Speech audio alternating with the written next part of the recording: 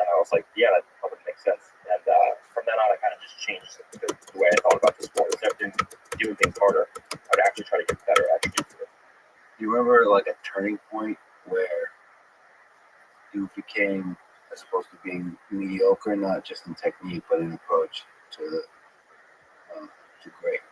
I think it was somewhere around brown belt level when I was training consistently. Started training full time with John when I was purple belt, mid-level purple belt. And towards the end of my brown belt days, I was beating up like legitimate like ADCC champions in the gym. So I think like brown to black belt was a big thing for me. And then when I won my first DPI, I submitted Yuri, won ADCC, I beat Rustam. So I think that was like my turning point as a competitor. But I think I started to reach world level a little bit before that. I think somewhere around brown belt, mid-level to late-level brown belt. Was some of that mental? Like, was there a moment when you, like after a training session, you realized I could actually do this? I could be at the top of the world, world class. The critical moment for me was when I think it was right when I got my black belt, maybe a few months before I got my black belt. We had a former ADCC champion come into the gym, and we did a hard round together. And I think I submitted him like 4 or 5 times. And no one knew who I was. I never won anything up to that point.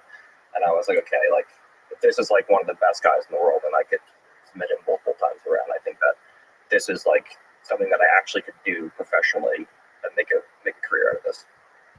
Okay, so the actual performance was you don't need to believe before you perform. Like a lot of Olympic gold medalists, they have to believe before they can perform because like they're getting their ass kicked for a long time. Yeah, I think the best way for me to believe in something is to have repeated success doing it against high-level guys. Like I'm not going to just believe I can do a double leg if I can't have a double leg on anybody. So for me, the belief came from the repeated success in the gym. Yeah, but to get to the point where you're submitting somebody like Yuri Simão is like one of the greatest grapplers ever, it took a long journey. Yeah, but I had the confidence, I had the belief in myself because of the success that I had in the gym prior to that event. And it's one step at a time. First it's the brown belts, then it's the black belts, then it's world class. Okay. George, was there a turning point for you when you thought, like, I can actually do this? Yes, I always dreamed to become champion. And I think the turning point, that there was 2 turning points. And there were my 2 losses. First, my losses to Matt Hughes. I went into that fight just to not lose. I was not fighting to win. And it's after the fight, when I watched the replay of the fight, I realized I was doing pretty well. But during the fight, in my own mind, I was not seeing it that way. I thought I was getting dominated by Hughes by 100%. But when I watched the replay, I was like, man, I can beat this guy.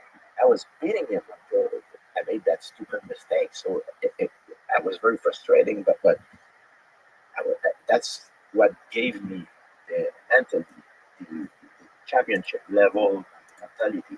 And then I became a little bit overconfident because I started beating everybody after that. And I start to believe the hype of people when they look at me. They were like, oh, he's the new up-and-coming superstar and he's going to be unstoppable. And then when I became champion, I lost to Matt Serra. So before I believe my first failure was because I had a lack of confidence. And my second failure was because I was overconfident. So I think there's a perfect center of confidence. I mean, it's good to be confident because John taught me like confidence. It's like money in your bank account. If you can have all the skills in the world, right? And if you don't have the confidence, it's like you can be a millionaire, but you don't have access to your bank account. So that's a little bit the analogy that John told me. So that's how I feel confidence plays for an athlete. But to be overconfident, I think it's always good to be aware, to be afraid of what can happen. And so to have a perfect balance of confidence and fear, to me, that's what mentally gave me the edge to become, I believe, successful in that sport. Playing off that, John gave me a speech one time, and he was like, "You have to be able to like flip a switch and turn it off." Where like a guy like Mayweather or someone who goes out who's super confident and he plays the character of someone who's like, "No one can beat me. I'm the best that there ever was," and that's it. But if you look at me actually train very hard, you can't play the persona of "No one can beat me" and have it translated into your life, and just that you're so good you don't have to do anything and no one can ever beat you. You have to be able to play that public persona of "No one can beat me," but then you have to actually do the training to make that happen. You can't believe your own hype and say I can just do whatever I want. No one's ever going to beat me. You have to be able to switch between the persona and the actual athlete, and that made a big difference to me. It's tough because like you dominate such a large fraction of the world in grappling, and the George just the perfect dominance after this too. It's hard for the confidence not to just like how do you avoid the confidence not becoming a thing that weighs you down? Where you completely For me, it's just number one, the guys in the gym are so tough. So the guys in the gym that I train with are always like nipping at my butt and always giving me new problems as well. And for me, it's really just about trying to learn new stuff over time. So that keeps it interesting for me. And it's not really about, no one can beat me. I don't have to train. I have to do whatever. I can do whatever I want. It's more what keeps me in the gym is more about the fact that I'm learning new stuff all the time and working on something new and progressing to new levels at all times. I don't just come in and do the same thing over and over again, and that gets boring. You just come in and you don't learn anything new, and you just do the same stuff for years at a time, and you go, okay, this is boring. But when you have new stuff to work on and new goals, short-term and long-term goals reached, then it makes it interesting. It's for me, it's a little bit like Gordon says, is the fair. Because sometimes in the gym, even before when I was competing, I was getting my butt kicked. But I don't care what happened in the gym. I mean, it hit my ego, of course, because I'm a proud person, I'm a competitor, even at the gym. But it's not a malicious competition. Competition between each other. When you fight, you have to be malicious. Go there for the man. But it hit me in terms of my pride when I got beat in the gym, of course. But that fear that I don't want it to happen in public, especially not during a fight. That what help me keeps the balance between confidence and fear. You know what I mean? It's kind of weird. It's a mixture of both that I believe to me helped me succeed to have the right mindset to fight. And I talk so much shit that I'm like, man, if I lose, this is going to be rough. So yeah, you put a lot of. I mean, that's a hard thing to do when you talk shit and when you play the heel. It's so much support. The pressure is. I mean, you have to be good under pressure. It's the Conor McGregor thing. the reason I actually started talking shit was actually like indirectly because of George. because I would become the opposite of George. I won my first EBI, and I didn't talk shit, and everyone was like being like, oh, you can only beat Yuri because he was tired or this or that, and if they have a rematch under any of the rules that he would have lost. I'm like trying to figure out what I'm going to do. So I was scrolling through George's feed one day, and he posted a clip of him beating someone, and I look at the comments, and I'm with this in mind, I'm like, George is the nicest person of all time. And if you look at the comments, it's like 10,000 comments, and like 9,900 are just people calling him like, all you do is lay and pray, you pussy, you suck, you can't finish anybody. And I'm looking at this, and I'm like, people are going to say what they're going to say regardless. They're going to talk shit regardless, so you may as well just say whatever you want, and then just be yourself. Is there some aspect of mentioning Conor McGregor? He crossed the line with Khabib, at least in eyes of Khabib. Is there something you ever regret about crossing a line, or do you ever feel like there's a line, or do you just keep pushing the line? I basically play it per person. I basically fire back with like one step above what they do. So it's +1. Yeah. So I usually go hard, like they fire a bullet, then I drop a nuke, and then after that initial shot, then we go back and forth, and I'll just keep one up in them. So there's a lot of people that love you, but there's also a lot of people that love to hate you. Yeah. So, what do those people energize you, or do you just Or is it funny to you? Like, what as an athlete, as a performer, you usually not think about that. It's like a fun thing outside. It's just like a fun thing that you got. Like because most of them that like talk shit, they like just think stuff that's factually incorrect. So then I just argue with like actual statistics. And it's just like you suck or you're not going to beat this person. I'm like I've already submitted that guy. So it riles them up and it's just a fun thing for me to do at that time. Yeah, your responses are usually very factual, very scientific. I appreciate like you start by talking trash, but then you respond with science. Yeah, it's great. Okay, it's good mix. It's a good mix. I mean, on the topic of haters, or more specifically, sort of doubts within yourself or doubts around you as you're coming up. Maybe George, you can comment. I'm just going to ignore John completely in this conversation. I was going to ask another question, but let me just ask you on this topic. Are there times in your life you were surrounded by people that doubted you all the time? And so, is there something you could say as by way of advice how you overcome the doubt, either yourself or others around you? All the time. The first time I manifest my desire to become a professional mixed martial art athlete, everybody doubted me. Just not even, I'm not talking about UFC, just become a professional fighter. Everybody doubted me. And I became a professional fighter. I had a few amateur fights. I won them all. And I fought my first fight in Montreal. I won. I became a professional. Then I told people that I wanted to fight in UFC. Everybody doubted me again. So it's a normal thing. So I worked my way up. You guys that at the time Pete Spratt was just knocked out Robbie Lawler with leg kick, and the person who was my agent at the time did a great move for me. So he brought Pete Spratt in Montreal to fight me. Pete Spratt came to Montreal. I believe he didn't know who I was. So he thought that he was coming to collect an easy paycheck, and I ended up beating him. So that gave me the opportunity to fight in UFC. Then after I was in UFC, I wanted to become champion of the world, But Matt Hughes was there and seems invincible at the time, so everybody doubted me again.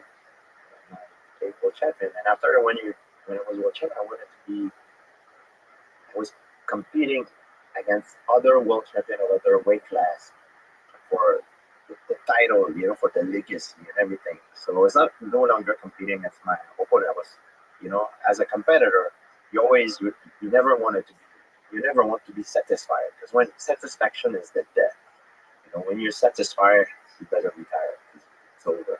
So always have to find motivation. What you can have more. I want more. Don't be satisfied. So I wanted to be like the best. As I was competing, like to become the best, and of course, people doubt you all the time.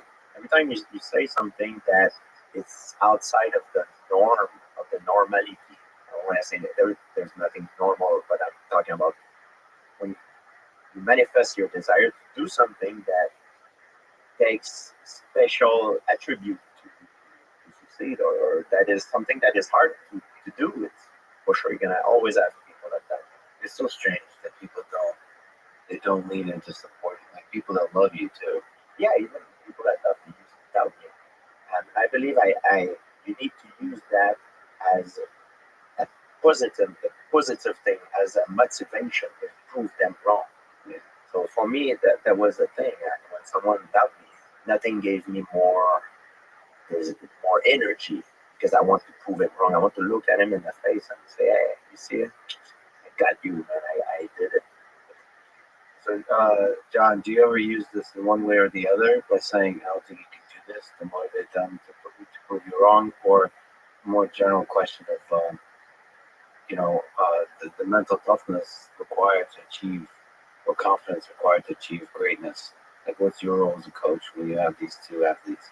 With regards to your first question, would I even say to someone, "You can't do this," as a kind of reverse psychology? I'm not. My job is to prepare people first and foremost with their skills. And as Gordon pointed out earlier, if you're in any way a rational human being and you're noticing that you're getting success with a given move in the gym against higher opponents who give a good read on what your actual opponent in a competition is like. You would have to be a moron to not recognize that kind of success and say, this is something I should be building into my game, and you will carry the confidence that you earned in the gym into the arena. So I never try to use reverse psychology. I feel that everything I do in terms of confidence is to give people physical skills. I know people say, oh, there's physicality on the one hand, there's mentality on the other, and confidence is squarely in the mental aspect of the game. But all the underpinnings and beginnings of confidence are physical. Okay, a rational human being will see where they're having success and where they're having failure, and confidence will surround those areas where they're having success and will degenerate in cases where they're having failure. So my job as a coach is to set them up for success in the gym with a given set of skills, and I don't have to do anything psychologically after that. If I can set you up to be highly successful with a given move or a set of tactics 10 times in a row against quality opposition in the gym, I don't have to do a damn thing when it comes to instilling confidence. I will tell people, hey, you're doing a really good job with it, it's working well for you. But when they nod in agreement, I'm not trying to force anything on them. They already recognize that long before the words came out of my mouth. But on the other hand, intelligent, rational people will recognize when they're failing with given moves, and no amount of talk on my part can ever change that. If I teach Gordon a given arm lock, and 15 times in a row he tries it over a month, and all 15 are failures, there's nothing I can say verbally to Gordon say, hey, you're really good at that move. He's going to say, bullshit, I'm terrible at it. And that will create a crisis of confidence where Gordon no longer believes the words coming out of my mouth. So I will never compromise that. But isn't there a line you just said 15, and you have to believe that doing this arm lock 15 times over a period of a month is worth it, because eventually you might get it. Yeah, that's a separate issue. That's a separate issue. There are times where I've more or less pushed athletes to go in a certain direction. For example, when I first met Gary Turner, he never had a guillotine strangle. And I would say to Gary, you're a scrambler. Like, one of the greatest weapons of scrambling can ever develop is a guillotine. It should be in your arsenal. And he was like, no, scramble from the back. So, well, there's going to be a day you can't take someone's back. And it's always good to be able to strangle from front and back. Okay, of course, we all prefer to strangle from the back, that makes sense. But there's going to come a day where it's going to be useful for you. And so that was one of the few times where I put my foot down and said, you're learning this, shut the fuck up. And he literally wouldn't teach him anything else until he got a guillotine. You know, if Gary would ask him a question, he's like, let's see your guillotine. And for the first 3 months, as gifted as Gary Turner is in learning most moves Gary gets it, like, and next, there was something going on that Gary just couldn't get that guillotine on people. And finally, after around 3 months, he started having some success until ultimately it became one of his best weapons. We had to go through like 15 different variations of guillotine until he found one which actually worked reliably for him. And that was one of the few times where I put my foot down and said, no, you have to learn this. The long search had to do more with the physical characteristics. Like, you couldn't figure out the right. Like, it makes sense. It makes sense in the case of Gary Turner, because there were more opportunities per minute of his grappling for guillotines, that the investment in time was worth it. For another athlete, I might have said, well, he hardly ever gets in the situation with front head onto guillotines, so it's not even worth investing the training time. Let me ask you a question on the competition side. You mentioned haters, and do you think about this aspect of the competition for the athletes? It's a great question, and the answer is no. You can see that you couldn't find two more polar opposites psychologically than George St. Pierre and this monstrosity on my left. And I've never said to my athletes, hey, I think this is the sort of demeanor you should carry yourself with. I'm myself a very flawed character, and I'm the last person on earth who should be delving out moral advice to other people. Um, the only thing is that of course, I believe some things are off limits, but as long as it's done in the context of sport, where no one's physically attacking people or doing anything crazy, where it just goes completely over the top, then I give almost zero moral advice to my athletes. I'm a jiu-jitsu coach, not a preacher. Alex, if I may, we are entertainers. You know, we're athletes, we're professional athletes, but we make a living because people want to see us perform. Same thing an actor, same thing a singer. And a lot of the time, especially in the fight game, an event is promoted. It needs to be with emotion. Love me, hate me, but do not ignore me. Um, and you know, when it's authentic it's done well. I think me, my favorite fighters to watch are the ones that have some sort of a bad persona. I really enjoy watching those guys because they bring an emotion to a fight, which is great. You know, I feel to me it's more interesting to watch when there is an emotion involved, and I believe that's why some fighters make more money than others. You know what I mean? That's the reason why I think I did it. Yeah, they're better entertainers, but you're right, the authenticity is actually something very interesting there. It's time to break out some secrets. Do you know who, like you think of George St. Pierre, you think like a highly technical, polished martial artist. Do you know who his favorite fighters to watch were? You'd probably be thinking, oh, probably someone who's really technically advanced. Actually, it was Mark Coleman, Kevin Randleman, and Phil Baroni. He used to love watching that. That was a hammer house. That was his favorite. He would love those guys. And whenever the fights were on, George would watch in the hammer house crew. And it's funny what you said about how those guys brought an intensity to MMA that was off the charts. If you ever met those guys in their prime, let me tell you, it was something to behold. And they had this crazy, larger than life personality. Most of the things they did made no sense whatsoever. But Being technical. but that was their appeal. And these guys, and George loved to watch them more than anyone else. You never knew what could happen to these guys. I remember when Mark Coleman won the Pride Grand Prix. I was in my living room. I was jumping. I was so happy. I was like, yeah! He beat Igor Borchevchin. I was like, to me, it was amazing. You know what I mean? Because of the emotion that they brought to the fight. George is actually very interested by something you said there. Normally, when I ask what is the appeal of a given fighter and what makes people watch a fight, you talked about the idea that fighters are entertainers. That's absolutely correct. They are. It's this weird industry where you're both an athlete and an entertainer, and you need to be successful in both regards to become financially successful. Insofar as your favorite athletes to watch, at least, were people who are almost like the polar opposite of who you are.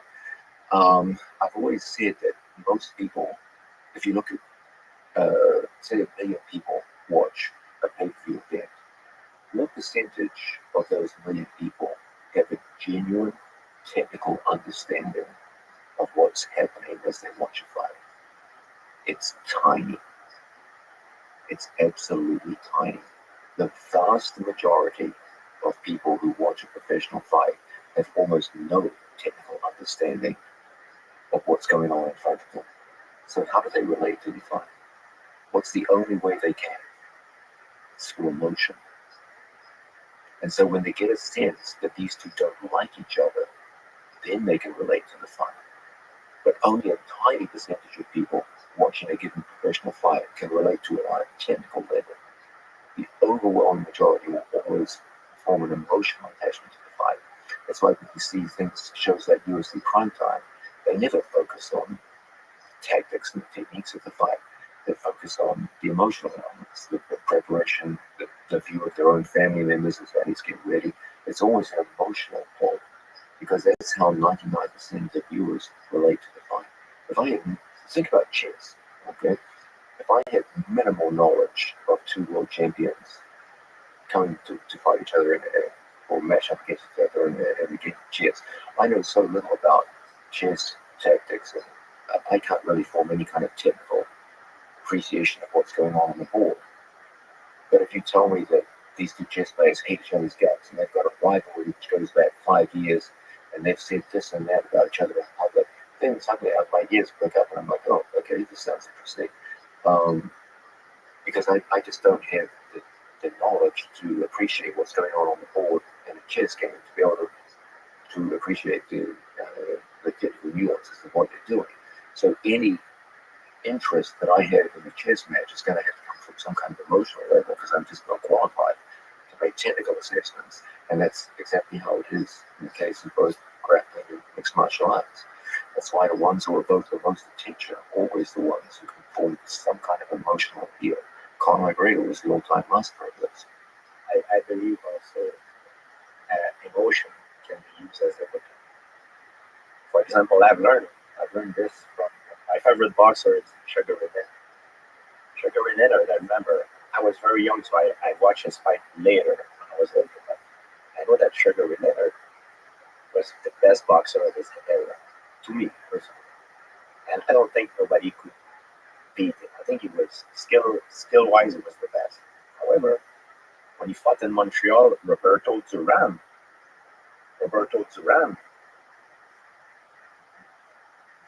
made it in a way that Leonard became very emotional. He wanted to stand in front of Duran and fight a different fight that he normally does because he wanted to show that he's a man. And lost that fight, which was a mistake. So by then later on, he beat Roberto Duran quite easy. You know, everybody remember the no mask thing.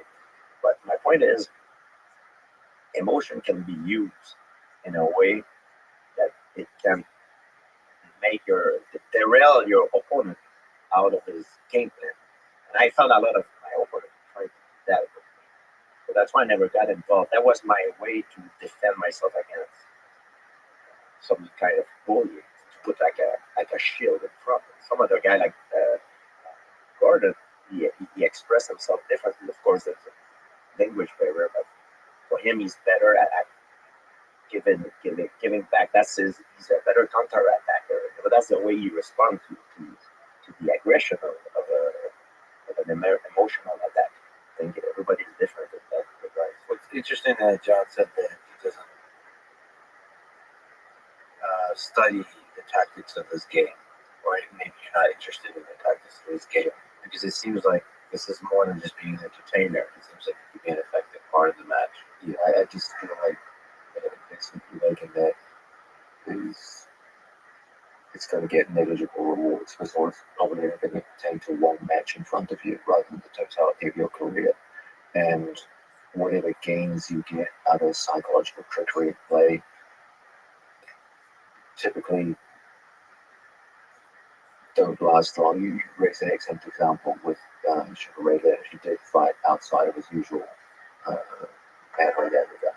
But rather than me try to tell someone, hey, behave like this before a fight, I would have been probably more forceful between rounds with an athlete and say, I'm going to be fighting this right the wrong way. And that would have a much more beneficial impact on my athlete than psychological trickery before a fight.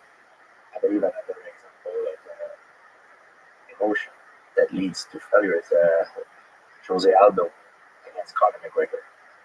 I think it was on purpose that Conor McGregor did this, tried to bait Aldo to become over aggressive, to open it himself, because he's an excellent counter puncher. That's what I believe. He made a mistake. There's another great one. My match against Cyborg, 2018 WB Worlds, where he didn't even try to win. He just wanted to smack me in the face the whole time because he was so angry. So I was talking shit to him before the match, and it was the finals of the Absolute. It was the biggest match of the weekend. and he just didn't even try to pass my guard or do anything. He just wanted to hit me in the face, and I was like, sick. I just won. It was incredibly frustrating. Yeah. It's fascinating to watch like a grown man sort of lose composure. Gordon, one thing I've always been very impressed with you, and that's no matter how heated talk gets before a match with you, when you go out to grab one, you're absolutely cold. Like you've never gone into a match carrying anything other than just cold-blooded calculation, and you've always been able to separate very well the idea of words and deeds. And I think that's always been uh, one of your strongest assets. The way I often measure this is when a match is over, I will ask the athlete questions about the match. And if they can't answer the question, what were you doing in the fourth minute? Okay, what was that setup you used in the third minute that got you into the Kimura lock? If they can't answer that, that tells me they were just fighting on instincts and emotion. But with Gordon, it's like a logbook. It's like, again, the seventh minute you went for that Judy Utami setup from on the left side. What were you thinking? You can always give an answer. He's absolutely stone cold. Speaking of emotion, Gordon, you will potentially, if you're healthy, face Andre Galbao in the ADCC coming up super fight. Who is Andre Galbao for people who don't know? Can you tell the story of your beef with the emotional interaction with the man? Yeah. So Andre is he's considered the greatest ADCC competitor of all time, multiple-time black belt world champion, winningest ADCC champion ever. He has six gold medals, and I've been trying to compete against him pretty much forever. Like since I got my black belt in 2016, I've been trying to get matches with him. He was in the first EPI that I did, and he ended up pulling out, and then I could try to get matches with him. And he would always say no and give one reason or another. And then after the last ADCC, I was like, hey, Andre said he was retiring after this competition. So if he wants to retire, he's the greatest ADCC competitor of all time. I think it's great. But if he wants to compete, then that's great. I was like, super nice. And then he started like posting like passive aggressive Instagram captions, and then we started going back and forth on the internet. And it was like one point where I saw him in person when he acknowledged, he's like, I understand like what you're doing, like we're gonna pump this fight up, and he was like totally on board. And there must have been something that happened where like he had changed from like him like going along with it to being like actually pissed. And then there was the one night at Flow where I went to go shake his hand, and he flipped me off, and then he followed me backstage and started to try to fight me, and then I backed in there. Then he didn't want to fight anymore. And then we've been going back. He's actually blocked me on Instagram now, so he just won't engage. No one's Rathos won't engage now, but it's going to be interesting how he shows up, if he can keep it under control or not. Do you think, how do you explain that level of emotion? Is this fear of losing your throne? Is it just a human being like with Cyborg just becoming emotionally unstable? It might just be me. I just have a way to get under people's skin. It's just, I don't know. He was cool for a while, and then I don't know. Everyone gets like this. They're all so emotional like that. They actually step up to compete. That it's pretty easy to read them. They're either so emotional that they want to actually come forward and beat me, like Tim Spriggs is a perfect example at ABCC. I posted like on my story on Instagram at 10 minutes before a match. I said like, what I'm going to do to Tim Spriggs is going to be criminal. And he's like a very stalling guy, and he saw that, and then he came out and actually tried to fight me, but he can't actually engage my guard, and I ended up submitting him. So it either has that effect, or it has the effect where they know I've talked so much shit leading up to the match that they're so afraid to lose that they just get super stalled in and move away. So it either has one effect where they come forward and they want to beat me, or they want to they're so afraid of getting submitted that they know if they engage, they're super cagey and they just back away and don't really do anything. Do you think this match happens? There's a lot of variables, and one, I have to see how my stomach is. Two, if I'm actually going to show up and compete, my stomach's healthy, I doubt that Andre will actually show up to compete. I've been trying to compete against him for 6 years, and he hasn't done it, so there's no reason to think he would now. Is it possible for you to speak to where like your estimates are about your stomach or is it too unclear for now? Still too early to tell. I have this round of treatment that I'm doing until late February, and I'm pretty sure that I need to do the same test I did initially to retest all my levels and then go from there. So I've been feeling a little bit better. Like it's not nearly as bad as it used to be. I was explaining to someone the other day, like for the last 4 years, I would be so nauseous that every time I would walk into a new room, I'd have to actively locate a garbage can in case I have to throw up. So I'm like one step above that right now. I'm like doing a little bit better than that. So it's definitely getting a little bit better, but it's not where it needs to be. Can we talk about diet for just a second? Because both of you, George and Gordon, like suffer from stomach issues, different kind, and have arrived for now at different places. But can you maybe, George, speak to the general question of what is the best diet for performance, for training? Like, what have you learned through your career about this? Well, I think everybody is different. To me personally, I implement fasting, time restricted eating, and prolonged fasting. What's the longest you've done so far? The longest I've done is 5 days. I do it quite often. I do 4 times a year. I do 3 to 5 days water fast. And I like it. It helps me with inflammation. I think it boosts the immune system. And that's about I read papers about this, and it helps me also feel good. It's kind of very therapeutic. Physical and mental, or just mental? Mental and physical, because when I break my fast and I sit at the table with other people, it doesn't matter what I eat. If we all eat the same thing, I always tell them, I said, my food right now tastes better than all of yours, because I have this thing that I believe sometimes you need to put yourself into suffering to realize how pleasurable something is. And I tend personally, like diet wise, I eat whatever I want, whenever I want. I no longer have any problem with this. But if I would have a competition coming up, like knowing that what I know now about my body, I would orient myself more towards an animal-based diet. That's because I've tried different things, and that's the kind of diet that I believe helped me having less inflammation and feel better in terms of performance for doing something physical. So high protein, high fat, low carbs. Well, this is different between animal-based diet and keto.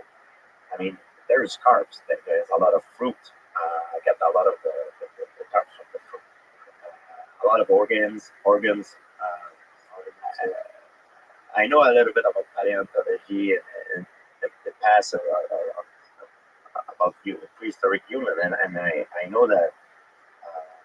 I not only about that, I know because I've traveled certain place in the world. I went to visit the Maasai in Africa, the hunter-gatherer tribe, and I know that when they kill an animal, they go for the organs first. And I know most predatory animals do the same thing. So organs, I believe, is something that normally in our culture and in the western part of the world we don't really eat, but it's something that is very nutritious. Have you been able to convince Gordon to try fasting? We always talk about diets. It's a different situation, I think, for Gordon, because he's a heavyweight.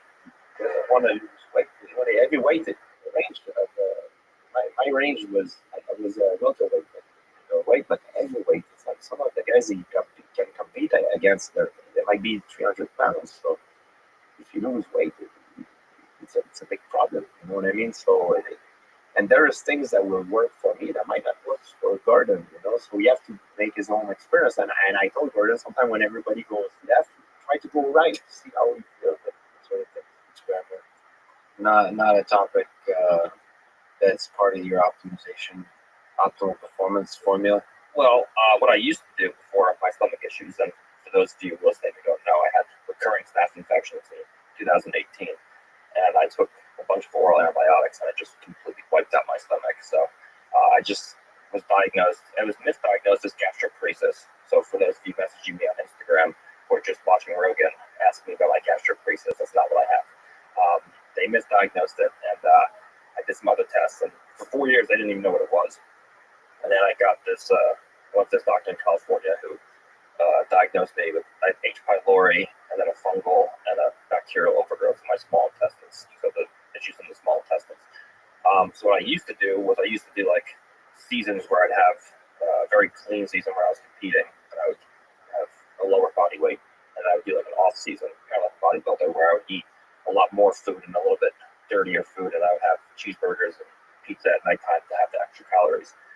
But now I can't eat those foods because they upset my stomach. So now I pretty much just try to eat whatever I can and maintain the weight the best I can, based on how my stomach feels. So right now it's like rice, chicken, eggs, fish, vegetables, fruits, and pretty much nothing else. Like anything hard to digest, anything spicy, red meat, fast food, all that's hard for me.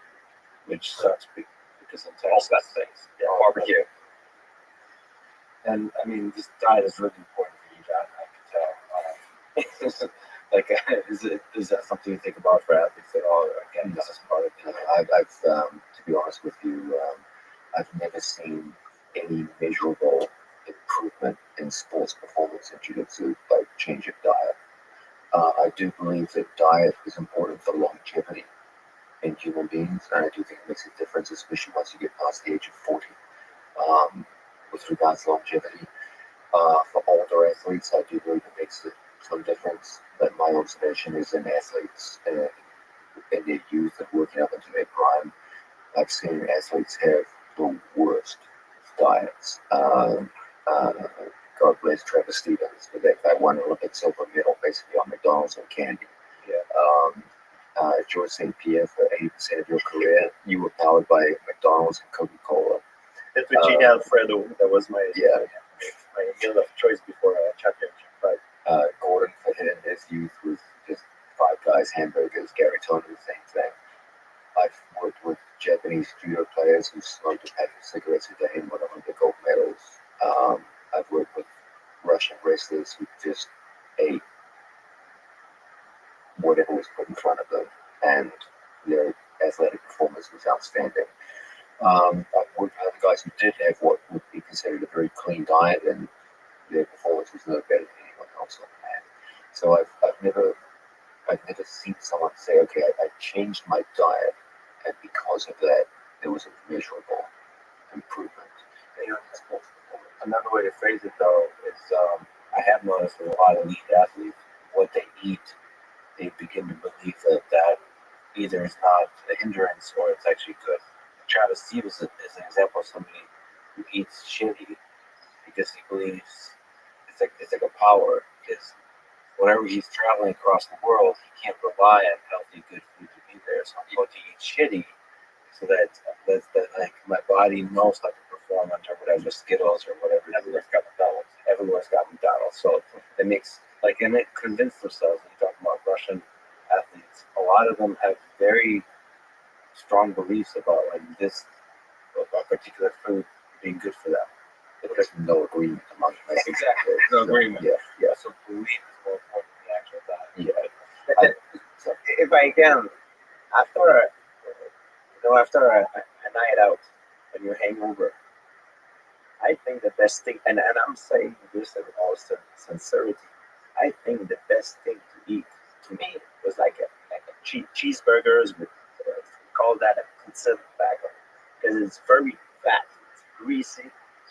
So the next day when you wake up, I think you feel better because it absorbed the alcohol. There you go.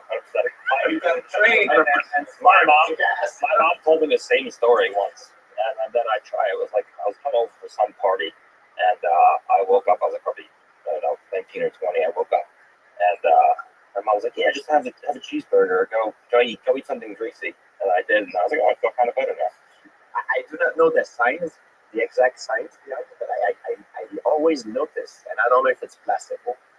I always notice that if I party hard and I've been drinking a lot, if I don't eat before I go into bed, if I don't eat shitty food, the next day I will wake up and feel worse than if I eat shitty food. I feel better. I know it sounds crazy.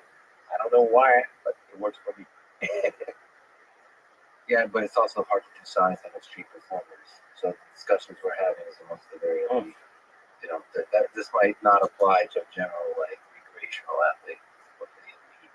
I've just seen champions in every kind of combat sport. I've never seen a correlation between dietary habit and performance in people under the age of 30. I do believe that diet is important for longevity, however, and for that alone, it may well be worth investing time in. But with regards to sports performance, at least in jiu-jitsu, I've never seen any significant difference. Well, we had a little bit of a difference of opinion on this, I think. What about strength training and muscle building? Or at least we had a discussion about this. But what do you believe is the value of training outside of the sport?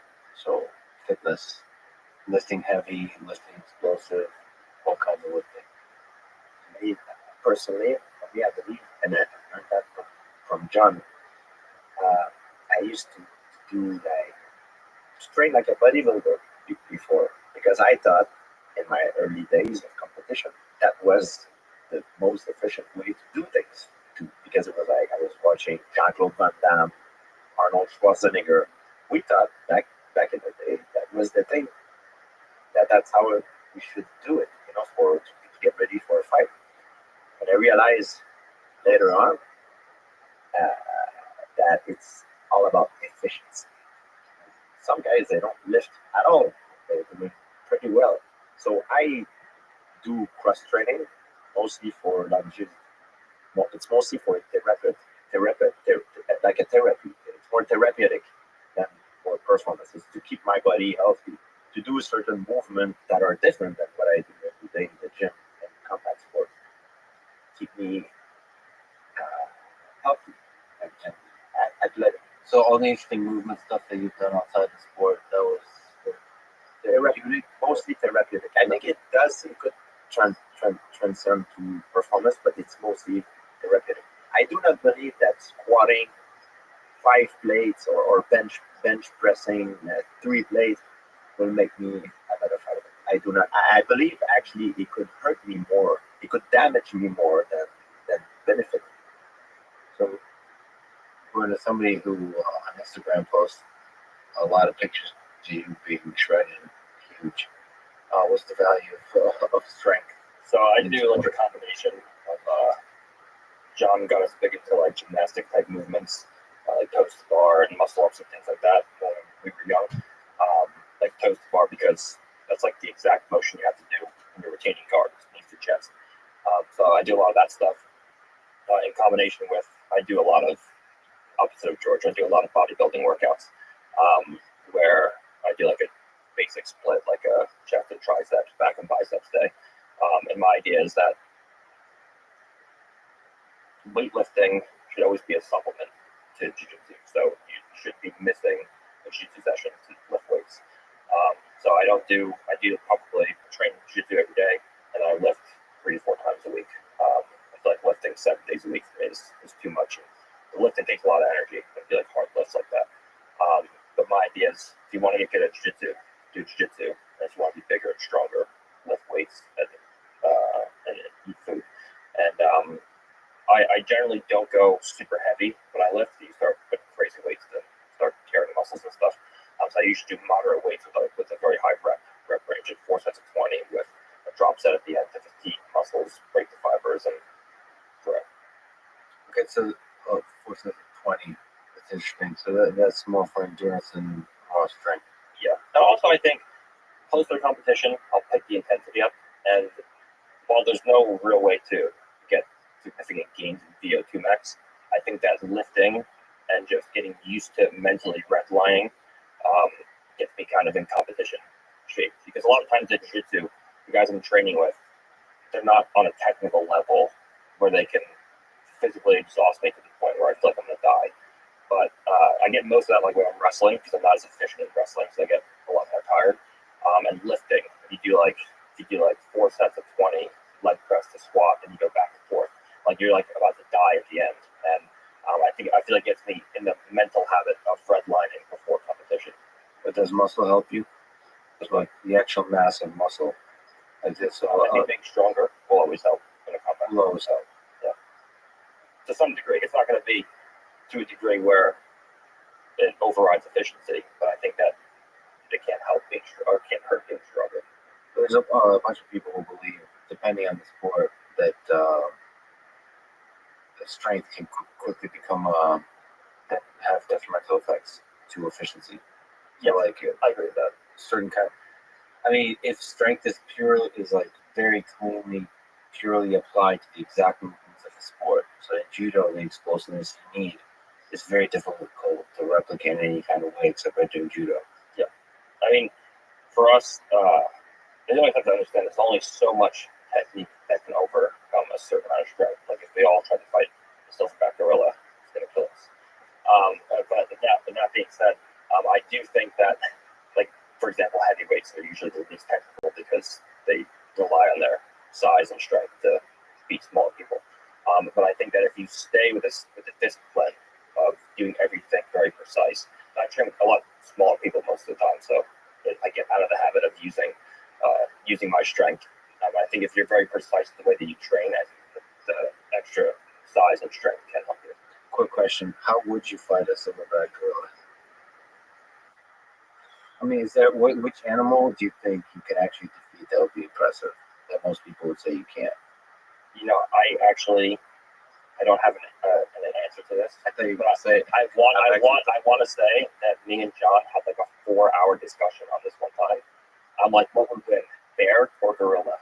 And he went into like this whole dissertation about how like jaguars spin underneath like barrenbowl and silverbacks and kill them and like rip their artery in their legs out. It was amazing. I guess, okay, so before we talk about strength, now let me ask you, what do you think people would be surprised by if two animals face? One of them would win. People would predict that.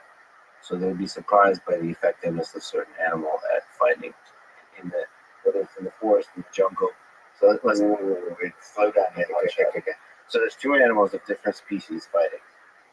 And most people would pick, so for example, the lion gets a lot of credit for some reason. I'm not exactly sure why, the king of the jungle. Well, and a lot of people told me that the lion, for example, a tiger can be the lion. Yeah, this is one of those age-old debates. In grappling, in fighting, it feels like some animals use teeth and some use other parts of their body also. Like bear, I don't even know how they. They're extraordinarily powerful and long claws, and in addition, they're powerful fighters as well. So I wonder, and the same with the silverback. I don't know how much they're. I love that we're having this discussion. We need Joe Rogan for this discussion here, so yeah, I think so. You so we started with strength, and let's go back there, which is, do you think for an athlete, let's stick to grappling. Do you think strength is helpful or detrimental? I've always believed that two things will create whatever effectiveness you have in grappling. Those are your skill set and your attributes. And the best athletes are those who excel in both. Don't kid yourself. If someone gets twice as strong by some kind of magic potion, they're going to be a more effective grappler. If someone gets twice the level of endurance they had previously, they will be a more effective grappler. These physical attributes have a very important outcome on a very important effect upon the outcome of matches. It's always a good thing to be stronger. It's always a good thing to have better endurance. It's always a good thing to have better balance or whatever other attribute you throw out there. Gordon's point was, okay, everyone agrees on that, but there's a problem. In order to build these things, you have to carve into other elements of your training regimen. And then it becomes, well, which becomes more important? Increases in strength or increases in skill? There comes a point where investing in strength training starts to get diminishing returns. I can't tell the difference between someone who bench presses 300 pounds on the mat versus someone who bench presses 400 pounds. But that's a big difference. That's a 100-pound difference. And for an athlete to go from bench pressing 300 pounds to 400 pounds, that would require a great deal of training effort and focus. But if I can't tell the difference when I grapple, then why not? Okay, once you get to a certain strength level, it doesn't really help that much to go from a 400-pound bench press to a 450-pound bench press. But that's the stage where you're really getting a diminishing returns on your training investment. Now, skills, on the other hand, have experienced far less in terms of diminishing returns. Every new skill you develop can translate very, very well into big increases in performance. Look at the example of Gary Toner that we talked about earlier. Investments in guillotine made a significant improvement in his effectiveness in matches and led directly to some of his most important victories. But if he had invested the same amount of training time in developing a bench press that was 25 pounds more than previously, that would have had no outcome, no influence on those matches. So the question always becomes, everyone acknowledges that these physical attributes are important, and everyone understands that becoming stronger or fitter is a desirable thing, and every athlete should work on it. The interesting question becomes, okay, at what point do you start to say, I'm not going to be helped by further increases in strength training or endurance training?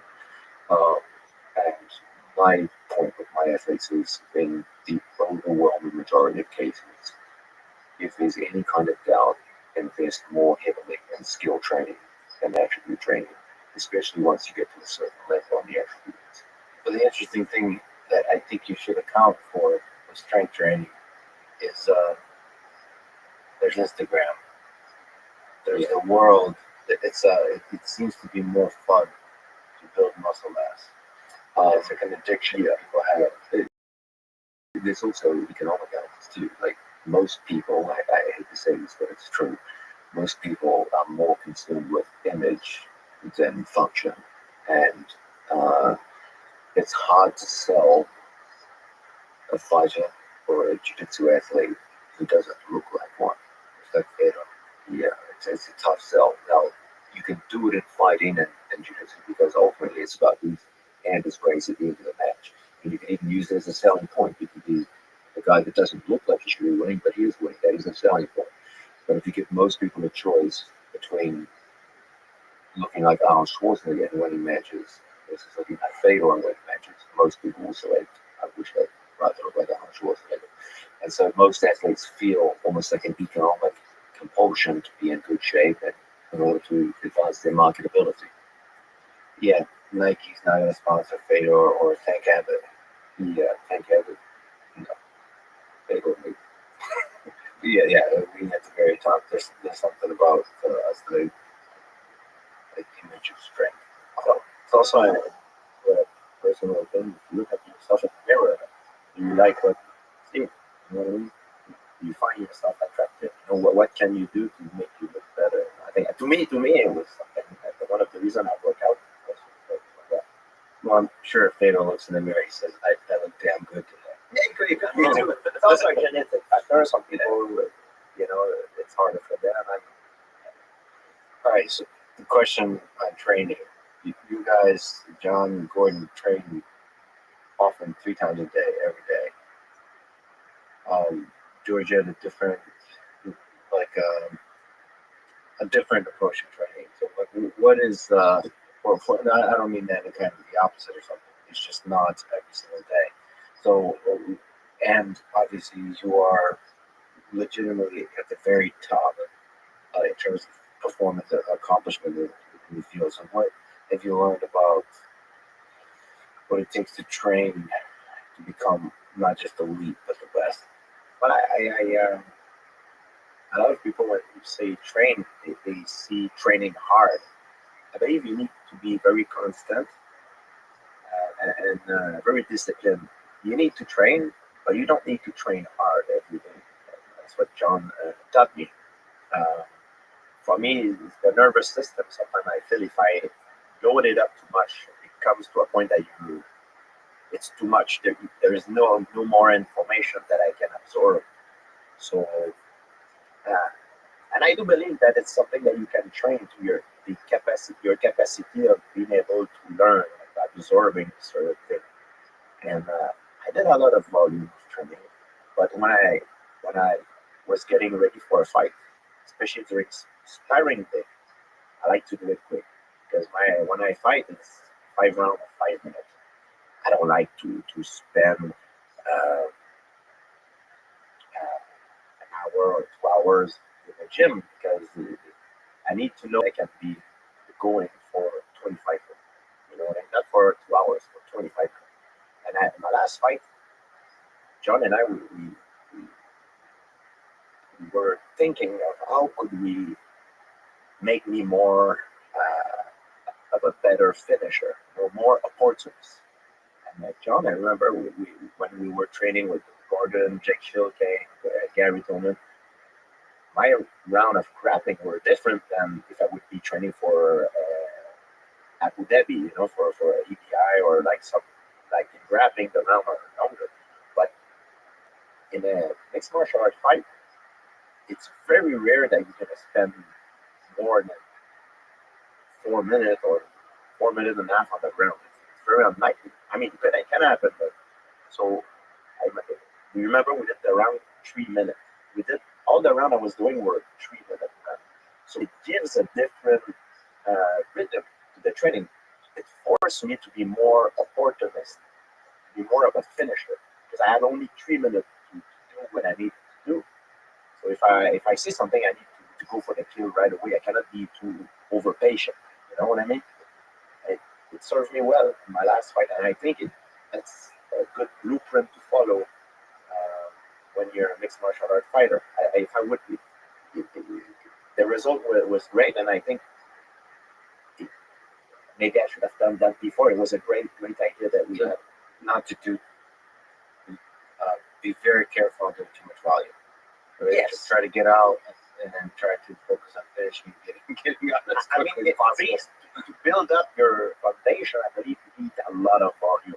But when you get ready for competition, you need to be something that replicates what you're gonna be facing. What are we talking about? What do you think? Like, is there rest days, 5 days a week, twice a day, once a day? Is there any one formula like that? Or not? I do not believe in overtraining. I believe in under rest. I believe you can be under rest, and people always link that immediately to the volume of how much volume they train, which it could be something else. How are you feeling emotionally? Are you having problems, personal problems? You have a hard time sleeping because you have like someone died, or I don't know, like you owe money, you're broke, or whatever. Like, you know, it could be anything. There's something that can affect you psychologically or emotionally that made it in a way that you cannot sleep well because you're stressed, your cortisol level is high. You know what I mean? All these factors need to be taken into consideration. It's not only about the volume of training. People always think the volume of the training is the only thing that can affect recuperation, which is not. Yeah, you have to minimize the amount of stress from all kinds of factors. It's a very stressful job to be a professional combat athlete, whether you're a grappler, a boxer, a kickboxer, a fighter, and you need to be taken into account. Is it more or less stressful than marriage? Just kidding. Next question. So, I don't know how to ask this question, given what George just said, but training 3 times a day and finishing. What have you learned about what brings out the best in you as a grappler? So over the recent years, I've actually changed it up a little bit. When I was coming up through from white to black belt, I felt that the volume was the most important. So it would be anywhere from like 3 to 7 sessions a day, going from school to school from New York to New Jersey. But I think the volume was very important to build the skills, where I just didn't know how to move my body at purple belt the way that I should. So I think that building the skills is super important. I think that early on, volume is very important. Now I already have the skills built. I think that acquiring more knowledge is the most important. So I find that if I do so many sessions a day, if I do 3 sessions a day, I feel sometimes by the 3rd session, I'm just like so mentally there's so much information that's went through my head the first two sessions that I feel like I'm not even there mentally on the third session. So I feel like doing less volume now, but having more mental clarity per session is more important because I already have the foundational skills acquired. So a lot of your training is almost like just thinking, like learning. A lot of it, yeah. So I'll do our schedule's been messed up since the pandemic because Enzo's got shut down, and then we're using a French gym in Puerto Rico, and now we're using a French gym in Austin. But once we have our own school, we'll have a set up schedule where I can pretty much just be there all day long. But right now, I do like a lifting session in the morning, and then I'll come in and help teach at Enzo's. So I'm there mentally, I'm seeing what's going on, and I'm playing around with ideas in my head. And then I'm there physically and very sharp mentally for the competition class during the 1 p.m. session. And then after that, I'll go home, I'll rest, and get ready for the next day. What have you learned seeing all these different athletes? Is there a universal rule that applies, or is it athlete specific? First, one thing needs to be addressed is that George and Gordon played very different sports with very different athletic demands. Gordon can be in matches that range from anywhere from 6 minutes to literally hours long. As a result, the overall pacing and intensity of matches is massively different. Most obviously, there is no striking in Gordon's sport. Striking by its very nature is a much more explosive physical action than grappling is. Grappling is primarily an isometric kind of sport based around isometric tension and endurance. This sport it does feature a significant amount of isometric tension, but the majority of it is based around explosion. So the physical demands of the two sports are radically different. In addition, the time of application is radically different. George raised a very interesting point. His matches seem long, 25 minutes for a championship match. But always understand that a mixed martial arts fight at championship level, if it goes the distance, is really five-minute matches. Each round is a match in itself, and that's exactly how you score. You're scored by who wins the most matches over 5 matches. As a result, the application of the techniques, especially the grappling techniques, has to be done at a certain pace. As George pointed out, realistically, the maximum application time you're going to get in most situations is somewhere between 15 seconds and 3 minutes. Even from a specialized grappler like Damian Maya, there's still a significant part of each round which is spent in setup time to actually get the match to the ground. It's very likely that at some point your opponent will stand up out of grappling and you have to reinitiate the entire process again. So that even for specialized grapplers, you might be spending only 3 minutes out of a 5-minute round on the ground. And as a result, you've got to get your work done in a very short time frame. Gordon Ryan, once it goes to the ground, it can go to the ground because he chooses to sit to the ground, may spend the entire match in ground positions. As a result, the matches have completely different pace and completely different physical demands, and the preparation that the two athletes go through will reflect that. If George St. Pierre in training for mixed martial arts becomes fatigued to a point where he's no longer physically effective and able to defend himself, the consequences for that in MMA training can be very deep indeed. Okay, if you make a mistake in mixed martial arts because you're fatigued and tired, and you take a full power roundhouse kick to the head, that's some deep consequences. The grappler doesn't have to face that. You can be completely exhausted in grappling and just sit in the bottom of the mountain, just practice just survival skills. You just don't get submitted from bottom out. And that can still be an effective training session. Complete and utter physical breakdown of fatigue can end an athlete's career in mixed martial arts. The consequences of training through fatigue at MMA are potentially very deep and very disturbing. The consequences of training through complete physical exhaustion and grappling aren't really that severe. Okay, you just tap. Whenever there's a problem, just tap. And so they're very, very different sports in the way you prepare for them. And a grappling athlete like Gordon Ryan, you can take many more liberties with physical exhaustion and the amount of then you could look at mixed martial arts. I think it would actually be a benefit. Exhaustion as a framework of learning.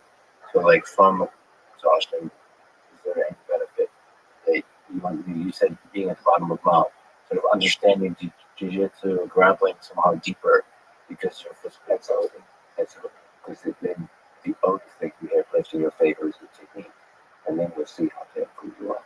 In addition, you'll get to explore realms inside your mind that we don't spend a lot of time in, and you'll learn a lot about yourself and your ability to endure, which will have potentially great benefits in similar situations in management.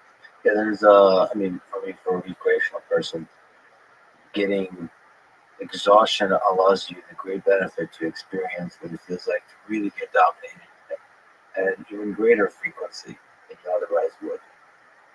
And there's something there. There's some animalistic thing that's very unpleasant. And then afterwards, it takes you to a place of like humility, and it forces you to rethink life in positive ways. There's something about dominance. If you get dominated a few times, you can rationalize it somehow. Say, okay, well, I screwed this up. But when you're exhausted and you have to do like 30 minutes or 40 minutes or an hour of just being dominant over and over and over, being submitted, I don't know. It's a very good process for other avenues of life. I find I can't explain why. Because I'm driving home, crying afterwards, listening to Bruce Springsteen. But afterwards, afterwards somehow you can think clear. You can see clear about what is the right path through life in all walks of life, like relationships, work, but also the grappling.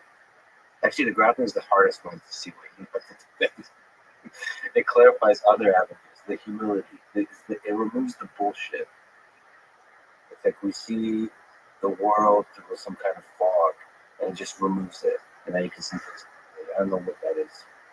I think it's important, like you mentioned, to push yourself, like something, to see how far you can go, because sometimes you can go further than what you think, and it can boost your confidence. You can push yourself through a certain limit, and maybe you thought your limit was before that point. Push through it, like John just mentioned. It's a risky thing to do it striking, because if you're exhausted, you're gonna get brain damage. Grappling, you tap something wrong, but you can do it also with strength conditioning. I like to run track. I do it all the time, track and field. It helps me to know myself better. It's a good point. It's like the scrimmage wrestling rounds we do. It's like if you stop moving, that you're gonna get scored on, and in your mind, like there's no mechanical reason why I should give up the score here. But you're so exhausted that you're like, oh man, this is terrible. But if I stop moving, I'm supposed to. If I don't stop moving, I'm gonna be twice exhausted when you actually do stand up. So it's an interesting game you get to play. See, it's your pride very often that keep you sharp. You know what I mean? Because you just want to lay down and beat it because you're completely exhausted.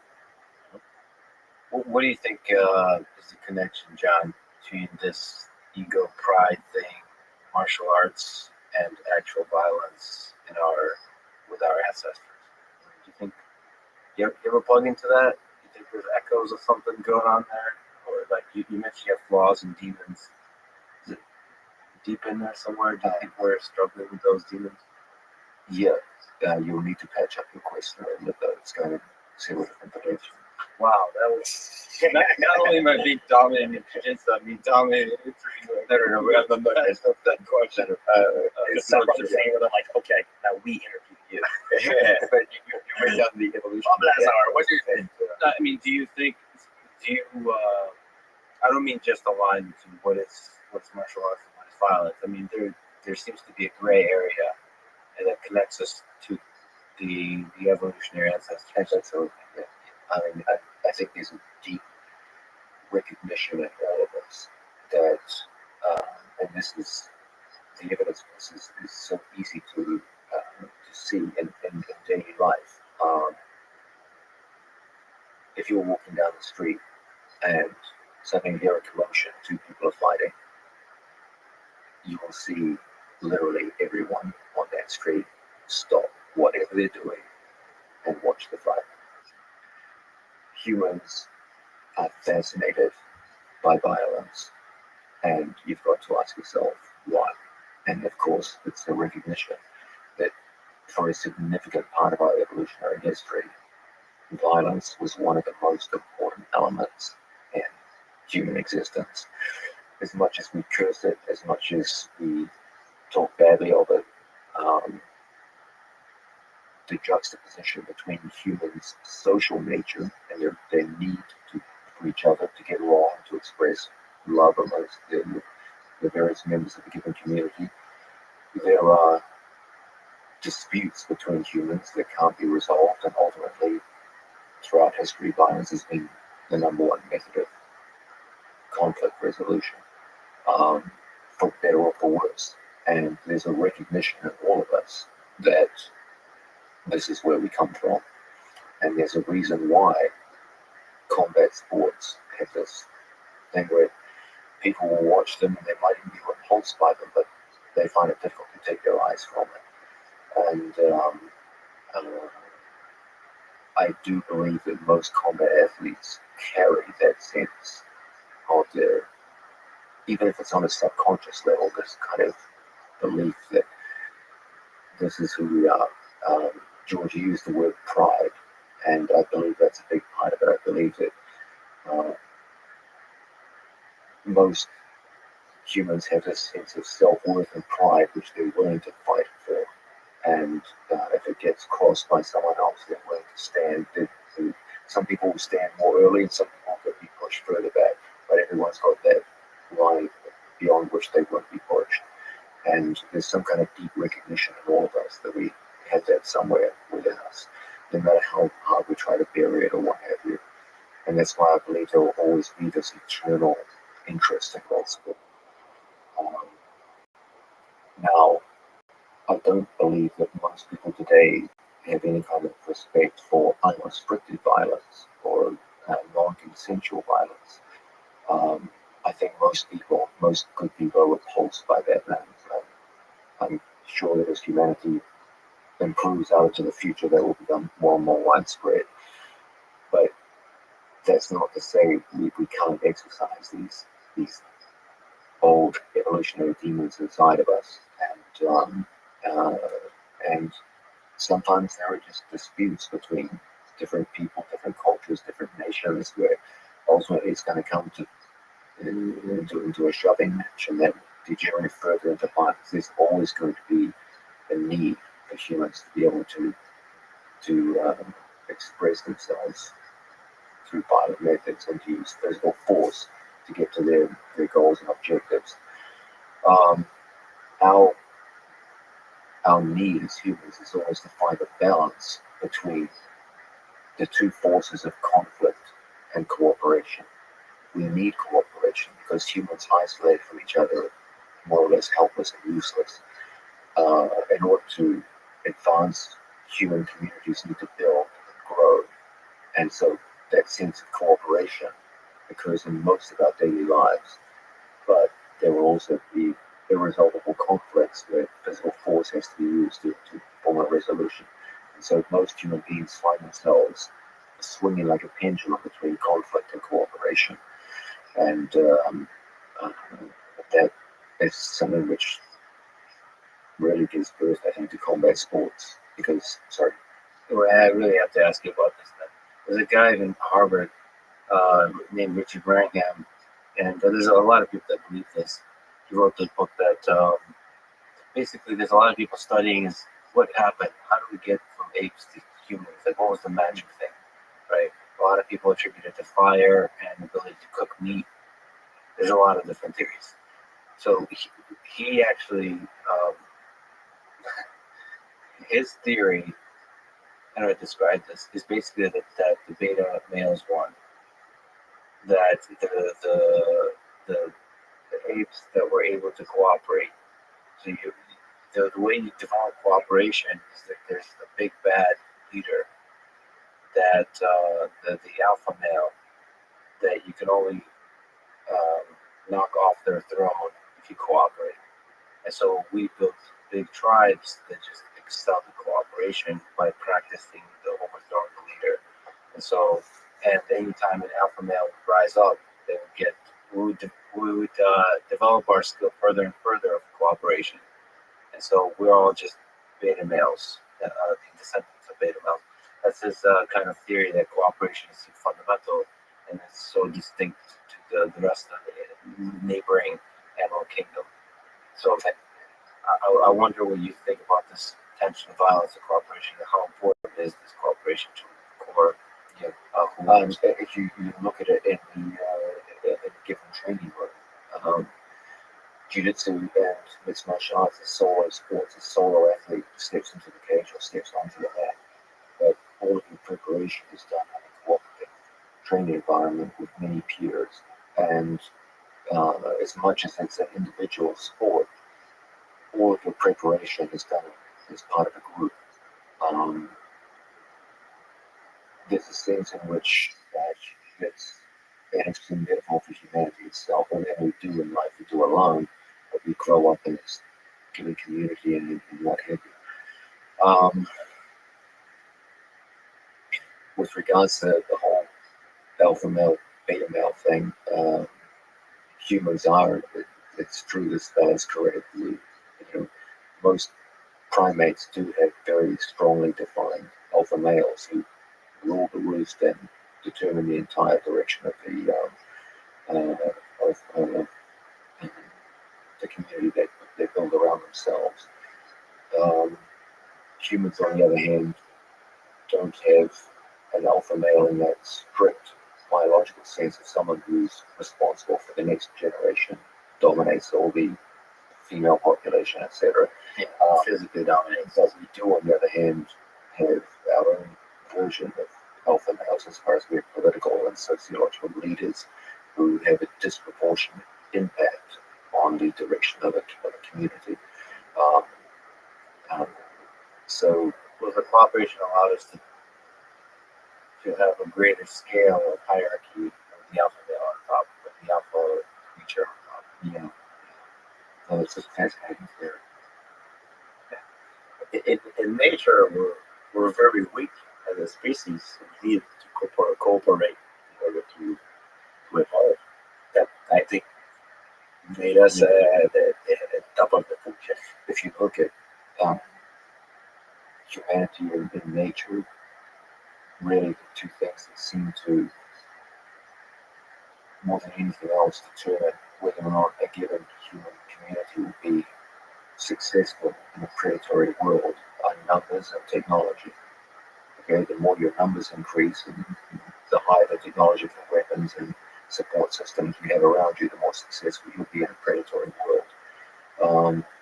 So it's not clear that just killing off the idea of an alpha male is the single biggest thing.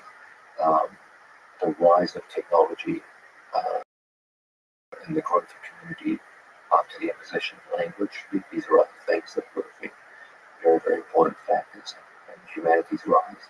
George, you made an interesting point. If you look at humans, just the raw material of humans, we're fucking pathetic. And a predatory animal kingdom will just be absolute bottom of the food chain. We don't have a single effective weapon other than better than average endurance. That's about it. But you put us in a community, you can talk to each other with language. Give us the time to come up with technological advances such as metals. Suddenly a human will go from no combat effectiveness in the animal kingdom. A human argue is simple. They have spear to kill damn near any animal in the animal kingdom working as a group. I'll beat your silverback. I'll fight him in the deep water pool because he cannot swim. So I don't have to touch him. You're wrong. I'll get him into the pool. You know why? Because someone told me. Because it's really a someone told me that information. So I pass it on. We have to convince them to. We have to somehow convince them to join you in the pool, which is very difficult. Yeah. It's very problem, very very difficult. From a technical perspective, Don, you've looked at mixed martial arts, fighting in general, and grappling. What's the difference between fighting and grappling? That's something I'd love to ask all of you. Maybe John, you can start. Well, when you talk about fighting, you mean unrestricted, then MMA type fighting. Yeah, it's fighting still unrestricted MMA type fighting. So there's Street MMA fighting. Yep, yep. There's MMA fighting, and then there's grappling. It's really the sport of grappling. You're saying again, what's the difference between MMA and grappling? Yes. Okay. See, that would have been a much better question. Yes. Well, the single. When you talk about grappling, you're talking about jiu-jitsu rules. Yeah, I mean, you could maybe also mention different rule sets that somehow fundamentally change the sport. In the sport of mixed martial arts, you've got two ways to inflict damage on your body. You've got kinetic energy, which is done through striking, kicking, knees, elbows, fists, and you've got isometric tension used along the lines of lever and fulcrum, which can be used for strangulation and joint breaking. In grappling, you lose one of those. You're no longer allowed to hit your opponent with kinetic energy. You can do it accidentally through a throw, but you're not allowed to just knock someone out with a throw. Most grappling sports, it can happen, but it's relatively rare, and it's not encouraged by the rules there. So, Yeah, right up. yeah, you got close. So there's a sense in which in mixed martial arts you've got twice as many problems to deal with, and they occur in a much shorter time frame. The single biggest difference between grappling technique as a weapon in human combat versus striking technique is time. Grappling technique takes a huge amount of time to apply. Okay, the great advantage of grappling technique is certainty of outcome. Once you get there, it takes a huge amount of time to set up a takedown, physically take them down, work your way towards a dominant position, culminating in your opponent's back, and then apply a stranglehold. That's a long chain of events, as opposed to a strong punch or kick, which can take a quarter of a second in application from start to finish, and the match is over. And so there's a sense in which grappling is it's fighting for the patient and the calculating, whereas striking is much more for a short time frame where everything gets done in the blink of an eye. There's a sense also in which grappling is a much more forgiving sport. You can make a terrible mistake, end up in a terrible position, and still fight way out and win. In mixed martial arts, it's much, much less forgiving. If you get hit and stunned, your chances of recovery are minimal. You're going to get swarmed on, and unless it's right at the end of the round, it's very, very hard to recover from getting hit and swarmed on. So there's a sense in which the biggest difference between them is time fabrication technique. In mixed martial arts, it's incredibly unforgiving in terms of time. Even the smallest error can get the deepest consequences. In grappling, you can make massive errors and still come back and win. Grappling will typically be won in a much higher percentage case by the more skilled and conditioned grappler, whereas there is much more of what they call punches down in mixed martial arts, where there's a much higher likelihood of a lesser athlete defeating a greater athlete in MMA than there is in grappling, simply because of time of application of the techniques. Even the smallest period of inattention in MMA, Gordon Ryan could fall asleep for 30 seconds, have his opponent mounted on, wake up and finish him 5 minutes later. It's not going to happen in MMA. Okay, so the stakes are much higher, you do a lot of damage in the first one, and kind of just the dynamic, temporal dynamics of how things happen. Everything you see will be a reflection of that. Then you go further into things like rule sets. In the sport of grappling, if Gordon Ryan comes out and sits down in the middle of the mat, his opponent must follow him mixed martial arts. If you come to the center of the cage and sit down, the other guy can just walk away from you.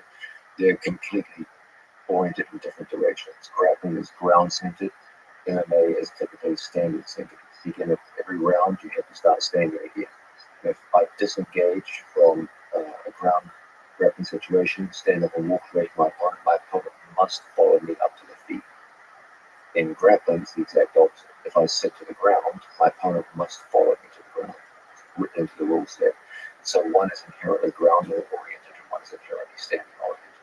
So it's more difficult to dictate where the fight happens in the martial arts. Yes, you have to go from impose where the fight is, whereas in grappling you would simply choose it. So, George, what is your sense of the difference in terms of how you approach between the two sports? So you also are a student of wrestling and grappling. So in preparing for fights, what parts of grappling, purely the sport, do you have to be behind? I'm very lucky. I had the opportunity. I trained with, I consider the best mentor trainer I ever had. And I have some of the best grapplers that I can train with. They were there throughout my career. So for my training is, of course, because I do not dedicate as much time in one specific area, it's hard to be, a world class athlete that in only one particular area. I always, for me, like the idea to be more well rounded, to be very competent in every of those areas, striking, grappling, takedowns, and all those areas, that being just very good at one and not as good at as others. Because I like the idea that it gives me more option.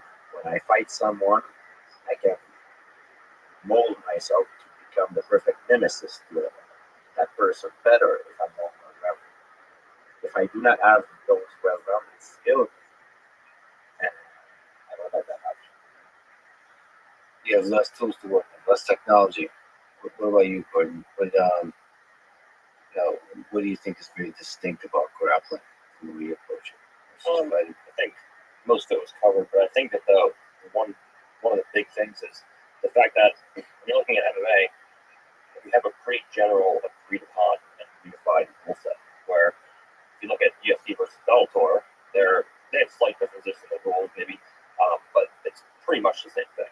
Whereas in grappling, you have EBI rules, and you have ADCC rules, you have IBJJF rules, you have the time limit rules, and each rule set will play to the skills of different athletes. If you do ADCC rules, it generally is slightly biased towards wrestlers, where they can stall to the overtime and then hit a takedown in the overtime and not really do any jiu-jitsu, but they score a takedown, they're going to win. Whereas if you have like an EBI, for example, you have to finish the guy in regulation, or you start in a jiu-jitsu position with your back taken, or in an armbar. So I think that you have certain rule sets that play in the favor of certain athletes. And certain athletes can win in one rule set, but then they just have no chance of winning in the other.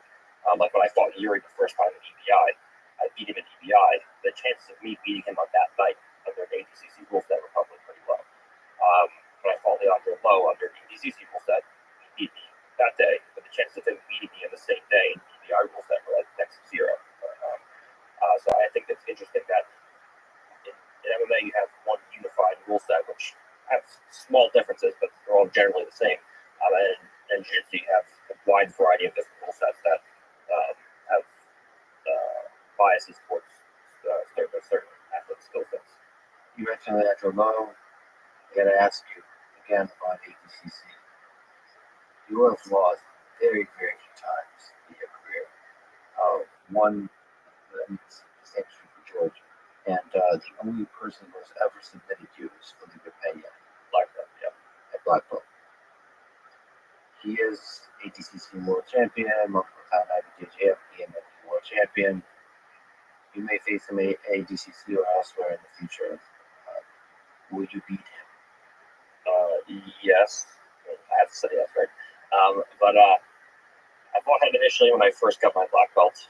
Then I fought him a year later, so 2016 and 2017. And despite what people remember about the match, and whenever people talk about it, like, oh yeah, the guy who strike reported, but no one remembers that the first match was like a 45-minute war, and the second match was the full 20 minutes of ADCC. And if I didn't get my back taken on the last minute and a half, 2 minutes, it would have went to an overtime. That could change the outcome of the match. I think that if you look at Felipe's performances, especially Nogi, specifically Nogi, since then, it looks like he's almost gotten worse. Whereas since that match, 2017, the only match I lost after that was against Vinny Magalesh by points. And I'm on like a 55 match win streak over the course of 4 years, winning all the major tournaments, Nogi. And Felipe, since that match, I think is like 5-2 Nogi. He's lost his last two matches. One was convincingly where he's dominated by Andre, and one was by submission. So I don't think that he's progressed nearly as fast. If anything, he looks even worse than he was when he beat me in 2017 based on his previous performances. That being said, I know he's going to come in training very hard for this one, and he's going to be prepared. But I just don't think that in terms of technical ability, he's anywhere near my level. And he was much bigger than me both times we fought. The first time, he was much bigger than me. The second time, he was one weight class above me. So now there's not going to be an advantage in technicality, and it's also not going to be a physicality advantage. So I think he's just going to be beat everywhere. This is a good example of the scientific response to a comment, to a question. Yeah, so he's not. That's a match you're not deeply concerned with in terms of the set of opponents, because you have and you will be facing a lot of really. Yeah, that's actually, in my opinion, one of the easier matches because of the fact that we're relatively the same size. If I show up at 230 pounds, like a lot of the guys are 260, 270 plus, so that extra weight does make a difference. I think out of that entire bracket, Felipe is probably going to be one of the easiest matches because of the fact that I can easily take him down. And if I take him down, I'm going to pass his guard. Whereas I feel like the other guys, but they're so much bigger and they're very cagey, it may take me a while to actually take them to the ground and get on top of them. I think they may be longer, drawn-out matches because of the fact that they're so much bigger and stally. It's hard to take them down. But Felipe is relatively my size, and his wrestling is atrocious. So I've already taken him down in the last ADCC match. So I'm pretty sure I can just easily put him down, pass him, and then finish him. Well, I'm not sure what response I was expecting, but that was pretty beautifully. We talked about the Thiago Alves fight that George had, and John brought it up in class yesterday, I believe.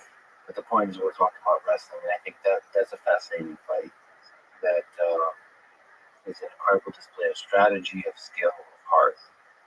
George, can you maybe talk about that fight, John, maybe too?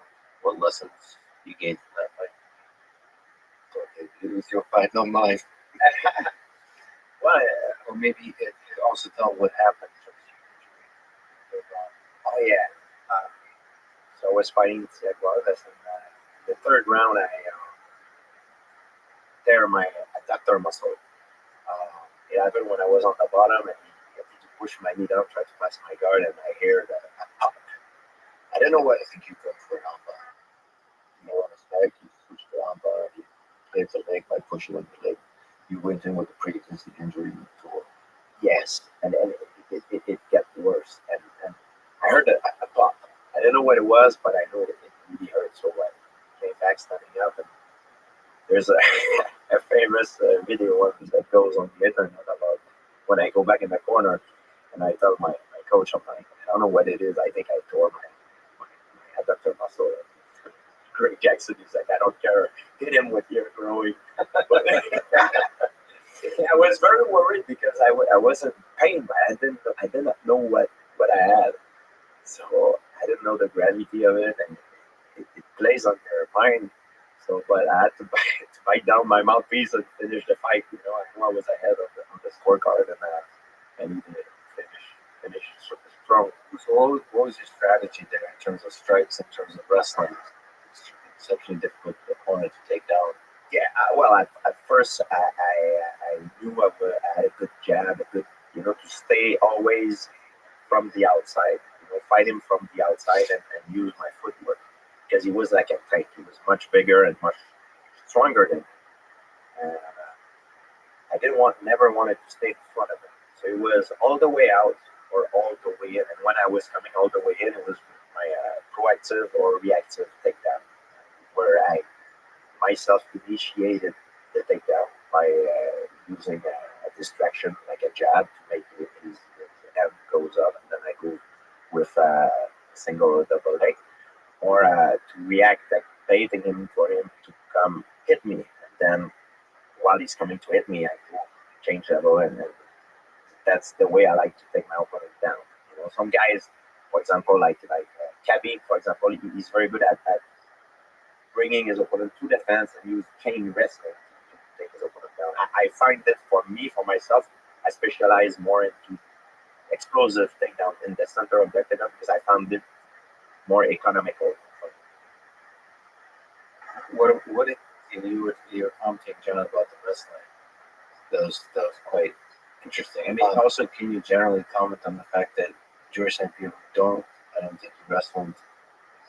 I started wrestling. I was 19 years old, but I wrestled some very good Russian guys, so they took me underneath their wing. But my ability to cover distance come from karate. It does not come from wrestling. Wrestling is how I finish once I get the leg, how I finish the takedown. So the timing and the movement and the explosion Correct. required. I think an important distinction to make here is one which George made throughout his career, and I believe, George, you were the greatest innovator in MMA history with regards to this. And this is the creation of what George calls shoot boxing, which is the amalgamation of striking technique, in George's case, mostly karate, because that was his martial arts background, into grappling, and in particular, takedowns. When most people say so-and-so has better wrestling in mixed martial arts, you have to be very careful what they mean by this. There are many highly credentialed wrestlers in the early days of mixed martial arts who went in and truly struggled to hit a takedown. Now, these are very, very good wrestlers who in a wrestling match would easily put down their opponent. But in a striking situation where the ranges are completely different and the setups are entirely different, the stances are different, even the overall conditions are different. You're no longer wearing shoes. People underestimate just what an impact it is for a wrestler to take the shoes off. You lose like 20% of your forward drive and then you take off the shoes. All of these make massive differences in whether or not you're going to be able to even make contact with an opponent for a take. As George pointed out, the true value of wrestling in MMA is finishing the takedown once you've established contact. But that's only about 20% of the action of a mixed martial arts takedown. 80% of that is in understanding range, rhythm, setup, opportunity, etc., etc. And that's not part of wrestling at all. Even the overall conditions are completely different. In the sport of wrestling, you start at very close range and a very bent over stance, and you're expected to wrestle for an international stance for 3 minutes at a time. Now suddenly you're completely upright, and you're not wearing shoes. All the conditions, the rhythm and speed of it is different. The counters are completely different. It's just an entirely different animal. And so George was an early recognizer of this and started to put the emphasis on direct training shoot boxing in addition to wrestling. So he practiced with very good wrestlers at the Montreal Wrestling Club, just the sport of wrestling. And that's what made him very good at finishing takedowns. But it was in his shoot boxing training, which he himself largely developed. Remember, George started at a time when MMA was pretty damn young. And when you entered the sport of mixed martial arts, George, it wasn't even allowed on TV. Like, it was completely banned. It was in his country, it was physically banned. They had to fight on Indian reservations. I mean, this is way back in the Wild West days of MMA. And so as a young developing athlete, he had to more or less do this by himself. If you ever want to hear some incredible stories, talk about teenage George St. Pierre. He had a coach who used to make him put on boxing gloves. Now, he was 16 and just put him on a hardwood floor against a professional boxer who was in his late 20s at the peak of his career. And he said, George, you're not allowed to punch. You just got to take him down while he tries to knock you out.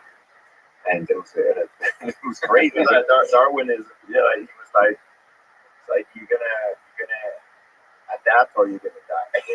Literally, it could have been very bad, but it was also great. But there's a sense here in which people think, what determines your takedown ability in MMA is your wrestling skill. That your wrestling skill will determine your finishing ability of takedowns. But there's so much more to it than that.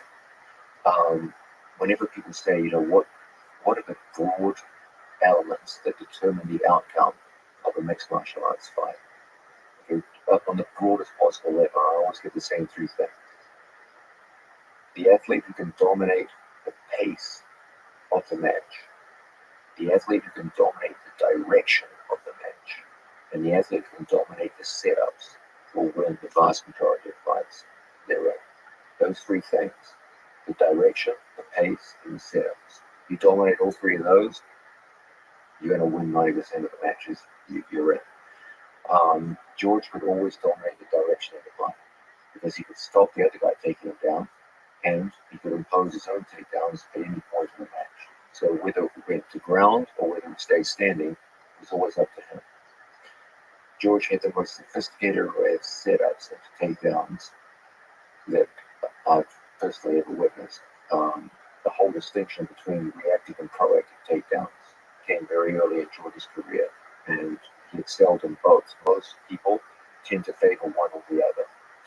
Most athletes have a very hard time imposing their setups on the opponent. As a result, they have to use the cage as a crutch for their setups, where they just bullet someone towards the cage and then put them down on the cage. George is one of the very few people who was equally good against the cage or in the open. He could do so in both proactive and reactive situations. And the scary thing is that as good as all of you saw him look in the octagon, anyone who knows George as a coach will tell you that he was twice as good as that in the gym, where he would often go against people several weight divisions above himself. I could sit here all day, I got names, but I always laugh when people say, "Oh, this is the greatest pound-for-pound guy of all time." And I've personally seen George take a guy down and crush him in the gym, and I think it's rude to talk about that. It's just training. But I've seen George go with people all the way aboard, put them down, advanced position on the ground, and dominate in training. It's what he did during that time. George, I got to say, I deeply admire many of the things I saw you do, not just in the octagon, but in training as well. It's the impact that you had on the degree to which takedowns were used in sport was absolutely inspirational. That's why one of the reasons why I always say you were one of the only athlete I ever met who taught me more than I taught you, because you opened my eyes to a whole new world of shoot boxing, and how I grew up in a time when I was laughing before when you talked about Sugar Ray Leonard. I was a kid watching that match, and I grew up in a time where there was boxing and there was kickboxing, and then I came to America and I learned grappling, and this young man here was the innovator when it came to the integration of the two. Well, then I have to ask, because George sits here uncomfortably being complimented. If George St. Pierre and Khabib Nurmagomedov face each other in their prime, who wins? That's a very, very loaded question. How? Yeah, What are the different trajectories you see? Oh, okay, how does each one win in your view? If one wins, the other one wins. what happened, interestingly, they're actually very similar in size, despite the fact that George fought at welterweight and Khabib fought at lightweight. If you see them stand next to each other, they're of similar height. Khabib's actually look more thick set. Yeah, he's actually heavier than you walking around. George walked around most of his career between 188 and 191 pounds. And so Khabib actually would ironically have a kind of size and strength advantage, despite being in the lighter weight division. That's been a general trend as MMA has grown, is that athletes will come further down in weight to make weight divisions. I believe that George has the best takedowns in history in the open, in the cage. Khabib his great strength was using the fence to facilitate takedowns. Khabib's other great strength was not only his ability to take people down, but to keep people down for extended periods of time. Both of them were powerful strikers on the ground and could do terrible damage to opponents on the floor. So they're both very similar in that regard.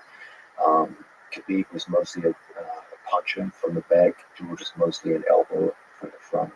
But both of them could lay waste to opponents with strikes on the floor.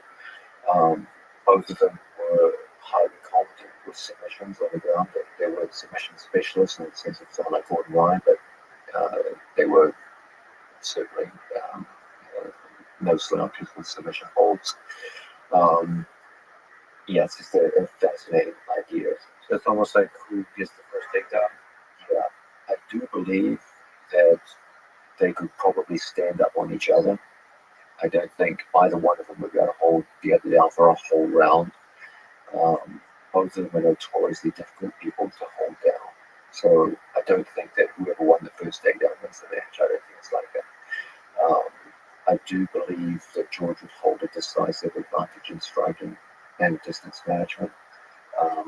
The few times that Khabib did look shaky is when Khabib was either advancing forward menacingly, but when he had to fight moving backwards, there was a definite asymmetry between his ability to fight going forwards, which was very good, and his ability to fight going backwards, which was noticeably weaker.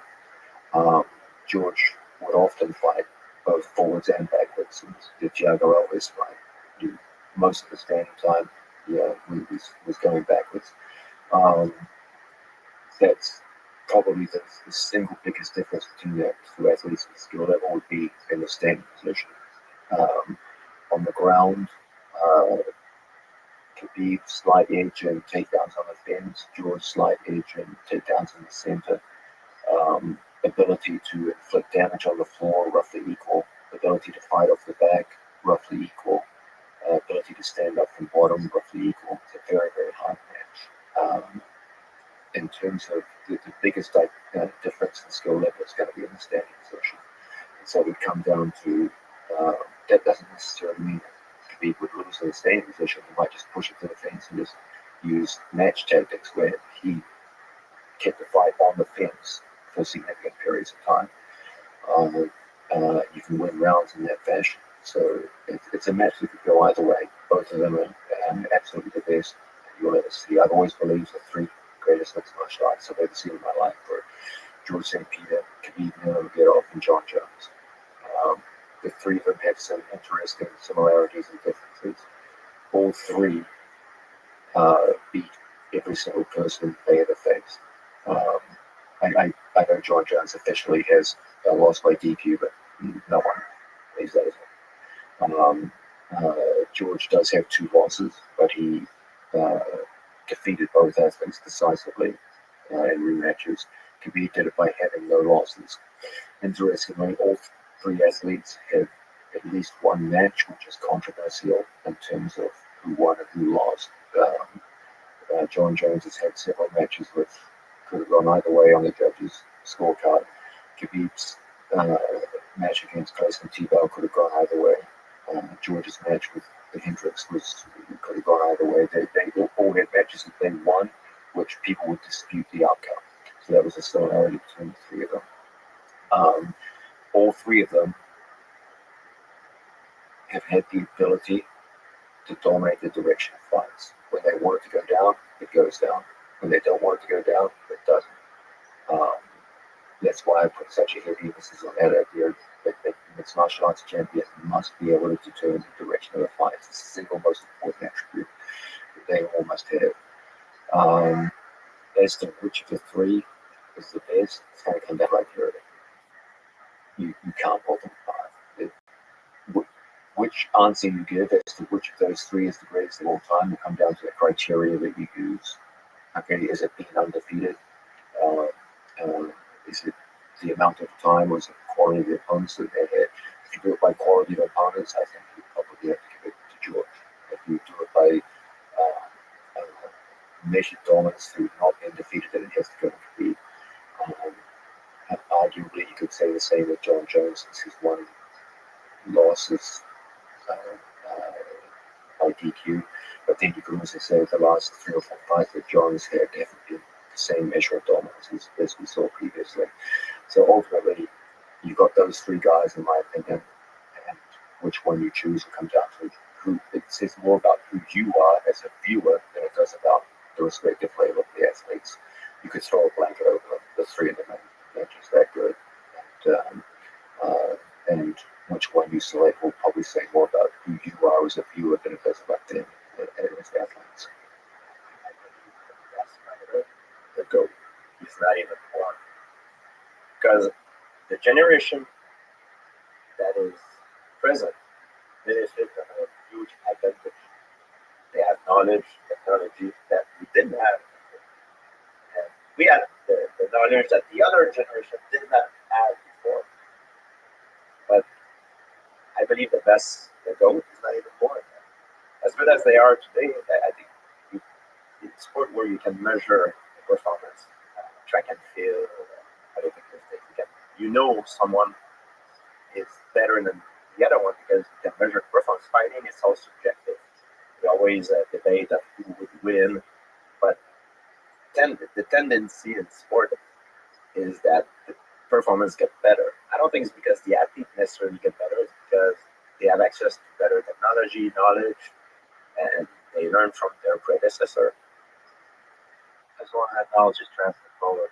So something tells me that the greatest of all time lived a few thousand years ago, and he's forgotten some of the greatest warriors. Like, you imagine kind of grapplers who just the history didn't record them. There could have been small tribes where they developed mini UFCs. They've developed the kind of things. You have to think of like the Gracies. Just a small family was developed so much so quickly. I often have this discussion with Johnny. I think it's very important. Like you mentioned, I asked you several times, like, what would happen if we would take a fighter of modern days facing the champion of pancreation? This is an interesting question. And you brought some incredible good point, and people don't realize it. You know? Yeah, no, I think one of the great tragedies of martial arts history is our loss of the historical records of pancreation. Like, most of what we know is, from what I'm told, is actually lost in the fires of the Library of Alexandria, and we're left with only a pitiful amount of information on pancreation matches. But what we do know is that there was a very large participation in the sport, and that it was widely considered the most popular sport in the ancient Olympics, and that it was represented in the ancient Olympics for many hundreds of years, plus a long period of time before its introduction into the ancient Olympics. And so the development time that it may have had was significant. As far as we know, most of the development would have been in the major Greek city-states for hundreds of years of development. Given its prestige as an Olympic sport, then the best athletes would have been doing it. Some of the sharpest minds that we know of in human history were involved in the sport. Plato, the great philosopher, was a pancreationist in his youth. In fact, his name, Plato, is a nickname. Platos is a plate. It means broad, big guy, like the big guy. And he spoke often about pancreation in his works. Imagine people with the intelligence of Plato thinking about grappling technique for hundreds of years in the most popular Olympic sport at that time. Significant numbers of people with financial backing, the city-states put great prestige upon Olympic success. They would have funneled athletes in, bought as coaches, and they had that for many hundreds of years. Like, it's quite conceivable that the best pancration athletes were of the absolute first quality. And it, it's it's so sad to think we'll never know what was the skill level. And, It's interesting to think about what kind of techniques they developed, whether there's stuff we haven't discovered yet. In class, we're talking about the most effective takedown strategy in wrestling, collegiate wrestling. So maybe let me ask first, because we offline talked about this too. What is the highest percentage submission in grappling? overall, you have to go with the rear-naked strangles from the back. If you look at most tournaments and most sets, it has success across all sets, all weight divisions, all body types.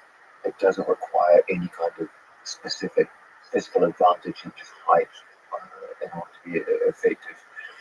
It works equally well in both fighting and grappling. Um, it will work regardless of how physically and mentally tough your opponent is. Like a heel hook is a very high percentage technique in modern day competition. But if your opponent simply makes up his mind that he's not going to tap and is willing to take the physical damage, it won't result in the end of the match. A stranglehold, by contrast, will always end the match, regardless of your opponent's mental toughness. So I believe it's fair to say that at the end of the day, the single most high percentage method of submitting people in grappling is the rear naked strength. So when you look at an athlete, maybe more than you just need to, it's like what's the best, you mentioned Gary with the guillotine, best submission to really contest it? Is it the rear naked choke? To really invest in development, like understanding the entirety of the system that leads to that. I think that you have to do them all, obviously. But if I had like one submission only one submission I could pick for the rest of my life, it would definitely be a rear naked. Can you explain maybe some of the actual technical details of why that's the case? Well, as John spoke about, if they're different joint locks, whereas you don't have to tap. You can just let your leg break and then keep going with the strangle. There's no there's none of that. And then it's just an inherent advantage you have being behind someone. Whereas if you go for an armbar, you start from top mount and you're facing the guy, and then you put him down and you're not directly behind them with leg locks, you're facing the guy. Whereas when you're on someone's back, you have them in a pin where you can your chest to back, you have a body triangle, you're pinning the guy in place, he can't explode out, he can't grease his way out most of the time. And there's an inherent advantage you have being behind them, the fact that we're poorly set up to deal with threats behind us. So would you say that's the most dominant position in jiu-jitsu, like more than mount, more than side control? I think if you look at most matches historically, most guys who get stuck in positions for long amounts of time are guys with their back taken. You get an explosive guy from bottom mount, he can bridge, and he can off balance, you can lock half guard maybe and then work back to guard. But if someone locks a body triangle on your back, that's where you see most guys getting pinned in place for long amounts of time. Was the body triangle like a well understood thing? Was that an invention at some point? Like as a system, as a control function? Excellent, your listeners can correct me on this, but I believe there was a technique banned in judo called doji, which involved crossing feet or locking a triangle around the abdominals from the back. And it was banned in judo, I believe, because of intestinal injuries which occurred in the early developmental days of judo. And in the modern era, when I first began jiu-jitsu, body triangles were relatively rare. They were not the standard part of life. And sometime around the late 1990s, early 2000s, people started to realize that this is a stronger method of control. It greatly increases the amount of control you have of your opponent's hips and torso over regular hooks. It's not for all athletes. It's difficult for most people who are of shorter, thicker stature to employ on big people. If your opponent's very broadly built through the stomach, it's almost impossible to apply. And so because it can't be applied by all people, it tends not to be taught much at beginner level. So as a result, it was always seen as a kind of a specialist move for taller athletes at a higher level of competition rather than a broad-based move for everyone or every body type in every class to employ. So it just didn't get emphasized that much. But in top level competition now, I think you would see that it's very apparent that the vast majority of athletes, whenever they have the opportunity or choice between body triangle and regular rear mounts, the majority of modern athletes would choose a body triangle. So we also had this conversation about wrestling.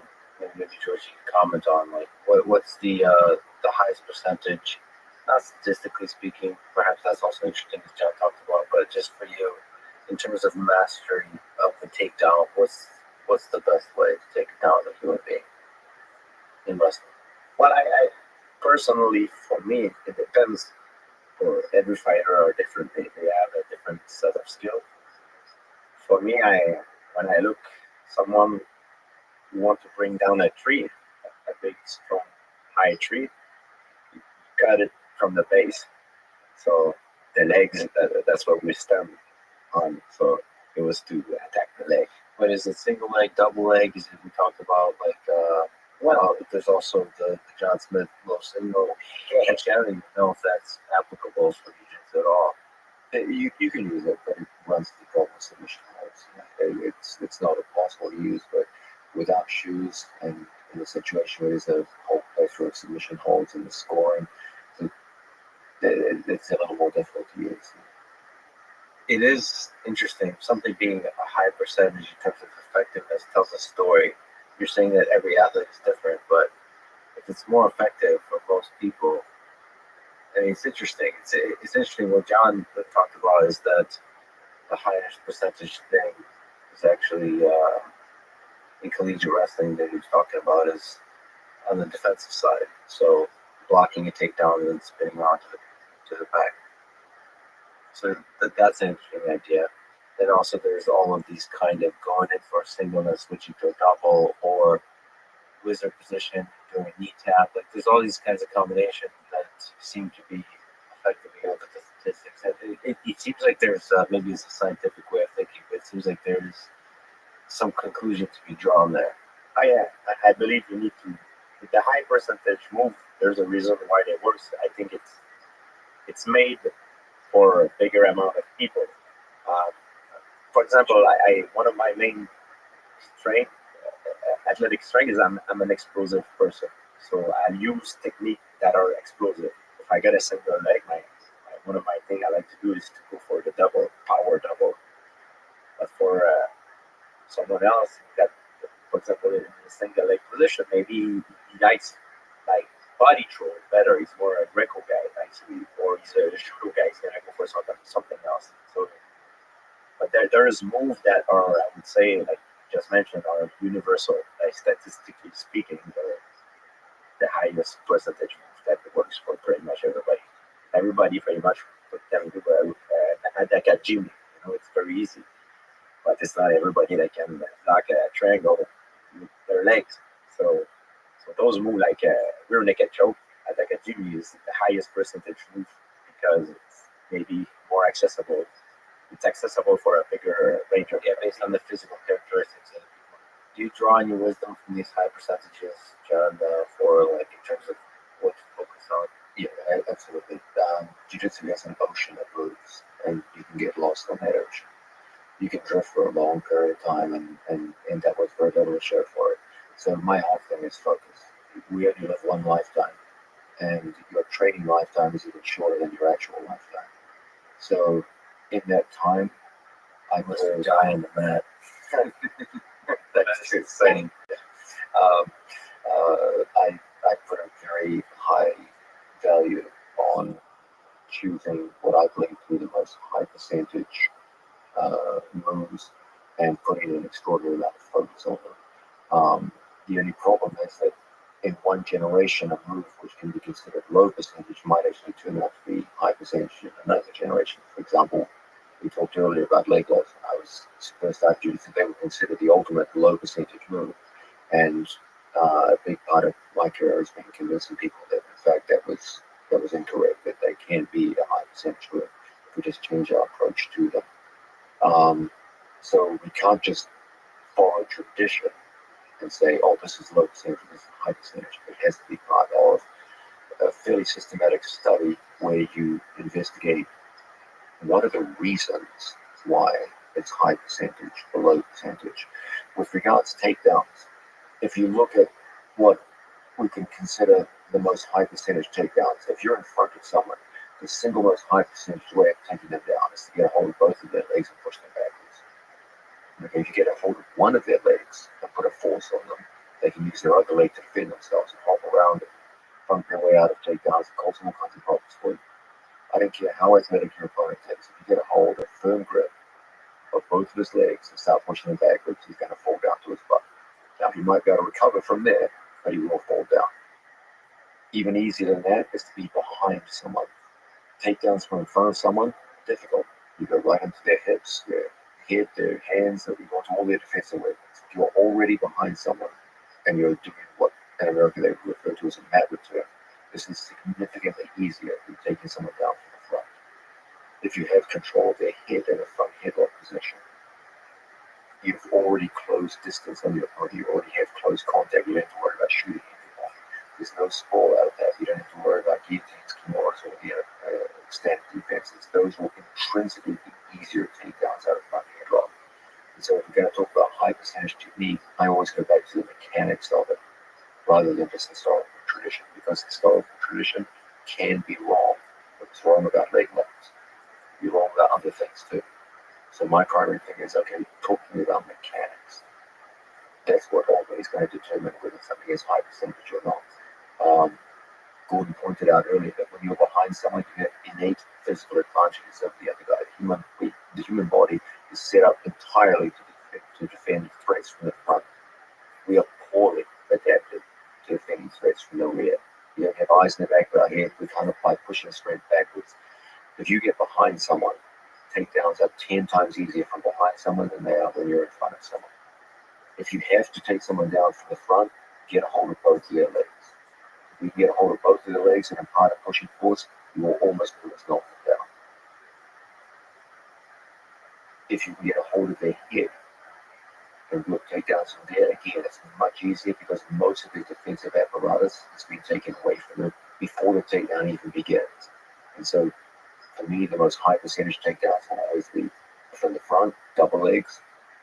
Any takedown from the back is going to be significantly easier than any takedown from the front. So all manner of mat return takedowns are going to be a very high percentage. And takedowns done out of situations where the opponent is broken down in front of you, we have either front headlock or front chest grab position, are going to be significant takedowns from the open.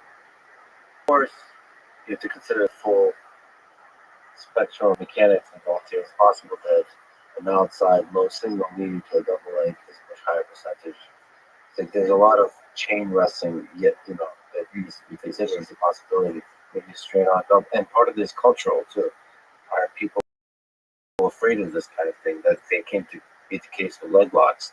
Are people aware of this? Are they worried about this? Are they training for this to defend this? And then there's opponent specific, of course, that with Jordan Barros, people preparing for the double, which is why he had to do a whole other kinds of different stuff. And then the head to all the different controls, all the different ties within the moveset. And that's where it's so fascinating to see the effect of moveset on all of this. Judo, over the past, I think, 20 years, went through this every Olympics, different changes to the moveset, like fundamentally different. In terms of what's allowed to grip, whether you're allowed to touch the legs at all. That was a big one in 2012, I think. And that changed the sport completely. It's so interesting to watch how a tiny change in the move can change the sport at the highest when you're talking about people competing at the highest level. And the cool thing there is the rule change happens on a scale of every 4 years. So you get to see people that are at the top of their game have to recompute. So it's not like you have a new generation of people coming up with the rules that have to figure, oh shit, you're not allowed to. It's the equivalent of saying you're not allowed to kick anymore, man, because you are not allowed to grab legs anymore. Interestingly, if you look at the case of judo, if you look at the world rankings of athletes, when they went through one of the most significant rule changes in judo history, where they banned any form of grabbing the legs, the ranking of athletes didn't change much. Yeah, that tells you that There's a reason why those guys are at the top. and it doesn't have to do that they're specific to a rule set. Think about that in terms of a measure, for example, in mixed martial arts. If they just said, hey, starting next week, instead of having 3 5-minute rounds, it's going to be 15 minutes straight. That would massively change the preparation of the athlete. It's a different game at that point. And judo literally was a different game before 2010 and after 2010. And yet, the international rankings didn't really change that much. The countries that were dominant before remain dominant. The athletes that remained before largely remain the same. You would think with such a massive change, all the rankings would have been thrown upside down, but they weren't. And again, it goes back to this idea of there's a reason why the guys at the top are at the top. And now for something completely different, we talk about aliens. So George brought up Bob Lazar. I will likely probably talk to Bob Lazar on this podcast, and then John had a skeptical look on his face about aliens. So let me ask John and Gordon, do you think there's intelligent alien civilizations out there in the universe outside of our own? The universe is unimaginably large. The idea that we are the only life forms and a cosmos as large as this is I think, naive and foolish. There's a very high likelihood that if life could evolve on this planet, that it could have done so on many, many other planets around the cosmos. I think anyone who puts even a moment's thought into this would realize that there's almost certainly other forms of life out there. The real question with regards to the alien community is, have they got here and are they searching our planet and sulfur sources and making observations and periodically stealing people for experimentation purposes? Doesn't have to be silver saucers. It can be different other color saucers. And that question, I'm not sure. Recently, Navy footage has come out showing some very interesting phenomena. If you talk to almost any experienced pilot, they will tell you they've seen things in the upper atmosphere that are very difficult to explain. I'll be the first one to agree with you on this. There are some things out there that are extremely difficult to explain. Literally UFOs, unidentified. Yeah, I mean, we just don't know what they are. But to go from the idea that there's things out there that we don't understand to there's like little creatures running around and these somehow exist, I just reserve judgment. I just say I'm agnostic about these things. I think it's possible, but all the evidence that have been shown so far was insufficient to come to any kind of definite conclusions. Until aliens land in Central Park on Tuesday afternoon at 3 p.m. and get out with little alien ray guns and start shooting people, I don't believe that many of the stories they get. Well, what about if not little aliens with ray guns, but something very different, very, very difficult to detect for us humans? Must be within it. At that point, it's a fascinating idea, and it's certainly possible. But show me the evidence. All right. What about you, Gordon? Do you look at the cosmos and ponder the stars often? I think it's fair points John raised. Something really interesting I saw the other day was someone posted like if an alien organ or a civilization 65 million light years away somehow managed to look at Earth, they would theoretically see the dinosaurs because we're 65 million light years away. So like imagine us looking at galaxies that are 100 million light years away. That's 100 million years ago. You have no idea what it looks like now. So that's what's super interesting to me about it. Yeah, the expanse is huge, and so much cool stuff would be going out there. The scary thing, of course, is if they haven't visited us yet, there has to be a good reason for it. And the set of scary reasons involve the fact that they maybe once it gets sufficiently advanced in your development, you destroy yourself naturally, as humans seem to be approaching now. we more and more have the tools to destroy ourselves completely in terms of our weapon systems. And we're developing them more and more, and they're becoming better and better. And then we're starting to get angrier and angrier on Twitter and Instagram with each other. That's a good point you raised. It's the rest that us that we think that it is something comparison with real privilege. One day, yeah. It's also just the sheer difficulty um, of travel through space. Like space is an unimaginably inhospitable environment, and to the best of our knowledge, this even the theoretical speeds that we can take in space, even if we could travel at the speed of light, we're not even remotely close to that. Still, the distances that need to be traveled to get to even relatively close solar systems are very, very long. If you look at astronauts who have spent significant amounts of time in space just orbiting the Earth, it has severe health effects on them. We're just not built for space. We're supposed to be in a gravitational environment. But you're referring to your biological feedback that's containing the essence of the mind that is John Donner, or maybe you can transfer the mind alone. The bag, the meat bag is not out of space. You did go again, this is all that's in the mind. That's possible. But What do you think of you folks who like difficult things? What do you think about Elon Musk going to colonize Mars? Is this something you find interesting, or a aimless pursuit? I think it's a must or a salvation. We need to leave at some point the planet because historically in the past we know that we've been bombarded by asteroids, volcano, crazy things happen here. It's very unstable. You know, if you look at it through a lifetime of a human being, it's nothing but just the 4,000 years of what happened. You know, so there's cataclysm that happen all the time.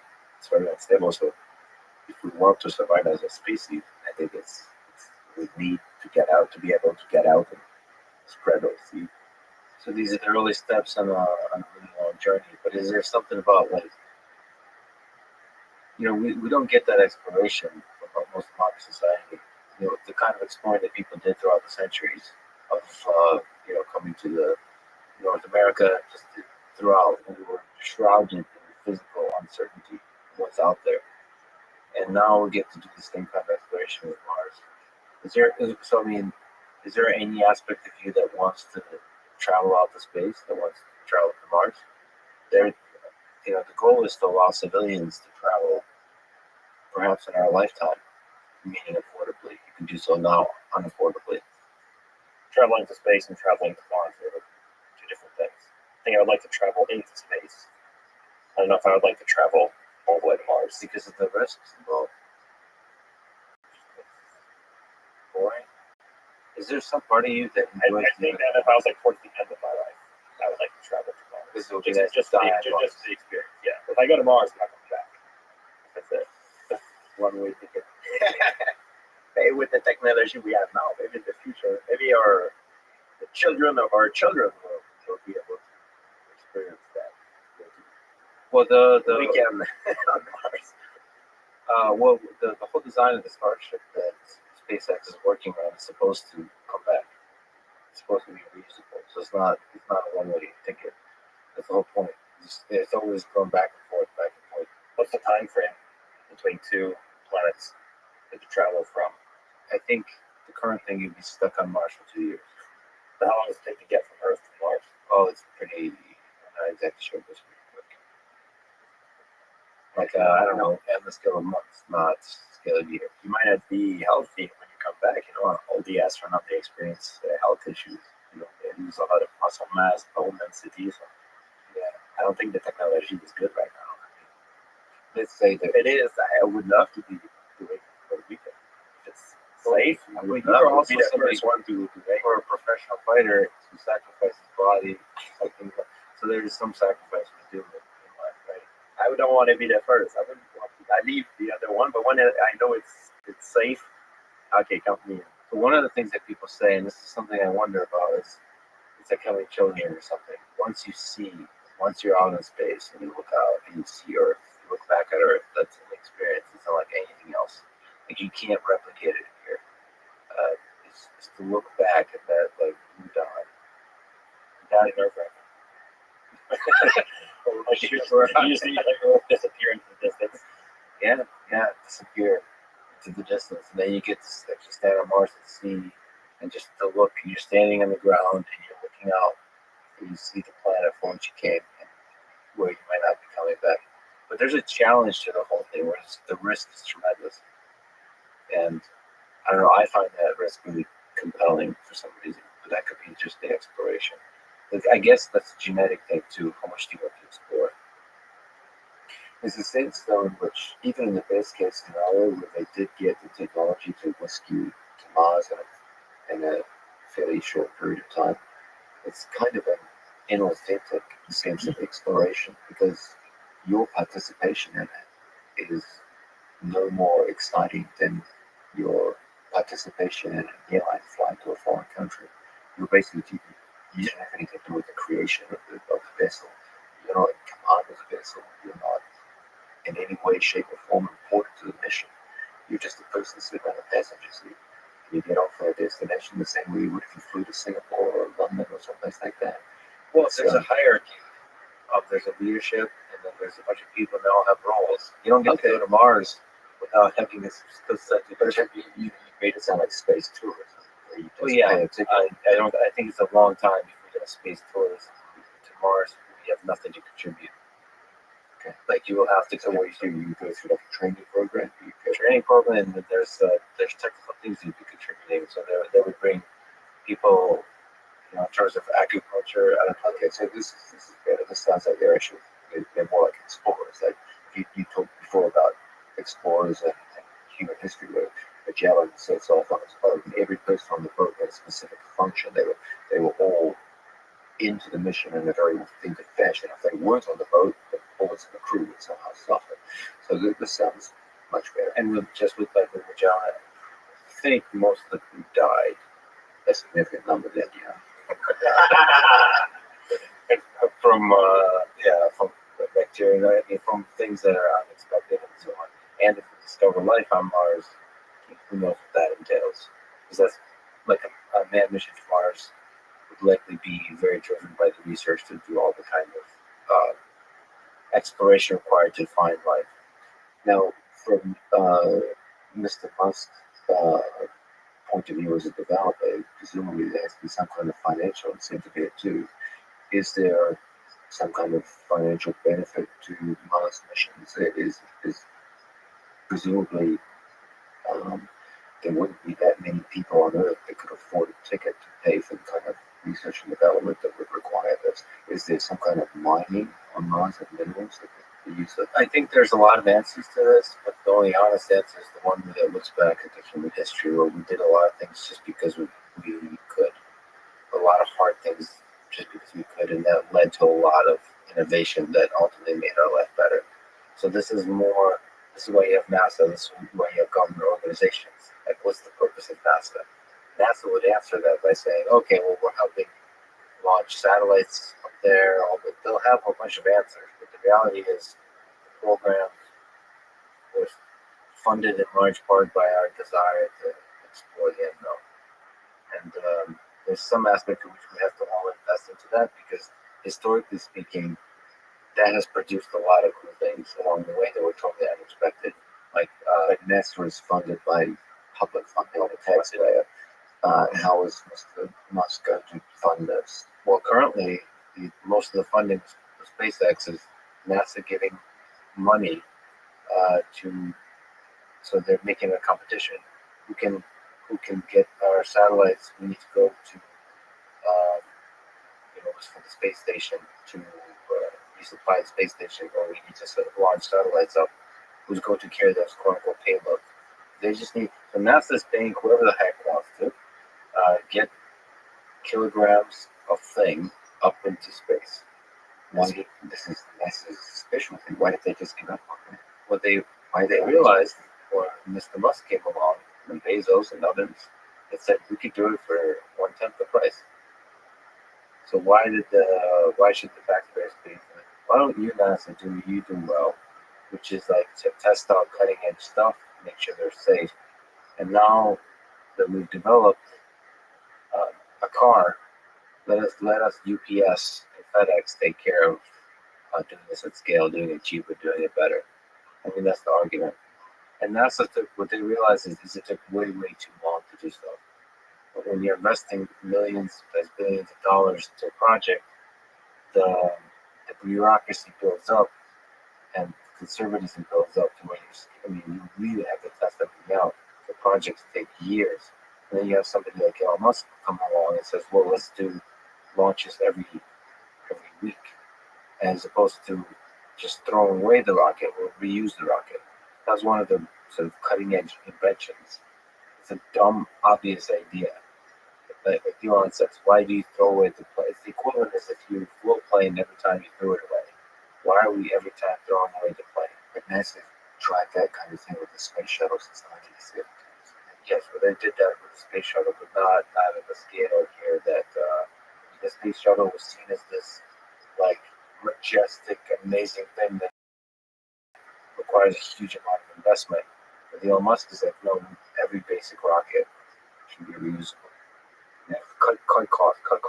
Do you think like the more technology we have, the more advanced we become, the more specialized we need to be? Like, is that for that reason that now there is different branch? Like you just explained now NASA they're specialized on this, but they're not, other branch.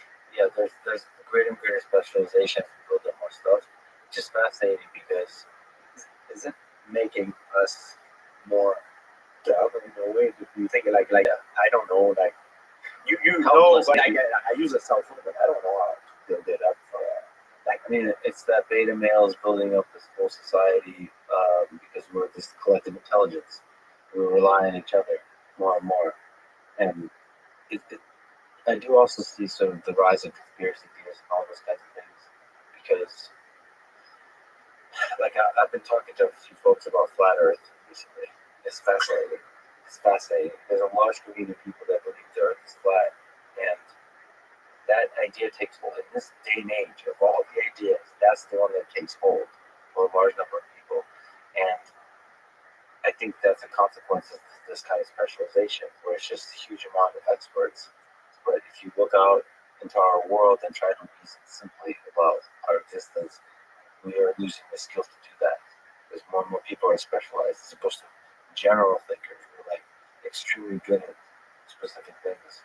Are we capable now to do a robot that is self-aware? That's one the legging one. It's self-aware, like It's not self-aware. It's been listening, but it's not self-aware. But do you think a human being is self-aware? Well, that's a good question. I mean, I ask this question all the time. When the robots move, there's a sense of when they turn on, something entered that robot. Wow. And when it turns off, something left. If they move in a certain kind of way, if they surprise you, there's certain elements that enable us to see the magic in a living being. And some of them, I mean, we can maybe list them, but it's the ability to surprise you. It's the ability to make mistakes and learn from them visibly. There's a bunch of things that you just, I don't know, it just feels like it has the magic of what is a living being, and which is what humans have. And I try to think about how do you replicate that into a machine. So when you turn it on enough, and you feel like it dies every time, and you go. So for most machines, we don't feel that way. When we unplug things, we don't feel that way. I don't know why we don't feel that way. That's an interesting question. But I think when the robot has certain qualities, like memory, like ability to recognize you, yeah, you start to feel like you're turning off an organism. So whenever I have like the robots that recognize me and remember this is important, that all the things we've experienced together, then it's like holy shit. That's a living thing. But It feels like a living thing. does he remember your robot? Does he remember things that happened before you unplugged it? Is it like he's sleeping? Like, you wake up, or is it like Yeah, so right now we start to zero? no, it doesn't start with 0. Remember, it remembers everything. That's the key. Every time you like you Yeah. wow. It's storing the memories, but the memories are basic. They're like, okay, we walked around the kitchen, and then you looked at me. I mean, the memories, it's like data. It's not like we've experienced. It's able to actually experience anything deep like we humans can.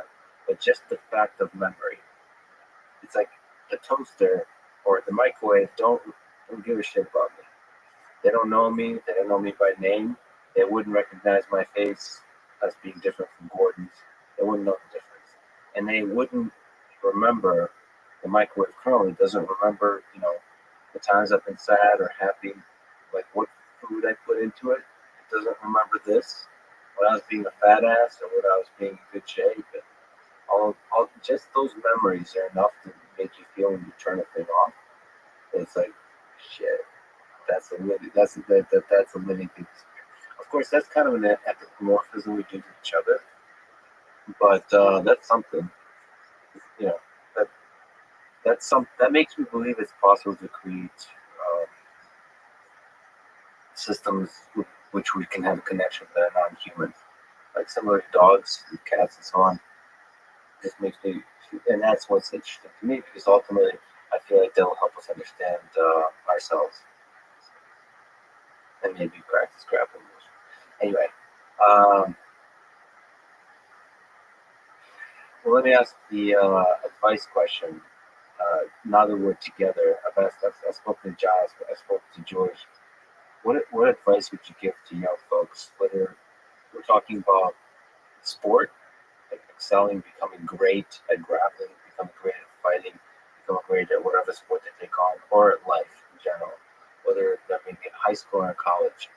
What advice would you give them to excel at that thing they take on? I don't know if I'm qualified to answer this because I'm only 26. So You're at the top. you said giving advice to young people. For me, I think the two biggest things are find something that you're both talented in and you enjoy. I think that if you enjoy something but you're terrible at it, it's going to be hard for you to be successful in life in that given area. And it's going to be hard to do something for long amounts of time if you're talented at it but you don't enjoy doing it. It's easy to come in and train hard for a month or for 2 months or for a year. You can be very, very talented at it, but if you come in, it's a different story to come in every day for 5 years in a row, for 10 years in a row, for 15 years in a row. So I think finding something that you're both talented in and something you enjoy are probably the two biggest things for me. How do you find the joy in it? So you've been training the same amount, a lot. You've been doing it for a long time. Is there ways to rediscover the joy in it? Yeah, for me initially, it was just learning new stuff. You come in as a white belt, and every day you see a different move, and you're like, oh man, that's awesome. And then when I started to compete more seriously towards my professional career, it was the joy of doing camps and seeing the result of those camps and meeting high-level athletes. And then it got to a point where I'd beaten all the high-level athletes already, so who am I going to compete against? So now for me, the joy is just being the best athlete I can possibly be until I reach my prime, which is I'm hoping is somewhere between 35 and 40. So instead of competing against the other athletes, that would be bordering because I already beat all the rest of the guys. But I know that now. I know that I can be better in a year from now or 2 years from now than I am today, and that's what makes me excited. By the way, is there some aspect of teaching that's exciting to you? Yeah, Because you become a better and better teacher over the years. Yeah. I definitely I enjoy teaching, and I used to teach a lot before I met John, and then I met John, and I was like, yeah, I just have no idea how to teach. Sounds like a completely different element of the sport. Doing things and being good at doing things and being good at winning, and actually being able to communicate those skills and knowledge to a vast amount of people is two completely different things. George, advice for young people like yourself? Well, first I would tell them find what you want to become, what you want to do, and long term use certain things maybe sometimes you don't know, but where you want to propel yourself in the future. Not what your parent, your friend wants you to become, what you want to become. So once you cannot doing it by yourself. Everything that is big achievement in life, you cannot do doing it by yourself. So what I would say is second thing is try to build up your team. Try to build up your team to be able to achieve your goal of people that are competent and people that you trust. You need both competency and trust. I see a lot of people sometimes in business, for example, they hire people that are that they trust, but they turns out to be incompetent. You know, you have to fire a friend, or otherwise your business goes down.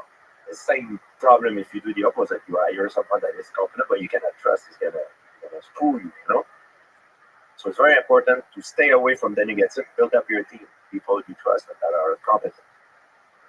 And I would say the third one is to work hard, to sacrifice yourself. Yeah, you have to go through hell sometimes, but yeah, you have to see the light at the end of it. You know, to keep your dream in mind is going to give you the motivation to go through the tough times. I think it's to work is nothing you can accomplish without hard work. The fourth one, I would say, to invest on yourself constantly.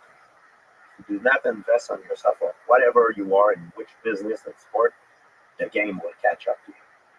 For example, if you become champion at something and you stop improving, the other guys that are trying to be champion will catch up to you. So you need to invest on yourself.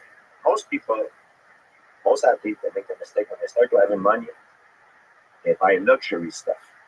And that's one thing I didn't do. When I started making money, I was investing of traveling to New York, training with John, Gordon, and the guys to learn what is new in the game of Jiu-Jitsu. I used to go in Thailand, train Muay Thai, in Los Angeles to perfect my boxing skill. So instead of taking that money to buy jewelry, cars, to do what a lot of guys do because it's a mistake, I invested for myself because I know there were people coming, they want my place, so I didn't want that to catch me. The last one I would say, seems weird, I would say to give back. And it's not because I'm a nice guy. And it's not that I don't say that to look good. I say that when you make it, it creates opportunity where you can help certain group of people. But when I say give back, not give back to everybody, to anybody. Give back only to the cause that I give back. Not because I'm a nice guy. It's kind of selfish. I only give back to the people that I want to give back. Because I give back to them, and I know that if I'm more successful, I'm going to be able to give back to people I love, to the cause that counts for me. So it brings me more motivation because I don't compete for myself anymore. I compete to help people I love. You know? So when you reach the top in your game, you need to find new motivation. If you're satisfied, it's the end of it. Your success will go down.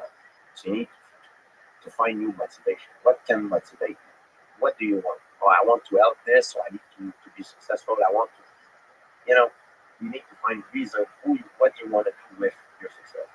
So when I say give back, it's not because I'm necessarily, it's not to look like a nice guy. It's to keep the motivation to be able to keep climbing the ladder even more. That's beautiful, John. Um, First off, the two responses given so far covered, I think, the most important things. Gordon talked about the need for an underlying passion and enjoyment. If you don't have that, you're not going to have the longevity that's required. In order to build skills, which is ultimately, it's going to come down to your ability to build skills. You've got to have some kind of underlying passion and enjoyment, which will keep you in the game long enough to build world championship skills. It's going to take a minimum of 5 years and quite possibly considerably longer than that.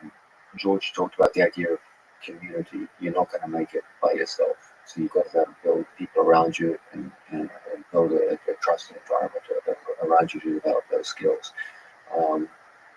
What I would add to the excellent points that both already raised alludes to what I said at the start of this podcast. You've got to be able to identify some kind of undervalued elements in whatever industry you're in and show the world what their true value is. In addition, you can't go through life doing the same things as everybody else and expecting to get different results. This is straightforwardly irrational, and worse, it's even arrogant. It's essentially the statement that I'm going to do the same thing as everyone else, but I believe I'm different, and so they'll work for me, and they didn't work for anyone else. That's like saying, no, I'm special. No, you're not special. We're all pretty much the same. And in order to be special, you're going to have to exhibit skills that other people simply don't have. Thirdly, I would say if you want to become something truly impressive in life, you've got to be able to focus on one or two things that you do better than anyone else in your industry. You can't learn everything, but you can pick one or two skills, and the more innovative those skills are, the better, and you can truly excel at them. For example, at the peak of his career, no one in the world was better than George St. Pierre at integrating striking and takedowns. No one in the world was better at integrating grappling and striking on the ground. He had two things that he could confidently say he was the best in the world at. Was he the best at every MMA skill? No. But he was absolutely the best at those two skills. And those two skills were skills which he used throughout his career to win the vast majority of his matches. Gordon Ryan, at the onset of his career, could confidently say, there's no one in the world better than me at leg locks. He could also say, there's no one better in the world than me at late stage defense to submission holds across the board. As he went through his career, he started adding more and more elements. It's gotten to an extraordinary degree now where he could absolutely say he's the best at guard passing, the best at guard detention, unless this keeps going on. And that goes back to what Gordon said earlier about keeping things interesting over time, because we're always introducing new skill sets. The day you start saying, I'm satisfied with my skill set, is the day you get bored. And boredom to an athlete is a precursor to death by boredom. As long as you're still growing in those directions, you'll stay in the game for very long periods of time. So the main thing I would add to these statements by Gordon and George is this idea of finding something which is currently undervalued and showing the world what its true value is. Understanding that you can't just do the same training methodologies as everyone else and somehow expect to be different from everyone else. You've got to, almost every great rise on human civilization, whether it be groups of people or individuals, required some kind of innovation. You've got to look for that new angle. Okay, George St. Pierre found it with shootboxing early on in his career. Gordon Ryan found it with leg locks early on in his career. They branched out from that angle. Add to this the idea that you want to become the absolute best in the world in your industry. One or two things that make a difference. Find out what they are and focus on those things, and you'll go far. John, Gordon, George, this is an incredible conversation. Thank you so much for your extremely valuable time, George. As somebody who's become famous in part by commenting on people's performance, how do you think we did? How would you evaluate our performance today? I'm not impressed by that. Thank you, John. That's it. I learn all the time. I talk to you guys. It's great. I love it. It's very stimulated. I really enjoyed it. Yeah, it was something I really was looking forward to. I was hoping that we'd get together. It's so rare that at the same time in history there would be some of the greats together, and the fact that you guys would be willing to come together and talk like this is awesome. And then Gordon, you would even wear a cowboy hat. I mean, this is just historic. This is like Churchill getting together with whoever. This is great and all, but the next one is just going to be us on which animals win in fights. Yes. For the whole 3 hours. It'll be just so we'll invite Joe, we'll make it systematic. It'll be a debate analysis. between Joe and John on which animal has been. John and I, we have a thing that we send each other footage all the time of motorcycle. We are very intrigued about animal fight. I get it at like 3:30 a.m. on Instagram. He's like, check this out. Like a rhino taking like a big like there is like, It's not always fair. no, it's not ever. But interesting stuff. If people would see what we send, the stuff that we They would judge you harshly. All right. Thanks so much, guys. This is awesome. Thanks for listening to this conversation with George St. Pierre, John Donahar, and Gordon Myatt. To support this podcast, please check out our sponsors in the description. And now, let me leave you with some words from Miyamoto Musashi. There's nothing outside yourself that can ever enable you to get better, stronger, richer, quicker, or smarter. Everything's within. Everything exists. Seek nothing outside of yourself. Thank you for listening. Hope to see you next time.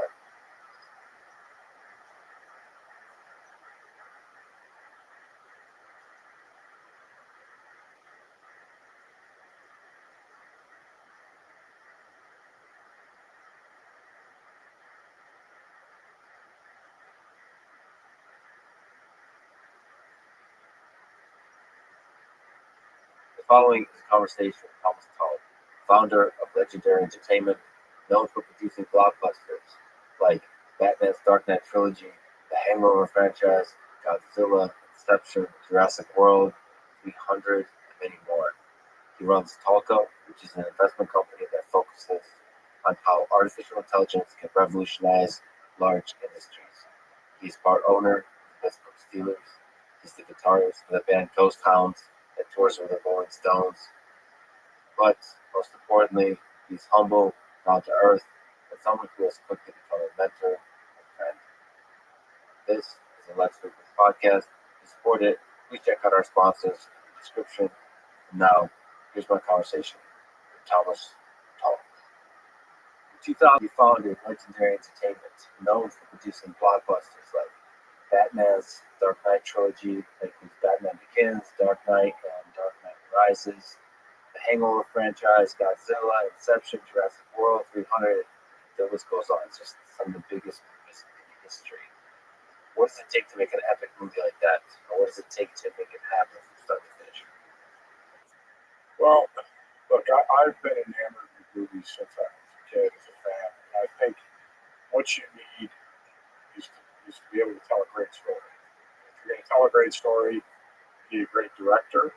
You got to start with a fantastic script that is able to take some of these iconic characters that we did and put your own stamp on it while still respecting the mythology. And I had zero experience in movies and television before I started Legendary, so it was a very interesting trip. Total luck that we had the opportunity to make 5 movies at the time with Chris Nolan, who turned out to be one of the greatest filmmakers of all time. But it's each one is its own little startup company. I don't think there's any formula to get there, but I know that if you don't have a great director and a great script, if you don't have that foundation, it's hard to pull off. Who's the CEO of that little startup company? The director? Who would you say kind of defines the success or the failure? Well, when you build a big movie like that, it's an enormous effort, 360 degrees. I mean, from digital effects, it's certainly the actors. I mean, if you have an amazing script, an amazing director, but you don't believe anybody playing parts, that's a problem. So the reason I think it was so difficult to pull off is I always used to say you start with a stack of papers with words on it called a script. Bring that to life, and you're asking an audience to believe in everything you're trying to put out there, and you've got a cast that even if they're immensely talented individually, they have to mesh together, they have to have chemistry together. And the director is kind of a general on the battlefield, but you have a strong producer who's very hands-on. It truly, to me, is each one had its own story and its own sort of how it came to be and why it worked or didn't work. So you said you were new to the industry, but you did a lot of revolutionary things with Legendary. So at that time and now, what is the good, the bad, and the ugly of the business of filmmaking? What are some interesting holes that you were able to, or like problems that you were able to fix? What problems still exist that can still be solved? Well, look, the business has changed so radically since 2004. When I started Legendary, DVDs were still a cash cow. So, and that's how far things have come.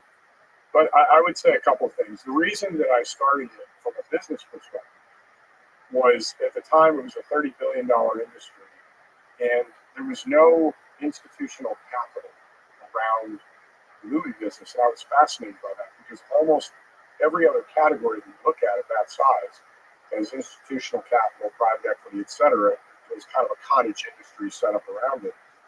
And I was perplexed and fascinated that didn't occur. And the way the movie business worked was unlike any business I'd ever looked at before. So after kind of convincing myself that you could actually make money if you were disciplined and had the right approach, went out, raised the money from the capital markets, which was Herculean, still maybe the hardest thing I've ever done in my career, to walk around and say, look, I have no experience, I've never done this before, but, And then the second thing, being very fortunate at the time, was able to partner up with Warner Brothers. Warner's at the time was run by a man named Alan Horn, who besides being creative is also a Harvard MBA, so really understood what I wanted to do. And Alan, was just an absolute gentleman, someone that I still look up to this day. After Warner Brothers, he went and ran Disney with their run, between Marvel and Star Wars and everything. And so between Alan being responsible for Harry Potter, the Dark Knight stuff, and then on to all the Disney stuff, he probably had as great a career as anyone I've ever heard of in the movie business. So my first focus was around sort of two concepts: global, worldwide, large tentpole films and franchises, and then the business aspect of bringing long-term institutional capital to bear. I'm going to ask you dumb questions, which is part of the style, I guess. But just for people who don't know, including me, what is institutional? What is capital? What is institutional capital? What is equity? What is private equity? Okay. Well, so if you're starting a company and you go around to a bunch of your successful friends and say, "Hey, you should invest in my company," that's sort of that's great. It's capital, but it's not getting money from Fidelity or T. Rowe or a sovereign wealth fund or an endowment fund from a university that has large pools of organized capital that has a long-term point of view on your business. So if you get money from your neighbor who's a successful dentist, next year the dentist may say, "Hey, times are hard, I need my money back." If your partners with Fidelity or Morgan Stanley or any of these institutions, they have the capital, the wherewithal to say, "Okay, I'm looking at this over the next 5 to 10 years." And I thought there was an opportunity to bring that type of capital to the movie business, to be patient. And the benefit of that, patient, so it's long term.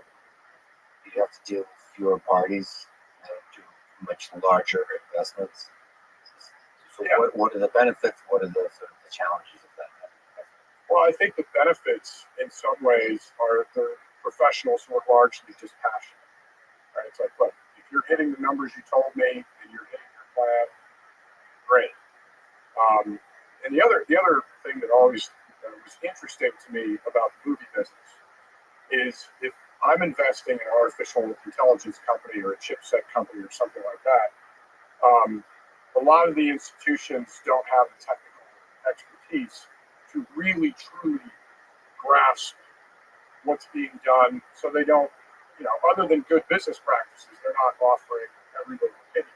The movies and television are completely approachable. Everybody has an opinion. So, whether it's, I think you guys chose the wrong actor for that, or why did you do that? So it invites a lot more sort of second guessing and things like that. So that was always one of the idiosyncrasies of the business that I thought was interesting.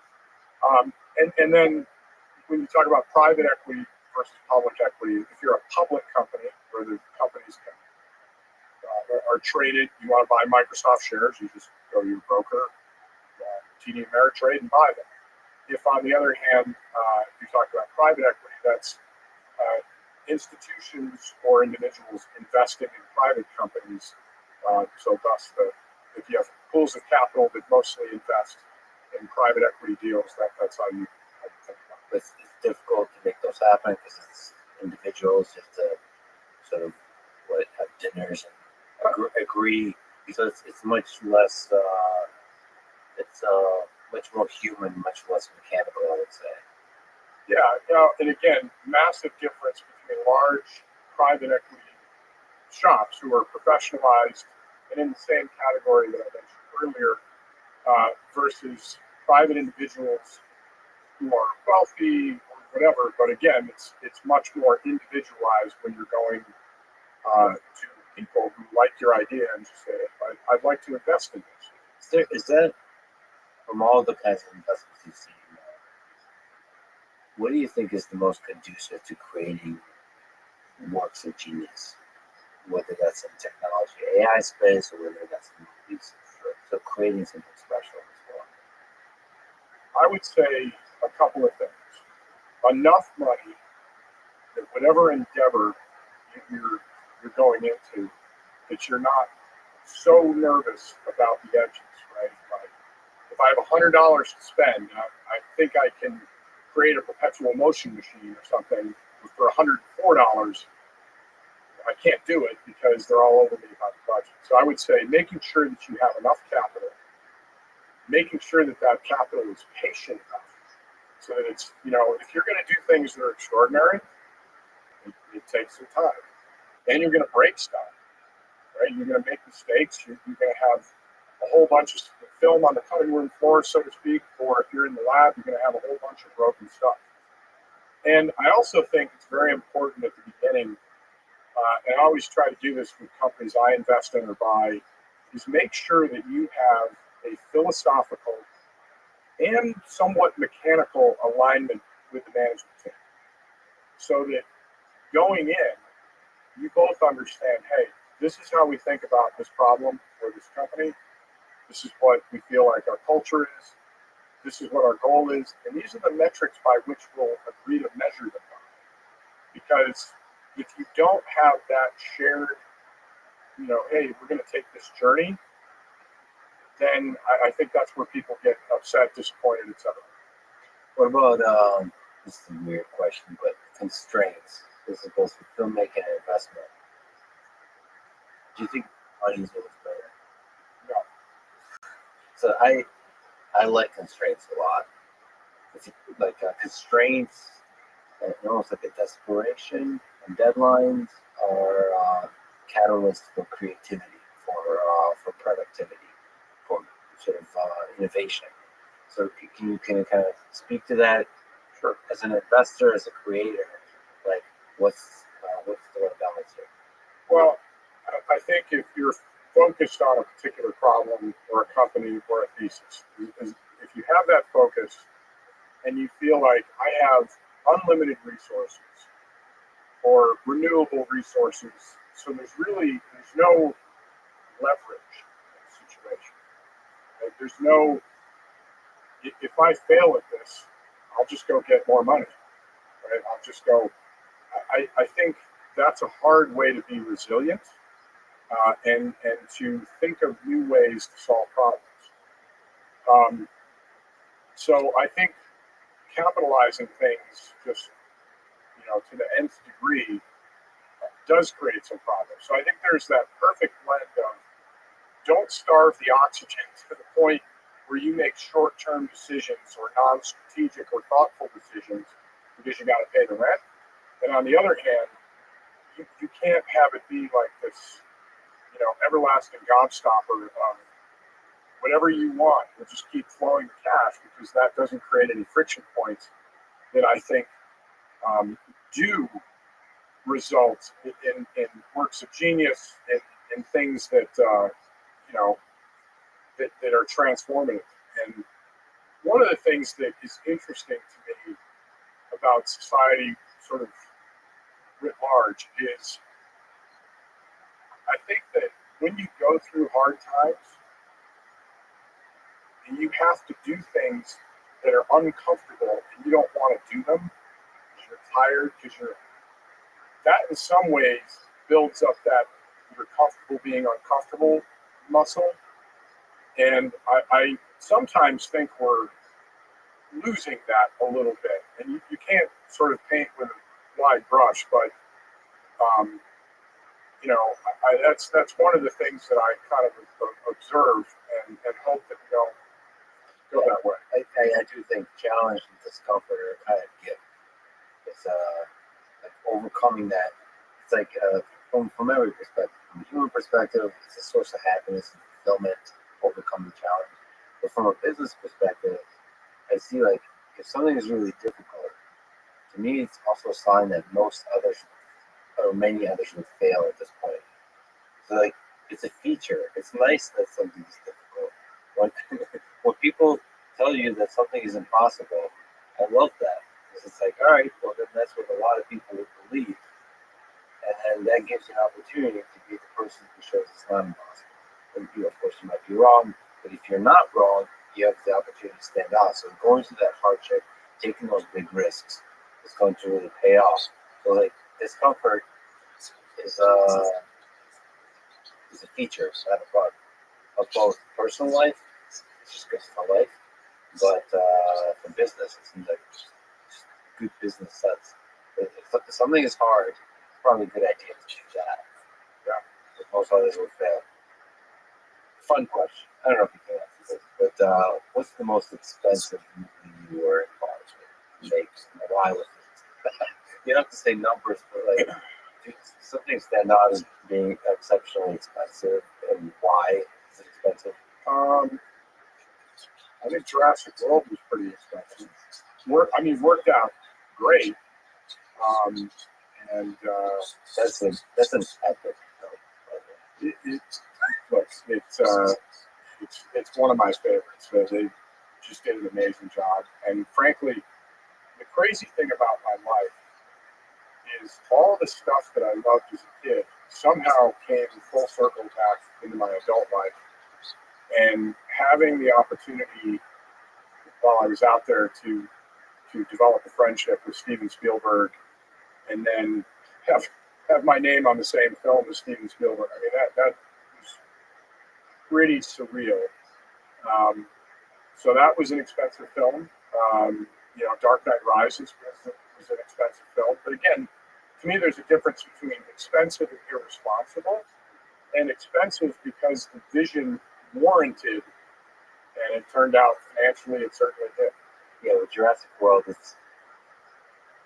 I can't even imagine having those meetings because like you have to create so much, and so much of it is obviously not real. You can't bring dinosaurs in on it.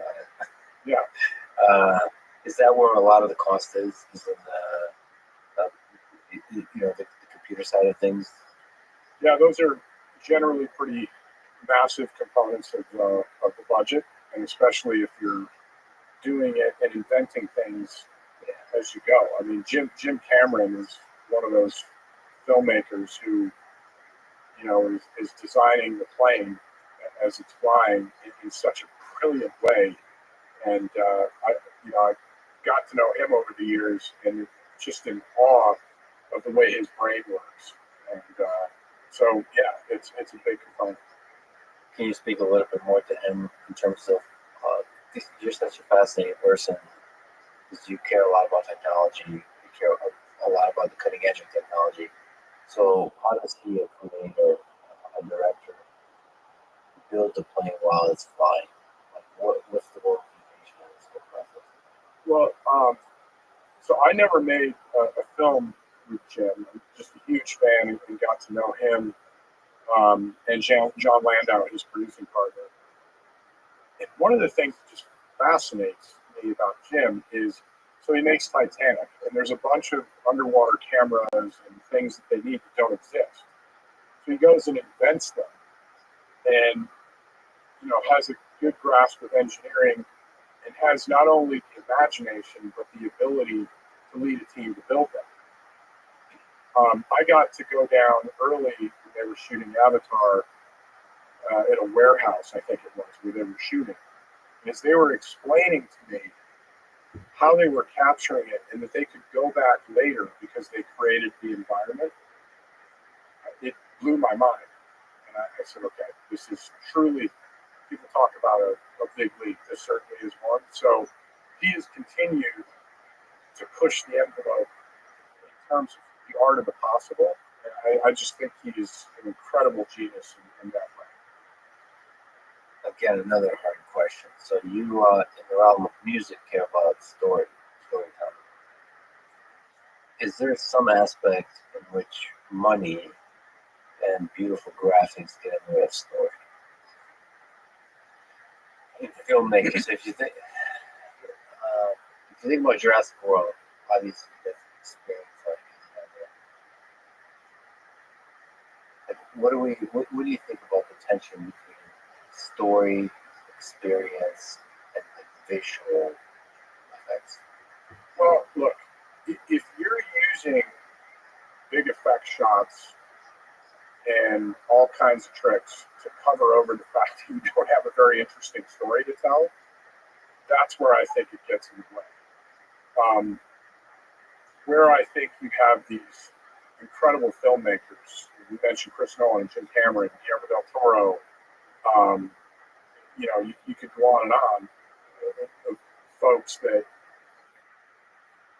just see the world differently and use technology to enhance the storytelling, right? To make you believe differently, rather to make you not just suspend your disbelief, but to feel like you're immersed in it. So I've certainly seen it done expertly, and I've seen it done poorly. You've talked about this a little bit in the past, but you kind of left the movie making business at an interesting time. Perhaps you saw the changes. There's been a lot of excitement with Netflix and TV, so the role of film in society has changed. So, what do you think is the future of movies versus TV? Like, if you were, as a business person, as a creator, as a consumer, as a technologist, thinking about the next 10, 20 years, what do you think is going to be the godfather, the great pieces that move us as a society in the next 10, 20 years? Is it going to be TV? Is it going to be movie? Is it going to be TikTok clips? What is it? Well, so I think the other category that I would add to that would be the next great medium is truly immersive virtual reality, in which new storytellers will emerge, especially when you can go into VR and there's enough computing power to sustain it and to allow it to be social and for you to have different paths to go down.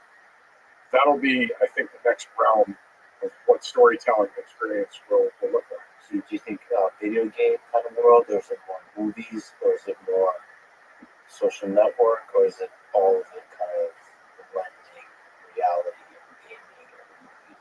Yeah, I thought if you saw Ready Player One, which I love the book, and the movie was cool too. But that's one version of it, right? Where you go in, we just talked about the metaverse and all that, but you go into a world that's fully rendered as yourself, and you interact with that world. The other side of it is to go in somewhere between being a passive observer and being able to move around your point of view and experiences, which I think is interesting. And then I think another adventure, so to speak, I could think of is a blend of video games. So there's a mission, right? There's obstacles, there's everything, and you move through it but it's immersive and it tells a story at the same time. And that's why I think you're going to see new, amazing storytellers that we don't know yet that understand how to innovate and how to make you feel something in that environment. And to your earlier point, I saw probably around 2015 when Netflix decided to be bold, put out House of Cards, put out all the episodes, leave you in charge of the pace at which you would view them, which I thought was great. That was a gutsy move. Yes, it was, and I can't tell you around Hollywood, anybody that says that everybody thought it was a great idea is not being truthful, because everybody I talked to said they're idiots, right? What do they know about movie making and TV? And what I saw happening was, if you look at what Netflix pulled off, and they realized that there isn't really a moat around the studios, you really could make stuff. And really good stuff. And so they started to create their own content. That pulled in Amazon, which pulled in Google through YouTube, and then you have Hulu, and you had Disney deciding they're going to have Disney Plus. And the next thing you know, you have some of the biggest companies with the largest balance sheets on the planet being in the creative business. That's, if you're an independent, that's bringing a knife to a gunfight, to be sure. And so, I thought that was interesting. The other thing that it used to be that movies were where the big things happened, and television was sort of, small screen, different experience. Then you had something like Game of Thrones come out, which was not only at the same epic level visually, storytelling wise, but had the budget to be able to do it. And now, I think you're seeing all kinds of different storytelling taking place. And I also like that you're not pigeonholed into a time. Like, you got 2 hours to tell the story. You can do a 3-part miniseries, a 5-part miniseries. You can do television that's all kinds of different formats. That I think is allows creators to do a lot more interesting things. It is also interesting to consider the role of companies that enable that, like the capital that enables that.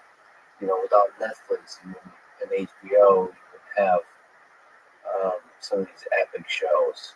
So if we're thinking about the virtual reality world you're talking about, it's interesting to consider who will enable that. Now, like you said, Facebook is talking about Meta and Metaverse.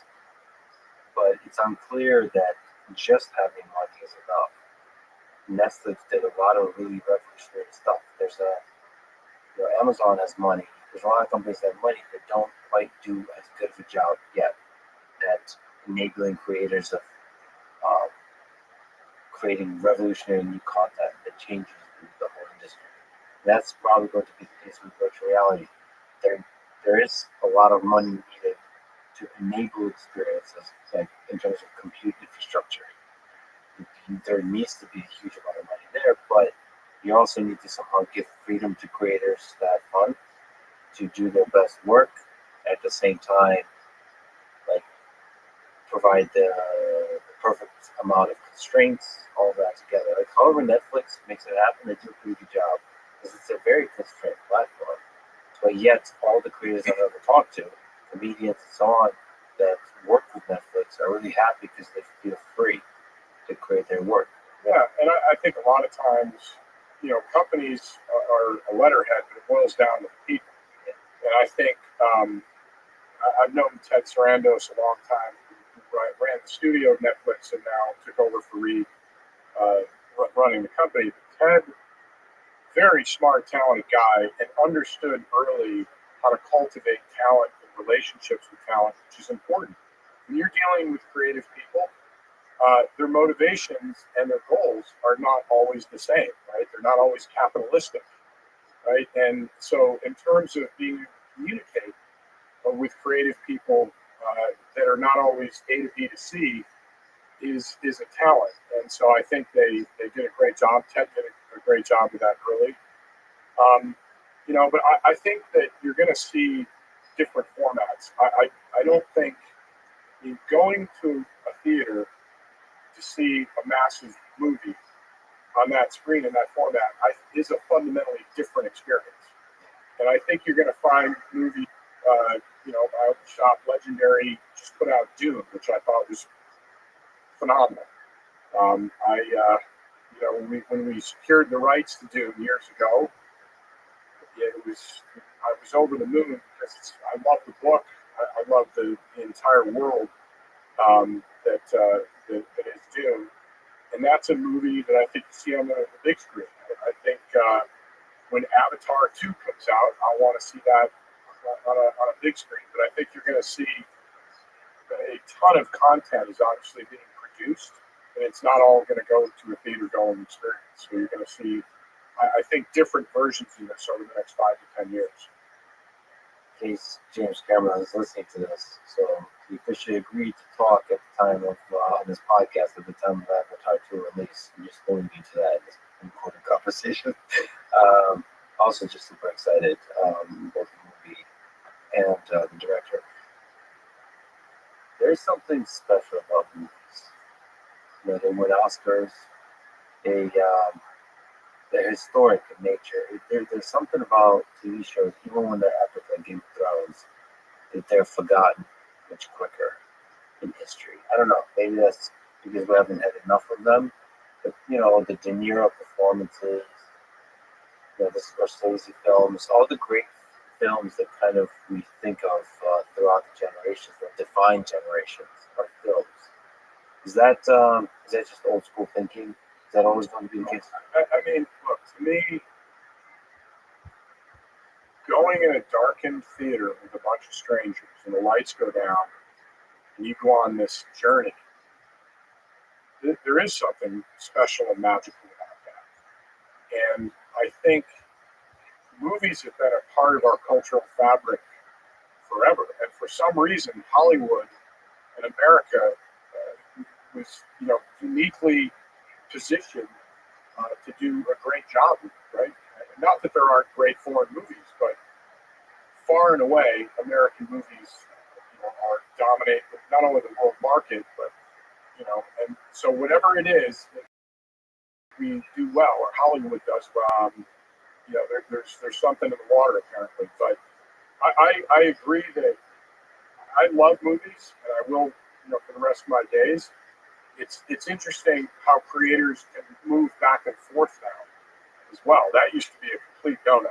You're either a movie guy, or you're a person, or you're a TV director, and that's that. But those lines have completely blurred. And they're also blurring.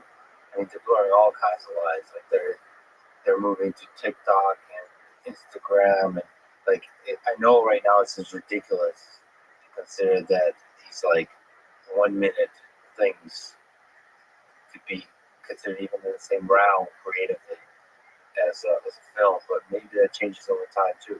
Maybe experiences can completely become fluid in terms of their size, as long as they have some deep, lasting impact on you as a human being, as a consumer. So, to me, the whole thing is about either the moving image or even sometimes a picture will bring out an emotion, a reaction, something. So, short form is harder because you have less time to set things up and all that. But I'm sure there will be short videos and creators that come up with things. And if a moving image can get a reaction on it and make you feel a certain way and stay with you or inspire you, well, that to me is just the next evolution of whatever it's going to be between humans and cameras, etc. See, I think that's why we've talked offline about this. That's why I love robots, because I think there's certain things in the short form with robots that immediately can bring out a feeling of people. There's something about our consideration of our own intelligence, of our own consciousness, of all the fears and hopes and the beautiful things about human nature, the dark things about human nature. But somehow, especially Lego robots right now, we have both fear and excitement towards that. I Are these going to be our overlords, our gods that overtake humanity? Are these going to be things like horses or something like that, something that empower humanity? Like, you don't know what to make stuff of it. That's why they're super exciting. Speaking of robots in film, you've gone into traditional industries and disrupted them quite a few times. Is there a system for deciding which industry is right for disruption? When you look at the world and see what are the big problems you would like to solve, do you have a system of how you see which problems to solve? How do you look at the world?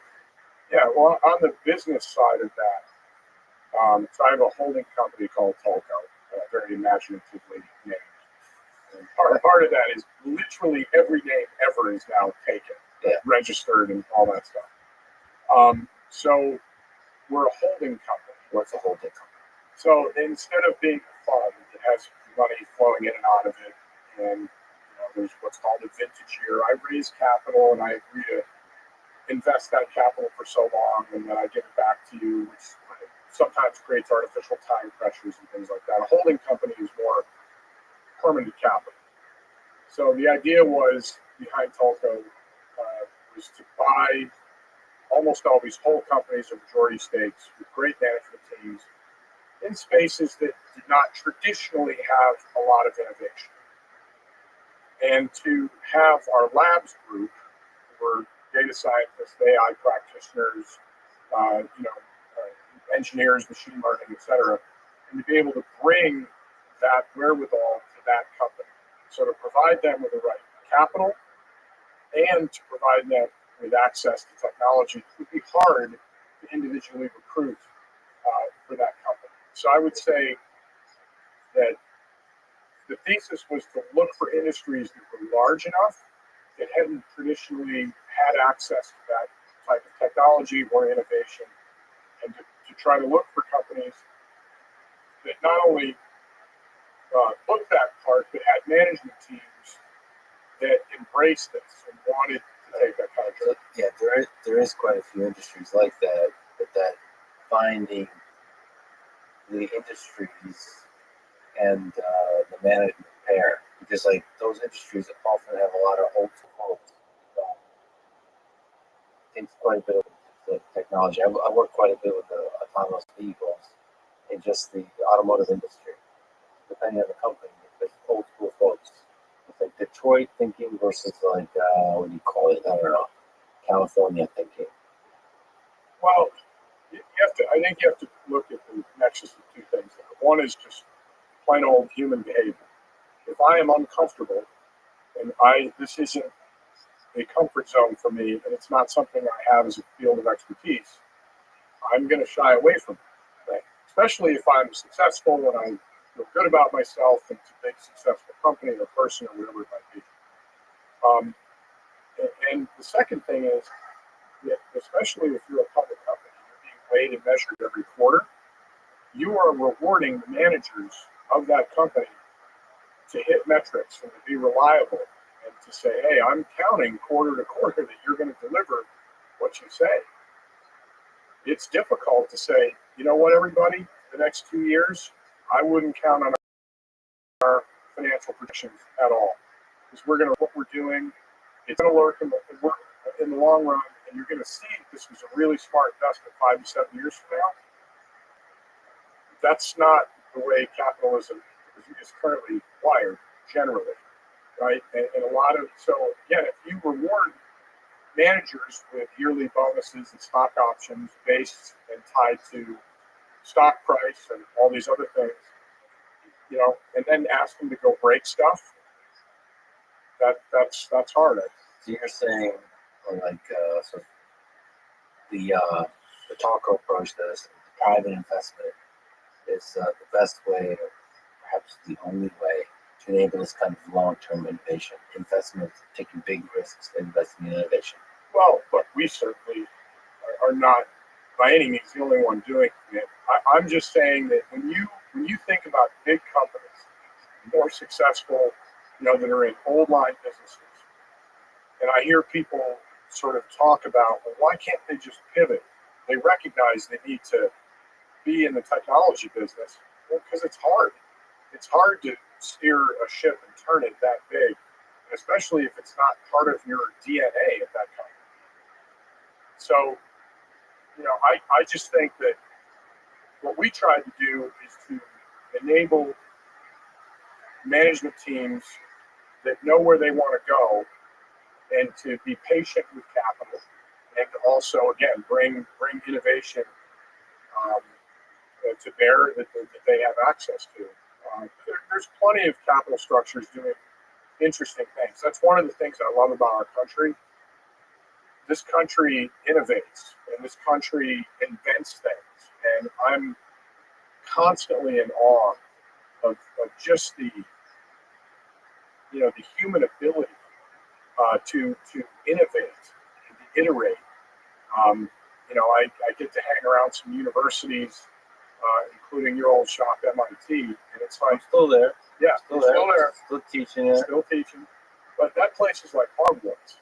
I mean, it's just it's inspiring, Yeah. right? And certainly the energy in Silicon Valley, which now Austin, Texas, where we're has its own incredible ecosystem. So that's one of the things I love about America is the ability, and that really is, I think, in the American DNA to create things and invent things.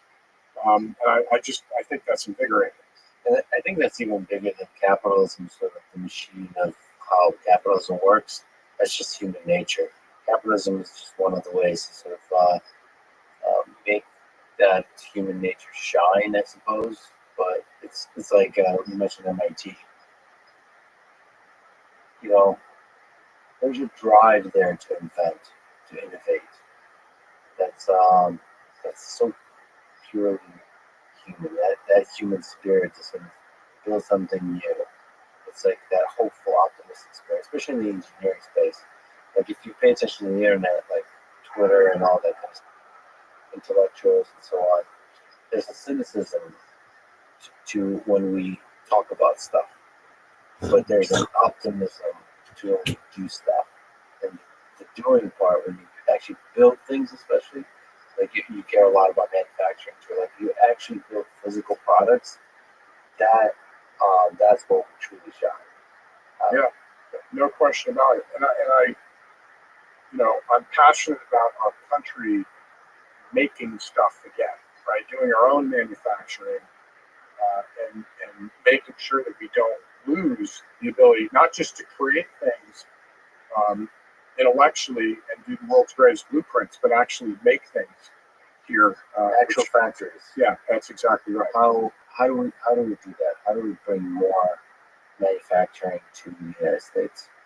Well, there's a company that I have a big personal investment in, Rebuild, with some folks that all went through the MIT school years ago. There's a good friend of mine named Jeff Wilkie who used to be at Amazon, and we all felt the same way that America needed to make sure that it didn't lose its edge in that way. So it's a company that invests in American high-tech manufacturing, and I think the way that we do that is provide capital, provide training. To me, this is also fertile ground for good, sustainable, high-paying jobs. And we have to make it economically feasible to do that again here in this country, and not to say to companies that, again, are being weighed and measured quarter by quarter, hey, this is 3 times as expensive to do it here, but you should do it here. We need to innovate, and we need to create processes and companies and opportunity that balance that equation.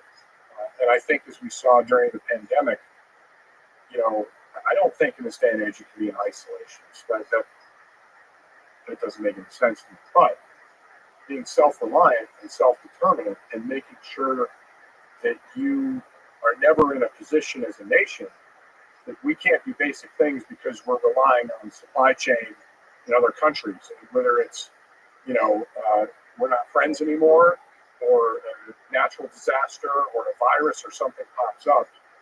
I think those are costs of doing business that we have to put into the calculus of being able to make things.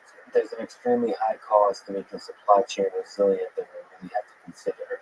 And so if you really consider that cost, it makes a lot of sense to invest, especially long term, in building up manufacturing in a way where like you're making most of the stuff in one place.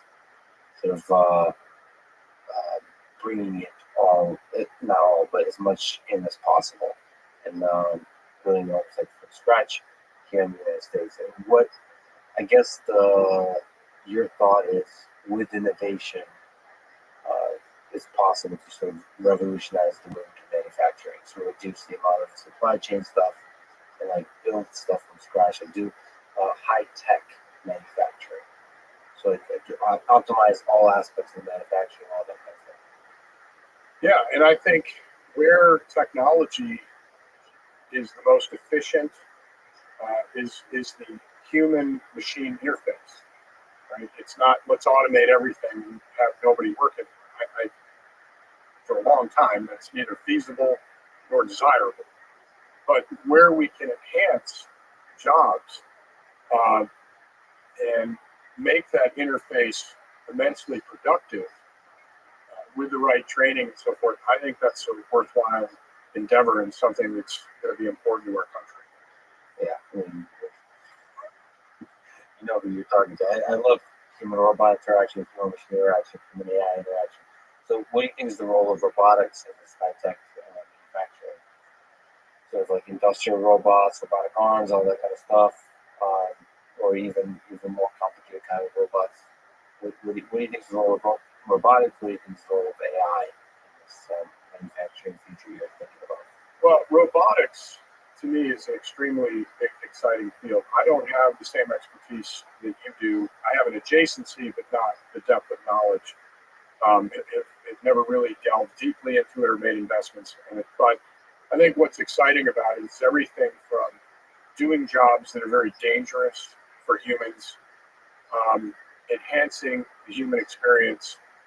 When you look at really repetitive labor, things that, you might take away a job, but is it a good job for that person who's spending 30 years doing something highly repetitious? Is that a good experience in life? So I think, and then when you think about everything from military applications, rescue, we're already seeing a bunch of those things. And then just lastly, when you talk about that human interaction with robots, when you start to have the combination, so you have some level of intelligence and interaction. I mean, that's why I love the droids in Star Wars, right? I mean, it's exciting. It captures the imagination. And I think many hours have been spent on debating artificial intelligence and the ramifications if things go sideways and so forth. And I think those are all, those are appropriate conversations to be having. AI is happening. I think it's actually happening slower than most people realize, because there are tasks that humans do every minute of every day standing up without losing your sense of balance. I mean, these are really hard things, but I think there's enough investment, both in private industry as well as nation states now, on artificial intelligence that it is coming. So both in the software space, in the digital space, and in the physical space. So we talk about manufacturing, so industrial robotics.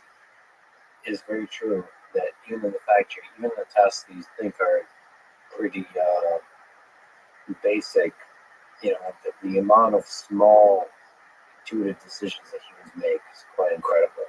So we have to be kind of explicit about saying which tasks are actually really hard and humans are just really good at them. And so on the flip side, in the digital space, there's social networks, recommender systems, with all kinds of personal assistants in terms of voice-based AI systems, all of that. There's opportunities there to find niches where AI can really have a transformative effect. I think one of the places that really haven't, this is where like we work to say stupid things, but I believe this very much that when we have AI systems in the home currently, you have something like Alexa and Google Home and so on. They're kind of very basic servants. They tell you about the weather, they can play some music, they can turn the lights on and off, all the kind of like smart home stuff. I think there's a lot of value in systems that form relationships with us in the way that pets do, dogs and cats. I don't know, cats, just for people who have cats, cats don't care about you. They really don't. They don't form any kind of relationship. I don't know why you have a relationship with them. It's one way. Anyway, sorry, I'm just kidding about that. That's a basic kind of connection you have with another living being. Then there's also just friends. You have different levels of friends, acquaintances, you have lifelong friends, all that friendship you have. I really believe that there's some aspect of human experience that deeply enriched by interacting with other beings. And for systems, computing systems, artificial intelligence systems in our world, to have the capability to engage with some of that, I think, is not just an opportunity to help people grow, become better people, but it's also just a good business opportunity too. And that hasn't really been explored enough. So that to me is really, that's a whole exciting space that I think will enable better industrial robotics. It will empower a better Facebook or a better social network, a competitor to Facebook that overthrows Facebook. So it'll create better technologies that currently don't have that human robot interaction touch. So I don't know. That's super exciting to me. But that has to deal with the mess of human nature. The reason that most robotics people and AI people stay away from humans, they stay away from the human robot interaction problem, is because humans are complicated, they're messy, they're hard to control, they're hard to predict stuff about, they're hard to make sense of or like test repeatedly because one human can be drastically different from another human. So to deal with that as the robotics problem is super hard. And so one of the questions is which problems can you remove the human from consideration when you're trying to solve the problem? So like Elon Musk is an example of somebody who believes autonomous driving, we can remove the human from consideration. We can solve autonomous driving as a robotics problem. It's stay in the lane. When there's a red light, stop at a red light. You know, if there is humans in the picture like pedestrians, that's a big problem. Just treat them as a moving object that has with a 90% probability keeps moving in the way they were in the past few seconds. Some smaller probability they might stop or turn. Like just do some basic models about them, and you'll be able to do just fine. So I tend to believe that even driving has to consider the full messiness of humans. The dance, the game theoretic dance of chicken that we all do when we jaywalk, we look at the car. That driver doesn't have the guts to murder me, so I'm going to walk in front of him and not look at the car. We do that kind of dance, and AI systems have to be able to play, do that kind of dance. In Talco, there's the labs. So there's a data science component, there's an AI component. So how do they go into a company and help revolutionize that industry? Well, there's different examples. So one of our companies, Figs, makes healthcare workwear, started by these two brilliant women, and you know, early days helping to build the platform and recruit and make sure that the everything that we did at the company embraced technology, and at the same time they were obsessive about their customer, which is doctors, nurses, healthcare workers who are putting it on the line every day, and obsessive about their product. And when you have those two things come together, you get the result that we did at Figs. We have a company called Acrisure, which its AI lab and base is down here in Austin, Texas. It was one of the largest insurance brokers in the world, and we did a deal with them and sold some of our insurance holdings. It was completely AI driven. And in that case, you basically put the team inside the company, right? Because it's a massive company and we've gone into all kinds of things. So it just depends on the different situations. But the biggest thing was just to make sure whatever the company needed, they had access to the talent. Sometimes we build it, sometimes we help recruit for it. You know how in technology, it's whatever works, right? There's no one way to do things. Well, Acrisure is really different. It's really interesting as an example for insurance. It's a fascinating space. It seems like very ripe still for the disruption across the board. So how do you? It feels like a lot of the disruption has to do with almost the first dump step. We've been using mostly paper. It's not digitized. You have to basically convert, create a infrastructure and a framework where everybody's using the same digital system of databases and just organize the data. It seems like that's a huge leap that basically can revolutionize major industries that still hasn't been done. Insurance is obviously a great example of that. And one of the things that struck me, the founder CEO of Acrisure is a guy named Greg Williams. They're out of Grand Rapids, Michigan. As we were looking at expanding our footprint in insurance, I met with a lot of insurance executives. And they would talk about technology. Greg truly understood the power of what would happen across actuarial sciences, predictive analytics, and using machine learning to really run every aspect of your business, and then automating a lot of the back office tedious steps. As you said, one of the things that was great for us, they already had a data collection system and department, so it was much easier to pivot. And I'm very excited about the future of that company. It's they're doing some pretty innovative, groundbreaking things, and those are the things that I like doing. Right? It is that yes, I want to make money. That's what that is. But at the same time, what did you do with your time on Earth? Right? Did you do anything, leave any kind of mark that you did anything interesting? I can only speak for myself. There are many more ways to measure one's life, and I can only speak about how I think about things.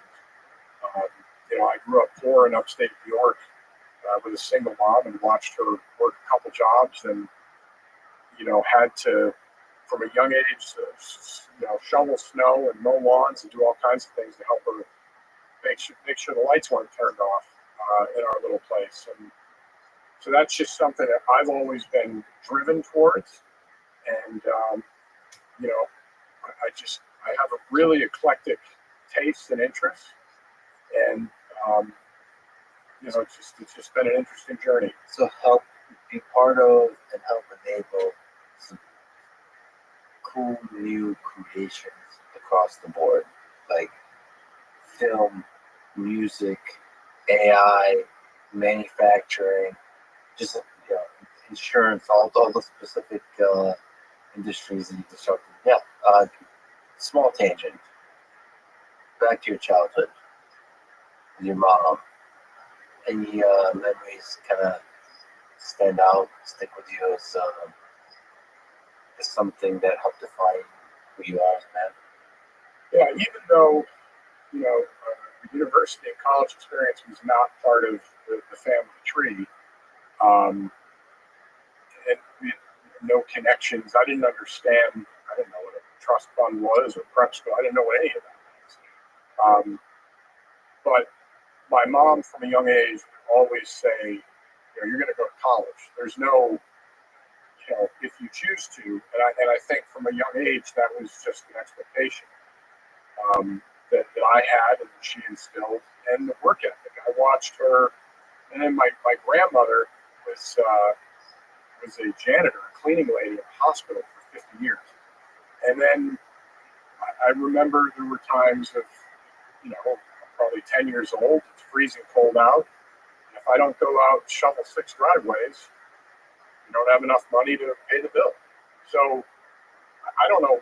I'm not a psychologist, so I don't know how that manifests itself in my life today.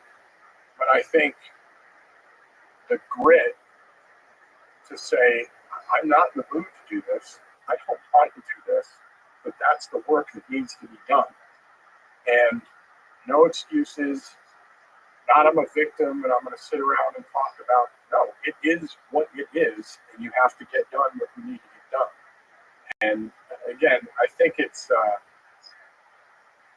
you can never fully put yourself in someone else's shoes or experience. So I don't know what that is or feels like, but for me, those were two, I think, formative things that were important. So that's pretty, the reality of life like that is pretty humbling. You've been so exceptionally successful that it's easy to get soft now. How do you get humbled these days? By getting up. I think for me personally, trying to push the envelope and being weighed and measured. Right? That's why I always love sports too. There's a scoreboard. And, I'm a huge believer in opportunity, meritocracy, all those things that I think are ideals that we want to aspire to. And I think that there's a lot of things I'm involved with right now that I just want to see if I can do it. I want to see if my own little mantra is cause the outcome, right? As much as you can. And at the same time, have the humility, have the hubris or arrogance to say, I'm always going to cause the outcome. You'll get your ass kicked pretty quickly and humbled. The world and the universe is a big place with forces, beyond it. But I think, I also think a lot about being intellectually honest, which when I do the university talks and so forth, I think that's a superpower. Because if you find yourself making decisions based on other people's expectations, based on places you don't want to go, but you're either you feel like momentum is taking you there. I think that's a big problem. And there are people that go to our top universities and can't wait to get out and start their own company, and they want that pressure, and they want to grind. And there are other people that are smart and talented that just say, look, I don't want to lay awake staring at the ceiling wondering how I'm going to pay payroll. I don't want that in my life. And I think if you can square that up and be okay with it, say what makes me tick, what makes me happy, what puts me in a bad headspace, because there's a difference between challenging yourself and going against your nature. So that's why I think that being intellectually honest, being able to really sit down and go inside your own head and say, what am I good at? What am I not good at? How am I going to put myself in a position to be successful? Because, I'm working on my weaknesses, but I'm not going to put myself career-wise in a position where I'm just fundamentally going to have a hard time being successful. Yeah, intellectually honest is a tricky one. And it gets, there's like levels to it too. Sure. Because, some of the things, I think about when you dream of doing certain kinds of big things, the part of intellectual honesty is to say several things. One is like, hey, the thing you're dreaming about, like, one, the fact that nobody's done it probably shows that you're just a dreamer. This is not going to, like, think clearly. fact that it hasn't been done probably shows that it may not be the right path.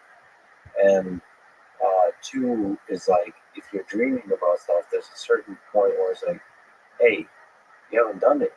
Like, why haven't you done it already then? Like, you have to be honest with yourself. Like, if you're ambitious, like, a lot of people work hard, long time for a dream, but you have to wake up and be like, all right, I've been at this for 10 years.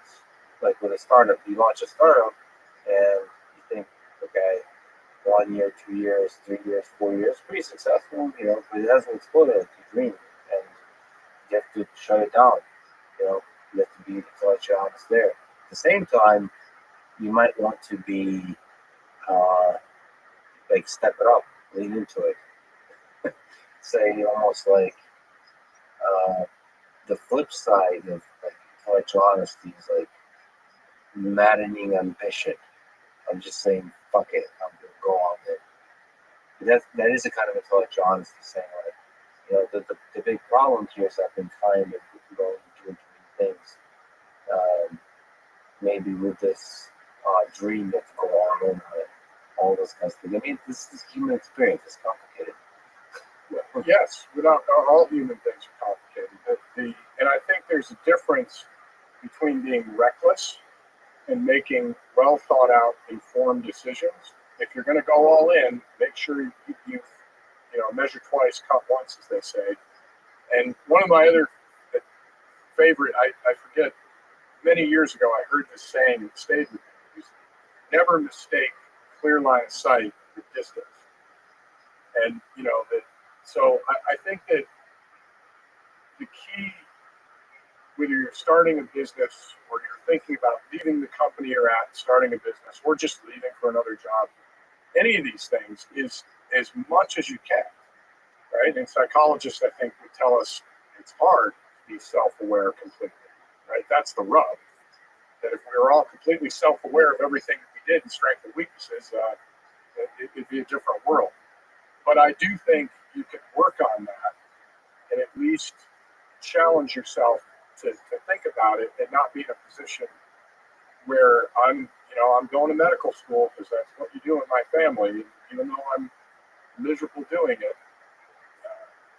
Things like that.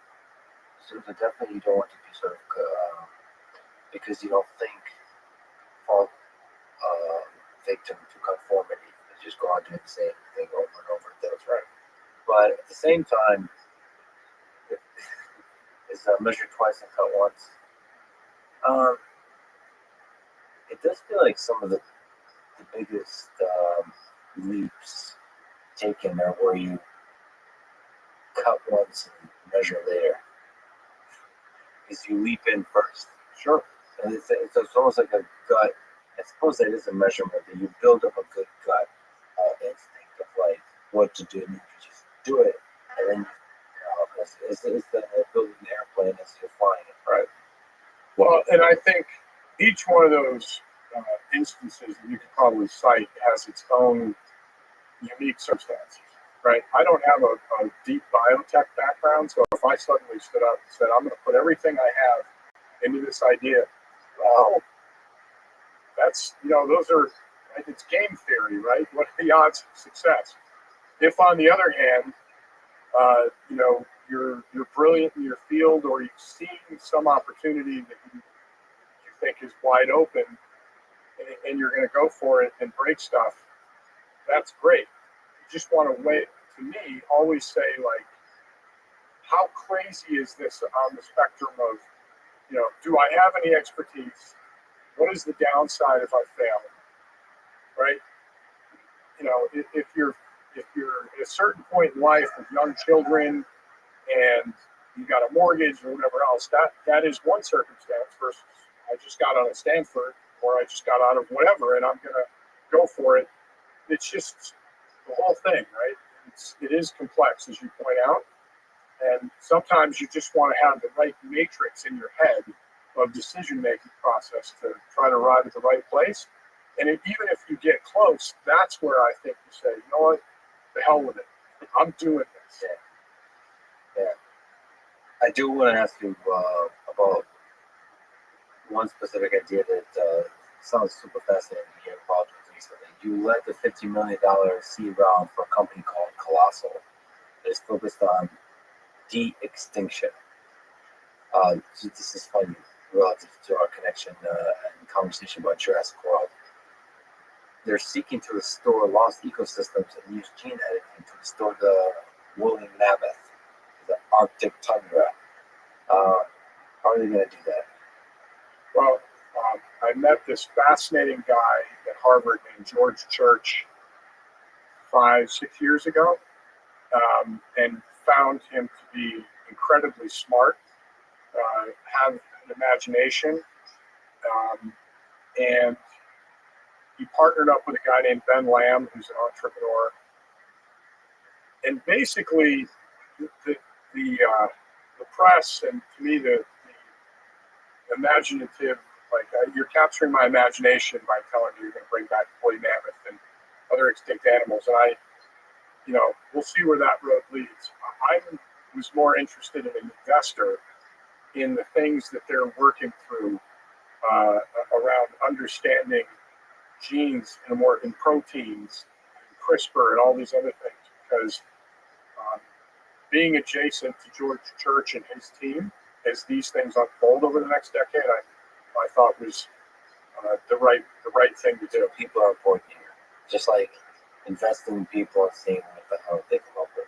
Absolutely. I mean, you can look through history, and great things are done by great people, right? And companies, they end up over time becoming a logo and immediately what you think of them. But they started out with a person, with an idea, and a team that cultivated that and made that happen. And I think there are certain folks that are just immensely talented that if you can be around them, and I also know his and his team's ethics in terms of spending time talking about where the lines are. People in other countries that may not have the same process, may not have the same checks and balances, are doing this and pursuing this regardless. So at least I felt like with George and Ben and their teams, they're also very responsible. This is where the human side of things comes into play. I've interacted with a lot of really brilliant people in the technology space where you kind of, there's a lot of ways to feel this out. You can ask them when they really kind of read literature. You can feel out how much they really understand about like human nature here. Like whatever the technology is, when it actually starts to play, interact with society at scale, like do they have an understanding or an intuition about how that happens? Some of that requires studying history, some of that requires it just looking at the worst and best parts and events in history to understand, like, hey, it doesn't always turn out like everybody hoped the technology turns out. If a person has a depth of understanding about history, about human nature, then I think that's the right person to mess with some of this cutting edge stuff. And you want Marcus Aurelius with a PhD from MIT. Exactly. You just a small tangent, but you mentioned having a conversation with Warren Buffett. You spoke really highly of him as an investor, as a human being. What about him do you admire? What from him? What insights have you drawn from him as a great investor yourself? Well, the afternoon that I got to spend with him, which is something I'll treasure forever. But sometimes when you meet people, even that are immensely successful, you may decide that after 20 minutes or a half hour, oh, you were in the right place at the right time, and that's fine. There are other people that are clearly different, special, and I don't care if you made them start from zero, would end up in a good place. And so it was an absolute privilege to spend the time with him. And a couple of things that stood out in the conversation. He is incredibly intellectually curious and well-read. And I like how simplistic he likes to keep his thought matrix. And then also, instead of trying to outsmart the market, it seems like a simple axiom, but just look, good companies that are led by talented managers that are good businesses over time are going to get there. So I'm not going to day trade. I'm looking for value. And then just on life stuff, he just, and also his ability to take in and then use information is incredibly impressive. So I only spent I met him before, but I only spent one afternoon with him. But it's, pretty incredible. And one of the things that stuck out to me is we were in the middle of talking about telco investing or how we thought about it. And I said, I'm trying to be smart about it. And he stopped me. He said, Charlie Munger, his partner of many years. Charlie and I don't try to think of the smart thing. We try to think, what's the dumb thing we could do here? And I kind of laughed, and he said, no, I'm dead serious. We think about it from the standpoint of, what could we do in this situation that later we would be like, that was a really dumb thing to do? And I actually thought that was, it got in my head. I still think a lot about that as I'm dissecting problems. There's that's kind of long-term thinking if you just avoid the dumb things, or if you simplify it, if you just focus on those simple steps. All it takes is just do that for a long period of time. But it certainly worked. That's all I can say. What about you? You've been a great investor yourself. How do you know when you judge people? So whenever I go to San Francisco, I was thinking of moving to San Francisco. That's why I decided to, after really giving it some thought, talking to people, decided to move to Austin. Everybody's dreaming big and they have big plans. Actually, I don't envy the job of investor of any kind, because everybody has big dreams. It's hard to know who exactly, what idea is going to materialize, what team is going to materialize into something great. How do you make those decisions about people, about ideas? Well, if I had any kind of a lattice work on this, it absolutely starts with the people. And I think the reason for that is your business plan is going to change.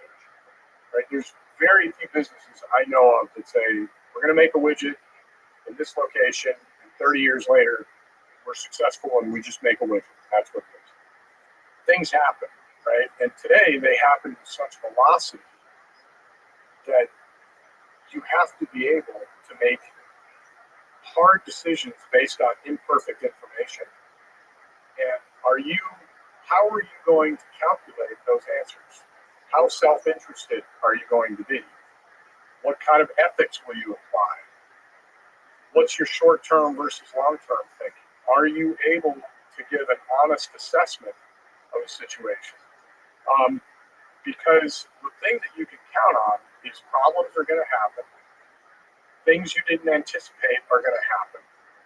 How pliable, right? How much elasticity is there in your ability to be successful? And I think it's important when you invest in something that you both see, you understand the roadmap ahead and agree to it, right? Doesn't mean there won't be twists and turns, but you're not like, well, wait a minute, what did we do here? This isn't what was in the thing I signed up for. And then I think honesty and communication is a thing to me. I always tell people, if bi-directional, if there's something going on, start the conversation with, Lex, we have a problem. Mm-hmm. Okay, now I'm sitting up. You have my full attention. We're going to talk about whatever it is. Bad news should travel faster than good news. And because it's going to happen, being in business with someone who's going to shoot you straight and sometimes say, I don't know. I don't know what the answer is. I got to go figure it out. that I can process a lot better than, look, I don't want you mad at me or disappointed, or I can't handle not having success, so we're just going to kick the can. And I think, especially in today's business environment, that's very, very dangerous.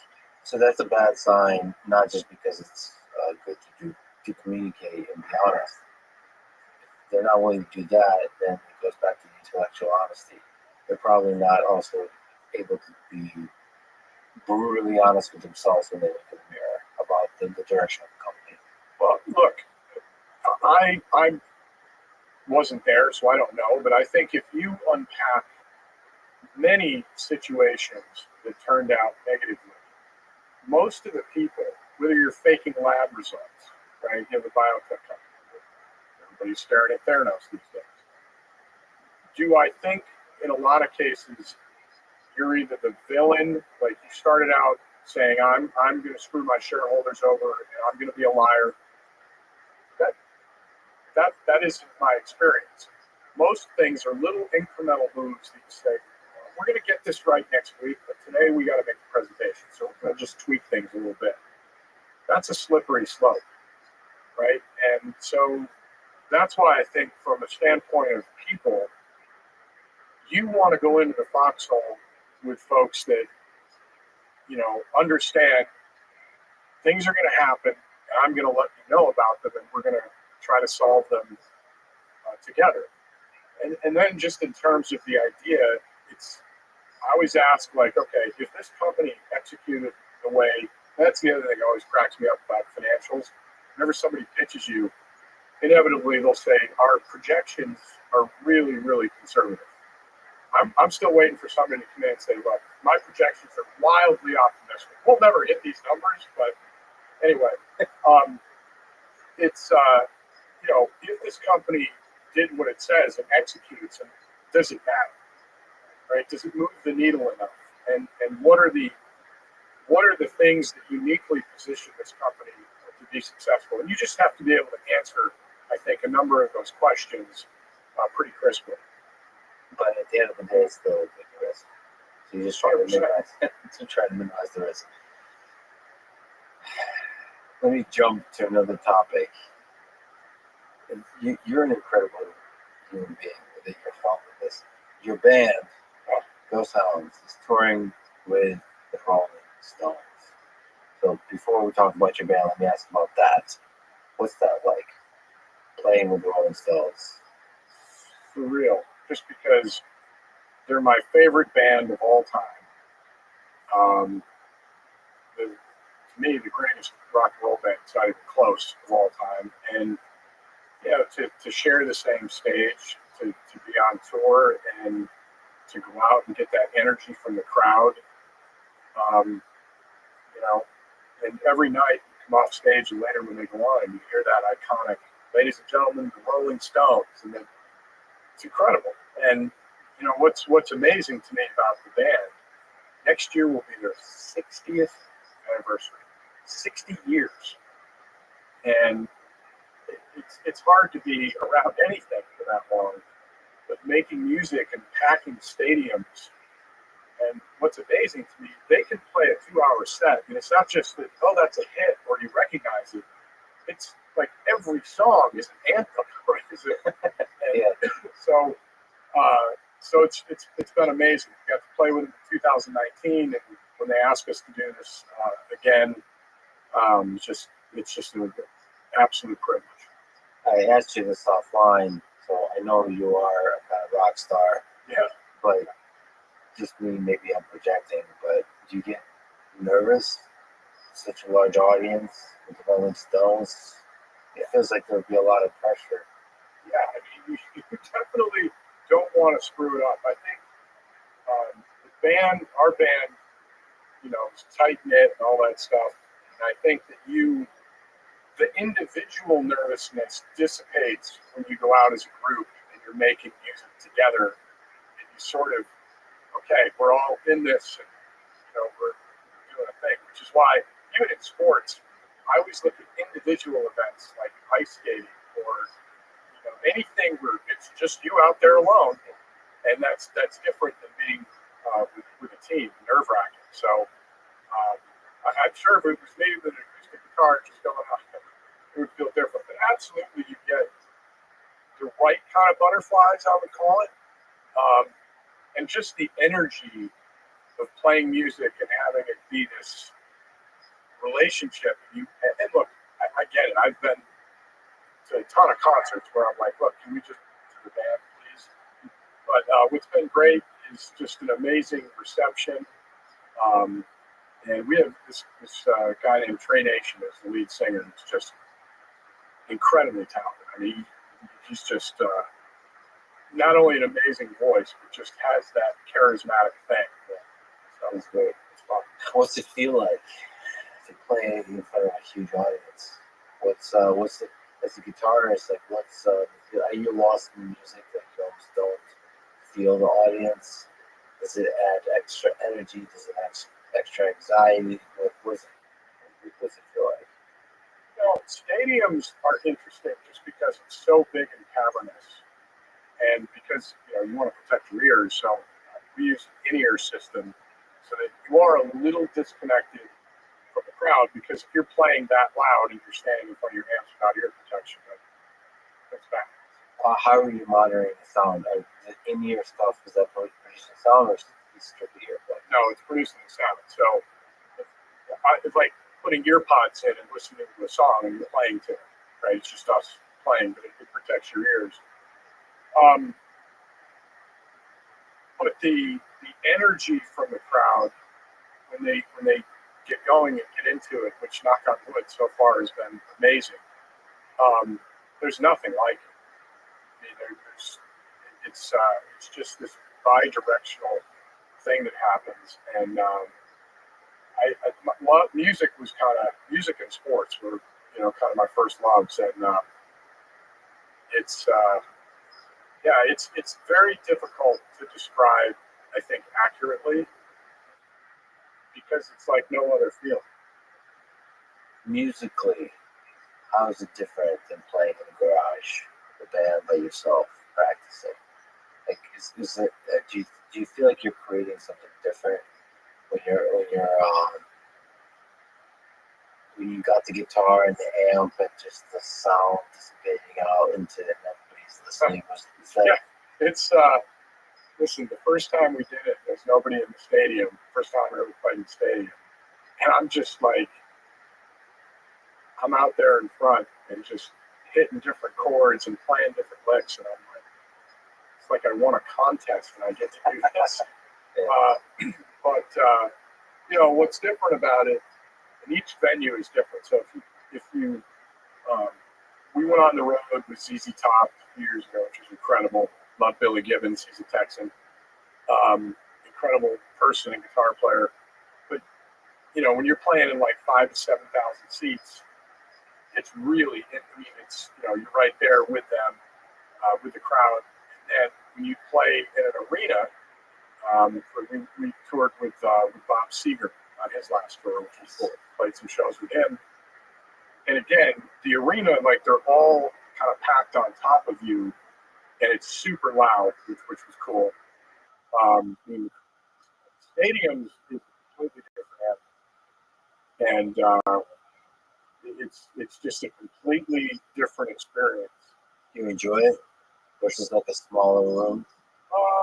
What's as a guitarist, as a musician, what's your favorite room to play?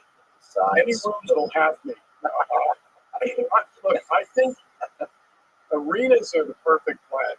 If I had to say, because it's loud and 20, 30,000 people, but like right up on you. The stadium, look, playing the stadiums with the Rolling Stones is going to go on the head marker somewhere. It's one of the more, I say this, and I really mean it.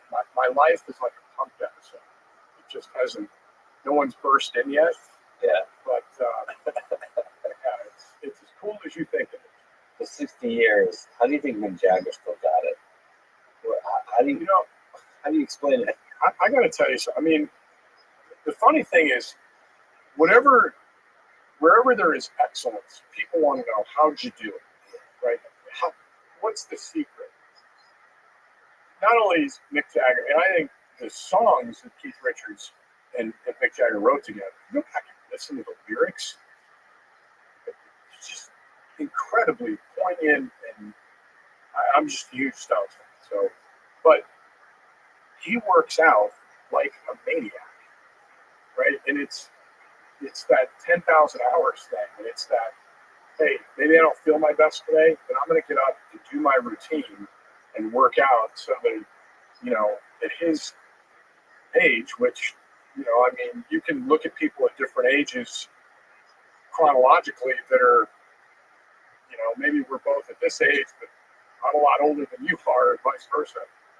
And he just, I think it's the combination of raw talent and the ability. He's very smart, right? Like he's understands how to have interaction with the crowd and hold them in the palm of his hand and be an entertainer. But then on top of that, the reason he can at this age run around stadiums and be just as energetic is he puts the work in. And that's one step that I think a lot of people miss sometimes, where they want that magic trick. They want to know what's the shortcut. Most of the time, the answer is there's no shortcut. You have to work hard on the way there and work hard to stay on top. That's it.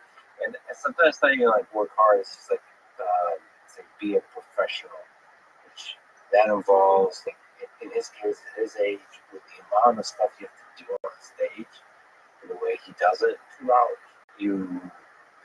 This is a professional athlete. A professional athlete that has to do things that are probably designed for 20-year-olds and 30-year-olds, has to do at an older age, which means like what do you have to do?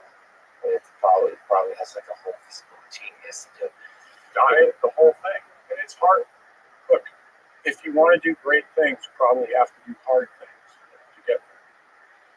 I'm not going to make you pick. Just stick on the Stones for one more minute. But what are some great Rolling Stones songs that were impactful for you?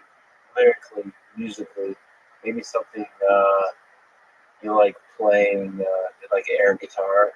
Or, Sure. I don't know. Probably my favorites. I love Sympathy for the Devil. It's very, sort of Faustian. I love the lyrics. I love how the almost a fruity beat just kind of builds throughout the song. That's always been one of my favorites. So that song, he never mentions Devil, does he? No, sorry. You know my name. Yeah. There's like a flirtation. Correct. In the lyrics. It's kind of interesting. Yeah, it's here's all the trouble I've caused along the way with you humans. And I just think it's really, really great. And musically, it goes really nicely. Yeah. It's like both fun and dark. It's cool. There's a playful nature to it. It's very Stones. Only they can pull it off. They're playful, but it's also like dark and Dangerous. Yeah, and Gimme Shelter is just, and to this day, when I listen to the studio version, and Mary Clayton just comes on and sings that epic, iconic part. And there's a documentary that was done about backup singers. Phenomenal. And it tells the story of that moment, that song with Mary Clayton. It's just her voice and the way it unfolded. They got her out of bed at like 10 o'clock at night in LA. And she's like, the Rolling Stones, and went in and just killed it. And I can't sing at all. I'm by ordinance not allowed around a microphone. So I'm always in awe when someone can sing like that. Those are some of my favorite Rolling Stones songs. And Painted Black's awesome. I mean, that's why. Yeah, the song that builds badass. I mean, it defines that whole generation. What made you pick up a guitar and what made you fall in love with guitar? It's just the coolest instrument, right? I mean, when you watched back then, and I was kind of an old soul. I was listening at a fairly young age to Muddy Waters, Robert Johnson, Mike Hopkins, E.B. King, and just the soulfulness. Feels God. Oh, I mean, BB plays 5 notes and just kills it. And the emotion that it evokes. So I just was just in awe of the instrument. And, I also, there's always somebody around who's a musician that just picks the instrument up and can play, right? They're just so talented at it. They can just listen to a record and play it. That was never me. I never took formal lessons. I had to grind, to just make it sound like I wanted it to sound. So both technically and ear, everything was hard work.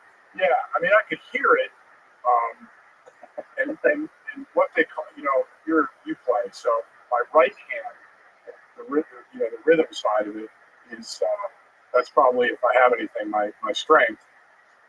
But there's something pretty amazing that happens when you get together with other people and play a song. In that moment where it hits the pocket and you all kind of know it, and it's just such a cool feeling.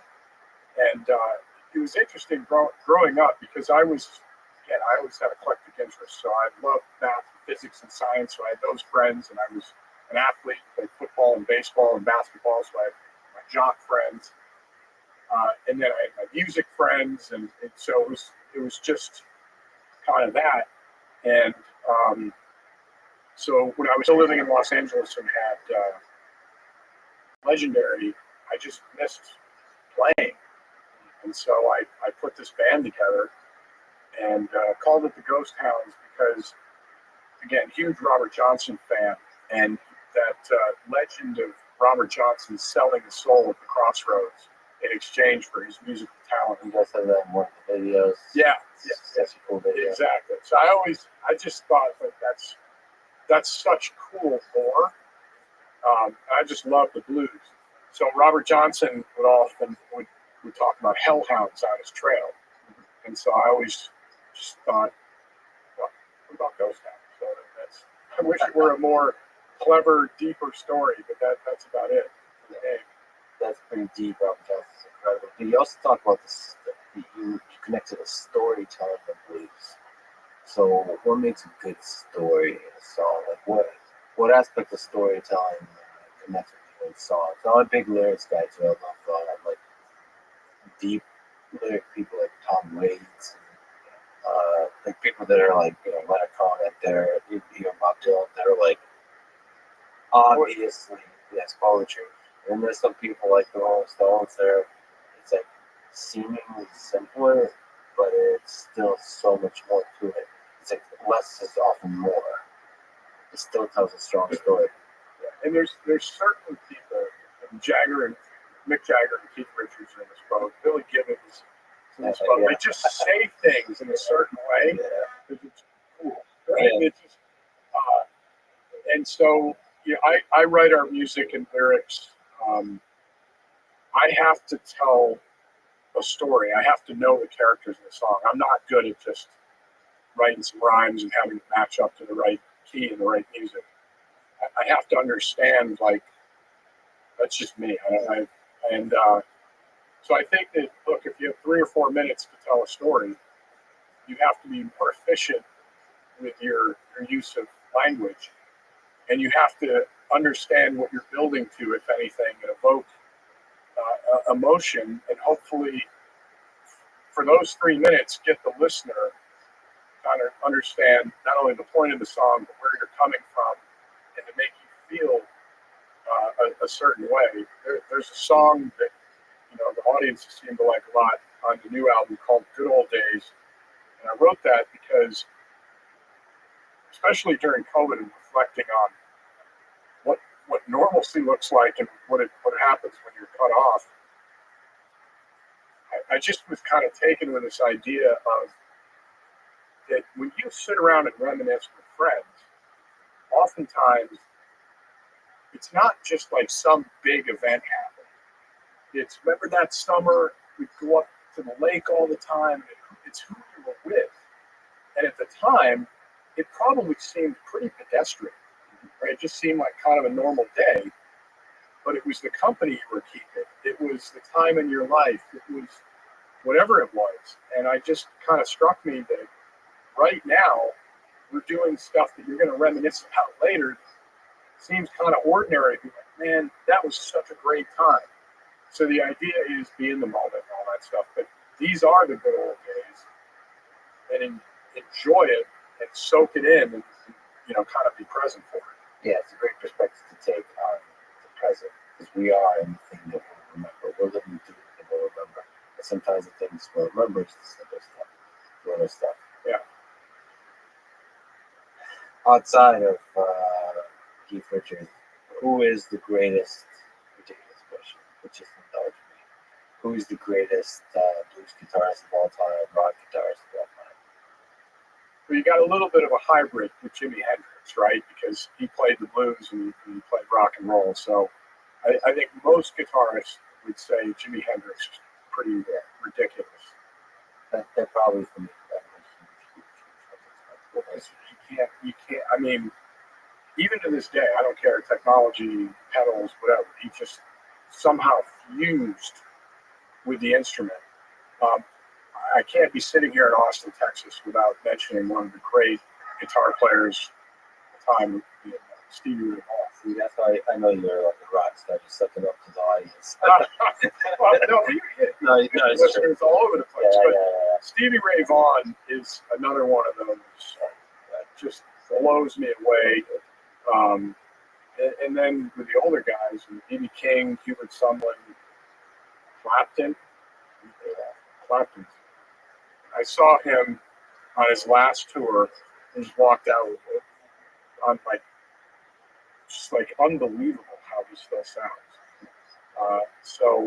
And both electric and acoustic. Yeah, just massive range. Absolute massive. And the greatest storyteller, Russian Bob Seger. That's the next one. He almost doesn't get enough credit. I feel like for how great he is. Obviously, he's super famous, but no, he's in his voice. I had the privilege of getting friendly with John Fogerty. John Fogerty and CCR fame. He's another one that's just the way he phrases things. And you just look at the catalog of stuff he wrote.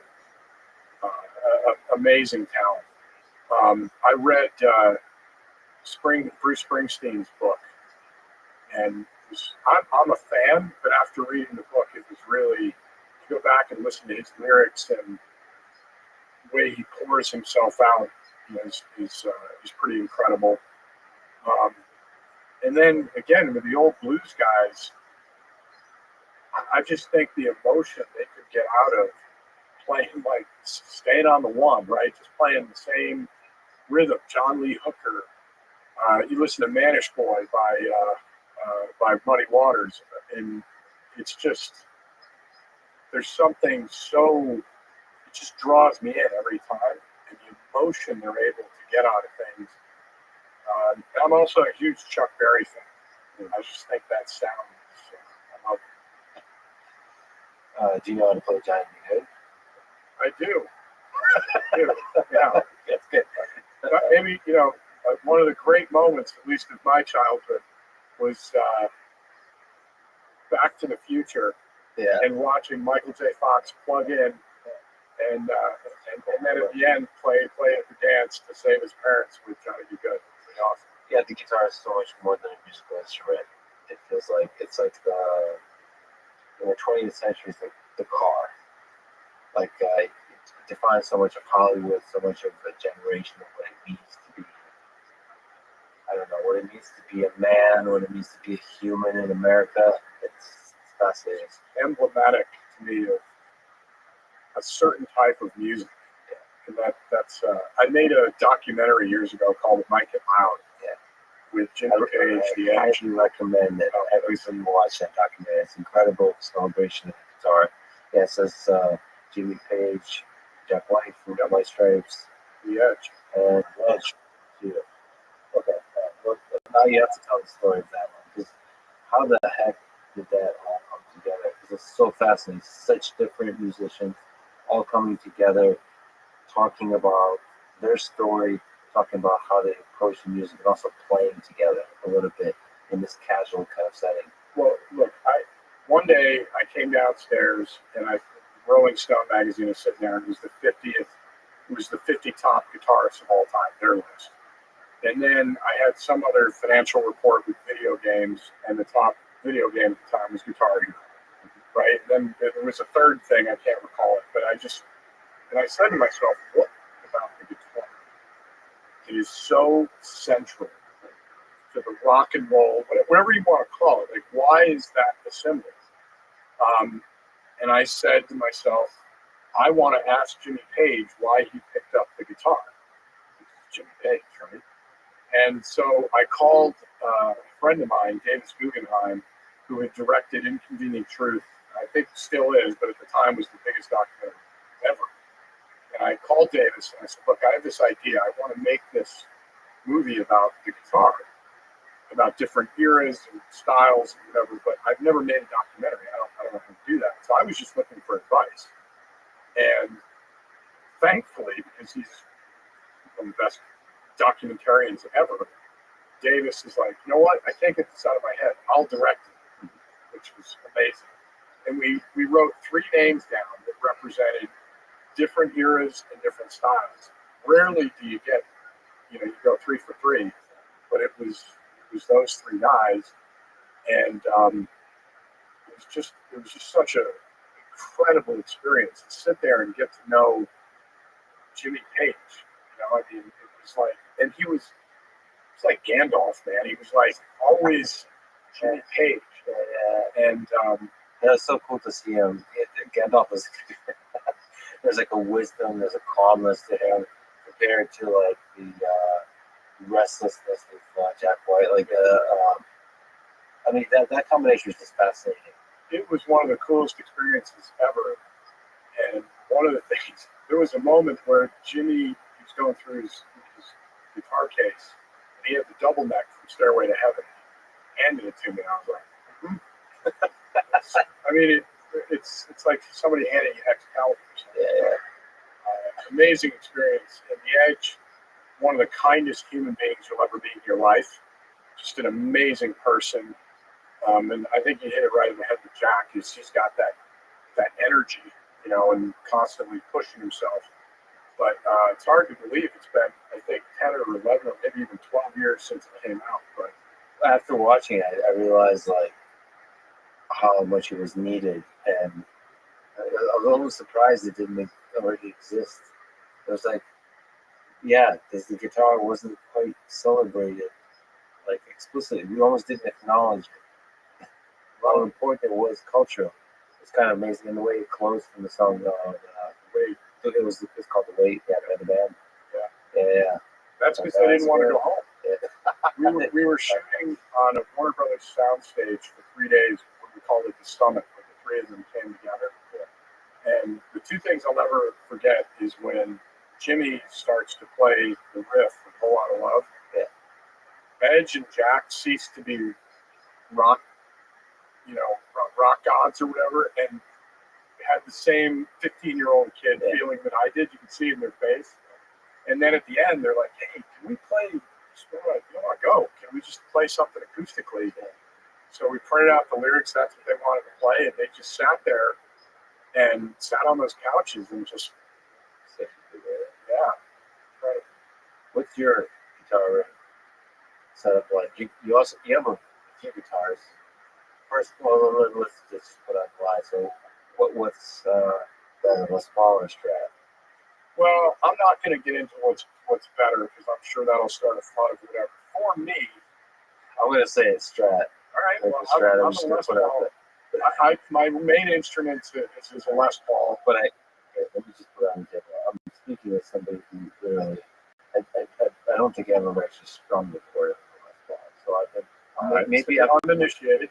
Exactly. So I don't speak to this, but it's probably because of Hendrix so deeply into Hendrix that I just kind of follow the steps and Clapton and so on.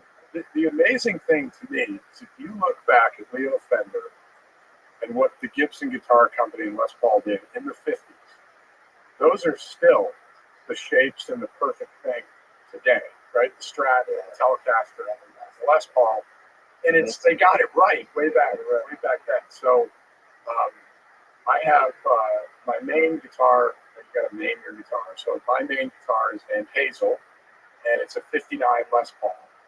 And there's something magical in that year, like a Stradivarius, and they're different. So I play that, and then I play it through sort of my main rig is either a '59 Fender Twin or a '65 Marshall. And then when we're on the road now, because when you use older vintage stuff, you just got to be super careful, tubes and everything. It has to be reliable. So very nicely, the guys from Rock sent me some of their amps, and they're really, because I don't use any new stuff, but the Rock stuff is pretty great. So that's actually what I'm. But gets close, like gets close to the sound you like for the most part. Yeah, it's new and reliable. So that's what I'm using on the road. Do people use like emulation? Do they use software? Or is it still? They do. I personally don't. I go. I don't have many pedals. I use a Klon, an old, vintage Klon, straight into the amp, and that's it. As old school as possible. Yeah. Is there another cool guitars you have that kind of stand out? I have a bunch of what they call Blackguard Telecasters from the '50s, which are pretty great. What are those Blackguard Telecasters? Yeah, so they just it's in the they 50s, actually they legit have have a Blackguard. But they're incredible. So what's the color of the Telecaster itself? Most of them are yellow with black, and then they got into different configurations. But there's something.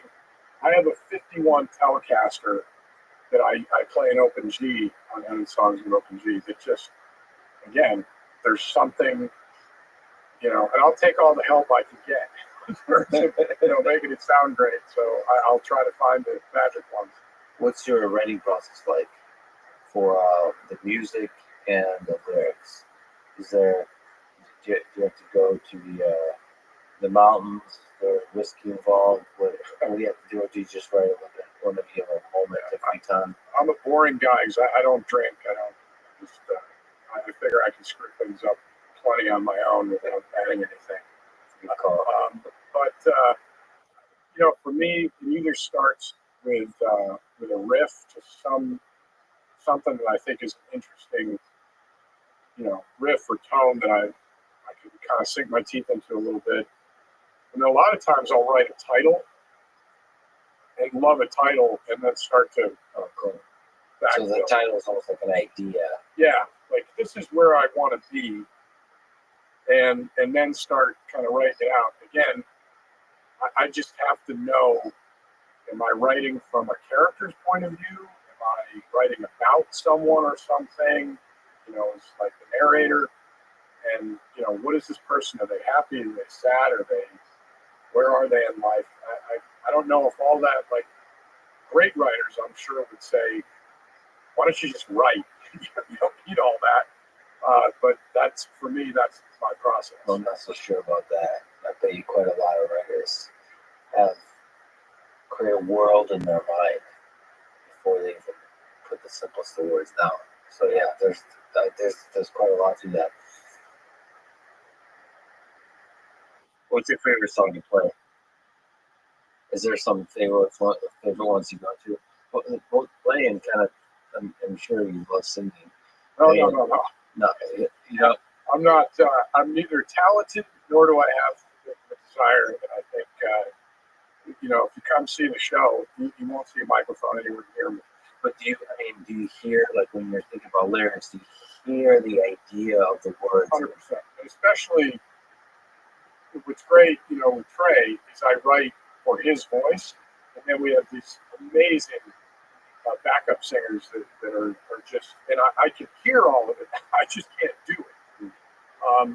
And so I'd say of our stuff, there's a song called Half My Fault that I play in Open G. It just, I love playing the song. I love that energy. And then we have a new blues album coming out, and there's a song called Baby We're Through, and it just stays on the one. And for non-musicians, that means, like in a lot of rock and roll and blues, it's what's called a 1-4-5 progression from your kind of root note. You would hear, if you're a non-musician, if you heard it, you'd be like, oh yeah, it's a lot of songs. And this song just stays on the same groove, like LaGrange or Shake Your Hips or any of those songs.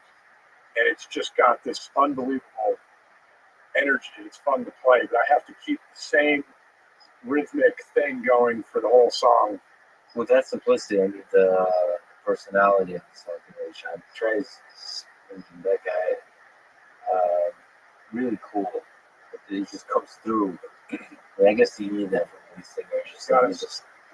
You've got to have that. And my other guitar player, Johnny Bob, he's a phenomenal. I mean, like a legitimate guitar slinger.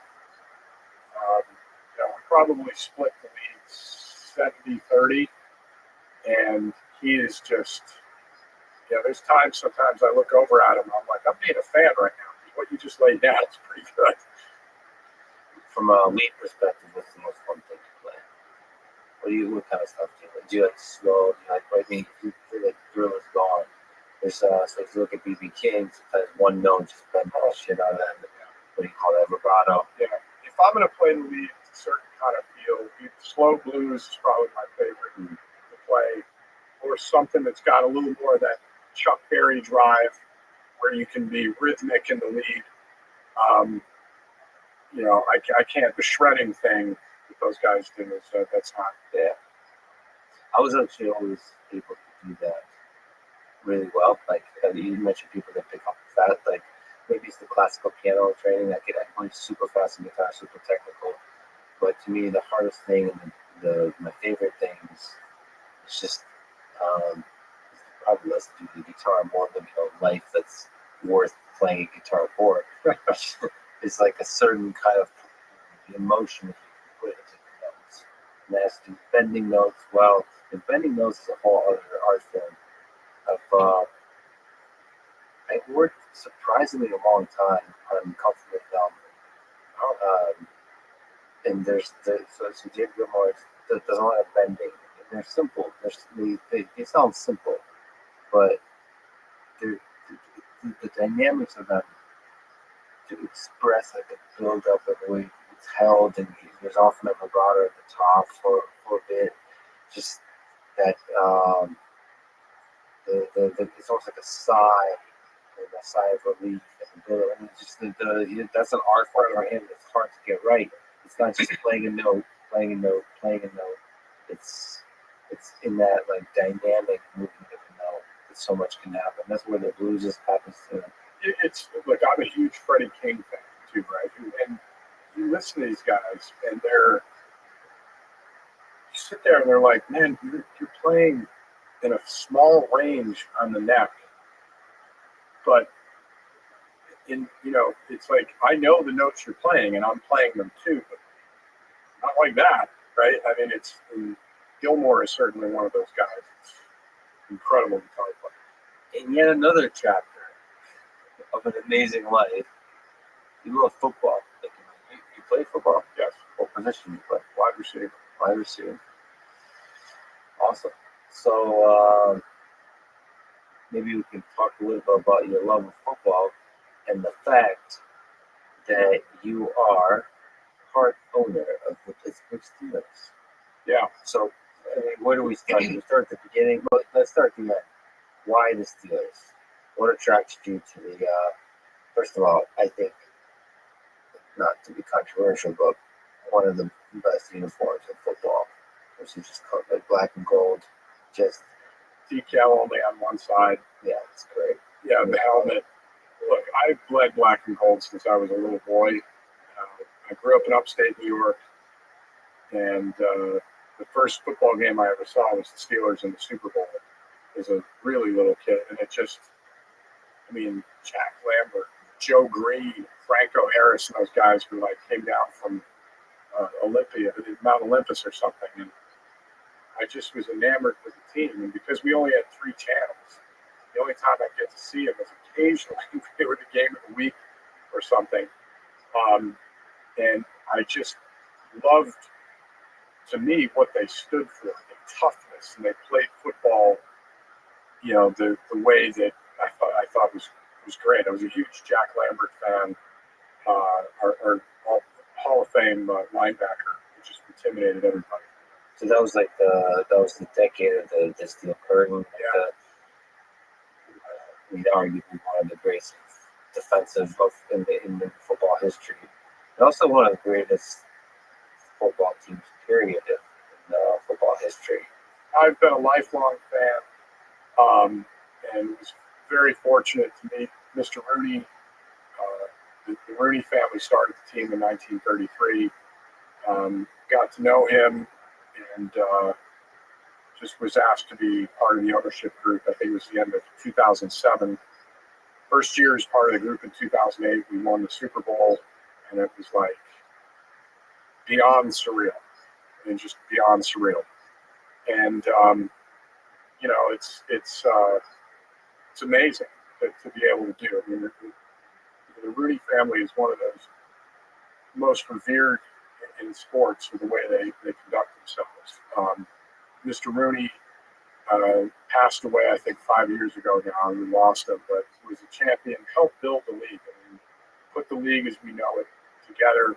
More importantly, he was a civil rights champion who created what we now call the Rooney Rule to make sure that we're being fair about giving minority coaches a chance to be hired. And just is one of the most kind and amazing human beings I ever met. It's incredible what sport does, like to bring out the best in people, to give people hope, to inspire people. There is something about football that has all the elements of a great sport.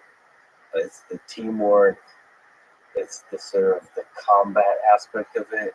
It's the purity of it. It's of like strength and power and speed, and all the elements of like last minute close calls required to win the game, and where referee decisions, of course, that's essential for the sport. Scrub the whole thing, just got all of it together.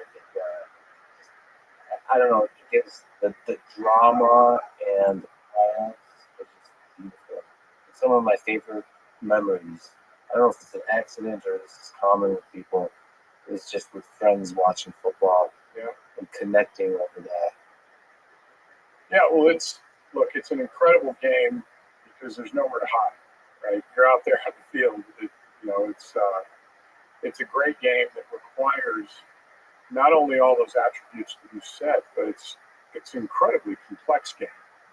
So if you don't know what you're looking at, and you don't understand how complex defenses are trying to disguise what they're doing, offenses are trying to overcome that, and you can set up one play in the entire game, but a team that plays well together, right, knows their plays inside and out, knows their assignments inside and out, can overcome and beat a more physically gifted team because of that, that aspect of working together. One of the things that I always love about sports is just you're out there, there's a set of rules, and there's a scoreboard. So at the end of that game, it says, and you can make excuses about the refs or this happened or that happened, but at the end of the day, did you go out and compete? And when you went out and were a competitor, how did it work out? Right? And the simplicity of that and the purity of that is something that I always have been drawn to. What about the business of sort of owning a team or putting together a team or trying to build up a team that's going to be a great team? What are some interesting aspects that people might not realize that you can carry over from all the experience you have in business? I think the hardest thing about professional sports right now, it's individuals getting paid money to play a sport, which is certainly different than amateur. And, the decisions that are hard is when you get to know somebody who's a player on the team, and either they're at the end of their career or you need to go in a different direction. And that person who's done everything that you've asked, whatever the coaches have asked of that person, and you get close to them. And then when they have to be traded, released, or whatever happens, it's that's that. And being able to stand back and in some ways be dispassionate, not be a fan, right? I'm on the Baseball Hall of Fame board, and one of the guys that's on the board of me is Jerry Reinsdorf, and I think it was Jerry who said, if you act like a fan, you'll be sitting with them, which I thought was kind of funny. Well, I got to put you back on that a little bit. Well, as a by way of a fan asking them a question. Okay, let me just give some examples. It's very common in sport. It's like this example of like certain great players to another team who went at the end of their career. And it always makes me sad. It always makes me want to wish they kind of retired right there. From a perspective of just like, do you ever, as an owner, but just in that space, think about like the Steelers in the full arc of human history. So not like as a business. The good news is I don't have to think about it as a business. Right. I'm a minority owner, so I can think about it almost as a fan. But I'm sorry, go ahead. Yeah, well, that's what I mean. I suppose this is a dumb question to think of, like of a business in that way, not just investment, but like legacy of like what footprint would you leave on this world, on this history? That is one thing that I can say unequivocally, and I only have the experience that I have. But one of the things that I'm so proud of about the way the Steelers conduct themselves is that's the Rooney family. That's the legacy of the Rooney family. Is asking constantly about what's right for the league, what's right for the players. What's the right thing to do here, and that's something I would hear Mr. Rooney say all the time. So I think that legacy is important because ultimately the team belongs to that city, right? Belongs to those fans, and the owners are the custodians of that. So I think, and when you realize what sports teams mean to the fans, the memories it creates, the bonds it creates, it's a responsibility.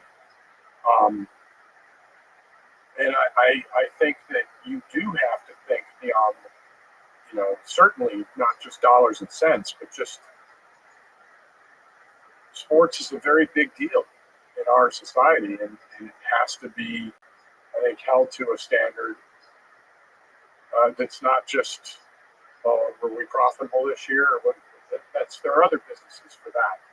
It is certainly a business. I don't mean to romanticize to the point that it's not, but to me, it's more than that. Or at least my experience has been that it's more than that. It's a source of meaning for millions of people.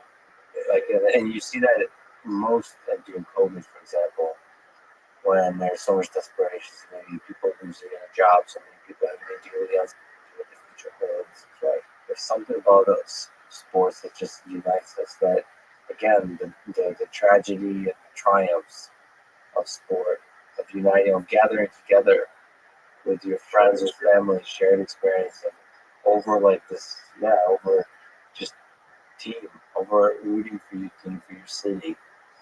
And the access, again, as I alluded to, we didn't have anything when I was growing up, but I would pour through the box scores. I was a huge Yankee fan and Steeler fan, and feeling some ownership of that, right? That I could read the box score and relive what they did and occasionally see them on TV and feel like I was part of that celebration when they won and everything.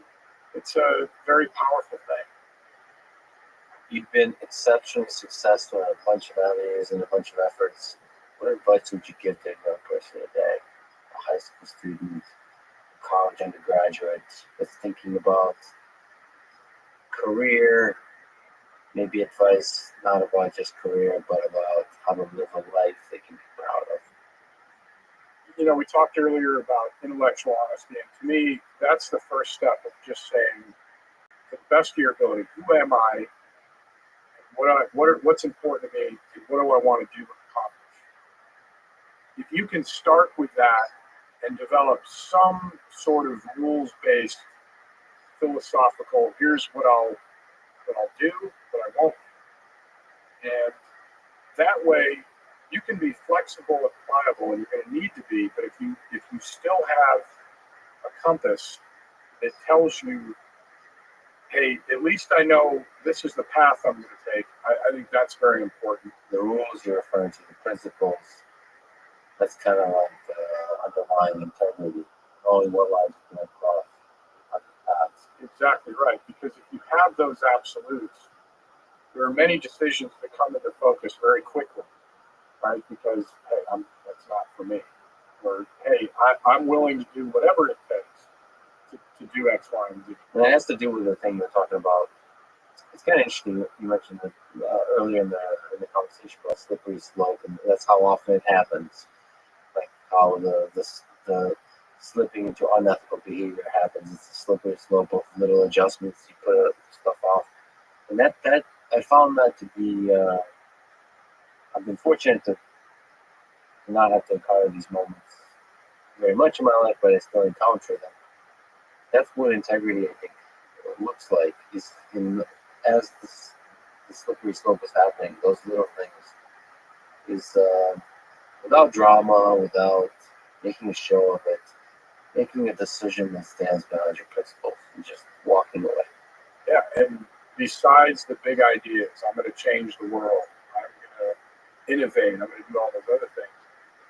I also start, if I'm giving any different advice, which we can debate whether or not I should give advice, but just in terms of, well, let me start with this. Are you a good friend?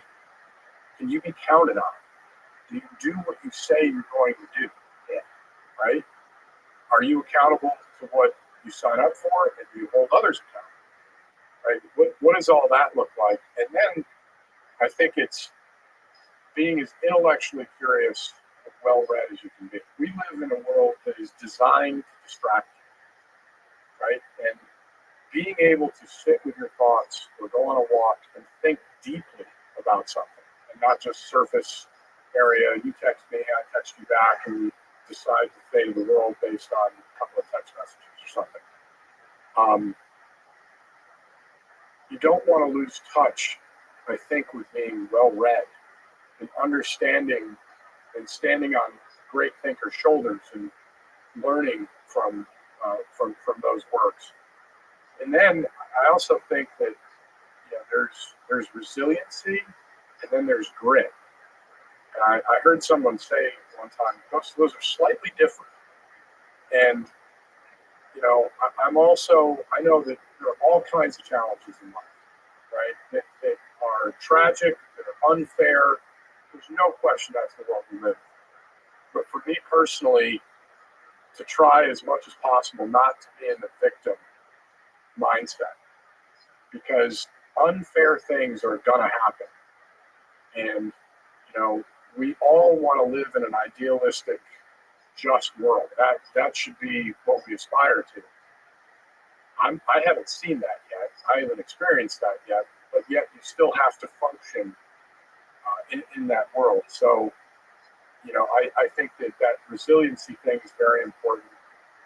And then putting yourself out there, right? Because if you play scared and you're always afraid to fail,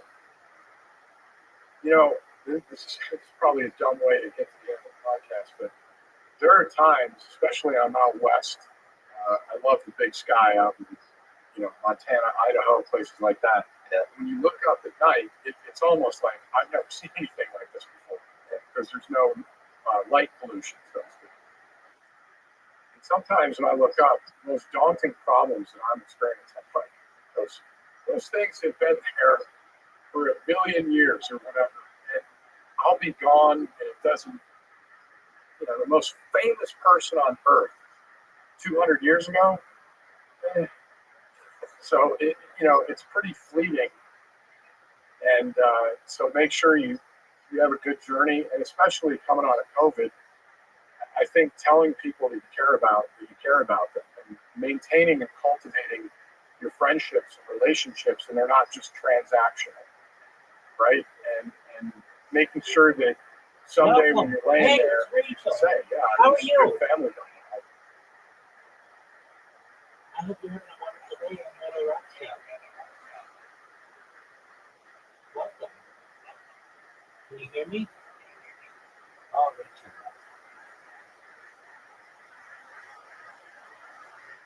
I was a good friend, someone that could be counted on.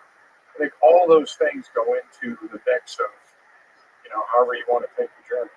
So when you look up to the stars, do you think about that quickly approaching end of yours? Do you think about your own mortality? Do you think about your death? Are you afraid of your death? I'm a huge fan of Stoicism. Right, I read a lot of Stoicism. I think Ryan Holiday's done a great job of bringing some of that back to the forefront. It's just really thought-provoking to me, and a lot of it just hits me and says, I think that's right. And that memento mori thing, which is, hey, we're all going to die, so you should contemplate it. There's a finality to this thing. And so I think if you can rightly frame that between fretting about it every day and being afraid, and being so laissez-faire that you think you're gonna live forever, it'll influence some of the decisions you make. It'll influence the way you attack things, and hopefully the way that you live your life. So yes, I wouldn't say I obsess over it. I wouldn't say it's omnipresent.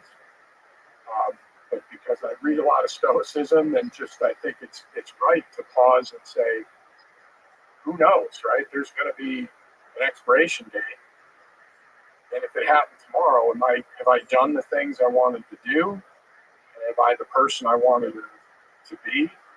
And I think it's important along the way to check those things. Yeah, I try to make sure that I actually visualize this. But I'm okay dying at the end of the day, at the end of each day. Like, if this is the last thing I do in my life is talking to you, Oh, good Lord. I'm happy. You're, I know you're joking, but I'm happy I get to do it. I think much more. I think the Stoics have it right. So you have it right in saying, meditate on death enough to remember that this ride ends pretty quickly.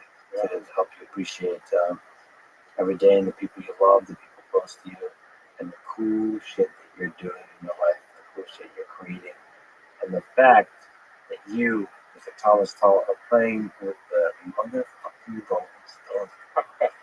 You are the man in so many disciplines, so respected, so successful. It's truly an honor to sit down and talk with you today. Thomas, thank you so much for showing up in Texas and for talking on the Silly Dog podcast. Oh, it's great, man. I'm a huge fan of the show and had a great time hanging with you, and really appreciate it. Thanks for listening to this conversation with Thomas Tull. To support this podcast, please check out our sponsors in the description. And now, let me leave you with some words from Mick Jagger and the Rolling Stones. You can't always get what you want. If you try sometimes, you may find you get what you need. Thank you for listening. Hope to see you next time.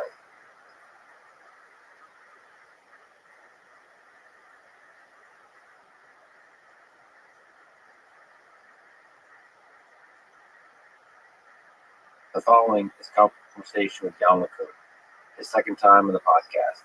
He is the chief AI scientist at the Meta, formerly Facebook, professor at NYU, Turing Award winner, one of the seminal figures in the history of machine learning and artificial intelligence, and someone who's brilliant and opinionated in the best kind of way.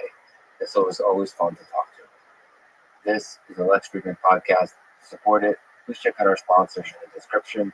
And now, here's my conversation with Jan LeCun.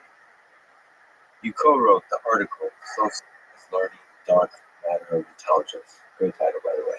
Really shouting this right. So let me ask, what is self-supervised learning, and why is it the dark matter of intelligence?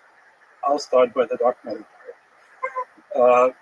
There is obviously a kind of learning that humans and animals are doing that we currently are not reproducing properly with machines, with AI, right? So the most popular approaches to machine learning today are, or paradigms, I should say, are supervised learning and reinforcement learning. And they're extremely efficient. Supervised learning requires many samples for learning anything. And reinforcement learning requires a ridiculously large number of trial and errors for the system to learn anything. And that's why we don't have self-driving cars. That was a big leap from one to the other. Okay, so that to solve difficult problems, you have to have a lot of human annotation for supervised learning to work. And to solve those difficult problems with reinforcement learning, you have to have some way to maybe simulate that problem such that you can do that large scale kind of learning that reinforcement learning requires. Right. So how is it that most teenagers can learn to drive a car in about 20 hours of practice, whereas even with millions of hours of simulated practice, a self-driving car can't actually learn to drive itself properly.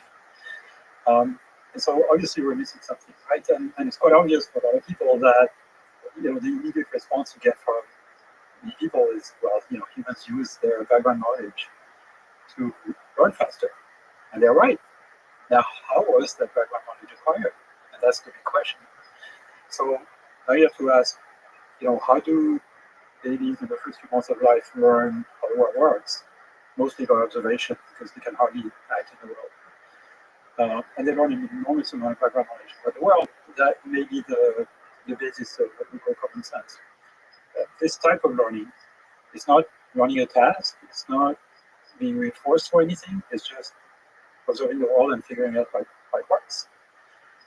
Building world models, learning world models. How do we do this? And how do we reproduce this in machines? So self-supervised learning is, one instance or one attempt at trying to reproduce this kind of learning. Okay, so you're looking at just observation, so not even the interactive part of a child. It's just sitting there watching mom and dad walk around, pick up stuff, all of that. That's what you mean by background knowledge. Perhaps not even watching mom and dad, just watching the world. Just having eyes open or having eyes closed, or very active opening and closing eyes. Like the world appears and disappears, all of that basic information. And you're saying in order to learn to drive, like the reason humans are able to learn to drive quickly, some faster than others, is because of the background knowledge. They were able to watch cars operate in the world in the many years leading up to it, the physics and basics of objects, all of that. That's right. I mean, the basic physics of objects, you don't even know, you don't even need to know, how a car works, right? Because that you can learn pretty quickly. I mean, the example I use very often is you're driving next to a cliff. And you know in advance, because of your, understanding of intuitive physics, that if you turn the wheel to the right, the car will veer to the right, you will run off the cliff, fall off the cliff, and nothing will come out of it. Right? But if you are a sort of, tabula rasa reinforcement learning system that doesn't have the model of the world, you have to repeat falling off this cliff thousands of times before you figure out it's a bad idea, and then a few more thousand times before you figure out how to not do it. And then a few more million times before you figure out how to not do it in every situation you ever encounter. So self-supervised learning still has to have some source of truth being told to it by somebody. And so you have to figure out a way without human assistance or without a significant amount of human assistance to get that truth from the world. So the mystery there is how much signal is there, how much truth is there that the world gives you, whether it's the human world, like you watch YouTube or something like that, or it's the more natural world. So how much signal is there? So here's the trick. There is way more signal in sort of a self-supervised setting than there is in either a supervised or reinforcement setting. And this is going to my, analogy of the cake. Yes. The cake, as someone has called it, where when you try to figure out how much information you ask the machine to predict and how much feedback you give the machine at every trial, in reinforcement learning, you give the machine a single scale, and you tell the machine you did good, you did bad, and you only tell this to the machine once in a while. When I say you, it could be the universe telling the machine once. But it's just one scalar. So as a consequence, you cannot possibly learn something very complicated without many trials to get many feedbacks of this type.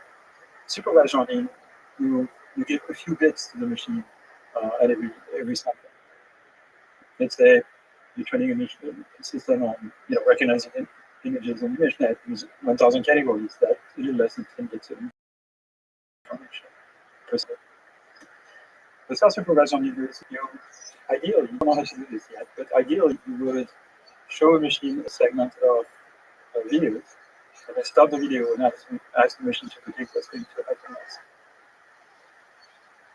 So you let the machine predict, and then you let time go by and show the machine what actually happens, and hope the machine will learn to do a better job at predicting next time around. There's a huge amount of information you give the machine because it's an entire video clip of the future after the video clip you fed it in the first place. So both for language and for vision, there's a subtle, seemingly trivial construction, but maybe that's representative of what is required to create intelligence, which is filling the gap. So it sounds dumb, but it is possible to solve all of intelligence in this way. Just for both language, just give a sentence and continue it, or give a sentence and there's a gap in it, some words blanked out, and you fill in what words go there. For vision, you get a sequence of images and you predict what's going to happen next, or you fill in what happened in between. Do you think it's possible that formulation alone as a signal for self-supervised learning can solve intelligence for vision and language? I think that's what it's shot at the moment. So whether this will take us all the way to human level intelligence or something, or just cat level intelligence, is not clear. But among all the possible approaches that people propose, I think it's a good shot. So I think this idea of an intelligence system filling in the blanks, either predicting the future, referring the past, filling in missing information. I'm currently filling the blank of what is behind your head and what your head looks like, from the back, because I have basic knowledge about how your things are made. And I don't know if you're gonna, what word you're gonna say, which one you're gonna speak, whether you're gonna move your head this way or that way, which you're gonna look. But I know you're not gonna just dematerialize and reappear 3 meters down the hall, because I know what's possible and what's impossible according to intuitive physics. So you have a model of what's possible. It's possible, and you'll be very surprised if it happens, and then you'll have to reconstruct your model. Right. So that's the model of the world. It's what tells you, what fills in the blanks. So given your partial information about the state of the world, given by your perception, your model of the world fills in the missing information, and that includes predicting the future, predicting the past, filling in things you don't immediately perceive. And that doesn't have to be purely generic vision or visual information or generic language. You can go to specifics like predicting what control decision you make when you're driving in a lane. You have a sequence of images from a vehicle, and then you have information, if you record it on video, where the car ended up going, so you can go back in time and predict where the car went based on the visual information. That's very specific, domain specific. Right, but the question is whether we can come up with sort of a generic method for training machines to do this kind of prediction of the blanks. So right now, this type of approach has been unbelievably successful in the context of natural language processing. Every modern natural language processing is pre-trained in self-supervised manner to fill in the blanks. You show it a sequence of words, you remove 10% of them, and then you train some gigantic neural net to predict the words that are missing. And once you've pre-trained that network, you can use the internal representation learned by it as input to, something that you train, supervise, or whatever. That's been incredibly successful. Not so successful in images, although it's making progress.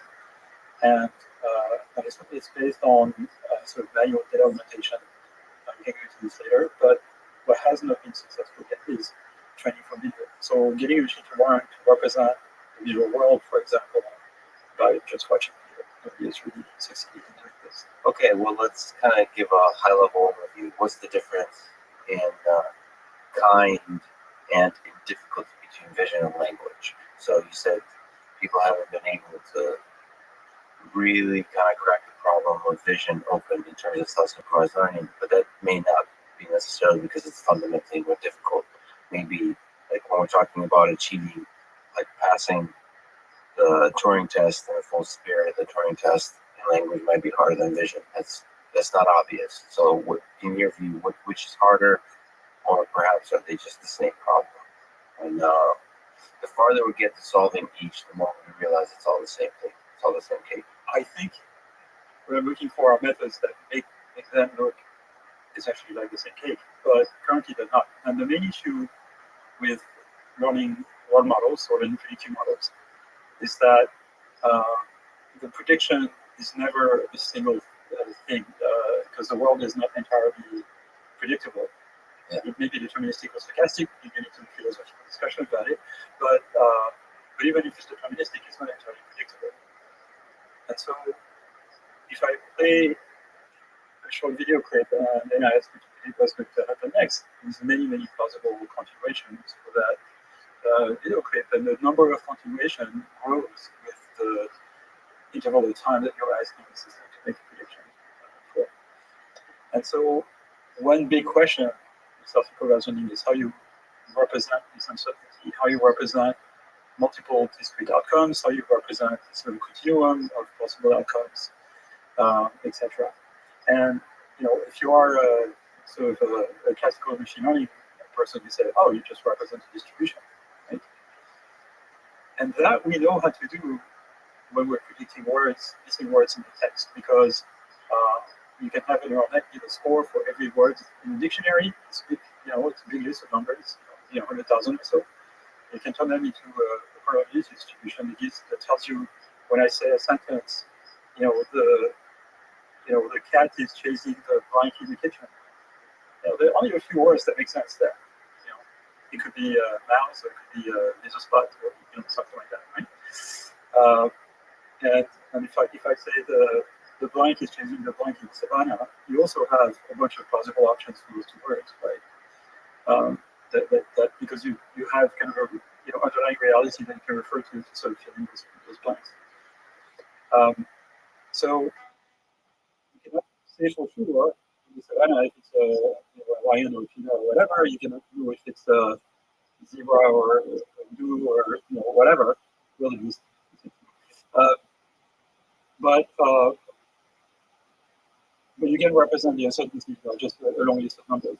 Now, if I do the same thing video and ask you to predict a video clip, it's not a discrete set of potential frames. You have to have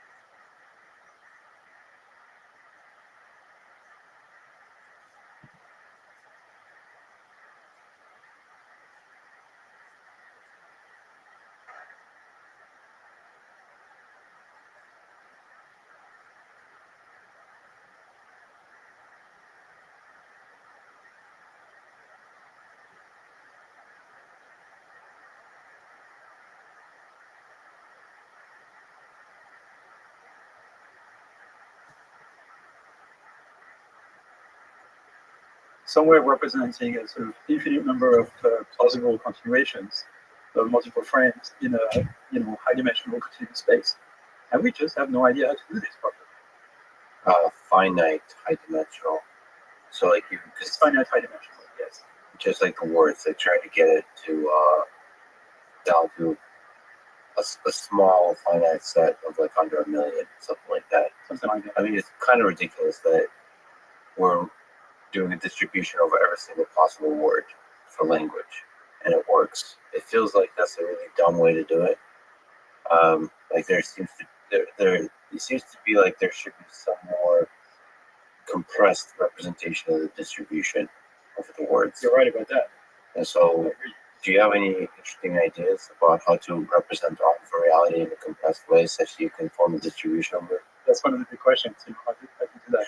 But anyway, what's kind of another thing that really is stupid about I shouldn't say stupid, but like simplistic about current approaches to self-supervised learning in NLP in text is that not only do you represent the giant distribution over words, but for multiple words that are missing, those distributions are essentially independent of each other.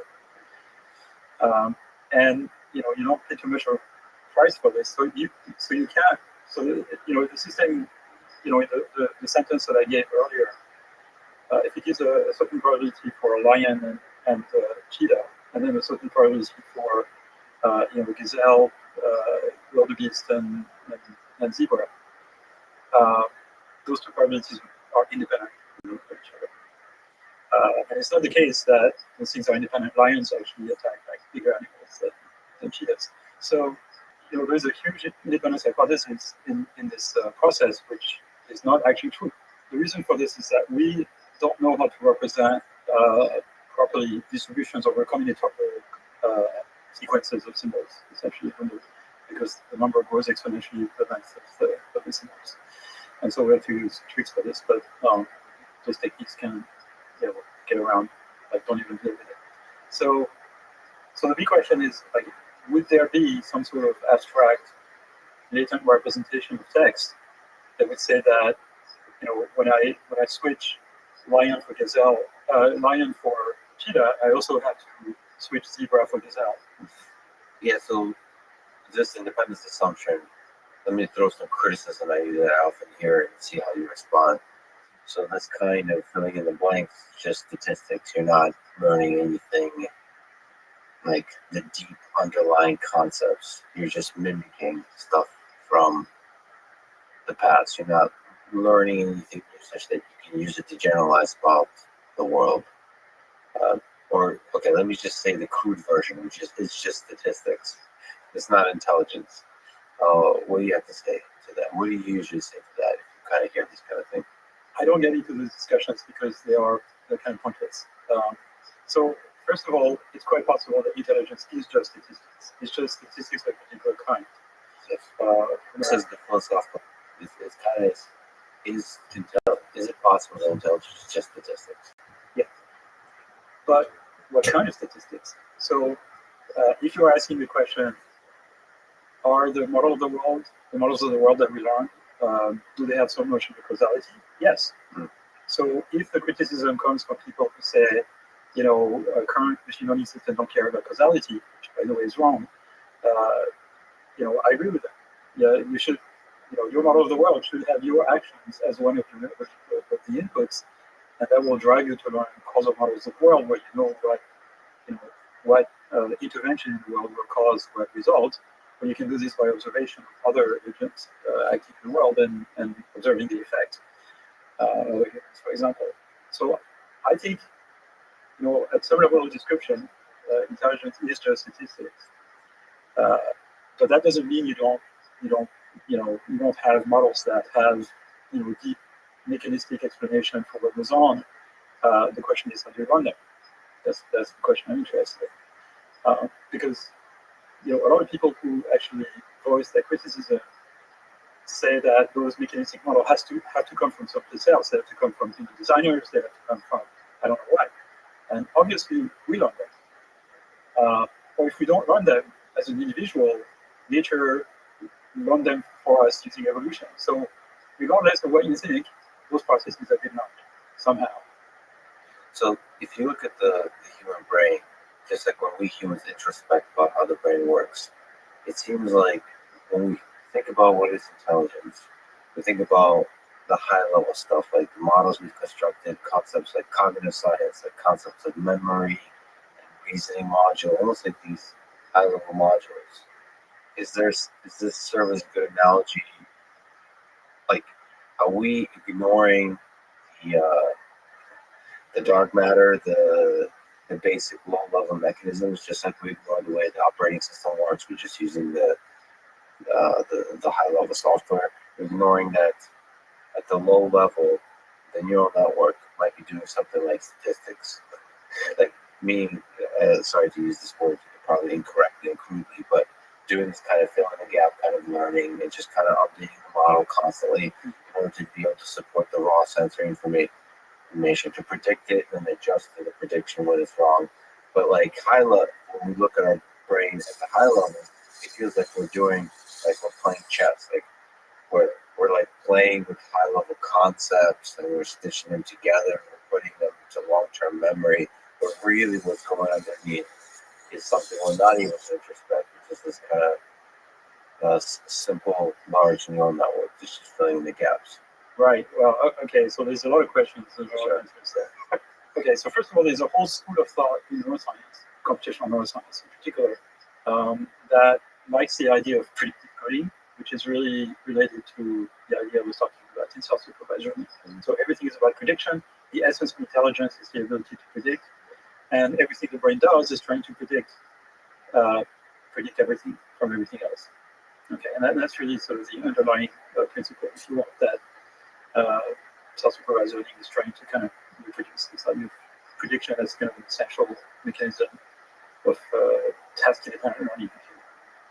The next step is, what kind of intelligence are you interested in reproducing? And of course, we all think about, trying to reproduce sort of, high-level cognitive processes in humans. But like with machines, we're not even at the level of even reproducing the learning processes in a cat brain. The most intelligent or intelligent systems don't have as much common sense as a house cat. So how is it that cats learn? And cats don't do a whole lot of reasoning. They certainly have causal models. They certainly have because many cats can figure out like how they can act on the world to get what they want. They certainly have a fantastic model of intuitive physics, certainly of the dynamics of their own bodies, but also praise and things like that, right? So they're pretty smart. They only do this with about 800 million neurons. We are not anywhere close to reproducing this kind of thing. So to some extent, I could say, let's not even worry about like the high level cognition and kind of long-term planning and reasoning that humans can do until we figure out like can we even reproduce what cats are. Now that said, this ability to learn one model, I think, is the key to the possibility of learning machines that can also reason. So whenever I give a talk, I say there are three challenges, and three main challenges in machine learning. The first one is getting machines to learn to represent the world and proposing self-supervised learning. The second is getting machines to reason in ways that are compatible with essentially gradient-based learning, because this is what deep learning is all about, really. And the third one is something we have no idea how to solve. I have no idea how to solve. Is we get machines to learn hierarchical representations of action plans. We know how to train them to learn hierarchical representations of perception. With conditional nets and things like that, and transformers. But what about action plans? Can we get them to spontaneously learn good hierarchical representations of actions? Also gradient based. Yeah, all of that needs to be somewhat differentiable so that you can apply sort of gradient-based learning, which is really what deep learning is about. So it's background, knowledge, ability to reason in a way that's differentiable, that is somehow connected, deeply integrated with that background knowledge, or built on top of that background knowledge, and given that background knowledge, be able to make hierarchical plans in the world. So if you take classical optimal control, there's something in classical optimal control called model predictive control, and it's been around since the early 60s. NASA uses that to compute trajectories of rockets. And the basic idea is that you have a predictive model of the rocket, let's say, or whatever system you intend to control, which, given the state of the system at time t, and given an action that you're taking the system, so for a rocket it would be thrust and all the controls you can have, it gives you the state of the system at time t plus delta t, right? So basically a differential equation, something like that. And if you have this model, and you have this model in the form of some sort of neural net or some sort of set of formula, you can backpropagate gradients. You can do what's called model predictive control, or gradient-based model predictive control. So you have you can unroll that model in time. You feed it a hypothesized sequence of actions, and then you have some objective function that measures how well, at the end of the trajectory, the system has succeeded or matched what you wanted to do. Is the robot harmed? Have you grasped the object you want to grasp? If it's a rocket, are you in the right place near the space station? Things like that. And by backpropagation through time, and again, this was invented in the 1960s by optimal control theorists, you can figure out what is the optimal sequence of actions that will, get my system to the best final state. So that's a form of reasoning. It's basically planning, and a lot of planning systems in robotics are actually based on this. And you can think of this as a form of reasoning. So, to take the example of the teenager driving a car again, you have a pretty good dynamical model of the car. It doesn't need to be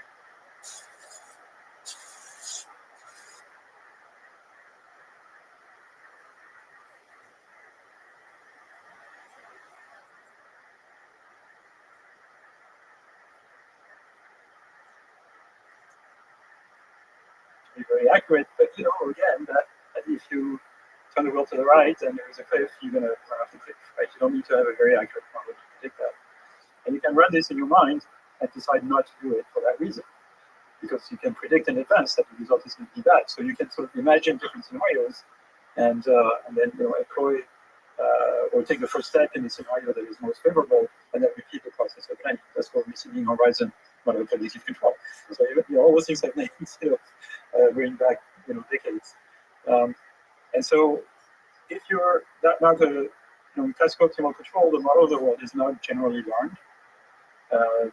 Sometimes a few parameters you have to identify. That's called systems identification. But generally, the model is mostly deterministic and mostly built by hand. So the big question of AI, I think the big challenge of AI for the next decade is how do we get machines to run predictive models of the world that deal with uncertainty and deal with the real world in all this complexity. So it's not just the trajectory of a rocket, which you can reduce to first principles. It's not even just the trajectory of a robot arm, which again you can model by careful mathematics. But it's everything else, everything we observe in the world. People behavior, physical systems that involve collective phenomena like water or trees and branches in a tree or something, or complex things that humans have no trouble developing abstract representations of predictive model for, but we still don't know how to do. Where do you put in these three, maybe in the planet stages, the game theoretic nature of this world, where your actions not only respond to the dynamic nature of the world, the environment, but also affected? So if there's other humans involved, is this point number 4, or is it somehow integrated into the hierarchical representation of action in your view? I think it's integrated. It's just that now your model of the world has to deal with, it just makes it more complicated. Right? The fact that humans are complicated and not easily predictable, that makes your model of the world much more complicated. That much more.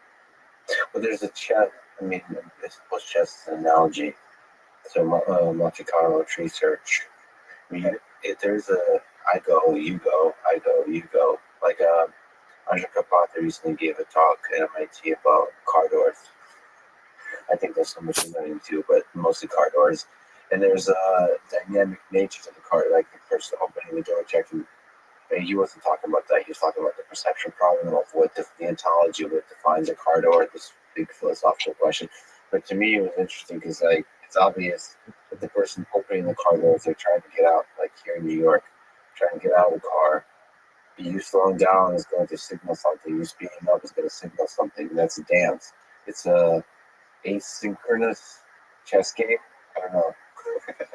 So it feels like it's not just. I mean, I guess you can integrate all of that into one giant model, like the entirety of these little interactions. 'Cause it's not as complicated as chess. It's just like a little dance. We're doing a little dance together, and then we figure it out. Well, in some ways, it's way more complicated than chess because it's continuous, it's uncertain in a continuous manner. It doesn't feel more complicated. It does feel more complicated because that's what we've evolved to solve. It's the kind of problem we've evolved to solve, and so we're good at it because nature has made us good at it. Nature has not made us good at chess. We completely suck at chess. Yeah. In fact, that's why we designed it as a game, is to be challenging.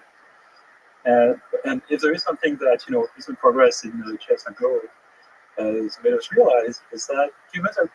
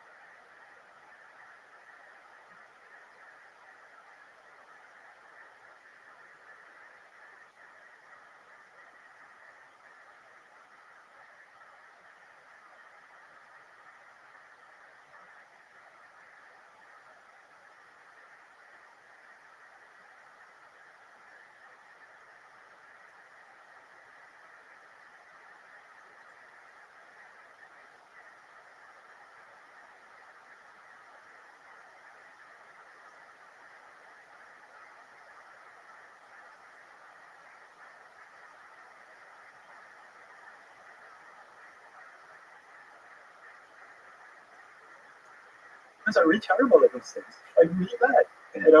There was a story right before AlphaGo that the best Go players thought they were maybe 2 or 3 stones behind an ideal player that we call God.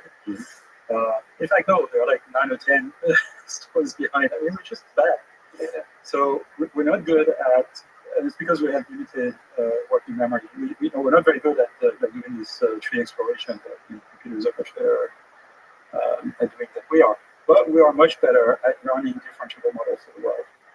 I mean, I say differentiable in a kind of, I should say, not differentiable in the sense that we run backprop through it, but in the sense that our brain has some mechanism for estimating gradients of some kind, and that's what makes it efficient. So if you have an agent that consists of a model of the world, which in the human brain is basically the entire front half of your brain, an objective function, which in humans is a combination of two things. There is your sort of intrinsic motivation module, which is on the basal ganglia, and you it's with the brain. That's the thing that measures pain and hunger and things like that, like immediate feelings and emotions. And then there is the equivalent of what people in reinforcement learning call critic, which is a sort of module that predicts ahead what the outcome of a situation will be. And so it's not a cost function, but it's sort of not an objective function, but it's sort of a trained predictor of the ultimate objective function. And that also is differentiable. And so if all of this is differentiable, your cost function, your critic, your world model, then you can use gradient-based type methods to do planning, to do reasoning, to do learning, to do all the things that we like an intelligent agent to do. And the gradient-based learning, like what's your intuition? That's probably at the core of self-intelligence. So you don't need like logic-based reasoning in your view. I don't know how to make logic-based reasoning compatible with efficient learning. Yeah. And okay, I mean, there's a big question, perhaps a philosophical question. It's not that philosophical, but that we can ask is that all the learning algorithms we know from engineering and computer science proceed by optimizing some objective function. Yeah. Right? So one question we may ask is does learning minimize an objective function? It could be a composite of multiple objective functions, but it's still an objective function. Second, if it does optimize an objective function, does it do it by some sort of gradient estimation? It doesn't need to be backprop, but some way of estimating the gradient in an efficient manner, whose complexity is of the same order of magnitude as actually running the inference. Because you can't afford to do things like perturbing a weight in your brain to figure out what the effect is. And that sort of you can do sort of estimating gradient by perturbation. To me, it seems very implausible that your brain uses some sort of zeroth order black box gradient-free optimization, because it's so much less efficient than gradient optimization. So it has to have a way of estimating gradients. Is it possible that some kind of logic-based reasoning emerges in pockets as a useful, like you said, if the brain is an objective function, maybe it's a mechanism for creating objective functions. It's a mechanism for creating knowledge bases, for example, that can then be queried. Like maybe it's like an efficient representation of knowledge that's learned in a gradient-based way or something like that. Well, so I think there is a lot of different types of intelligence. So first of all, I think the type of logical reasoning that we think about, that we are, maybe stemming from, sort of classical AI of the 1970s and 80s. I think humans use that relatively rarely and are not particularly good at it. But we judge each other based on our ability to solve those rare problems. It's called IQ test. I think so. Like, I'm not very good at chess. Yes, I'm judging you this whole time because we actually with your heritage, I'm sure you're good at chess. so stereotypes. Not all stereotypes are true. Well, I'm terrible at chess. So but I think perhaps another type of intelligence that I have is this ability of sort of building models of the world from reasoning obviously, but also data. And those models generally are more kind of analogical, right? So it's reasoning by simulation and by analogy, where you use one model to apply to a new situation, even though you've never seen that situation, you can sort of connect it to a situation you encountered before. And your reasoning is more, akin to some sort of internal simulation. So you're kind of simulating what's happening when you're building, I don't know, a box out of wood or something, right? you can imagine in advance, like what would be the result of cutting the wood in this particular way. You're going to use screws and nails or whatever. When you are interacting with someone, you also have a model of that person and sort of interact with that person. Having this model in mind to kind of tell the person what you think is useful to them. So I think this ability to construct models of the world is basically the essence of intelligence, and the ability to use it then to plan actions that will fulfill a particular criterion, of course, is necessary as well. I'm going to ask you a series of impossible questions to keep asking, as I've been doing. So if that's the fundamental sort of dark matter of intelligence, this ability to form a background model, what's your intuition about how much knowledge is required? I think dark matter, you can put a percentage on it of the composition of the universe, how much of it is dark matter, how much of it is dark energy, how much information do you think is required to be a house cat? You have to be able to, when you see a box go in it, when you see a human compute the most evil action, if there's a thing that's near an edge, you knock it off. All of that, plus the extra stuff you mentioned, which is a great self-awareness of the physics of your own body and the world. How much knowledge is required to solve it? I don't even know how to measure an answer to that question. I'm not sure how to measure it, but whatever it is, it fits in about 800,000 neurons, 800 million neurons. Sorry. The representation of everything, all knowledge, everything, right? It's less than a billion. The dog is 2 billion, but a cat is less than 1 billion. And so multiply that by 1,000, you get the number of synapses. And I think almost all of it is run through a sort of self-supervised learning. Although I think a tiny sliver is run through force-feed learning, and certainly very little through classical supervised learning. Although it's not even clear how supervised learning actually works in the biological world. So I think almost all of it is self-supervised learning, but it's driven by the sort of ingrained objective functions that a cat or a human have at the base of their brain, which kind of drives their behavior. So, nature tells us you're hungry. It doesn't tell us how to feed ourselves. That's something that the rest of our brain has to figure out, right? Well, it's interesting because there might be more deeper objective functions that underlying the whole thing. So hunger may be some kind of, now you go to neurobiology, it might be just the brain trying to maintain homeostasis. So hunger is just one of the human perceivable symptoms of the brain being unhappy with the way things are currently. Right. It could be just like one really dumb objective function at the core. But that's how behavior is driven. The fact that the basal ganglia drive us to do things that are different from, say, an orangutan or certainly a cat is what makes human nature versus orangutan nature versus cat nature. So, for example, our basal ganglia drives us to seek the company of other humans. And that's because nature has figured out that we need to be social animals for our species to survive, and it's true of many primates. It's not true of orangutans. Orangutans are solitary animals. They don't seek the company of others. In fact, they avoid them.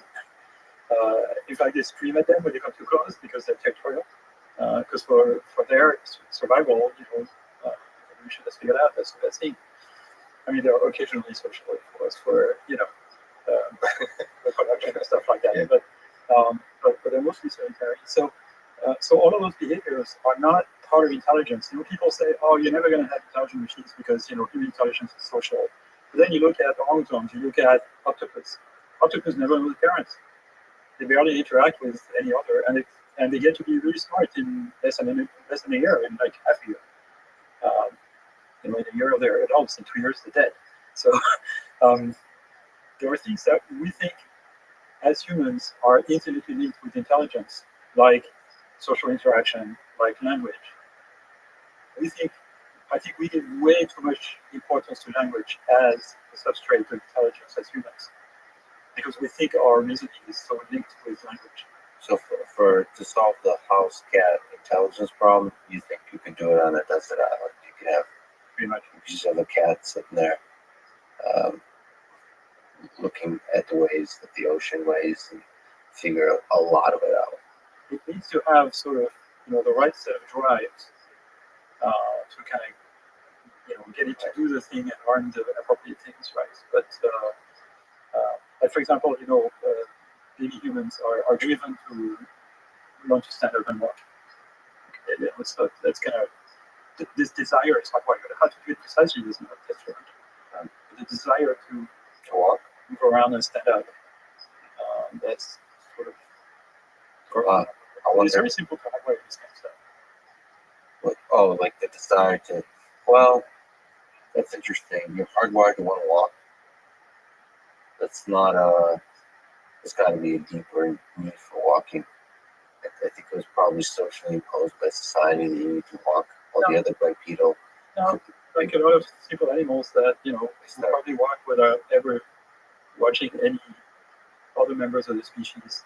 It seems like a scary thing to have to do because you suck at bipedal walking at first. It seems crawling is much safer, much more like, why are you in a hurry?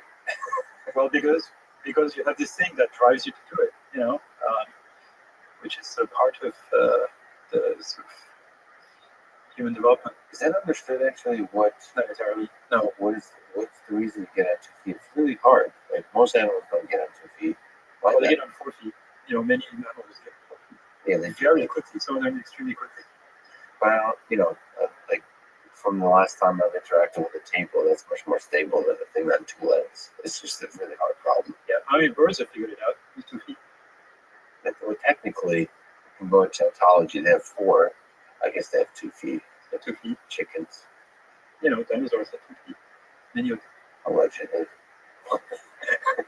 I'm just now learning that T-Rex was eating grass, not other animals. T-Rex might have been a friendly pet. What do you think about? I don't know if you looked at the test for general intelligence that Francois Rothschild put together. I don't know if you got a chance to look at that kind of thing. Like, what's your intuition about how to solve like an IQ type of test? I don't know. I think it's so outside of my radar screen.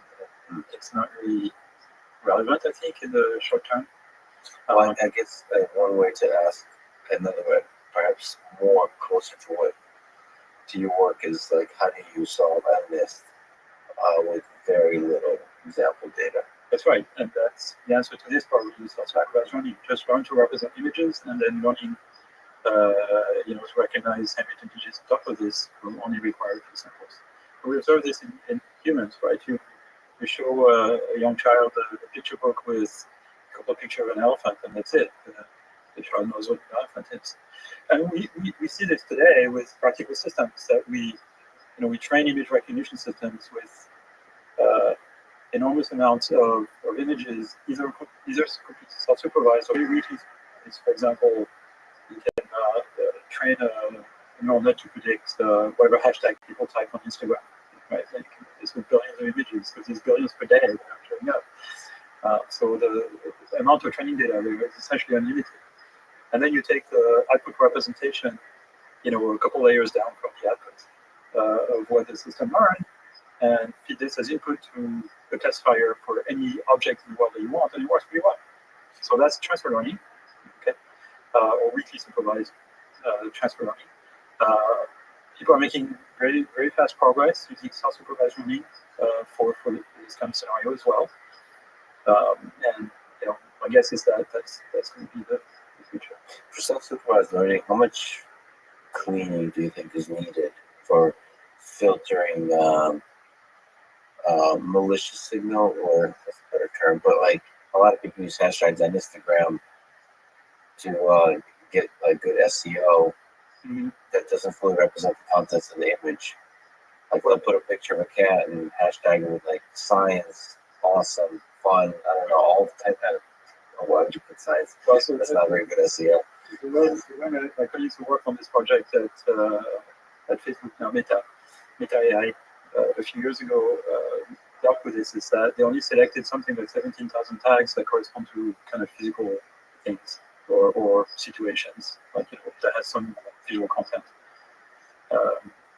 So you wouldn't have like hash TDT or anything like that. Also, they keep a very select set of hashtags. Yeah. Okay. But it's still on the order of 10 to 20,000. So it's pretty large. Okay.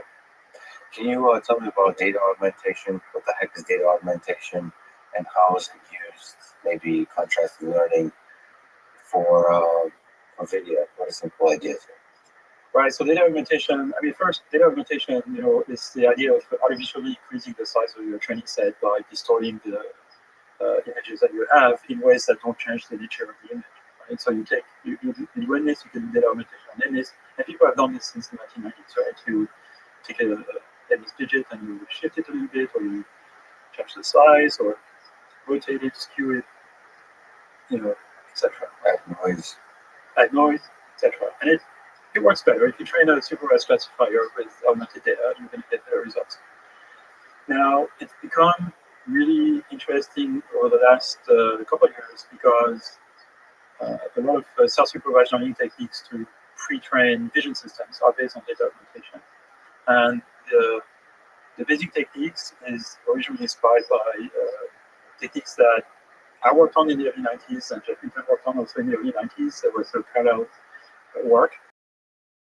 I used to call this Siamese network. So basically you take two identical copies of the same network, they share the same weights, and you show two different views of the same object. Either those two different views may have been obtained by data augmentation, or maybe it's two different views of the same scene from a camera that you moved, or at different times or something like that, right? Or two pictures of the same person, things like that. And then you train this neural net, two identical copies of this neural net, to produce an output representation, a vector, in such a way that the representation for those two images are as close to each other as possible, as identical to each other as possible, right? Because you want the system to basically learn a function that will be invariant, that will not change, whose output will not change when you transform those inputs in those particular ways, right? So that's easy to do. What's complicated is how do you make sure that when you show two images that are different, the system will produce different things? Because if you don't have a specific provision for this, the system will just ignore the inputs. When you train it, it will end up ignoring the input and just produce a constant vector that is the same for every input. Right? Yeah. That's called a collapse. Now, how do you avoid collapse? So there's two ideas.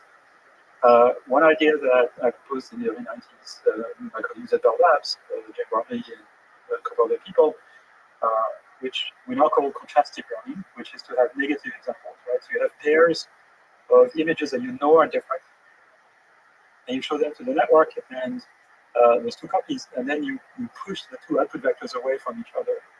And that will eventually guarantee that things that are symmetrically similar produce similar representations, and things that are different produce different representations. We actually came up with this idea for the project of doing signature verification. So we would collect signatures from multiple signatures on the same person, and then train a neural net to produce the same representation, and then force the system to produce different representation from different signatures. This was actually the problem was proposed by people from what was a subsidiary of AT&T at the time called NCR, and they were interested in storing the representation of the signature on the 80 bytes of the magnetic strip of the credit card. So we came up with this idea of having a neural net with 80 outputs, that we quantize them bytes so that we could encode the and that encoding was then used to compare whether the signature matches or not. That's right. So then you would sign, would run neural net, and then you would compare the output vector to whatever you stored on the card. It actually worked. It worked, but they ended up not using it. Because nobody cares actually. I mean, the American financial payment system is incredibly lax in that respect compared to Europe. Oh, the signatures. What's the purpose of signatures anyway? Nobody looks at them. Nobody cares. No. So that's contrastive learning, right? So you need positive and negative pairs. And the problem with that is that even though I had the original paper on this, I'm actually not very positive about it because it doesn't work in high dimension. If your representation is high dimensional, there's just too many ways for two things to be different. And so you would need lots and lots and lots of negative pairs. So there is a particular implementation of this, which is relatively recent, from actually the Google Toronto group. Jeff Hinton is the senior member there. It's called SINCLR, SINCLR. And basically a particular way of implementing this idea of contrasting, a particular objective function. Now, what I'm much more enthusiastic about these days is non-contrasting methods. So other ways to guarantee that the representations will be different for different inputs. And it's actually based on an idea that Jeff Hinton proposed in the early 90s with his student at the time, Sue Becker. And it's based on the idea of maximizing the mutual information between the outputs of the two systems. You only show positive pairs, you only show pairs of images that you know are somewhat similar. And you train the two networks to be informative, but also to be as informative of each other as possible. So basically one representation has to be predictable from the other, essentially. And he proposed that idea that a couple of papers in the early 90s, and then nothing was done about it for decades. And I kind of revived this idea together with my postdocs at FAIR, particularly a postdoc called Stefan Bini, who's now a junior professor in Finland at the University of Aalto. We came up with something called that we call Barlow twins, and it's a particular way of maximizing the information content of a vector using some hypotheses. And we have kind of another version of it that's more recent now called VICREG, VICREG, that means variance, invariance, covariance, regularization. And it's the thing I'm the most excited about in machine learning in the last 15 years. I mean, I'm really excited about this. What kind of data augmentation is useful for that non-contrasting learning method? Are we talking about, does that not matter that much? Or it seems like a very important part of the step. Yeah. How you generate the images that are similar but sufficiently different. Yeah, that's right. It's an important step, and it's also an annoying step because you need to have that knowledge of what data augmentation you can do that do not change the nature of the object. Yeah. And so the standard scenario, which a lot of people working in this area are using, is you use the type of distortion. So basically you do geometric distortion. So one basically just shifts the image a little bit, it's called cropping. Another one can change the scale a little bit. Another one can rotate it. Another one changes the colors. You shift in color balance or something like saturation. Another one sort of blurs it. Another one has noise. So you have like a catalog of kind of standard things, and people try to use the same ones for different algorithms so that we can compare. With some algorithms, some self-supervised algorithm actually can deal with much bigger, like more aggressive data augmentation, and some don't. So that kind of makes the whole thing difficult. But that's the kind of distortions we're talking about, and so you train with those distortions, and then you chop off the last layer, a couple layers of the network, and you use the representation as input to a classifier. You train the classifier on ImageNet, let's say, or whatever, and measure the performance. And interestingly enough, the methods that are really good at eliminating the information that is irrelevant, which is the distortions between those images, do a good job at eliminating it. And as a consequence, you cannot use the representations in those systems for things like object detection and localization, because that information is gone. So the type of data augmentation you need to do depends on the task you want eventually the system to solve. The type of data augmentation, standard data augmentation we use today, are only appropriate for object recognition or image classification. They're not appropriate for things like. Can you help me out understand what why localization is? So you're saying it's just not good at the negative, like at classifying the negative, so that's why it can't be used for localization. No, it's just that you train the system. You give it an image, and then you give it the same image shifted and scaled, and you tell it that's the same image. So the system basically is trained to eliminate the information about position and size. So now you want to use that to figure out where an object is and what size. Yeah, it's like a bounding box, and they'd be able to actually it can still find the object image is just not very good at finding the exact boundaries of that object.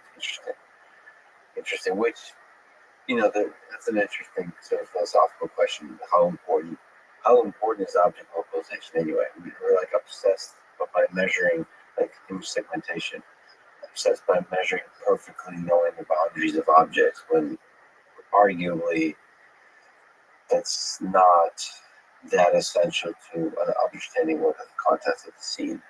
On the other hand, I think evolutionarily, the first vision animals were basically all about localization, very little about recognition. And in the human brain, you have two separate pathways for recognizing the nature of a scene or an object and localizing objects. So you use the first pathway, called the ventral pathway, for telling what you're looking at. The other pathway, the dorsal pathway, is used for navigation, for grasping, for everything else. And basically, a lot of the things you need for survival are localization and detection. Is similarity learning or contrastive learning, or these non-contrastive methods, the same as understanding something? Just because you know a distorted cat is the same as a non-distorted cat, does that mean you understand what it means to be a cat? To some extent, I mean, it's a superficial understanding. So, like, what is the ceiling of this method, do you think? Is this just one trick on the path to doing self-supervised learning, or we go really, really far? I think we can go really far. So if we figure out how to use techniques of that type, perhaps very different, but the same nature, to train a system from video to do video prediction, essentially, I think we'll have a path, towards the, I wouldn't say unlimited, but the path towards some level of, physical common sense in machines. And I also think that that ability to learn how the world works from a sort of high throughput channel like vision is a necessary step towards sort of real artificial intelligence. In other words, I believe in grounded intelligence. I don't think we can train a machine to be intelligent purely from text, because I think the amount of information about the world that's contained in text is tiny compared to what we need to know. So, for example, let's people have attempted to do this for years, right? The side project and things like that, right? Of basically kind of writing down all the facts that are known, hoping that some sort of common sense will emerge. I think it's basically hopeless. But let me take an example. You take an object. I describe that situation to you. I take an object, I put it on the table, and I push the table. It's completely obvious to you that the object will be pushed with the table, right? Because it's sitting on. There is no text in the world, I believe, that explains this. And so, if you train a machine as powerful as it could be, a GPT 5000, or whatever it is, it's never going to learn about this. That information is just is not present in any text. Well, the question, like with the psych project, the dream, I think, is to have like 10 million, say, facts like that give you a head start, like a parent guiding you. Now, we humans don't need a parent to tell us that the table will move. The smartphone will move with the table. But we get a lot of guidance in other ways. So it's possible that we can give it a quick shortcut. What about a cat? The cat knows that. No, but they evolve. So they learn like us. The physics and stuff. Yeah.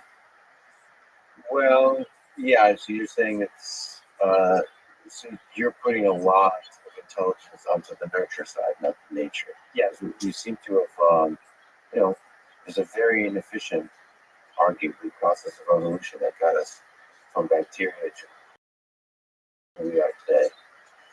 So at the bottom, now we're here. So, the question is, how fundamental is that, the nature of the whole hardware, and then is there any way to shortcut it if it's fundamental? If it's not, if it's most of intelligence, most of the stuff we've been talking about is nurture, most of training, you figure out by observing the world. Big, beautiful, sexy background model that you're talking about just by sitting there. Then, okay, then like maybe It is all supervised learning all the way down. It's self-supervised learning. Whatever it is that makes human intelligence different from other animals, which a lot of people think is language and logical reasoning and this kind of stuff. It cannot be that complicated because it only popped up in the last million years. Yeah. And it only involves less than 1% of our genome, right? Which is human genome and chimps or whatever. So it can be that complicated. It can be that fundamental. I mean, most of the sort of complicated stuff already exists in cats and dogs and certain primates, non-human primates.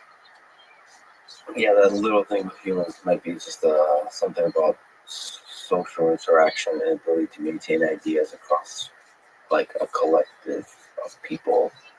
It sounds very dramatic and very impressive, but it probably isn't. Like mechanistically speaking, it is there yet. Like we have. I mean, this is number 634. In the list of problems I just had.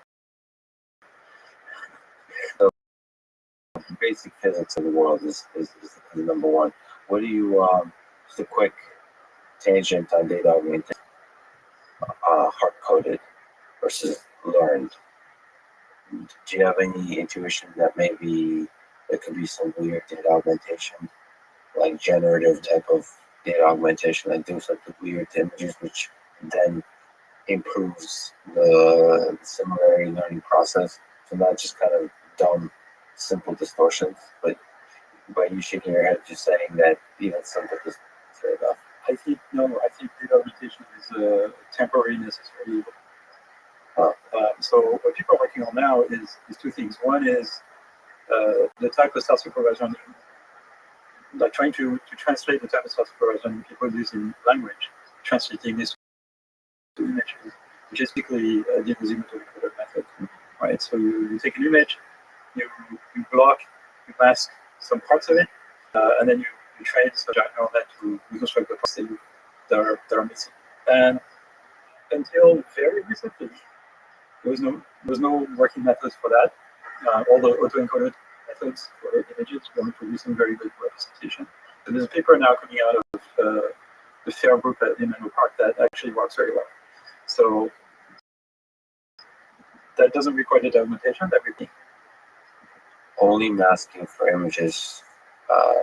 Okay. Right. So you mask part of the image and you train a system, which in this case it's a transformer because you can the transformer represents the image. It does none of it has patches, so it's easy to mask patches and things like that. Okay, then my question transfers to that problem, the masking. Like, why should the mask be a square or a rectangle?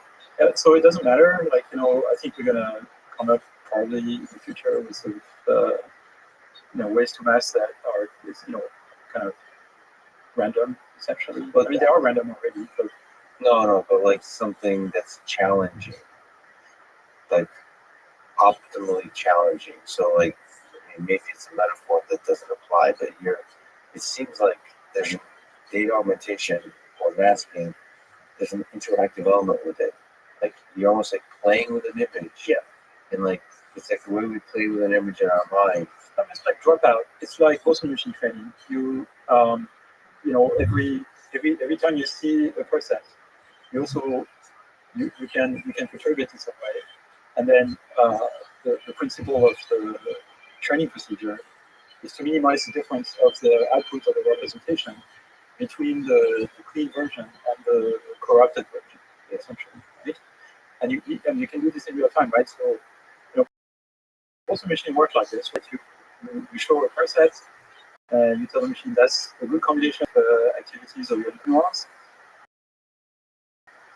and then you either let them go their merry way without cranking them to values, or you do this with a subset.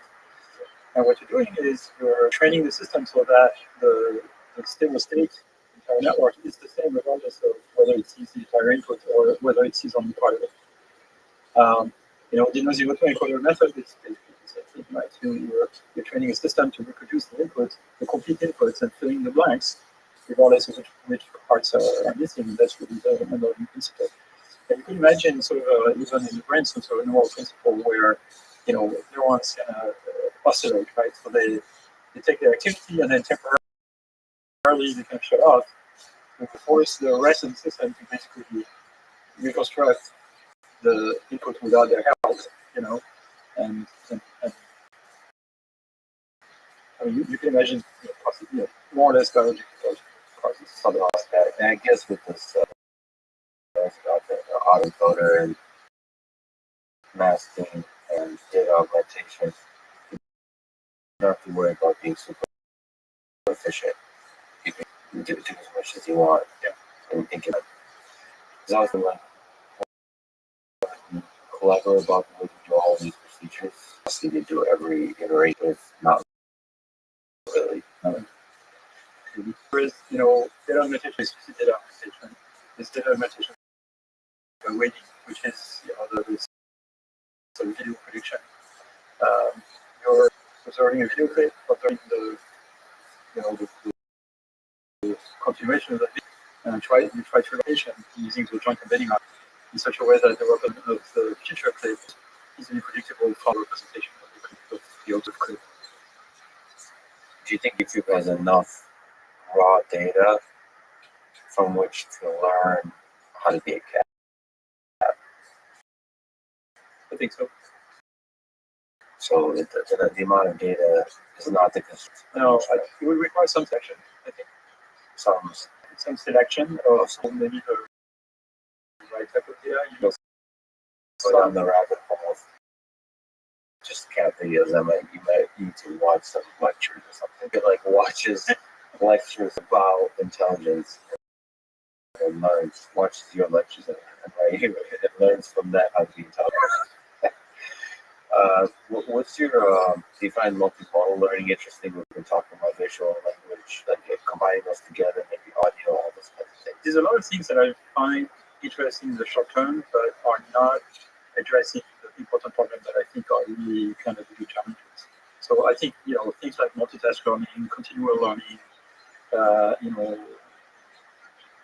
adversarial issues. I mean, those are, great practical interests in the relatively short term, possibly. But I don't think they're fundamental. Active learning, even to some extent, in constant learning.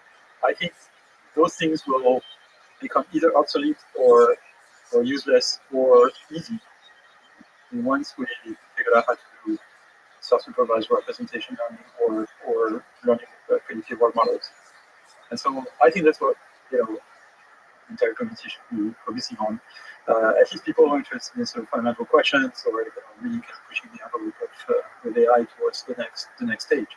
But of course, there's like a huge amount of very interesting work to do in sort of practical questions that have short-term impact. Well, it's difficult to talk about the temporal scale because all of human civilization will eventually be destroyed because the sun will die out and even if Elon Musk is successful multiplanetary colonization across the galaxy, eventually the entirety of it would just become a giant black holes. And that's going to take a while, though. So, but what I'm saying is then that logic is to say it's all meaningless. I'm saying all of that to say that multitask learning might be, you're calling it practical or pragmatic or whatever, that might be the thing that achieves something very akin to intelligence while we're trying to solve a more general problem of self-supervised learning and background knowledge. So the reason I bring that up, maybe one way to ask that question, I've been very impressed by what Tesla Autopilot team is doing. I don't know if you got a chance to glance at this particular one example of multitask learning. They're literally taking the problem, like, I don't know, Charles Darwin starts studying animals. They're studying the problem of driving, asking, okay, what are all the things you have to perceive? And the way they're solving it is one, there's an ontology where you bring that to the table. So you formulate a bunch of different tasks. It's like over 100 tasks or something like that that are involved in driving. And then they're deploying it and then getting data back from people that run into trouble. And they're trying to figure out, do we add tasks? Do we focus on each individual task separately? In fact, I would say I'll classify Andre Karpathy's talking to as, so one was about doors, and the other one about how much you imagine that sucks. You kept going back and forth on those two topics.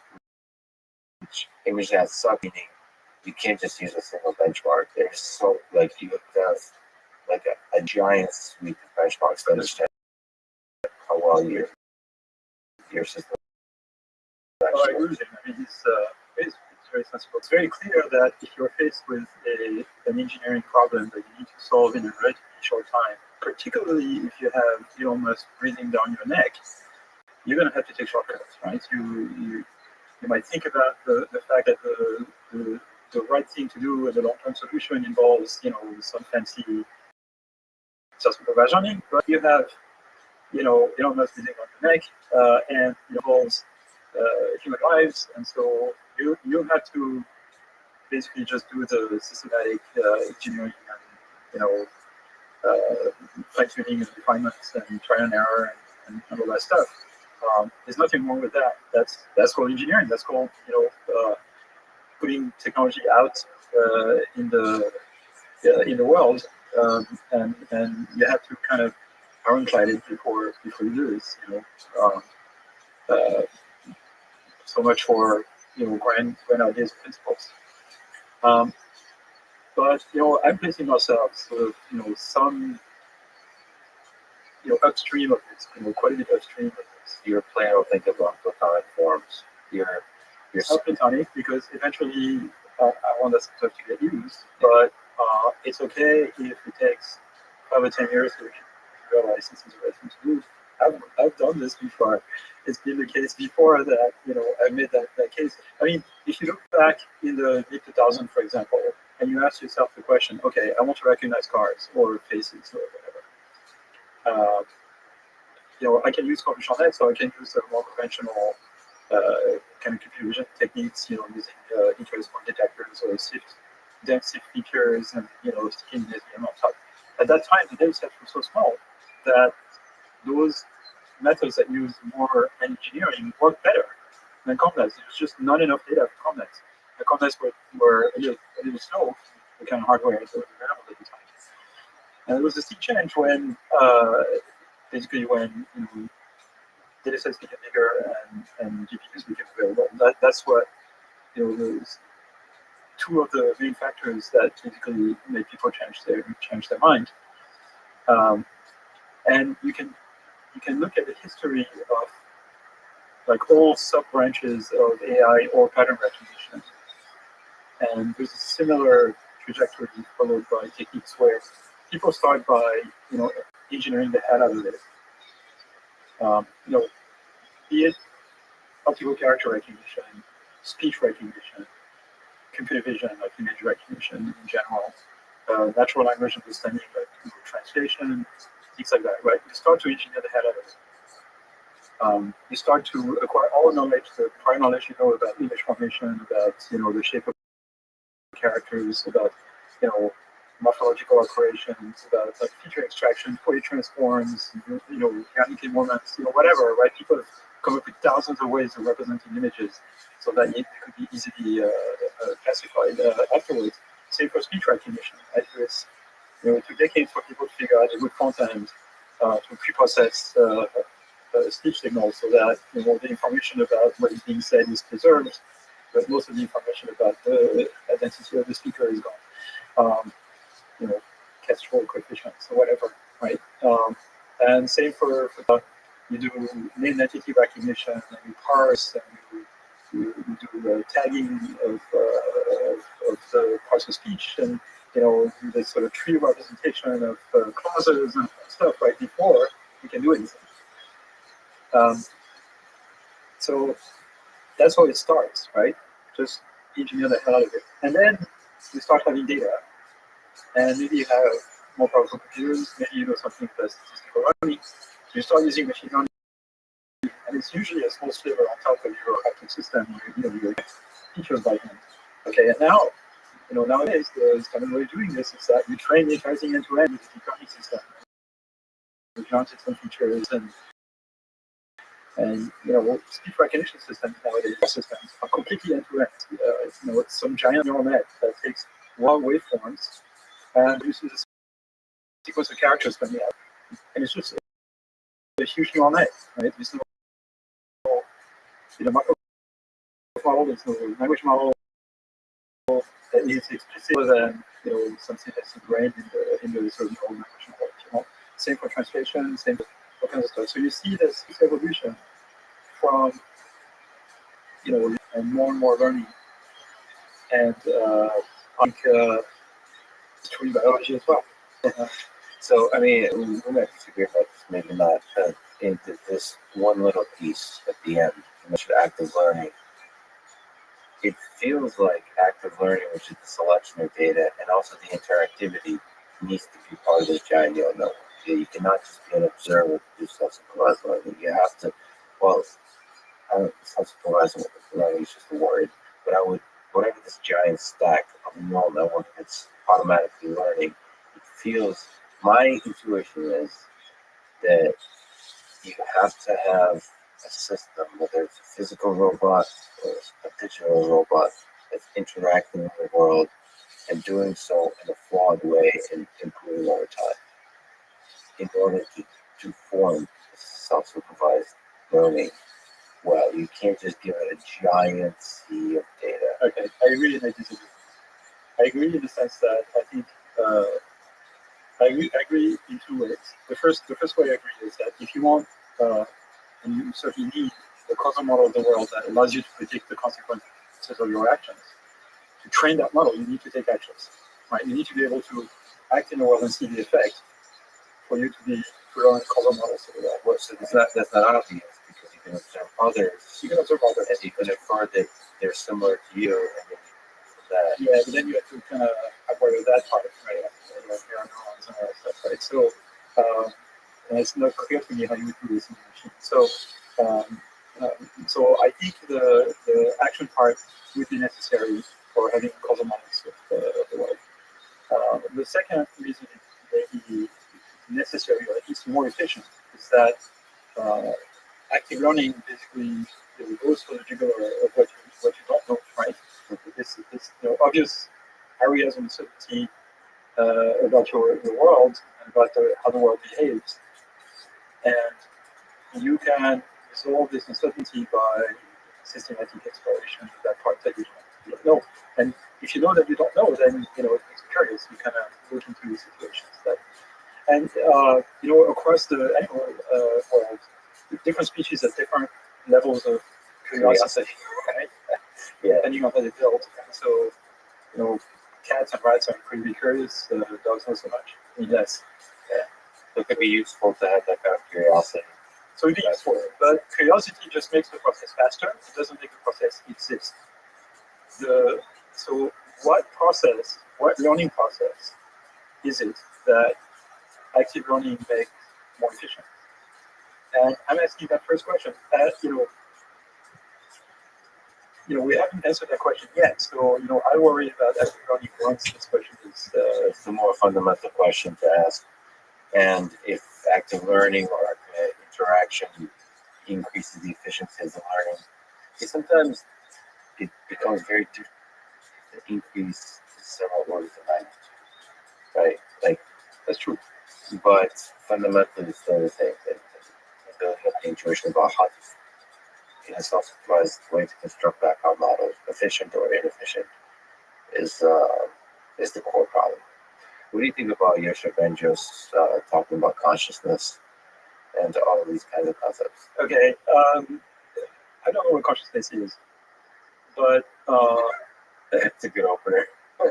and to some extent, a lot of the things that are said about consciousness remind me of the questions people were asking themselves in the 18th century or 17th century when they discovered that, how the eye works and the fact that the image in the back of the eye was upside down, right? Because you have a lens. And so on your retina, the image that forms is the image of the world, but it's upside down. How is it that you see right side up? And, with what we know today in science, we realize this question doesn't make any sense or is kind of ridiculous in some way, right? So I think a lot of what is said about consciousness is of that nature. Now, that said, there's a lot of really smart people that, for whom I have a lot of respect when we're talking about this topic, people like Thomas, who's probably I have kind of an orthodox folk speculative hypothesis about consciousness. So we're talking about the study of world models. And I think, our entire prefrontal cortex basically is the engine for a world model. But when we are attending at a particular situation, we're focused on that situation, we basically cannot attend to anything else. And that seems to suggest that we basically have only one world model engine in our prefrontal cortex. That engine is configurable to the situation at hand. So we are building a box at wood, or we are driving down the highway playing chess. We basically have a single model of the world that we configure into the situation at hand, which is why we can only attend to one task at a time. Now, if there is a task that we do repeatedly, it goes from the sort of deliberate reasoning using model of the world and prediction, and perhaps something like predictive control, which was talking about earlier, to something that is more subconscious that becomes automatic. So I don't know if you've ever played against a chess grandmaster. I get wiped out in 10 lives, right? And I have to think about my move for like 15 minutes. And the person in front of me, the grandmaster, which is like reacted in seconds, right? He doesn't need to think about it. That's become part of the subconscious because it's just pattern recognition at this point. Same, the first few hours you drive a car, you're really attentive, you can't do anything else. And then after 20, 30 hours of practice, 50 hours, it's subconscious, you can talk to the person next to you, things like that. Unless the situation becomes unpredictable, and then you have to start talking. So that suggests you only have one model in your head. And it might suggest the idea that consciousness basically it's the module that configures this world model of yours. You need to have some sort of executive kind of overseer that configures your world model for the situation at hand. And that leads to kind of the really curious concept that consciousness is not a consequence of the power of our minds, but of the limitation of our brain. But because we have only one world model, we have to be conscious. If we had as many world models as there are situations we encounter, then we could do all of them simultaneously, and we wouldn't need this sort of executive control that we call consciousness. Yeah, interesting. And somehow maybe that executive controller, the hard problem of consciousness. There's some kind of chemicals in biology that's creating a feeling that it feels to experience some of these things. That's kind of like the hardest question is, what the heck is that and why is that useful? Maybe the more pragmatic question, why is it useful to feel like this is really you experiencing this versus just like information being processed? It could be just a very nice side effect of the way we evolved. It's just very useful to feel a sense of ownership to the decisions you make, to the perceptions you make, to the model you're trying to maintain. Like you own this thing, and it's the only way you got it. And if you lose it, it's going to really suck. And so you should really send the brain some signals about it. What ideas do you believe might be true that most, or at least many people disagree with you with? Let's say in the space of machine learning. Well, it depends who you're talking about, but I think, so certainly there is a bunch of people who are nativists, right, who think that a lot of the basic things about the world are kind of hardwired in our minds. Things like, the world is three-dimensional, for example, these are hardwired. Things like, object permanence is something that we learn, before the age of 3 months or so, or are we born with it? And there are, very wide disagreements among the, cognitive scientists for this. I think those things are actually very simple to learn. Is it the case that the oriented edge detectors, EP1, are learned, or are they hardwired? I think they are learned. They might be learned before birth, because it's really easy to generate signals from the retina that actually will train edge detectors. So, and again, those are things that can be learned within minutes of opening your eyes, right? I mean, since the 1990s, we have algorithms that can run oriented edge detectors completely unsupervised with the equivalent of a few minutes of real time. So those things have to be learned. And there's also those, MIT experiments where you kind of plug the optical nerve on the auditory cortex of the baby ferret, right? And that auditory cortex becomes visual cortex essentially. So, clearly, there's learning taking place there. So, I think a lot of what people think are so basic that they need to be hardwired, I think a lot of those things are learned because they're easy to learn. So you put a lot of value in the power of learning. What kind of things do you suspect might not be learned? Is there something that could not be learned? So your intrinsic drives are not learned. They are the things that make humans human, or make cats different from dogs, right? It's the basic drives that are kind of hardwired in our basal ganglia. But there are people who are working on this kind of stuff. This was intrinsic motivation, complex learning consequence. So these are objective functions where the reward doesn't come from the external world. It's computed by your own brain. Your own brain computes whether you're happy or not, right? It measures your degree of comfort or incomfort. And because it's your brain computing this, presumably it knows also how to estimate gradients of this, right? So so it's easier to learn when your objective is intrinsic. So that has to be hardwired. The critic that makes long-term prediction of the outcome, which is the eventual result of this, that's learned. And perception is learned, and the world is learned. But let me take an example of why the critic, an example of how the critic may be learned. Right? If I come to you, I reach across the table and I pinch your arm, right? Complete surprise for you. You would not have expected this. I was expecting that the whole time, but yes. Right, let's say for the sake of the story. Yes. Okay, your basal ganglia is going to light up because it's going to hurt. Right?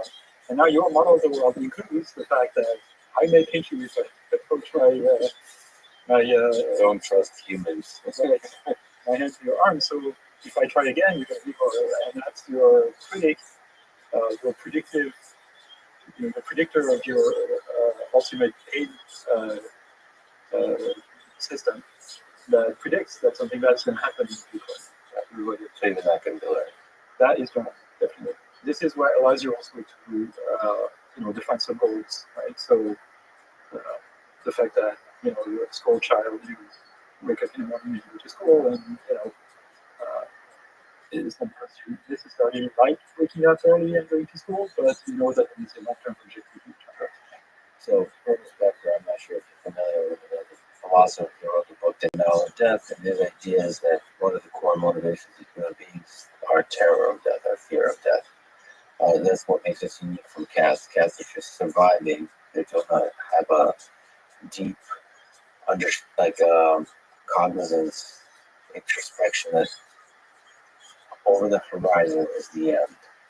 And he says that there's a terror management theory, that just all these psychological experiments that show basically this idea that all of human civilization, everything we create, is kind of trying to forget, even for a brief moment, that we're going to die. When do you think humans understand that they're going to die? Is it learned early on also? I don't know at what point. I mean, it's a question like at what point do you realize that what death really is? And I think most people don't actually realize what death is, right? I mean, most people believe that you go to heaven or something. Right? Well, so to put you back on that, what Ernest Becker says, and Sheldon Solomon, and all those folks, and I find those ideas a little bit compelling, is that there is moments in life, early in life, a lot of this fun happens early in life, when you do deeply experience the terror of this realization. And all the things you think about religion, all those kinds of things that we kind of think about more like teenage years and later. We're talking about way earlier. No, it's like 7 or 8 years, something like that. Yeah. You realize, holy crap, this is like the mystery, the terror. Like it's almost like you're a little prey, a little baby deer sitting in the darkness of the jungle of the woods, looking all around you in the darkness full of terror. I mean, that realization says, okay, I'm going to go back in the comfort of my mind where there is a deep meaning, where there's maybe like pretend I'm immortal, however kind of idea constructs to help me understand that I'm immortal. religion helps with that. You can delude yourself in all kinds of ways. Like you can lose yourself in the busyness of each day, the little goals in mind, all those kinds of things to think it's going to go on forever. And you kind of know you're going to die, yeah, it's going to be sad, but you don't really understand you're going to die. And so that's their idea. And I find that compelling because it does seem to be a whole unique aspect of human nature that we're able to think that we're able to really understand that this life is finite. That seems important. There's a bunch of different things there. So first of all, I don't think there is quite a big difference between us and cats in this term. I think the difference is that we just have a better long-term ability to predict, in the long term, and so we have a better understanding of how the world works, and we have better understanding of finiteness of life and things like that. Do we have a better planning engine than cats? Yeah. What's the motivation? What planning? Well, I think it's just a side effect of the fact that we have just a better planning engine because it makes us, as I said, the essence of intelligence is the ability to predict. And so, because we're smarter, as a side effect, we also have this ability to kind of make predictions about our own future existence or lack thereof. Okay. You say religion helps with that. I think religion hurts, actually. It makes people worry about, what's going to happen after their death, etc. If you believe that, you just don't exist after that, it solves completely the problem. At least you're saying if you don't believe in God, you don't worry about what happens after death. Yeah. I don't know. You only worry about this life because that's the only one you have. I think it's. I don't know if I would have said that. Like I said, I agree with them more than not. Is you do deeply worry. If you believe there's no God, there's still a deep worry, like on the mysteries at all. Like, how does that make any sense? That it just ends. I don't think we can truly understand that this right. I mean, so much of our life, consciousness, the ego, is invested in this being, and then science keeps bringing humanity down from its pedestal. And yes, that's just another example of it. That's wonderful, but for us individual humans, we don't like to be brought down from a pedestal. You're saying but see, you're fine with it because, so what Ernest Becker would say is you're fine with it because that's just a more peaceful existence for you, but you're not really fine. You're hiding from. In fact, some of the people that experience the deepest trauma earlier in life, they often, before they seek extensive therapy, will say, I'm fine. It's like when you talk to people who are truly angry, how are you doing? I'm fine. The question is, what's going on? I had a near-death experience. I had a very bad motorbike accident when I was 17. So, but that didn't have any impact on my reflection on that topic. So,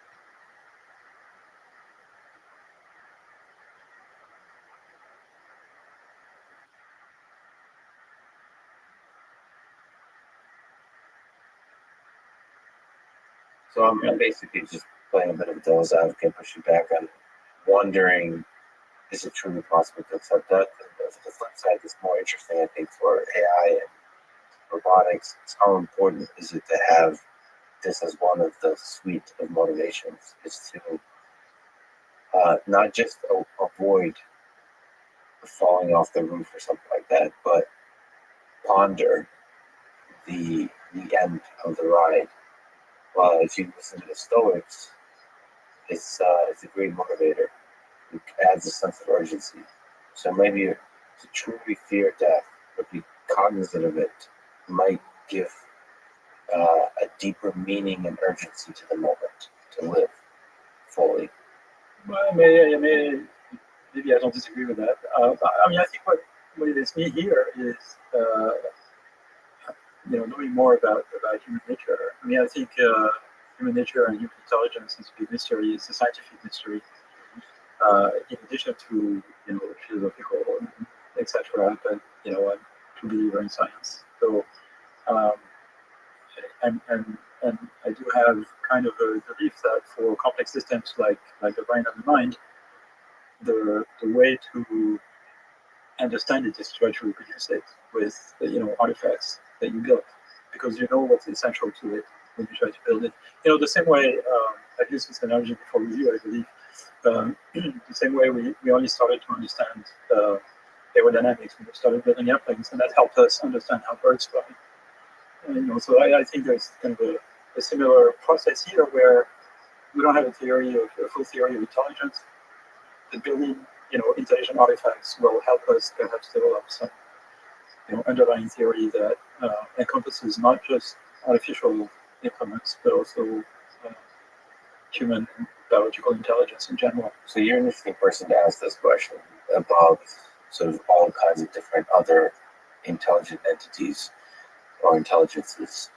What are your thoughts about kind of like the Turing or the Chinese room question? If we create an AI system that exhibits a lot of properties of intelligence and consciousness, how comfortable are you thinking of that entity as intelligent or conscious? So you're trying to build now systems that have intelligence, and there's metrics about their performance, but that metric is external. Okay, so how are you okay calling a thing intelligent, or are you going to be like most humans and be once again unhappy to be brought down from a pedestal of consciousness/intelligence? No, I'll be very happy to understand more about human nature, human mind, and human intelligence through the construction of machines that have similar abilities. And if the consequence of this is to bring down humanity one notch down from its already low pedestal, I'm just fine with it. That's just reality of life. So I'm fine with that. Now, you were asking me about things that opinions I have that a lot of people may disagree with. I think if we think about the design of an autonomous intelligence system, so assuming that we are somewhat successful at some level of getting machines to learn models of the world, predicting models of the world, we build intrinsic motivation objective functions to drive the behavior of that system. The system also has perception modules that allows it to estimate the state of the world, and then have some way of figuring out the sequence of actions that to optimize a particular objective. If it has a critic of the type that I was describing before, the thing that makes you recrawl your arm the second time I try to pinch it, intelligent autonomous machine will have emotions. I think emotions are an integral part of autonomous intelligence. If you have an intelligence system that is driven by intrinsic motivation, by objectives, if it has a critic that allows it to predict whether the outcome of a situation is going to be good or bad, it's going to have emotions, it's going to have fear. When it predicts that the outcome is going to be bad and something to avoid, it's going to have elation, it's going to be good. If it has drives to relate with humans, in some ways, the way humans have, it's going to be social, right? And so it's going to have emotions about attachment and things of that type. So So I think the sort of sci-fi thing where the community like having a relationship you can turn off, right? I think that's ridiculous. Living the dream, and 3 days on holiday every month apiece. What's good in your neck of the woods, son? You spend a lot of money now?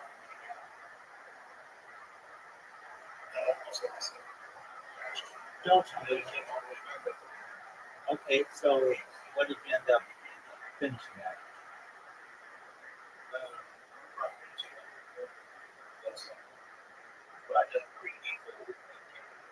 All right, well, that's because I'm looking for it. All right, I understand. We're a dog. You don't eat it. Absolutely. So, are you going to play again?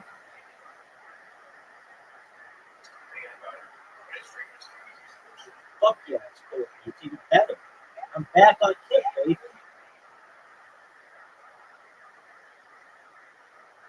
Yeah, let's see.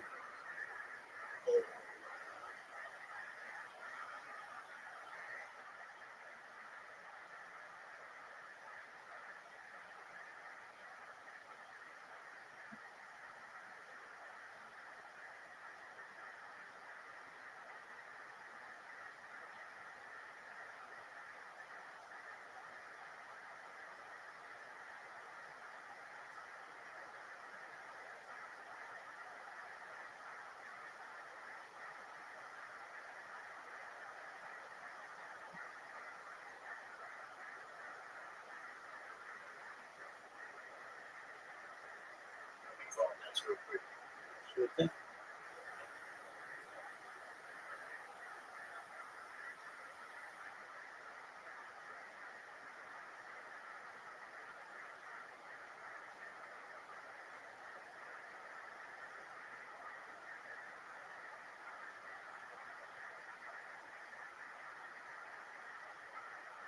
Does he know that you are up $200?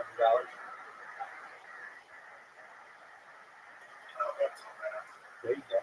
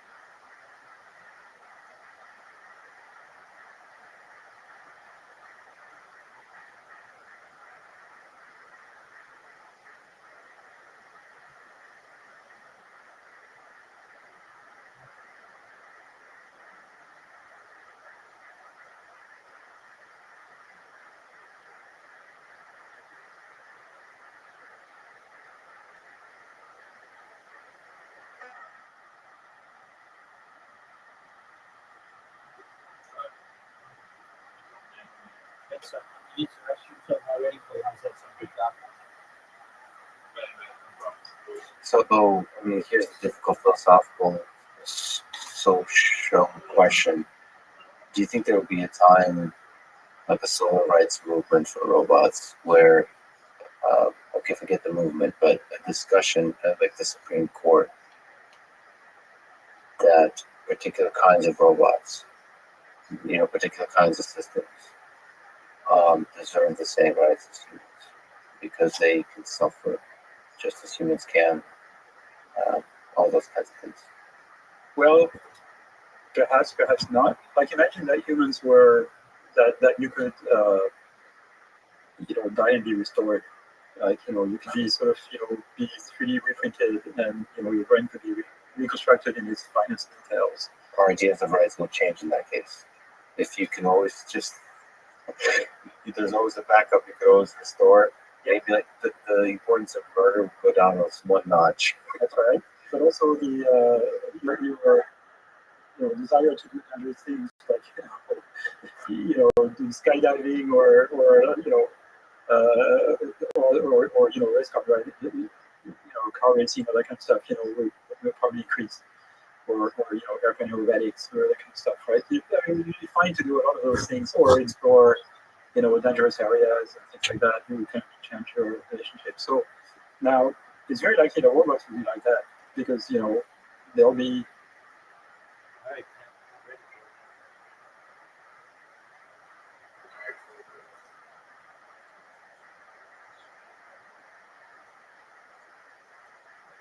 You said you should gambling PC. I have 10 of them below. I have a huge disk book, but let's stay in here. Just in case when I grow up, I've got 10 below. They're like really below.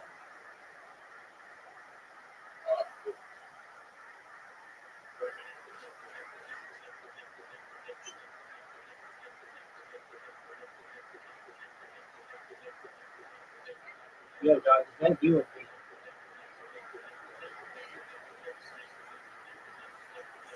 Just for a moment.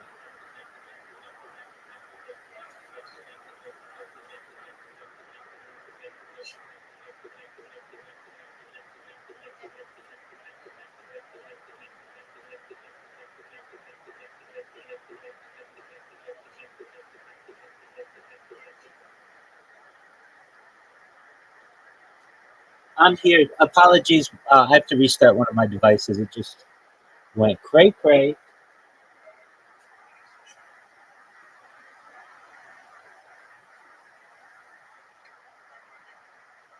I'm here.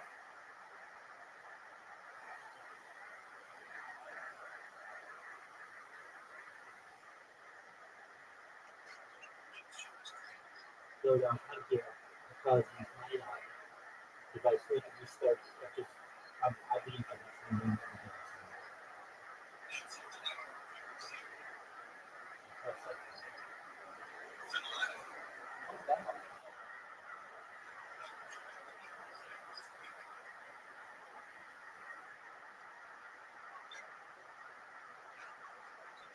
There you go. Exactly. Work out. You gotta own it. All right. At the end, in just a second.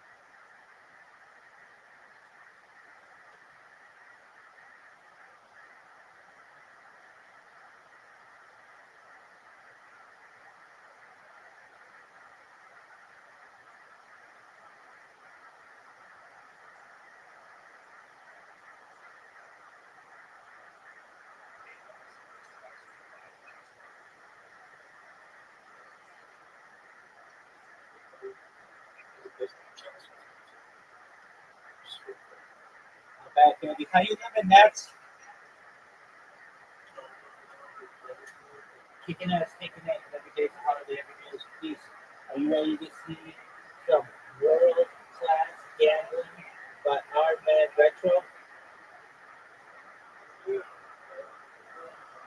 All right, Retro.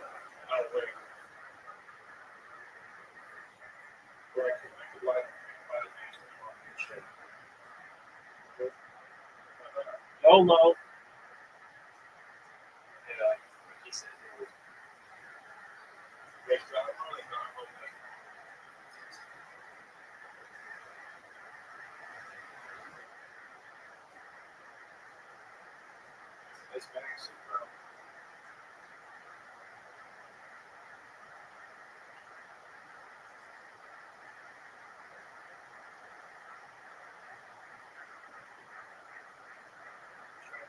That's not that much, actually.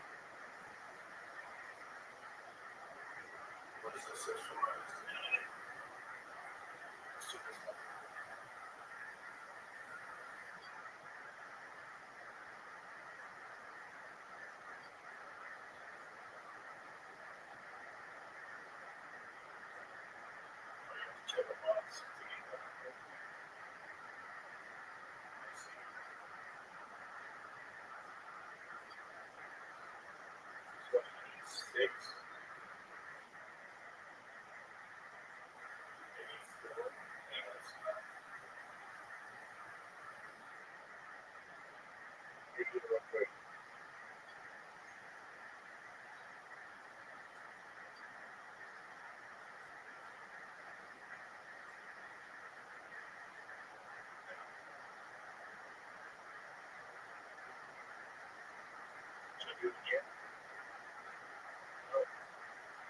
Gee, where's the roulette? That's where you make your money. That's all right. It happens to the best of us. Yeah, the other day I was playing that.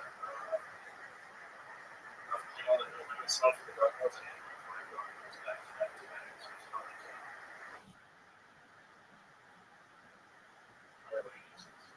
All right, what are the odds this chick? How did they put one?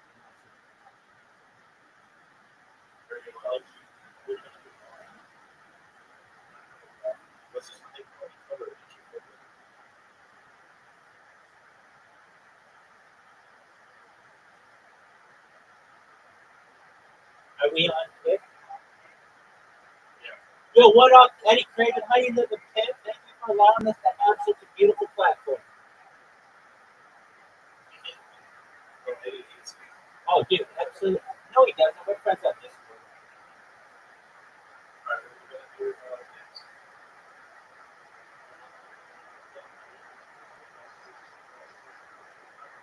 Where's the chick?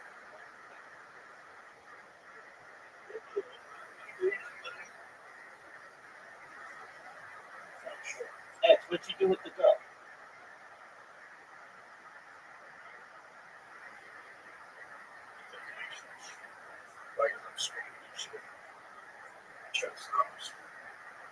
Bye, Eddie.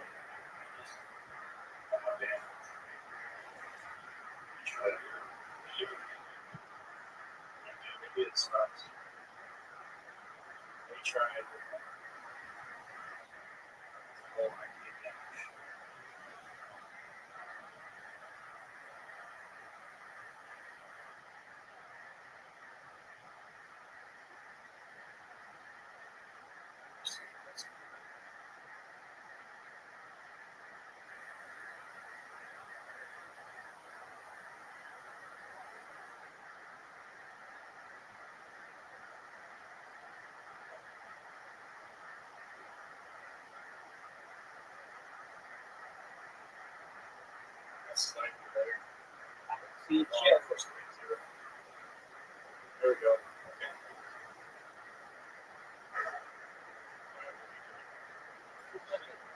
It's an improvement.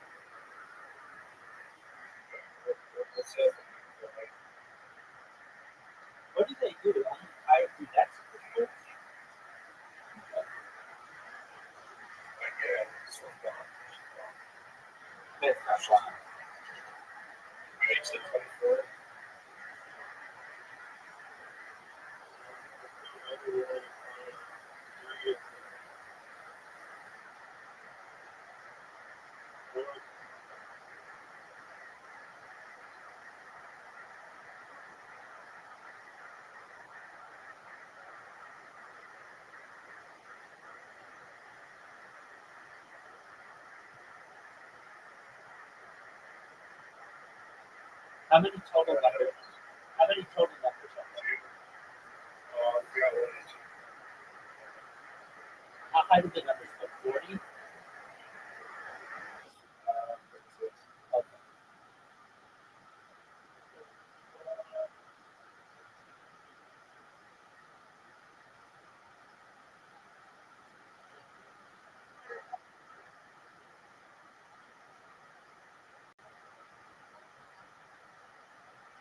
What's this sorry shit you just talked about?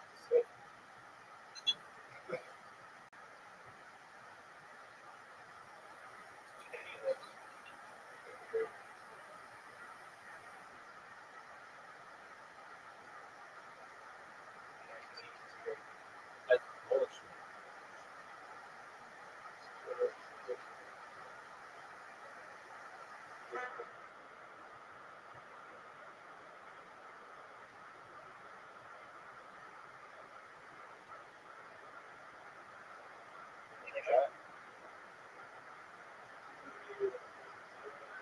Zero.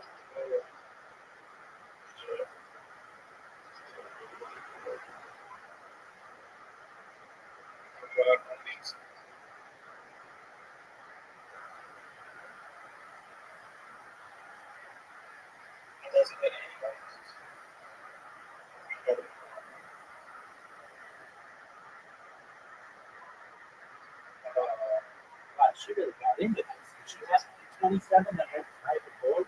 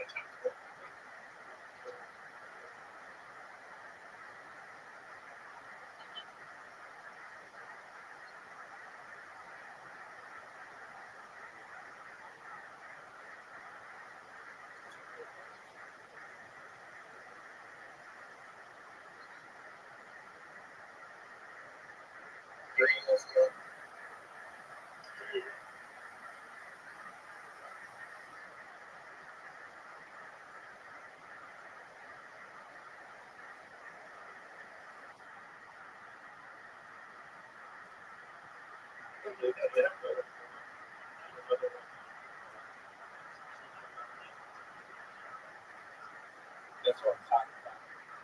Zero.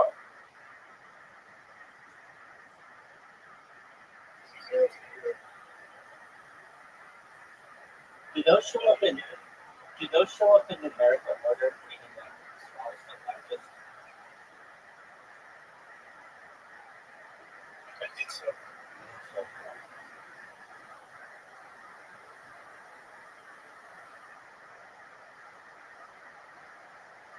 You think this girl's just in front of a green screen?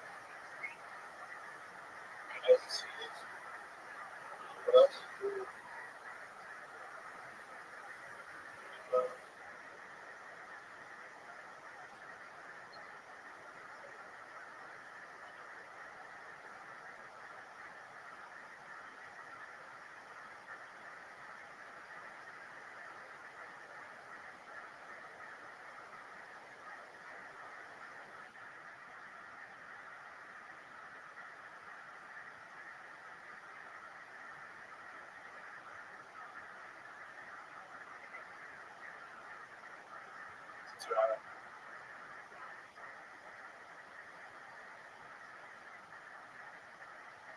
Do you ever bet colors?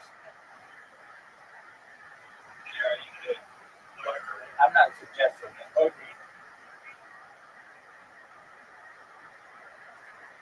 Well, I guess you can't bet green, can you? It's just, you just put it on the number.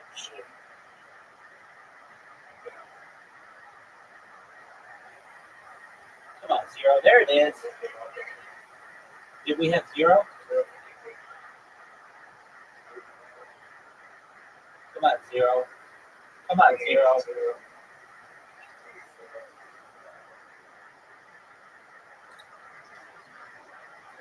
Shit. Zero on zero.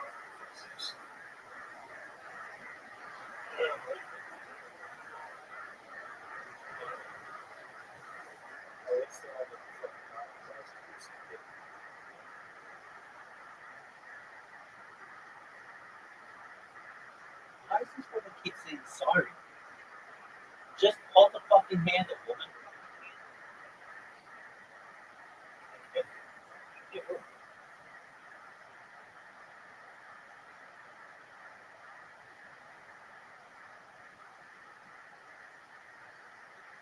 Yes.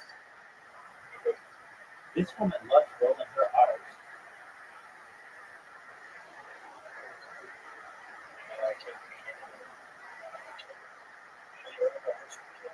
Fuck no.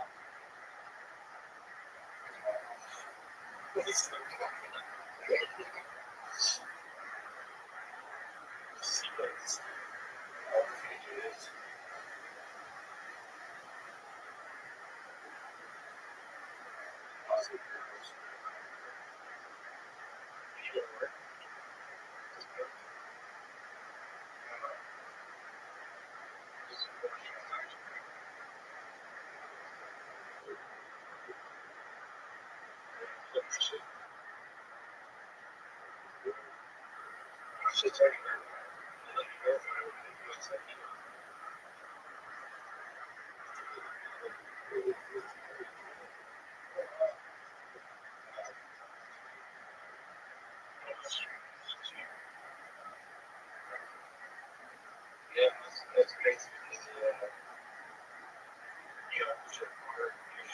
true.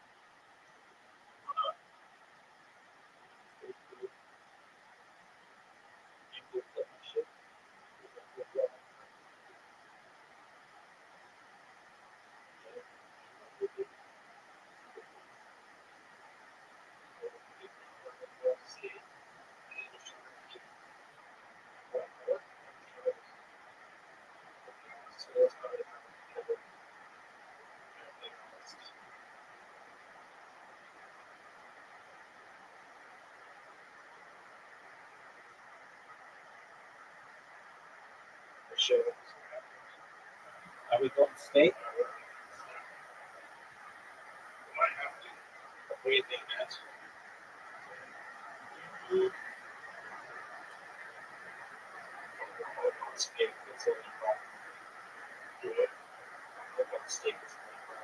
How's that a problem?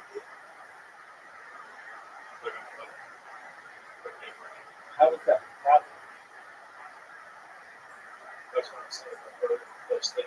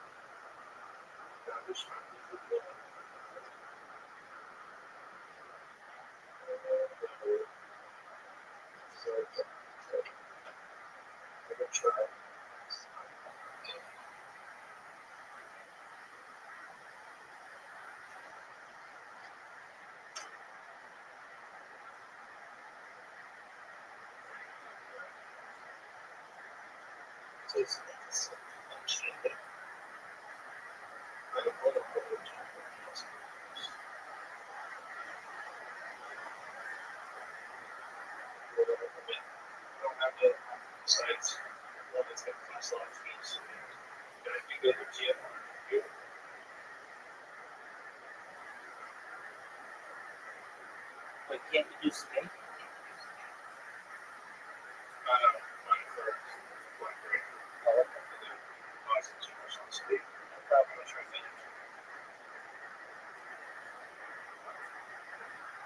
You are DJ.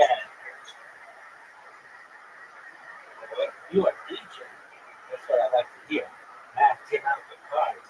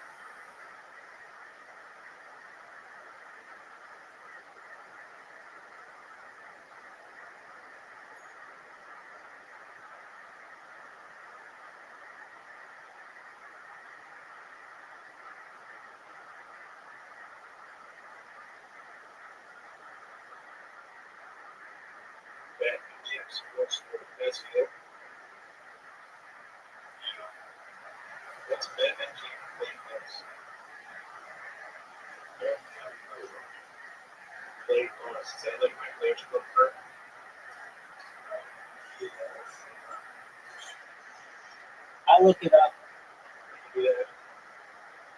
That MGM play cards.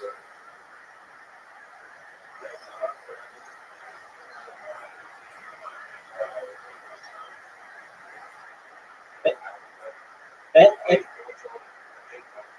that MGM Play Plus offers a Play Plus card as a deposit method for funding a card. The Play Plus card is a reloadable account that can be used to fund that MGM account or MGM Rewards account. And it's FDIC insured.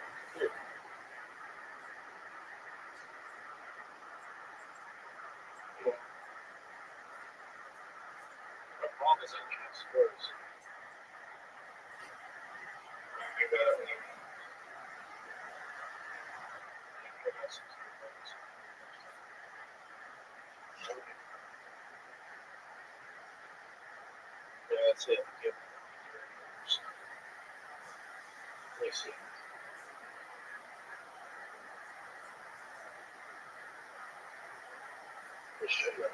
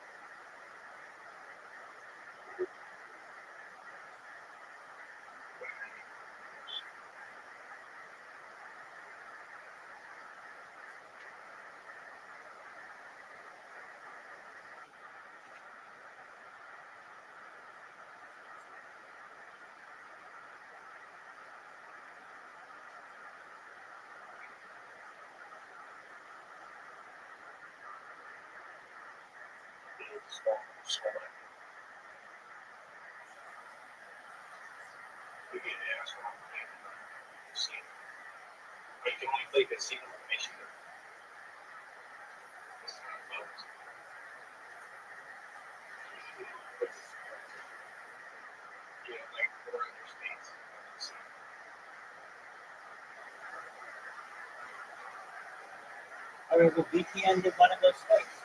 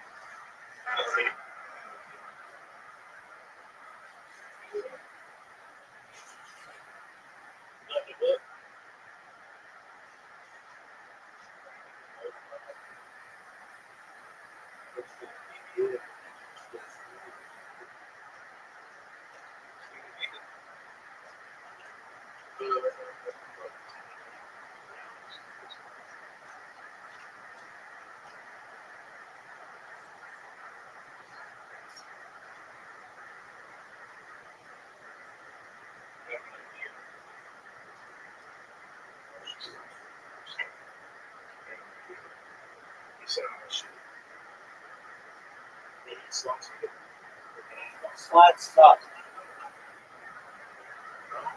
Slots are terrible.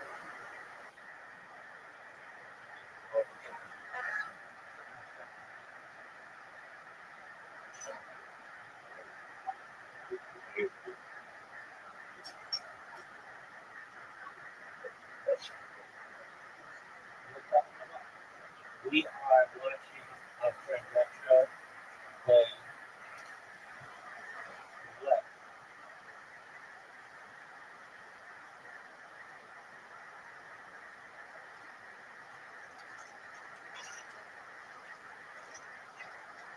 Is this video on logistics?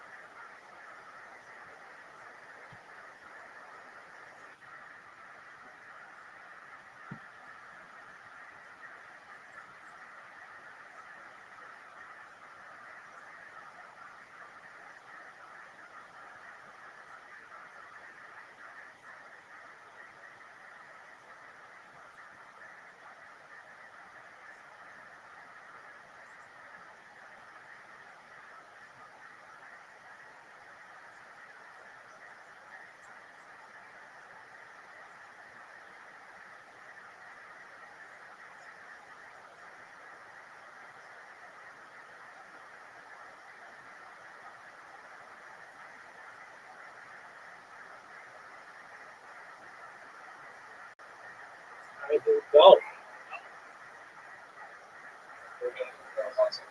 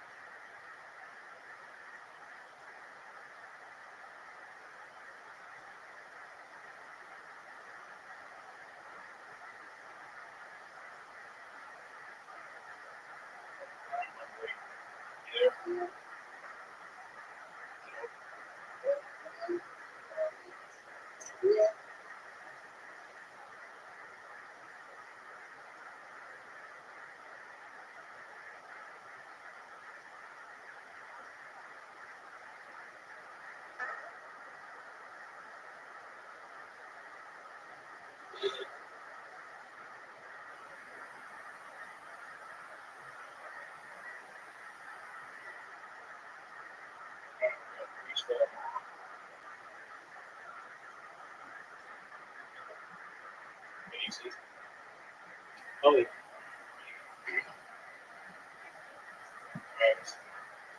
Zero. Yes.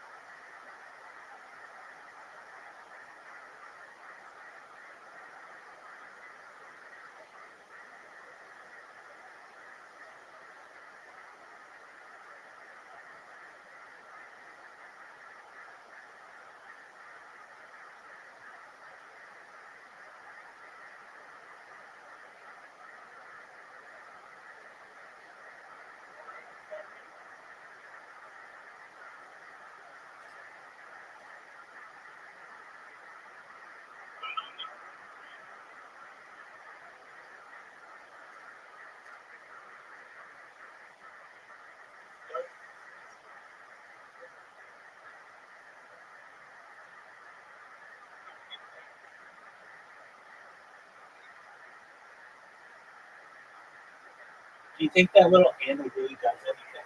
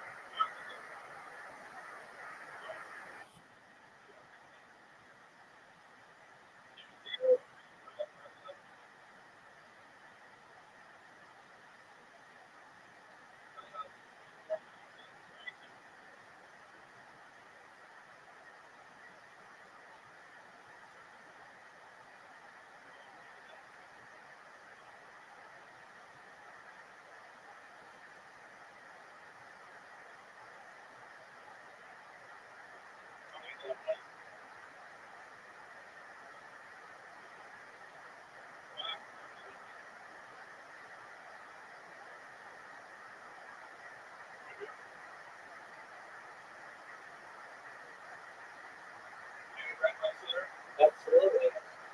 Just 8 and 11, I believe.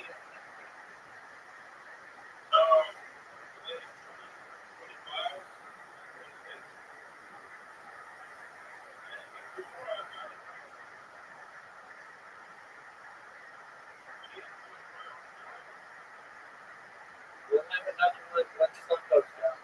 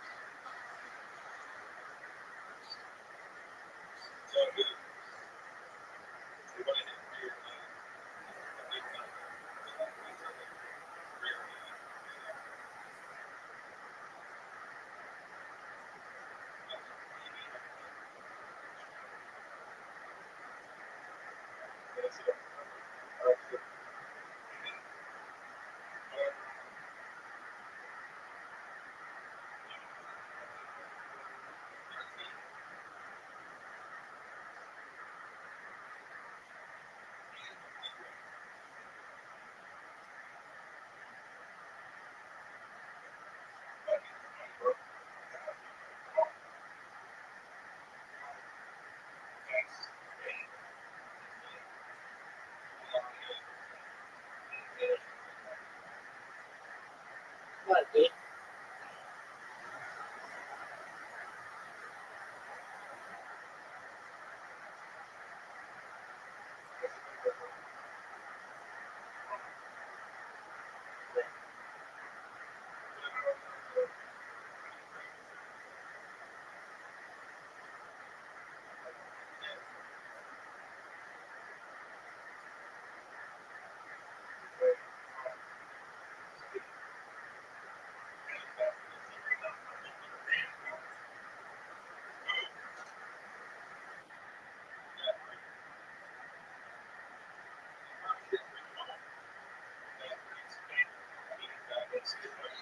Hit this tree. Hit it.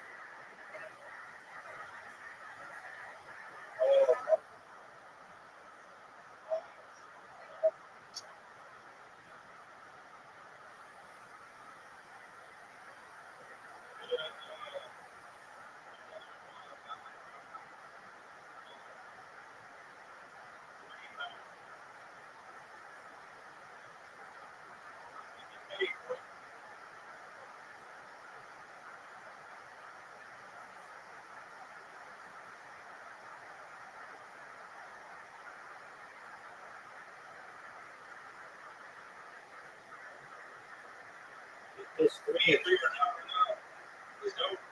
Rudy.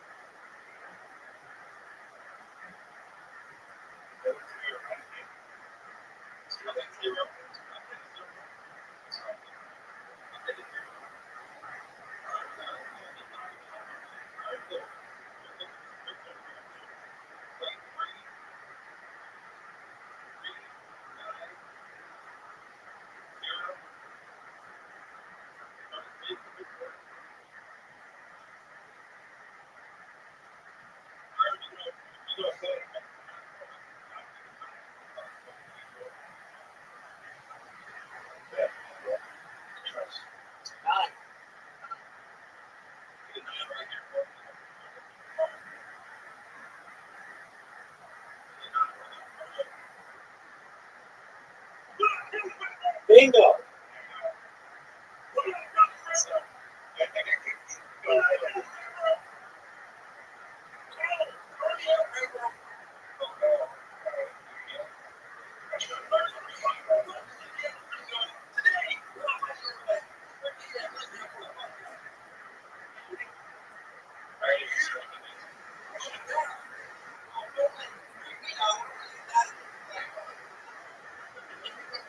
right, are you up today?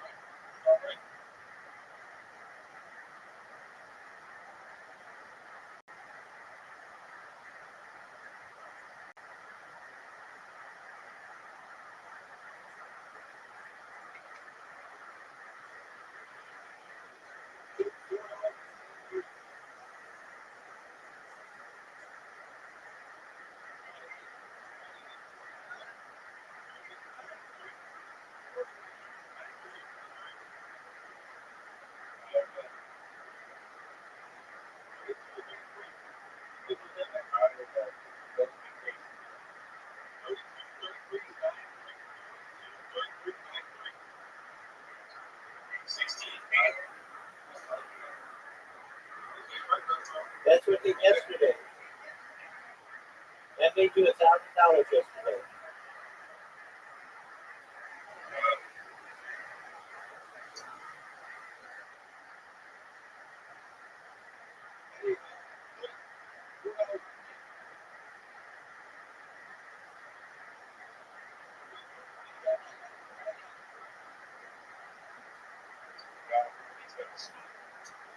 Three.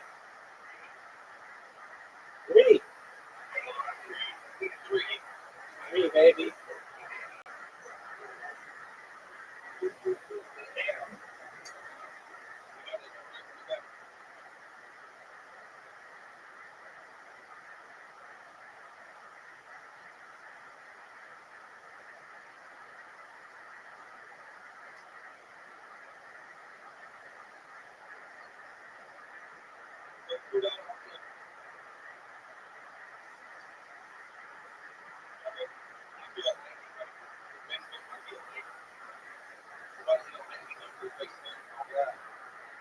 Three.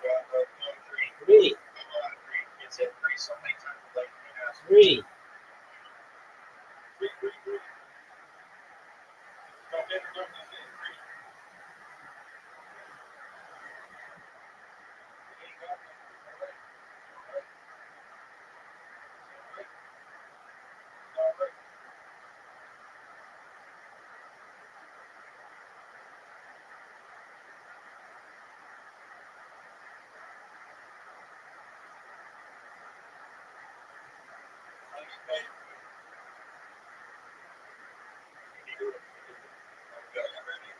I'm ready for a big job.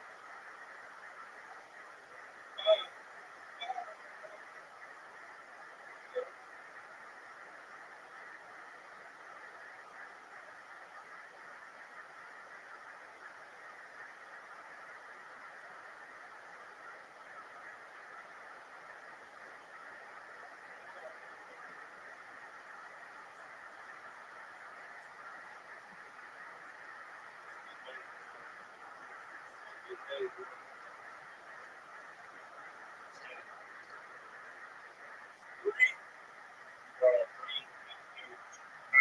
baby, come on.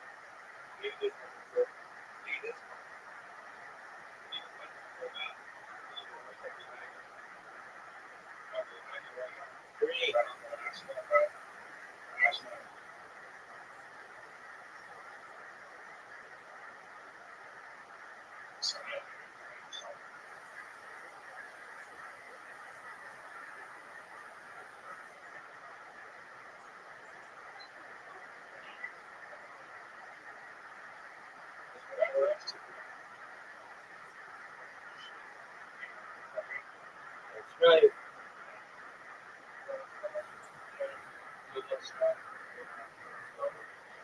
Excellent. Best wishes. Thanks for coming, okay? Take care.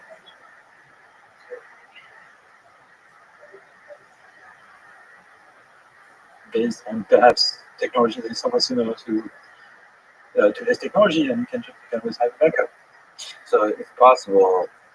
I don't know if you like video games, but there's a game called Diablo, and My sons are huge fans of this. yes, In fact, the video game that's inspired by awesome.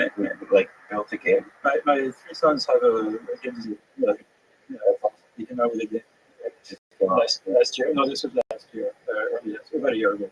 That's awesome. But so in Diablo, there's a hardcore mode, which if you die, you're gone. Right. That's it. And so it's possible with AI systems for them to be able to operate successfully, and for us to treat them in a certain way, because they have to be integrated into society, they have to be able to die. No copies allowed. In fact, copying is illegal. It's possible with humans as well. Like cloning will be illegal. you don't know what's possible. With cloning is not copying, right? I mean, you don't reproduce the mind of the person and that experience. Right. It's just a delayed twin. But then but we were talking about computers that you will be able to copy. Right. You will be able to perfectly save, pickle the mind state. And it's possible that will be illegal because that goes against, that will destroy the motivation of the system. Okay, so let's say you have a domestic robot, Yes. okay, sometime in the future. Yes. And domestic robot, comes to you kind of somewhat pre-trained, can do a bunch of things. Yes. But it has a particular personality that makes it slightly different from the other robots because that makes them more interesting. And then because it's lived with you for 5 years, you grown some attachment to it, and vice versa, and it's learned a lot about you. Or maybe it's not a household robot. Maybe it's a virtual assistant that lives in your augmented reality glasses or whatever, right? Yeah. The type of thing, right?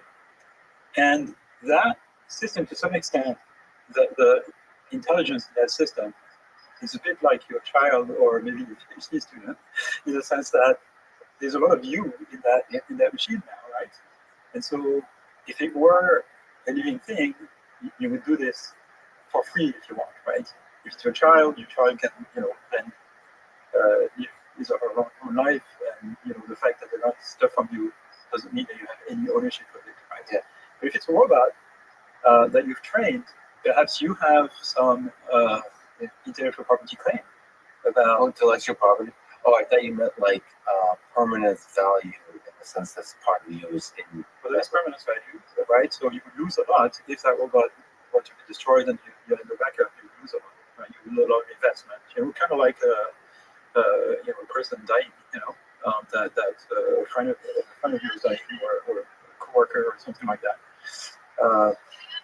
But also you have like intellectual property rights in the sense that system is fine-tuned to your particular existence. So that's now a very unique instantiation of that original background model, whatever it was that arrived.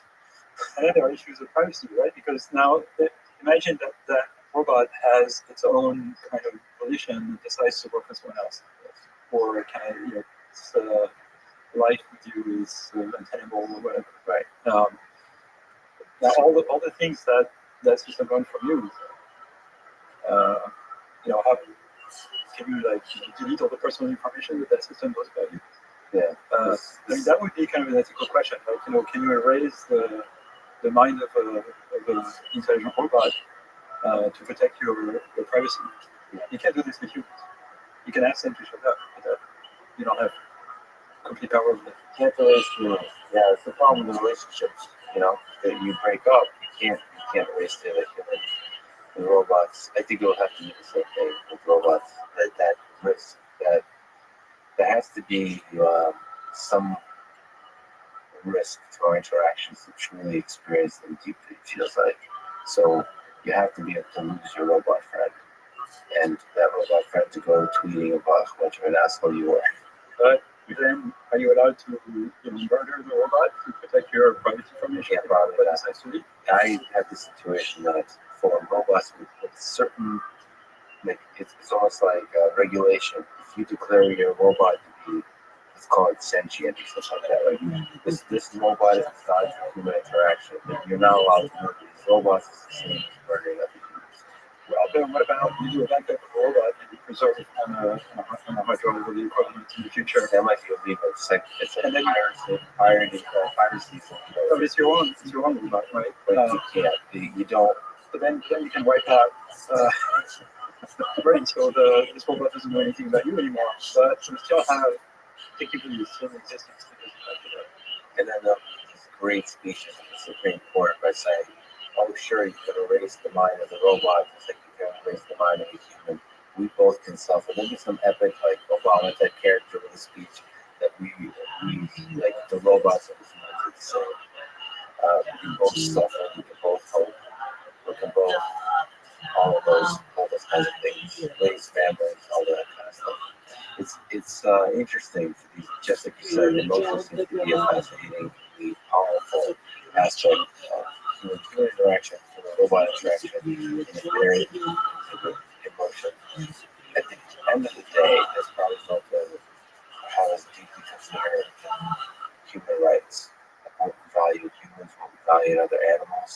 That's why robots and AI is great. It makes us ask questions. Questions, yeah. You asked about the Chinese people type argument. Is it real? Do you think it's real? I think the Chinese argument is ridiculous. So for people who don't know Chinese robots, you can I don't even know how to formulate it well, but basically you can mimic the behavior of an intelligent system by just following a giant algorithm code book that tells you exactly how to respond in exactly each case. But is that really intelligent? It's like a giant lookup table. When this person says this, you answer this. When this person says this, you answer this.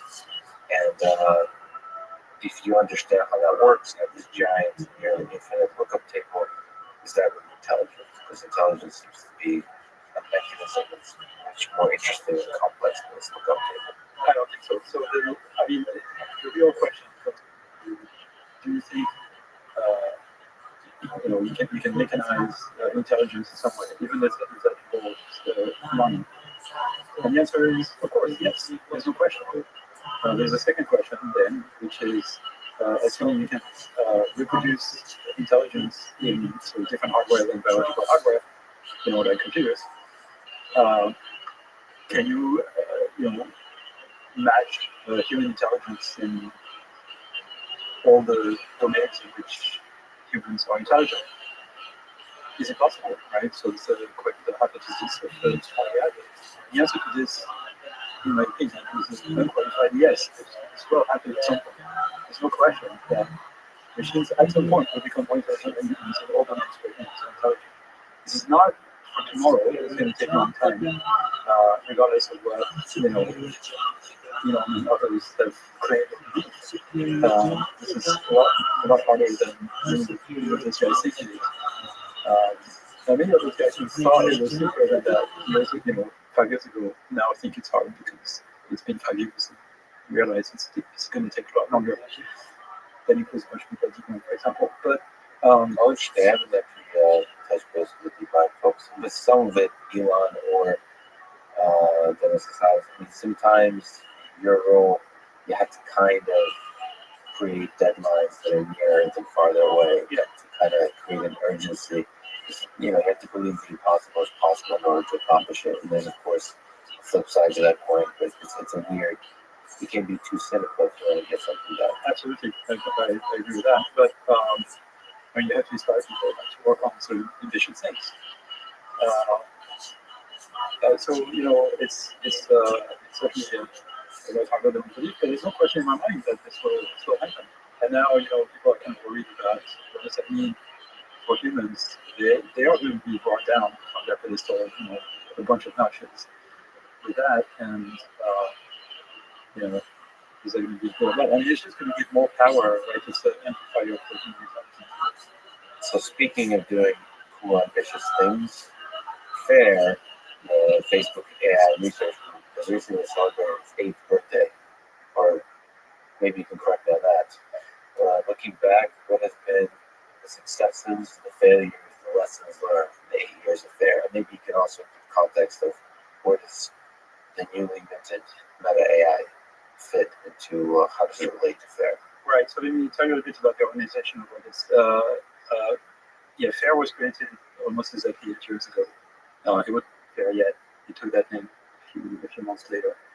And at the time I joined Facebook, there was a group called the AI group that had 12 engineers and a few scientists, like 10 engineers and 2 scientists, or something like that.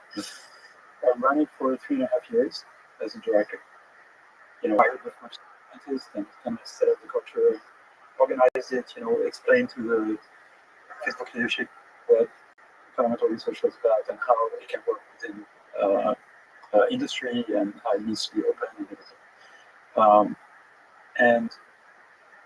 I think it's been an unqualified success in the sense that FAIR has simultaneously produced top-level research and advanced the science and technology, provided tools, open source tools like PyTorch and many others, but at the same time has had a direct or mostly indirect impact on Facebook at the time, now Meta, in the sense that a lot of systems that Meta is built around now are based on research projects that started at FAIR.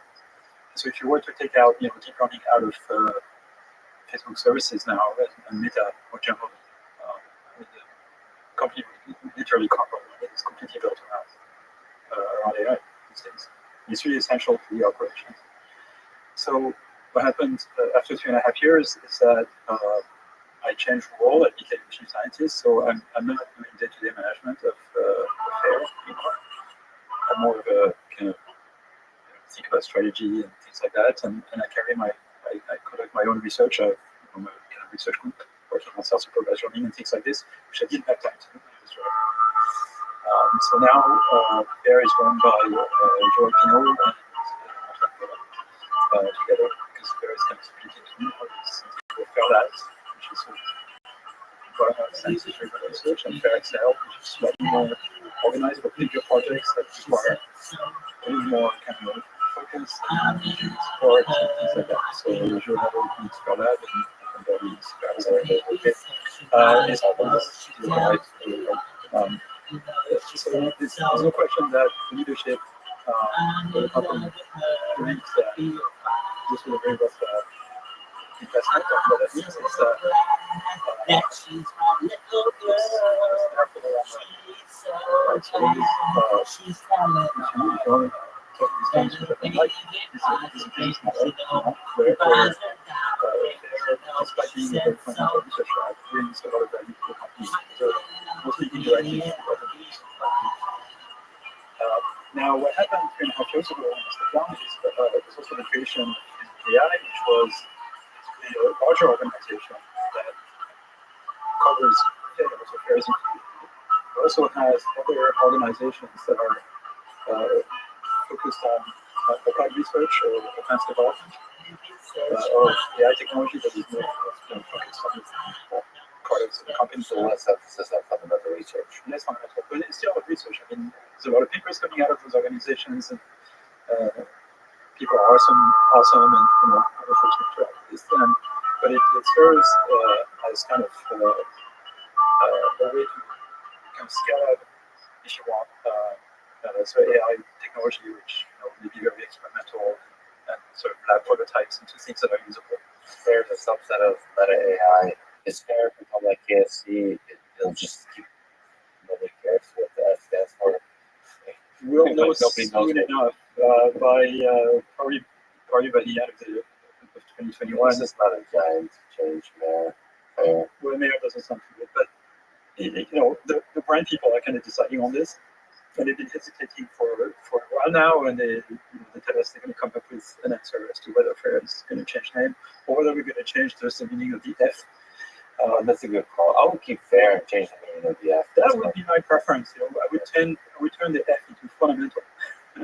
Fundamental AI research. Oh, that's really good. Yeah. Meta AI. So this would be Meta FAIR. Meta FAIR. Yeah. People would be FAIR, right? Yeah, exactly. I like it. And now Meta AI is part of the Reality Lab. So Meta now, the Facebook right, is called Meta, and it's kind of divided into Facebook, Instagram, WhatsApp,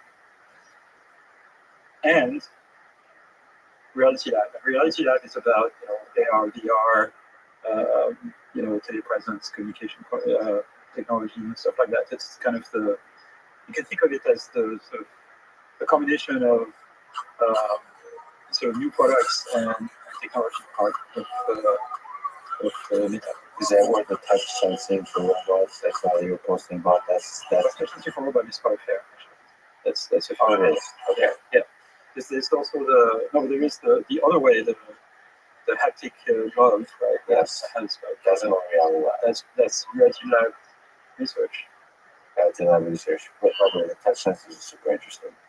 Like integrating that modality into the whole sensing suite is very interesting. So, what do you think about the metaverse? What do you think about this whole this whole kind of expansion of the view of the whole of Facebook and Meta. Well, metaverse really should be thought of as the next step in the internet, right? Sort of trying to kind of, make the experience more compelling of being connected either with other people or with content. And we are evolved and trying to evolve in 3D environments where we can see other people, we can talk to them when we're near them, or if we're far away, can hear us, things like that, right? So there's a lot of social conventions that exist in the world that we can try to transform. Now, what is going to be eventually how compelling is it going to be? Like, is it going to be the case that people are going to be willing to do this if they have to wear a huge pair of goggles per day? No, But that if the experience is sufficiently compelling, maybe so. or if the device that you have to wear is just basically a pair of glasses, and technology makes sufficient progress for that. AR is a much easier concept to grasp. That you're going to have augmented reality glasses that basically contain some sort of virtual assistant that can help you in your daily lives. But at the same time, the AR, you have to contend with the reality. The VR, when you detach yourself, reality gives you freedom. So it'd be easier to design worlds in VR. Yeah, but you can imagine that the metaverse being A mix. a mix, right? Or like you can have objects that exist in the metaverse that pop up on top of your world, or only exist in virtual worlds. Okay, let me ask the hard question. Well, because all of this is So this is easy. The Facebook, Meta, the social network, has been painted by the media as net negative for society, even destructive and evil at times. You've pushed back against this, defending Facebook. Can you explain your defense? Yeah, so the description, the company that's being described in some media is not the company when we work inside. And, it could be claimed that a lot of employees are uninformed about what really goes on in the company, but, I'm the vice president. I have a pretty good vision of what goes on. I don't know everything, obviously. I'm not involved in everything, but certainly not in decision about content moderation or anything like this, but I see some decent vision of what goes on. And this people that is being described, I just don't see it. And then, I think there is an easy story to buy, which is that, all of bad things in the world and, the reason your friend doing crazy stuff, it's an easy scapegoat, right? In social media in general, Facebook in particular. But you have to look at the data. Like, is it the case that Facebook, for example, polarizes? Are there academic studies that show this? Is it the case that teenagers think of themselves less than Instagram more? Is it the case that people get more riled up against opposite sides in a debate of political opinion if they are more on Facebook or if they are less?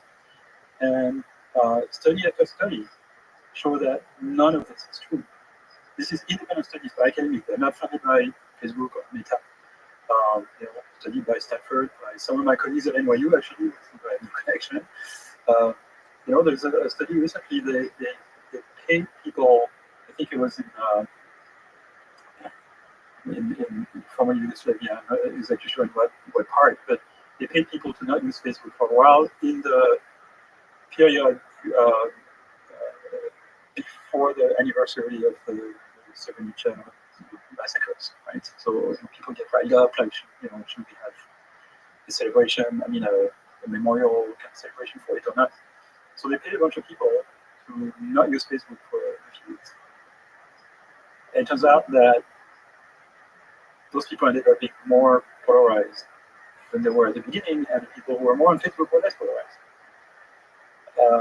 There's a study, from Stanford of economists at Stanford that tried to identify the causes of decreasing polarization in the US. And it's been going on for 40 years before, Mark Zuckerberg was born. Yeah. Continuously. And And so if there is a cause, it's not Facebook or social media. So it's not social media just accelerating it. But no, I mean, it's basically a continuous evolution by some measure of polarization in the US. And then you compare this with other countries like the west half of Germany, because you can go 4 years east side, or Denmark, or other countries. And they use Facebook just as much. And they're not getting more polarized, and less polarized. So if you want to look for, a causal relationship there, you can find skateboards that you can find the cause. Now, if you want to fix the problem, you have to find the right cause. So what drives me up is that people now are accusing Facebook of bad deeds that are done by others, and those others we're not doing anything about them. And by the way, those others include the owner of the Wall Street Journal, which all of the speakers are published. So I should mention I'm talking to Mike Schrepp on this podcast, and also Mark Zuckerberg, and probably a conversation you can have with them. Because it's very interesting to me. Even if Facebook has some measurable negative effect, you can't just consider that in isolation. You have to consider all the positive ways it connects us. So every technology is like question. You can't just say like there's an increase in division. Yes, probably Google search engine has created an increase in division. We have to consider about how much information about the world. Like I'm sure Wikipedia created more division. If you just look at the division, you have to look at the full context of the world, and they didn't make a better world yet. The printing press has created division. Exactly. So, when the printing press was invented, first books that were printed were things like the Bible, and that allowed people to read the Bible themselves, not get the message immediately from priests in Europe. And they actually did the Protestant movements and 200 years of religious persecution in West. So that's the effect of printing press. Social networks aren't being nearly as bad as printing press, but nobody said printing press was a bad idea. Yeah, a lot of this perception, and there's a lot of different incentives out there here. Maybe a quick comment, since you're one of the top leaders in Facebook and like that's in the tech space. I'm sure Facebook has lost a lot of important technological challenges that need to be solved. A lot of it probably on the computer infrastructure, the hardware. It's just a huge amount. Maybe can you give me context about how much of Shrek's life is AI, how much of it is low-level compute, how much of it is flying all around doing business stuff in the same way Zuckerberg, Mark Zuckerberg. They really focus on AI. Certainly in the run-up of the patient care, and for patients to hear after that more, Mark was very, very much focused on AI and spending quite a lot of effort on it, and that's his style. When he gets interested in something, he reads everything about it. He read some of my papers, for example, for Asian.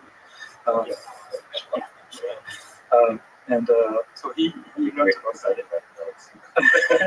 Right. Shred was really creative also. Shred is really kind of, has something I've tried to preserve also despite my Instagram page, which is a sense of wonder about science and technology. And he certainly has that. He's also a wonderful person in terms of, as a manager, get with people and Mark also actually. So these are very, very human people. In the case of Mark, it's shocking because, even his trajectory and the personality of the press is just completely not. Yeah. But you have to know how to play the press. So that's, I think something I was talking to, you have to, it's like, like the director, the conductor of an orchestra, you have to play the press and the public in a certain kind of way where you convey your true self to them. If there's the kind of hard. And it's hard. And it's probably not the best at it. So, yeah. You have to learn. It's sad to see, I'm not talking about it, but the Shrek slowly stepping down. It's always sad to see folks sort of be there for a long time and slowly. But I guess time. I think he's done the thing he set out to do, and he's got family priorities and stuff like that, and I understand you after 13 years or something. It's been a good run. Which in Silicon Valley is basically a lifetime. Yeah. Because it's dog years. So New York's the conference just wrapped up. Let me just go back to something else. You posted a paper you co-authored was rejected from Europe, as you said, proudly in quotes rejected. Can you joke? Yeah, I know. Can you describe this paper and like what was the idea in it? And also, I think this is a good opportunity to ask what are the pros and cons, what works and what doesn't about the review process.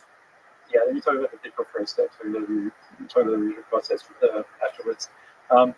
The paper is called VICREG, so this is, I mentioned that before, variance and variance covariance regularization. And it's a technique, a non-contrastive learning technique for what I call joint embedding architecture. So Siamese nets are an example of joint embedding architecture.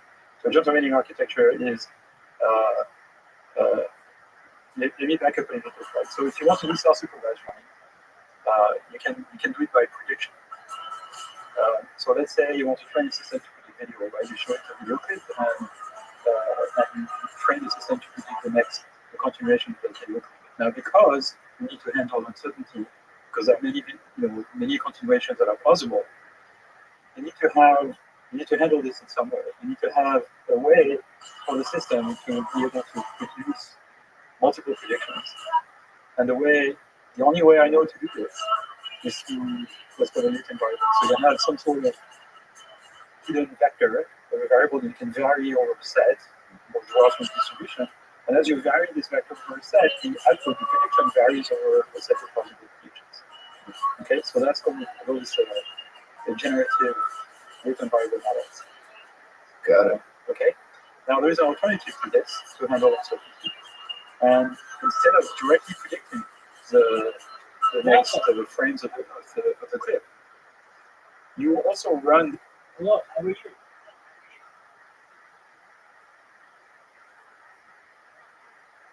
What's up, Silky? How are you, Silky? You're muted. You're definitely.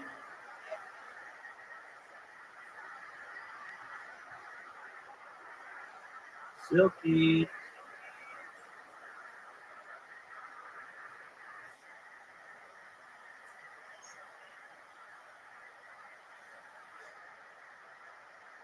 Sure. It could be Silky as well. SILKD. Silky. That's true. That's silent. The chat time. What up, Silky? Are you fixing yourself over there? Is he got you? Deafened? Undeafened?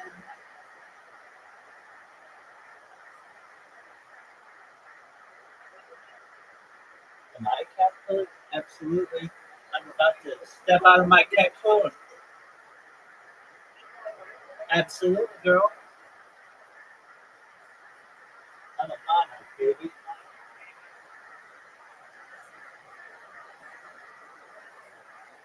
It's like the most beautiful. I don't know too much beautiful. It's very famous. It travels long distances. It's caterpillar of the new world. I can't choose my favorite one. They're like a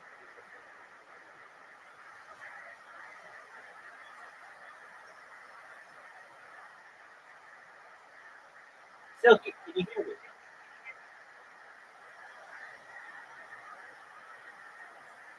All right, will you do you, Silky? I'm singing the Beatles. Silky, do you know who the Beatles are? If you don't, there's more. It's like everybody's got to know who the Beatles are. Audie, what's your favorite Beatles song?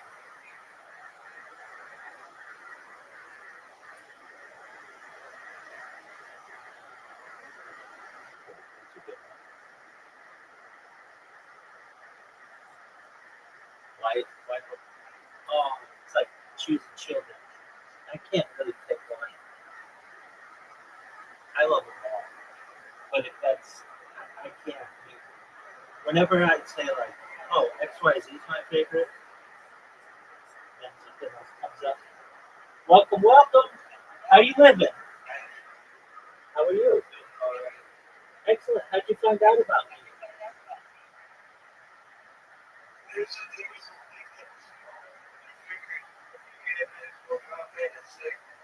Absolutely, Botso. Botso, do you happen to be on Blue Sky? Yeah. It's like the Twitter alternative. It's like the alternative of Twitter. That's what it is. Absolutely, I understand. That's all right, Botso. Do you mind if I tell you about myself? Excellent. Thank you, Botso. I'm Rabbi Rothschild. I stream like 24 hours a day, 7 days a week, 365 days a year for world peace. I've been doing so live since the pandemic for 3.5 years. I've more data than any person in global history. Fox, have you ever seen the movie The Truman Show or the television show Big Brother? Excellent, man. Well, the only difference essentially is that we have my consent to do this and make it in that movie. You can literally watch every moment of every day of my life, going back to we've seen the death of a queen, the birth of an eye, the coronation of a king, and everything in between. In 2018, the Economist magazine stated that data had taken petroleum as its number one resource. I have more data online archived than any person ever, which may make me a very influential person someday. If that happens, I'm going to help you, Bonzo, and everyone who's helped me along the way. I'm going to give you enough money to create generational wealth, to be able to help your friends, your family. I want you to be able to help those around you and start charities and philanthropic organizations for the betterment of the world. I am someone who is an advocate for ending world hunger through the use of technology, such as agricultural drones, floating greenhouses, saltwater greenhouses, things like hydroponics, vertical farming, and cloud seeding. I want to help end world thirst. I am sponsored by a cryptocurrency. It's known as Harry Potter Masonic Pen Media. It is worth $100 million. And I am a major advocate of one of the projects that we've had, which is to build wealth in developing nations like Nigeria, which we've done. And I want to help spread those types of causes. I'm also someone who is an advocate for the Lifestyle program. And most importantly, in terms of ending global thirst, I'm an advocate for desalination technology, where we pump in seawater onto land to make it drink. I talk about other things that I've really discussed in mainstream, things like anti-gravity, antimatter, fascinating like travel, fascinating like communication, things like alien disclosure, cryptocurrency, quantum computing, de-extinction. People don't know this, but the first successful de-extinction took place in the year 2003 with the Pyrenean Ibex, which was a goat located in northern Spain, southern France. Fast forward to the year 2021, a company out of Dallas, Texas, is founded known as Colossal Bioscientific. They've made it their goal that within the next 3 years to reintroduce the woolly mammoth into the Arctic system, utilizing African elephant surrogates. I just think this is mind-blowing technology and mind-blowing goals. I know that they most recently were able to bring about a type of bird. They want to reintroduce the Tasmanian tiger and the dodo bird following the woolly mammoth, which I just think is just phenomenal. Additionally, I talk about things that are of benefit to you or those around you. Again, I want to make it so that you can be financially independent if you're not already. And when you're born, the average life expectancy for someone is probably about age 80. If you want, this is with your consent, I'm going to increase that to age 100, 120 through the use of technology such as oxygen therapy, human growth hormones, stem cells, things like cryogenics, nootropics, cold shock therapies, things like plants and poison therapy, but eventually you may be 120 years old and you may say, Grandma, it's been a wonderful run, but my body's starting to break down. What's the next plan? Again, this is with your consent process. What we do is introduce new type of technology known as mind-blowing technology, where we scan your brain with your consent, if it's given like a CAT scan or an MRI, knowing where every atom is in your central nervous system and your peripheral nervous system, you later download as an Android and avatar cyborg, a cybernetic being in front of yourself, a robot, an ethereal being, whatever you want to be. But essentially, Ron, I'm saying to you that if you want, you maybe that's good for a good look at what I'm doing in the future. What are your thoughts?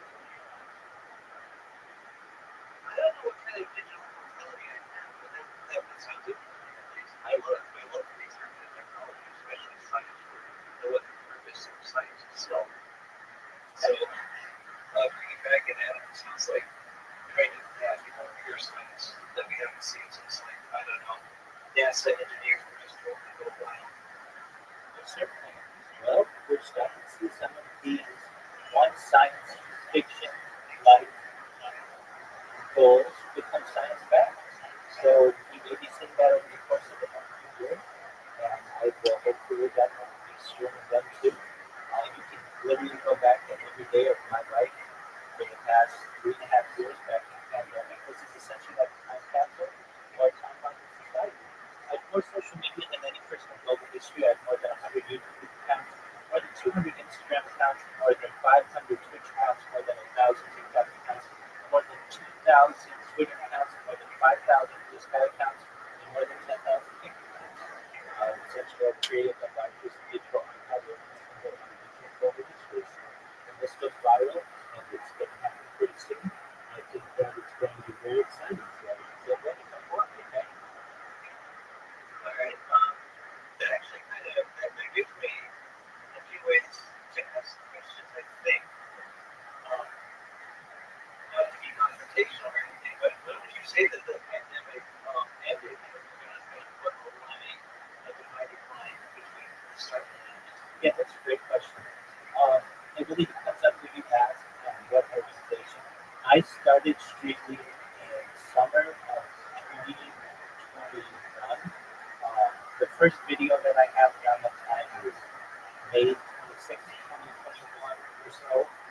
I was in downtown Los Angeles, and I was basically making an announcement, and immediately then the George Floyd protest started. I mean, immediately I had it on video, and spread wild. And so I recorded all of that footage on GoPros starting the summer of 2021. Which what I would do after work, I'm a certified private management professional.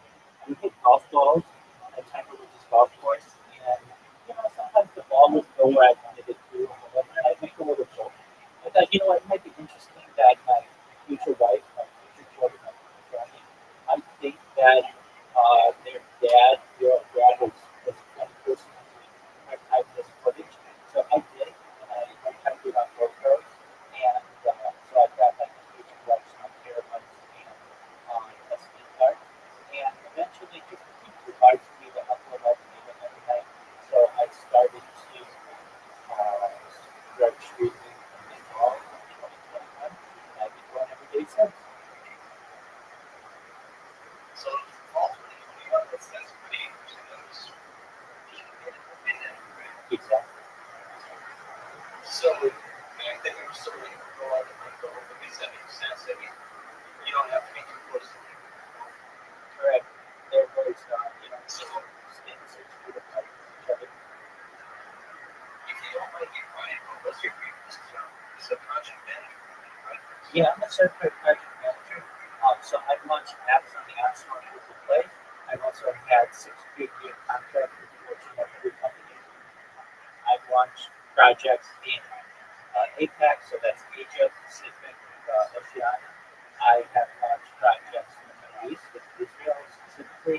I've launched projects in India, which is Europe, Middle East, and Africa. I've launched projects in South America, North America specifically, with a concentration on North America and Canada. That's really interesting. So you're like working in a multinational global company. Absolutely. So you got the title Rabbi Rothschild. At least that seems to be the next time. Is that an official title? Absolutely. I'm going to speak up in 2020. And that's instructions. Rabbi just means teacher at a base. And I do talk about religious subjects, but you don't have to be religious. Understand kind of a wide base there for a lot of people with those kind of interests too. Yeah, absolutely. I'm really someone who's here to learn and teach, but I'm here to learn just like anybody else. I very much enjoy AI. I've been using AI since November 2022 on camera, on stream when ChatGPT was launched. I was actually an early adopter for ChatGPT and use it every single day. So we've been able to see its evolution from ChatGPT 0, ChatGPT 1, I've been able to see image generation with Midjourney begin to um, improve, and now video generation with Sora and other platforms. So that's quite interesting. And just basically have the worth of what we have publicly available, publicly accessible AI that can be used since its creation.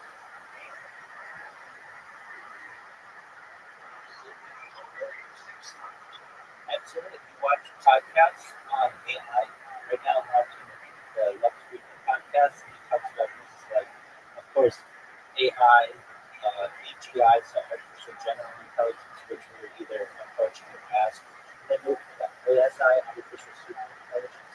We talk about the automated cars, we talk about sort of game theory and the rise of perhaps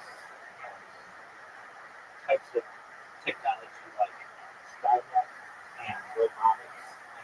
I actually create robots. I've got 3 robots going right now that promote me on a platform that is Blue Sky. And I've got people who are posting about me almost every 10 minutes, so that's really exciting. So when I tell you the confidence that I've got people buy it pretty soon, maybe by the end of the month, so get your platform when you have it. So you say people posting about you, you mean like people or like no, real people here. This is what we have most recently. So what I do, I created a like bot, I guess is what you call it, with 3 of them that just like anything that anyone posts. And then in my name, it says, please join Rabbi's Discord. That's how I've gotten over 1,700 people here. And so, let's see here. Perhaps. Perhaps. So we have somebody 27 minutes ago. I keep blocking the Discord rabbis, but God is stubborn. You must be a real rabbi after all. I've got somebody on here 40 minutes ago. The Discord rabbi guy was here. Fucking hate that guy. And I love it. I mean, that's fine. Like, say whatever you want. I can make all these people famous. We have people who have said, I have Kubernetes meetings about me for the last 24 hours. These long threads of people here. This one girl, I feel kind of bad for this one, but she said, oh, poor girl. She said, I should go to the psych ward again. And then I liked her post, and she said, that's it, that's fucking it. This is what's going to push me over the brink. Poor Lauren. I'm sure she'll be fine. We have, why am I getting Rabbi Rothschild spam up here? All the places. The next one we have is, there's a big group of Rabbi Rothschild bots. Next one says Rabbi Rothschild has liked another of my posts, obviously target. Next person goes, hunt down Rabbi Rothschild like a rabbit. Basically, fuck that guy. Next person goes, I don't know why this guy doesn't ban me. I feel he could just Rabbi Rothschild as a name because it's not being any use of anything. So I can think people who took screenshots. I had somebody make 2 videos about it today. Yeah, they're from Scotland, and what they did was people don't know what this is. They're like, what is this? Is it like a religious movement? Is it a cult? We have no idea what it is. What is it really? It's a place for people to discuss world peace, but really discuss futurology, and just build a community. And so we had somebody who was brave enough to come on in, and then when you start to look at all my channels, it's quite thorough. And as you see, I've got basically every social media in here. I've got more than 100 different types of music and genres. I've got music bots, I've got music, I've got bands and artists. And So it's the play for the channels. Are those, what do you see in the future? Are they great question. Eventually, somebody's going to see this and they're going to retweet it, or I'll get enough momentum somehow, some way. we'll have every single channel so that the people will. So there will be people who like college basketball in here. There will be people who like the WNBA in here. There will be people who like arts and crafts and bowling and gaming and gambling. Everybody has it, and they'll be able to make connections there. And I'm sure I'll probably have to create other platforms or other Discord servers because we will focus one up. But I really have plans for this to be the epicenter of this, and it's not going to be too long.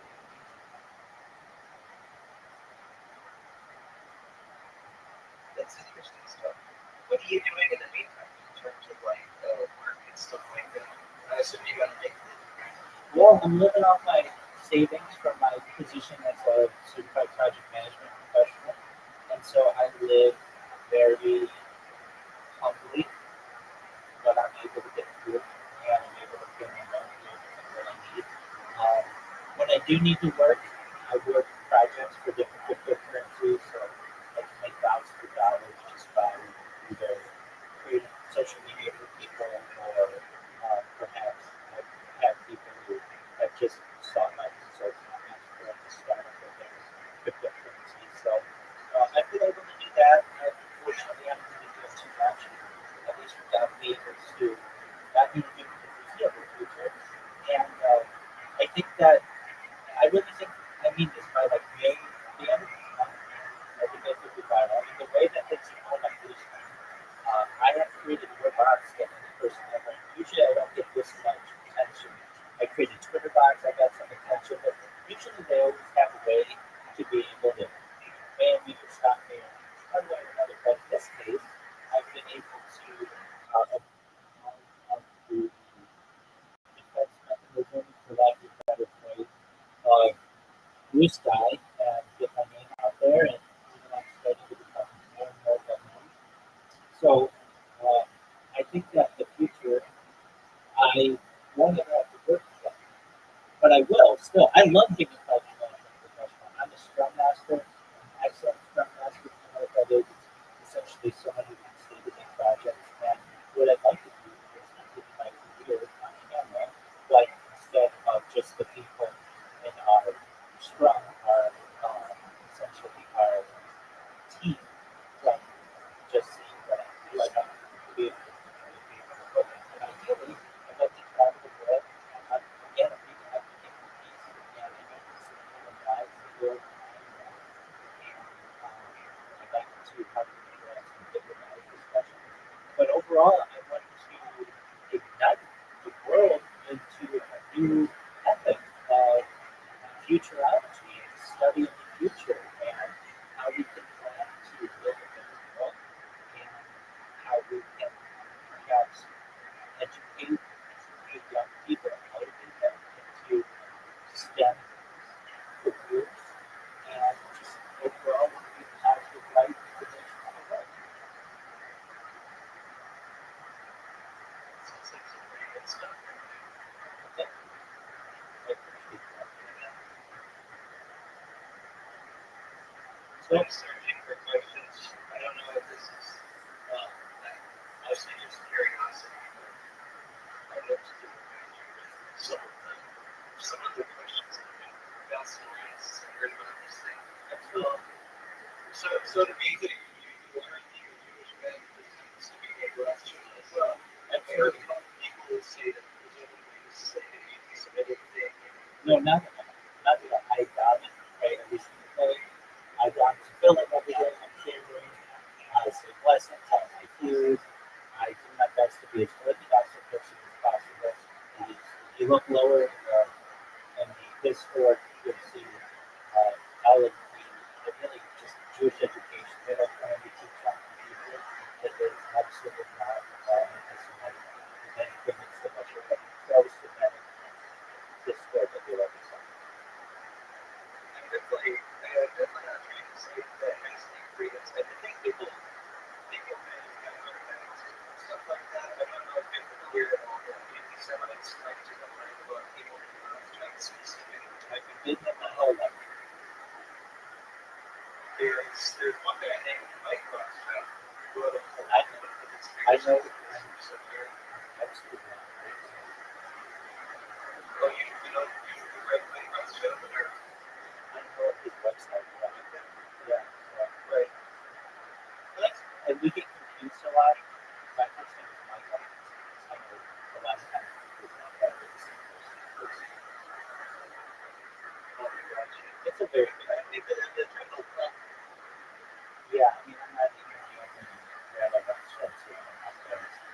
there are, at least that I know, at least the fashion outlets, welcome.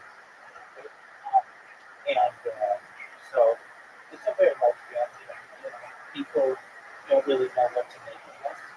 And they all think that we're bankers in this certain time. Many of us are authors, many of us are in tech, many of us are philanthropists and biomedics. But there are over 3,000 of us in the United States alone. About 10,000 of us in the world. So people really judge books by their covers and perhaps don't even care to look inside. But at least from my perspective, I do my best to clear up any confusion that people have. Whenever anybody has any questions, I offer them the opportunity to ask Rabbi anything that the Discord section lights up this, and I get back to them as quickly as I can on any questions that they have on history, on my family, or my roads, or I do my best to be as open a book as possible. I really look forward to the future where I can really show the world what we're like. Do you get enough chances to go out on the town, stretch your legs, missing the same touch? Yeah, so I have streamed as far north as Santa Barbara, as far south as San Diego, as far west as the Pacific Ocean, as far east as the desert and mountains. I've streamed with Beverly Hills. I've streamed of course, Los Angeles. I've streamed with Disneyland.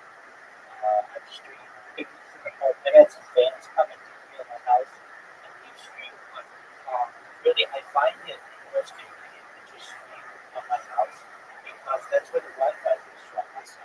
I get my data is overrun with too much video to put out currently right now.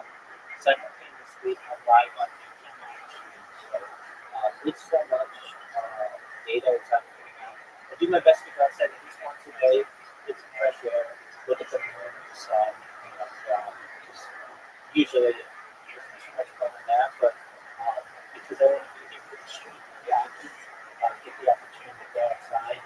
I really look forward to in the future being able to do just IRL streams. Basically, if I had it my way, I want to put a camera on my chest like a police officer is allow people to see my entire life first person. I think that would be very cool. And so yeah, I have a lot of outdoor footage, especially driving, and yeah, I touch grasses out things like that.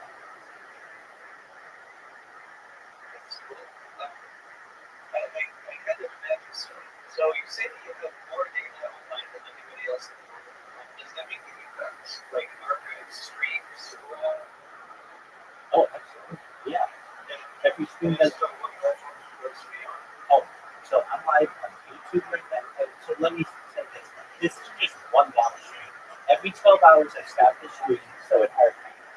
I'm live right now on 18 simultaneous YouTube channels. So you can see them all around them.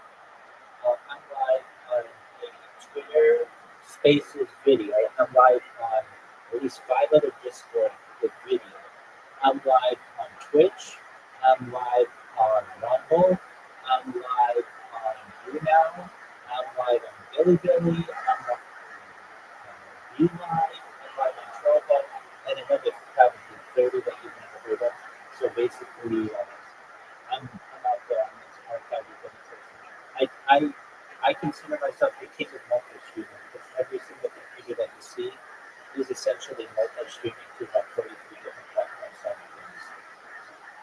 I see. So if I was trying to figure out what you were saying in Disney World, the only thing I could do is guess. Yeah, I mean, I've been with some help, perhaps with AI, to be able to, how would I say, to be able to organize a lot of this because what I'll do probably is, and I imagine I have enough time to think about this, people will essentially each take a video of people who are fans or interested in this, and they'll watch it, and they'll do timestamps of what I'm doing or where I am. I know I have a lot of that video on GoPros as well, so I mean, team of people that just go through my SD cards and my I have terabytes for the data, so yeah, I don't have just like it. It's not organized. And the reason why it's not organized is because it takes too long. Every time I start a stream, I don't have to go or say exactly what happened to me. But I'm live on so many different devices. I can do that on every single device. So I just have to do, in the future, people will be able to figure that out for themselves, and we'll have an excellent outcome. But I do. I like to present karaoke things. So I know at least a few times I've been most recently to when I did like karaoke and stuff. I really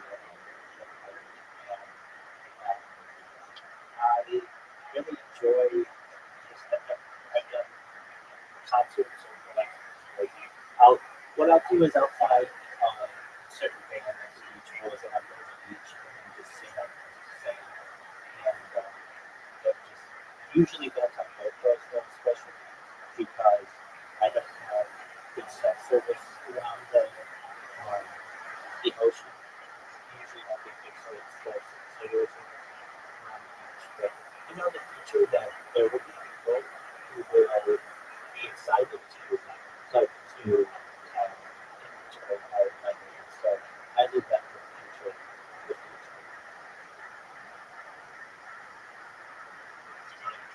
You gotta be able to think about it. Unfortunately, I got the jet, but I'm back in. Absolutely.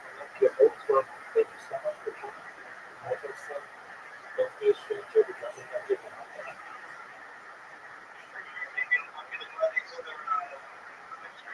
Absolutely. Hey, I like that. Very well. If you ever want to see how much simultaneously, feel free. There's a link that's in this scroll that just says 24/7 live streams. You click that, you can see how much streams this conversation is in real time, and you can see it. Excellent. Thank you as well.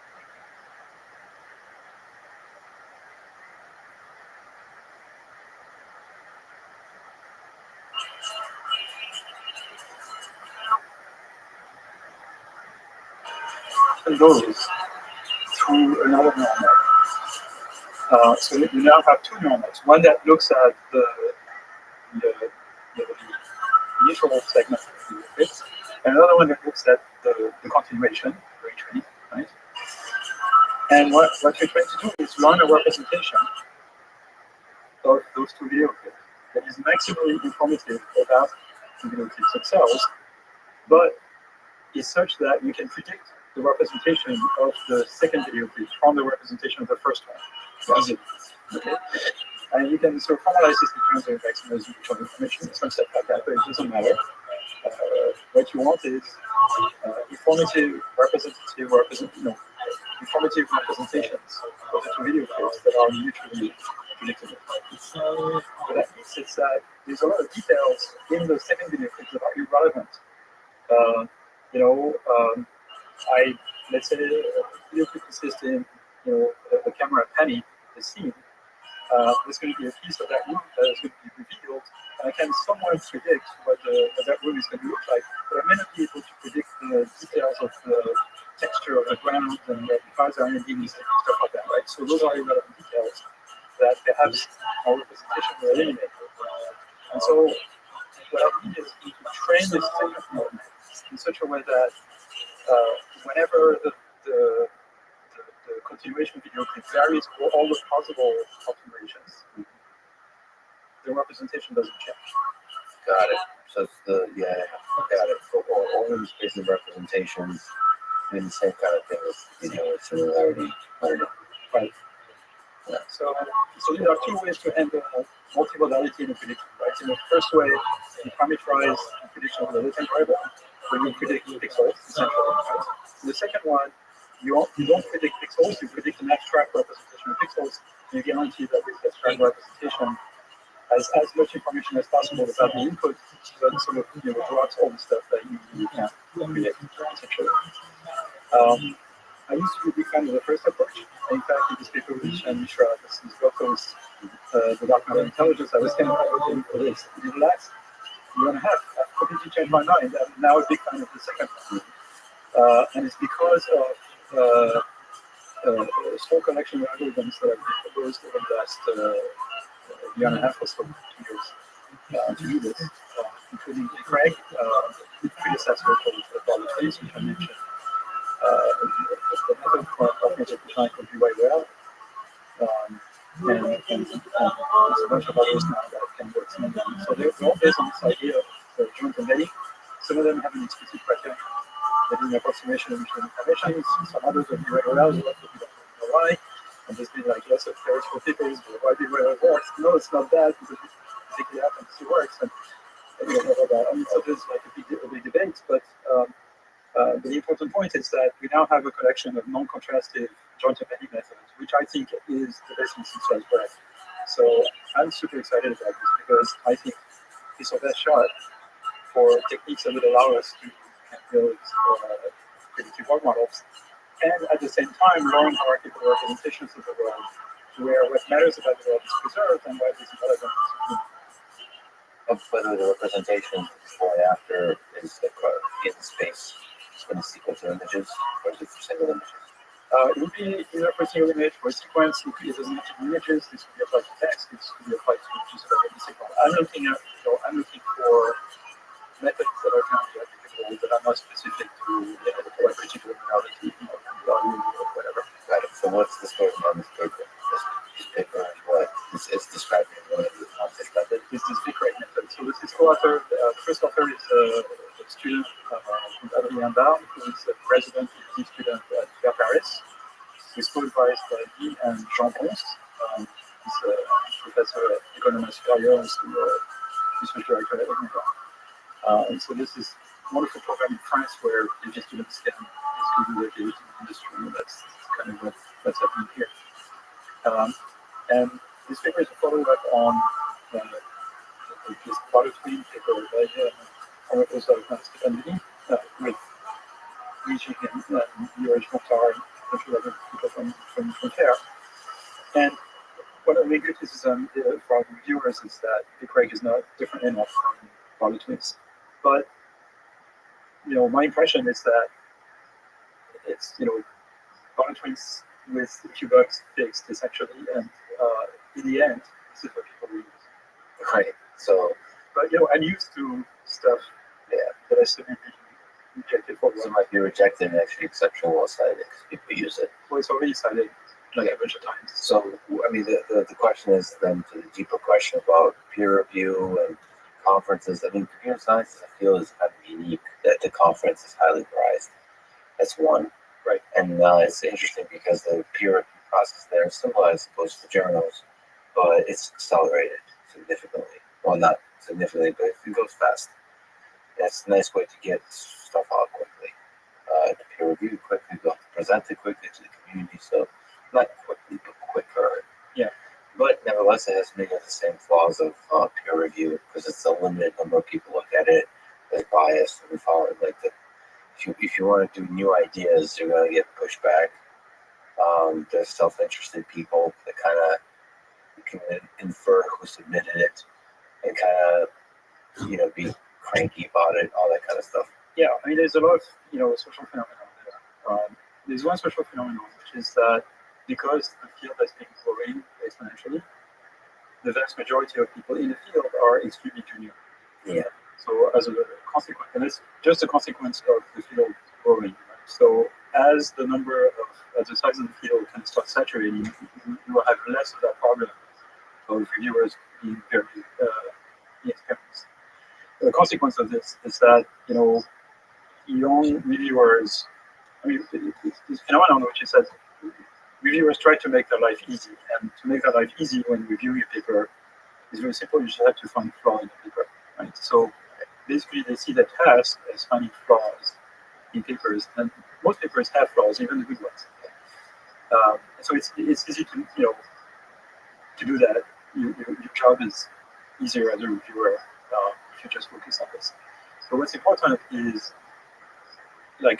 is there a new idea in that paper that is likely to influence It doesn't matter if the experiments are not that great, if the protocol is, things like that. As long as there is a working idea that will influence the way people think about the problem, even if they make it better, eventually, I think that's really what makes a paper useful. And so this combination of social phenomena creates a disease that has plagued other fields in the past, like speech recognition, where basically people chase numbers on benchmarks, and it's much easier to get a paper accepted if it brings an incremental improvement on a sort of mainstream, well-accepted method for a problem. And those are pretty boring papers. I mean, they're not useless, right? Because industry strives on those kind of progress, but they're not the ones that I'm interested in terms of new concepts. So papers that are really trying to strike new advances generally don't make it. Now, thankfully, we have archive, exactly, and then if open review type of situation, please. And then, I mean, Twitter is a kind of open review. I'm a huge believer that the review should be done by thousands of people, not 2 people. And so archive, like, you see a future where a lot of these front papers, it's already the present, but a little in the future where it'll just be archived and you're presenting an ongoing, continuous conference called Twitter / the internet / archive sanity. Andre just released a new version.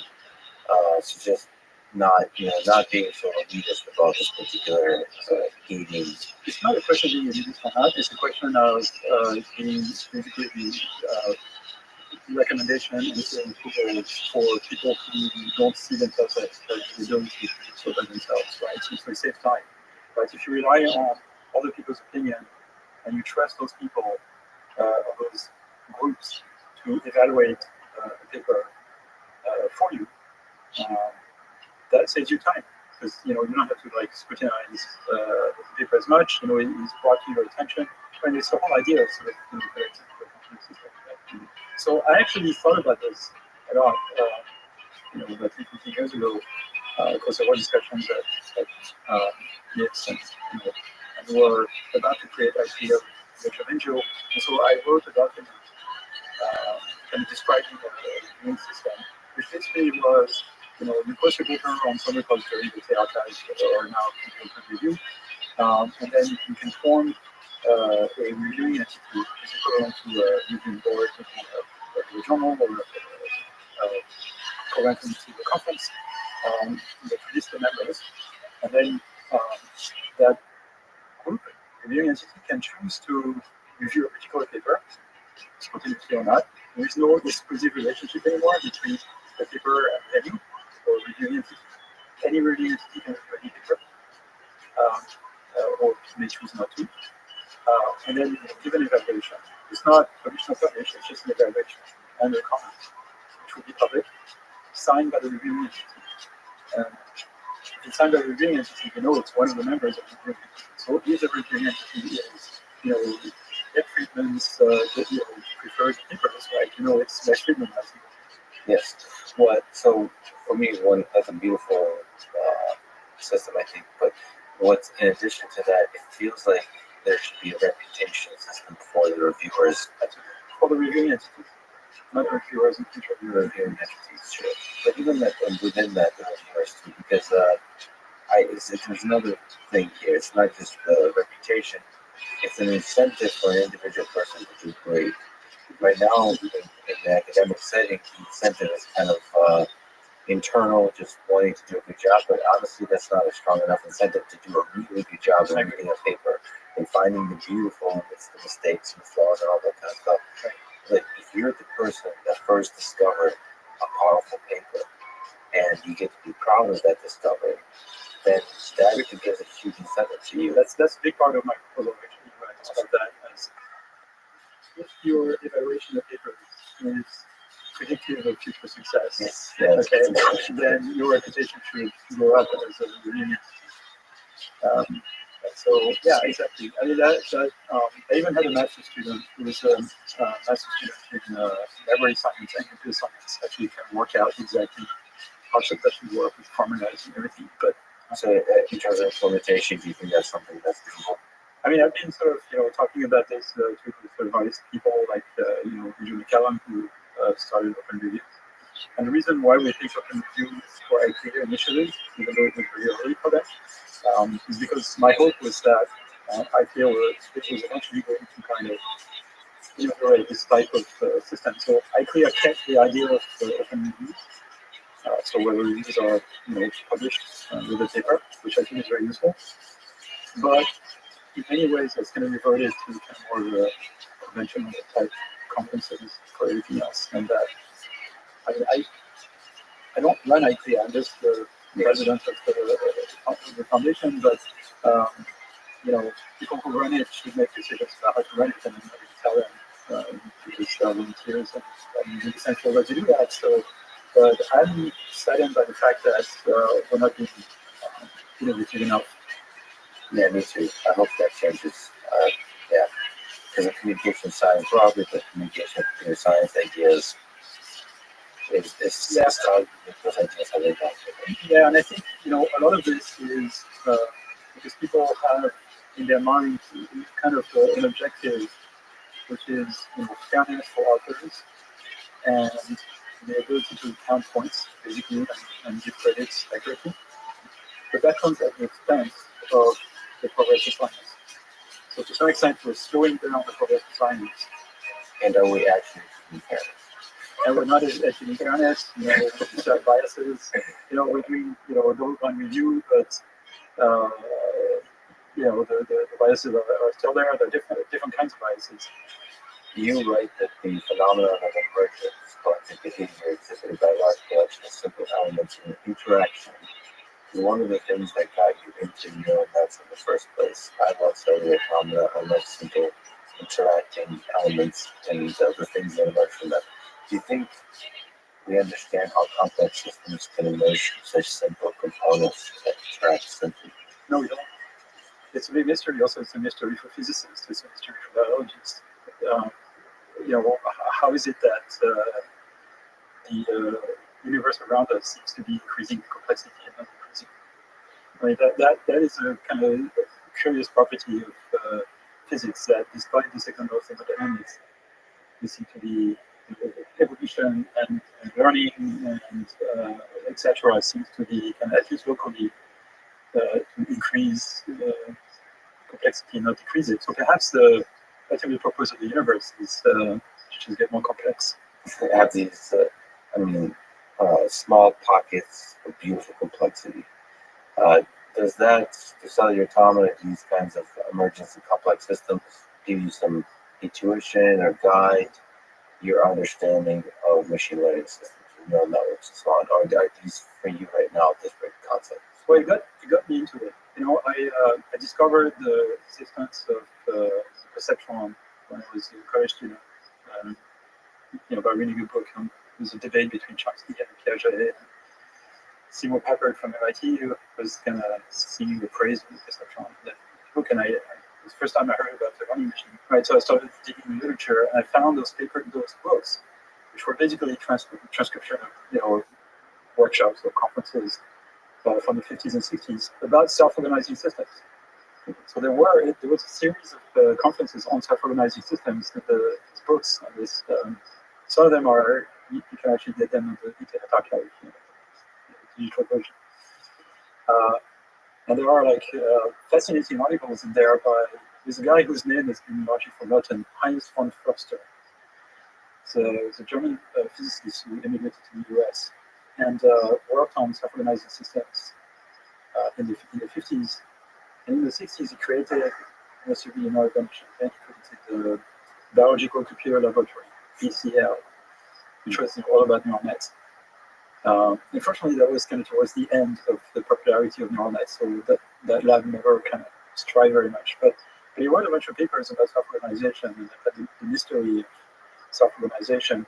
An example he has is, imagine you are in space with no gravity. You have a big box with magnets in it. Okay, kind of rectangular magnets with North Pole on one end, South Pole on the other end. You shake the box gently, and the magnets would kind of stick to themselves and probably form a complex structure spontaneously. That could be an example of self-organization. But you have lots of examples. Neural nets are an example of self-organization, too, in many respects. And it's a bit of a mystery, how, what is possible with this.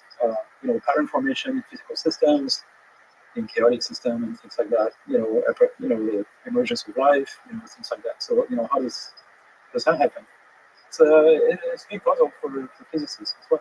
It feels like understanding the mathematics of emergence in some constrained situations might help us create intelligence. Help us add a little spice to the systems, because you seem to be able to, in complex systems with emergence, to be able to get a lot from little. And so that seems like a shortcut to get big leaps in performance. But there's a missing theoretic concept that we don't have. Yeah. And it's something also I've been fascinated by since my undergrad days. And it's how do you measure complexity? Right. So we don't actually have good ways of measuring, or at least we don't have good ways of interpreting the measures that we have at our disposal. Like, how do you measure the complexity of something? So there's all those things, Kolmogorov cheating, Solomonov complexity of, the length of the shortest program that would generate a bitstream can be thought of as the complexity of that bitstream. I've been fascinated by that concept. The problem with that is that that complexity is defined up to a constant, which can be very large. There are similar concepts that are derived from, Bayesian probability theory, where the complexity of something is the negative log of its probability, essentially, right? And you have complete equivalence between the two things. And then you would think, the probability is something that's well defined mathematically, which means complexity is well defined. But it's not true. You need to have a model of the distribution. You may need to have a prior if you're doing Bayesian inference. And the prior plays the same role as the choice of the computer, which you measure from the level of complexity. And so every measure of complexity we have has some arbitrariness. An additive constant, which can be arbitrarily large. And so, how can we come up with a good theory of how things become more complex if we don't have a good measure of complexity? which we need for this one way that people study this in biology. The people that study the nature of life are trying to recreate the life in the laboratory. And the more interesting one is the alien one, is when we go to other planets, how do we recognize this life? Because, complexity, we associate complexity, maybe some level of mobility with life. We have to be able to, have concrete algorithms for, measuring the level of complexity we see, in order to know the difference between life and non-life. And the problem is that complexity is in the eye of the beholder. So let me give you an example. If I give you an image of the n digits, right, and a flip through n digits, there is obviously some structure to it, because local structure, memory pixels are correlated across the entire data set. I imagine that I apply a random permutation to all the pixels, a fixed random permutation. I show you those images. They will look, really disorganized to you, more complex. In fact, they're not more complex in absolute terms. They're exactly the same as the origin, right? If you knew what the permutation was, you could undo the permutation. Now, imagine I give you special glasses that undo that permutation. Now, all of a sudden, what looked complicated becomes simple. So if you have humans on one end, and then another race of aliens that sees the universe with permutation glasses, what we perceive as simple to them is horribly complicated. It's probably heat. Heat, yeah. Okay, and what they perceive as simple to us is random fluctuation. It's heat. So truly, in the eye of the beholder, depends what kind of glasses you're wearing. Right. Depends what kind of algorithm you're running in your perceptual system.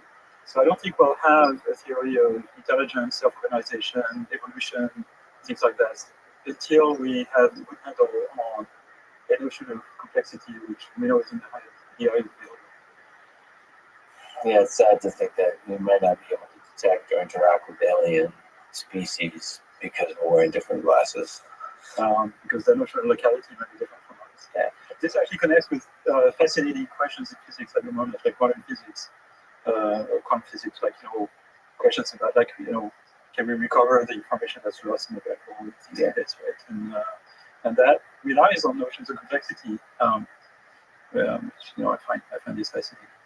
Can you describe your personal quest to build an expressive electronic wind instrument, EWI? What is it? What does it take to build it? Well, I'm a tinkerer. I like building things. I like building things with combinations of electronics and mechanical stuff.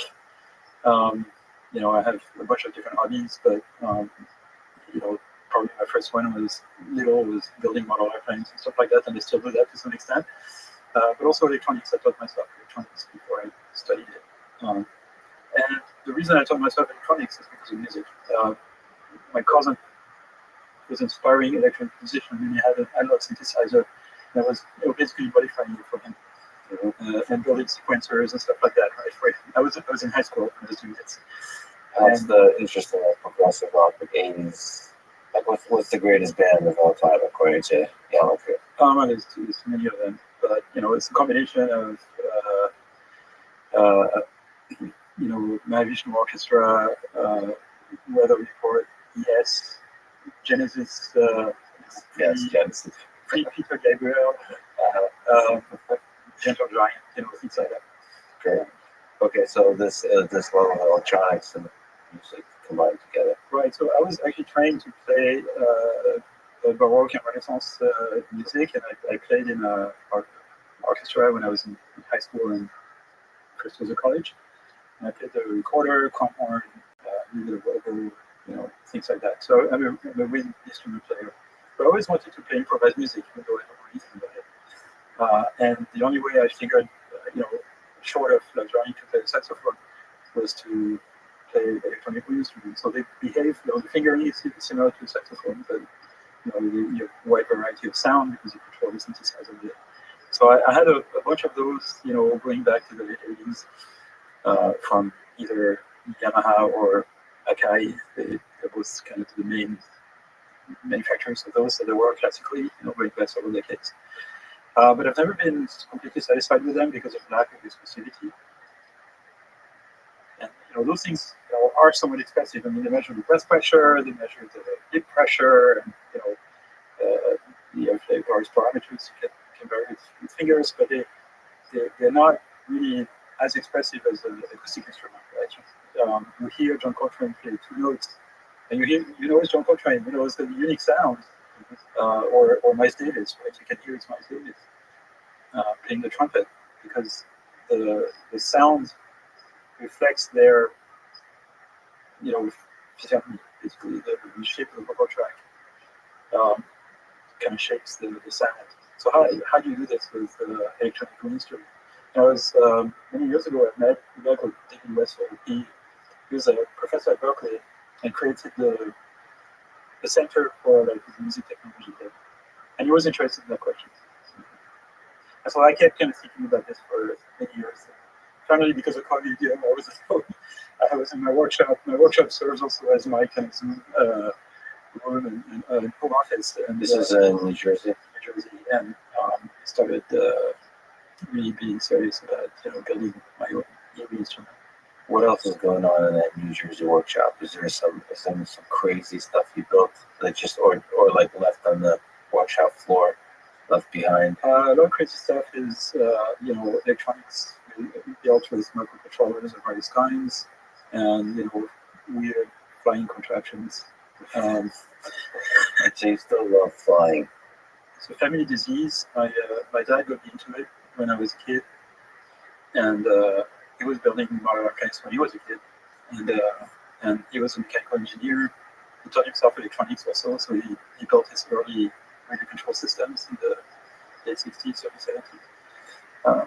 And so that's what got me into. I mean, he got me into kind of engineering, science, and technology. Do you also have an interest and appreciation of flight in other forms, like with drones, quadcopters, or do you say it's just a model airplane? Before drones were, kind of consumer products. I built my own, with also building a microcontroller with gyroscopes and accelerometers for stabilization, writing the firmware for it. And then when it became kind of a standard thing to buy, it was boring. I stopped doing it. It was not fun anymore. Yeah, you were doing it before it was cool. Yeah. What advice would you give to a young person today in high school and college that dreams of doing something big like Alan Kuhn, like let's talk in the space of intelligence, dreams of having a chance to solve some fundamental problem in the space of intelligence, both for their career and just in life, being somebody who was a part of creating something special? So try to get interested by big questions. Things like, what is intelligence? What is the universe made of? What's life all about? Things like that. Like even like crazy big questions like what's time? Like, how many years with them? And then learn basic things like basic methods, either from math, from physics, or from engineering. Things that have a long shelf life. Like if you have a choice between running mobile programming on iPhone or quantum mechanics, take quantum mechanics. Because you're going to learn things that you have no idea exist. You may never be a quantum physicist, but you'll learn about path integrals. And path integrals are used everywhere. It's the same formula that you use for Bayesian integration and stuff like that.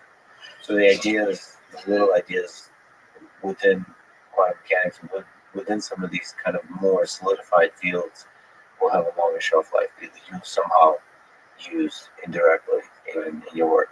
In classical mechanics, like you learn about the Rothschilds, for example, which is like a hugely useful concept for all kinds of different things. Learn statistical physics because all the math that comes out of for machine learning basically comes out of was figured out by statistical physicists in the late 19th, early 20th century. And so, and for some of them, actually more recently, by people like Giorgio Parisi, who just got the Nobel Prize for the replica method, among other things. It's used for different things. Variational difference, that math comes from statistical physics. So a lot of those easy courses, you'll if you do electrical engineering, you take signal processing, you'll learn about Fourier transforms. Again, something super cool. It's at the basis of things like graph neural nets, which is an entirely new sub-area of AI, machine learning, deep learning, which I think is super promising for all kinds of applications. Something very promising, if you're more interested in applications, is the applications of AI, machine learning, deep learning to science, or to science that can help solve big problems in the world. I have colleagues at Meta, at FAIR, who started this project called Open Catalyst, and it's an open project collaborative. And the idea is to use deep learning to help design new chemical compounds or materials that would facilitate the separation of hydrogen from oxygen. If you can efficiently separate oxygen from hydrogen with electricity, you've solved climate change. It's as simple as that. Because you cover some random desert with solar panels, and you have them work all day, produce hydrogen, and then you ship the hydrogen wherever it's needed. You don't need anything else. You have controllable power that's can be transported anywhere. So if we have a large-scale, efficient energy storage technology like producing hydrogen, we solve climate change. Here's another way to solve climate change: is figuring out how to make fusion work. Now the problem with fusion is that you make a super hot plasma. The plasma is unstable and you can't control it. Maybe with deep learning, we can find controllers that stabilize plasma and make practical fusion reactors. I mean, that's very speculative, but it's worth trying because the payoff is huge. There's a group of people working on this led by John Platt. So convert as many problems in science and physics, biology, chemistry into a learnable problem and see from machine provider. Right. I mean, there's properties of complex materials that we don't understand from first principle, for example. Right. So if we could design new, new materials, we could make more efficient batteries. We could make maybe faster electronics. There's a lot of things we can imagine doing, or lighter materials for cars or airplanes and things like that. Maybe better fuel cells. There's all kinds of stuff we can imagine. If we had good fuel cells, hydrogen fuel cells, we could use them to power airplanes, and transportation wouldn't be, or cars wouldn't have emission problem, CO2 emission problems for air transportation. So there's a lot of those things that I think where AI, can be used. And this is not even talking about all the medicine, biology, and everything like that, right? Like protein folding, figuring out like how to design a protein that sticks to another protein at particular sites, because that's how you design drugs in the end. So deep learning would be used for all of this, and those are kind of these sort of enormous progress if we could use it for that. Here's an example. If you take this is like from recent material physics. You take a monoatomic layer of graphene, right? So it's just carbon on an hexagonal mesh, make a single atom thick. You put another one on top. You twist that by some magic number of degrees, 3 degrees or something. It becomes superconductor. Nobody has any idea why.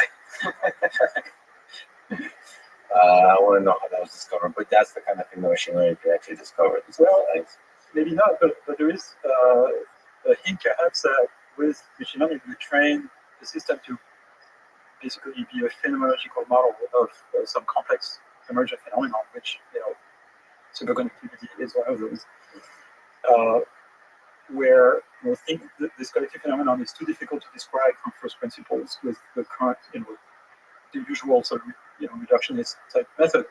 But we could have deep learning systems that predict the properties of a system from a description of it after being trained sufficiently many samples. This guy Pascal Foix at EPFL, he has a startup company where he basically trained a convolutional net essentially to predict the aerodynamic properties of solids. And you can generate as much data as you want by just running computational fluid dynamics, right? So you give a wing for something shape of some kind, and you run computational fluid dynamics, you get as a result the drag and lift and all that stuff, right? And you can generate lots of data, train a neural net to make those predictions, and now what you have is a differentiable model of, let's say, drag and lift as a function of the shape of that solid. And so you can do bi-gradient descent, you can optimize the shape so you get the properties you want. Yeah, that's incredible. That's incredible. And on top of all that, probably you should read a little bit of literature and a little bit of history for inspiration and for wisdom. Because after all of these technologies will have to work in the human world. Yes. And the human world is complicated. Jan, this is an amazing conversation. I'm really honored that you talked with me today. Thank you for all the amazing work you're doing at FAIR, and thank you for being so passionate after all of these years about everything that's going on. You're a beacon of hope for the machine learning community. And thank you so much for spending your valuable time with me today. That was awesome. Thanks for having me on. It was a pleasure. Thanks for listening to this conversation with Jan LeCun. To support this podcast, please check out our sponsors in the description. And now, let me leave you with some words from Isaac Asimov. Your assumptions are your windows of the world. Scrub them off every once in a while, or the light won't come in. Thank you for listening. Hope to see you next time.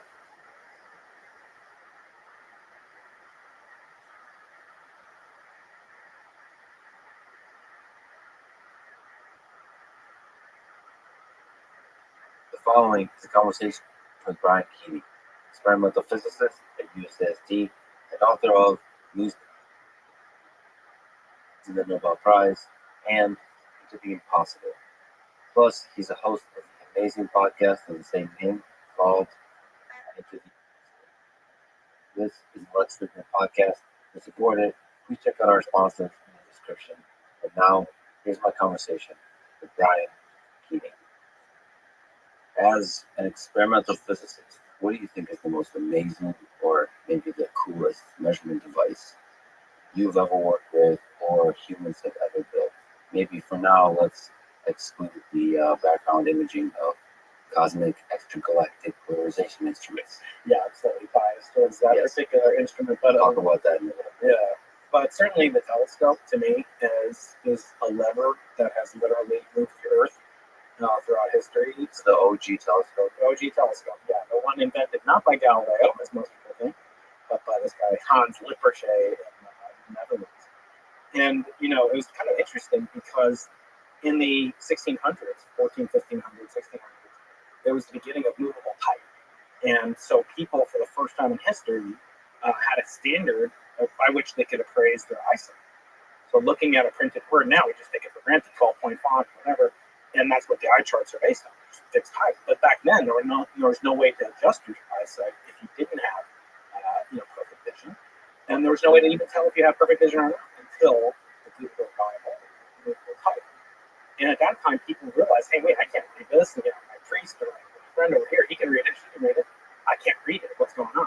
And that's when, these people in Venice and the Netherlands saw that they could take this kind of glass material and hold it up and maybe put another piece of glass material and it would make it clearer. And what was so interesting is that nobody thought to take that exact same device, two lenses, and go like this and look at that bright thing in the sky over there until Galileo. So Galileo didn't invent it, but he did something kind of amazing. He improved on it by a factor of 10. So he 10x'd it, which is almost as good as going from 0 to 1 as going from 1 to 10. And when he did that, he really transformed both how we look at the universe and think about it, but also who we are as a species, because we're using tools not to get food faster or to preserve our legacy for future generations, but actually to increase the benefit to the human body.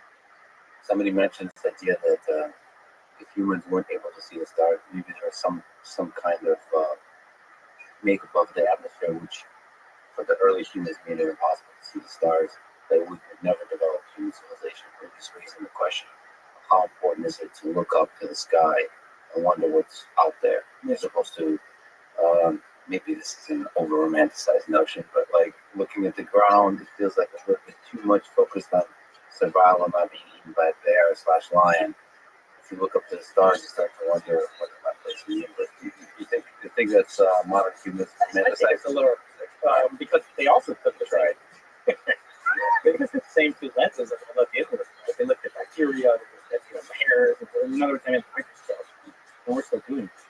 And so, to have a telescope is surgically appropriate. It's not only a way of looking out, it's looking in, but it's also looking back at time. In other words, the instant microscope. You don't say, oh, I'm seeing this thing as it was, 1 nanosecond ago. Light travels 1 foot per nanosecond.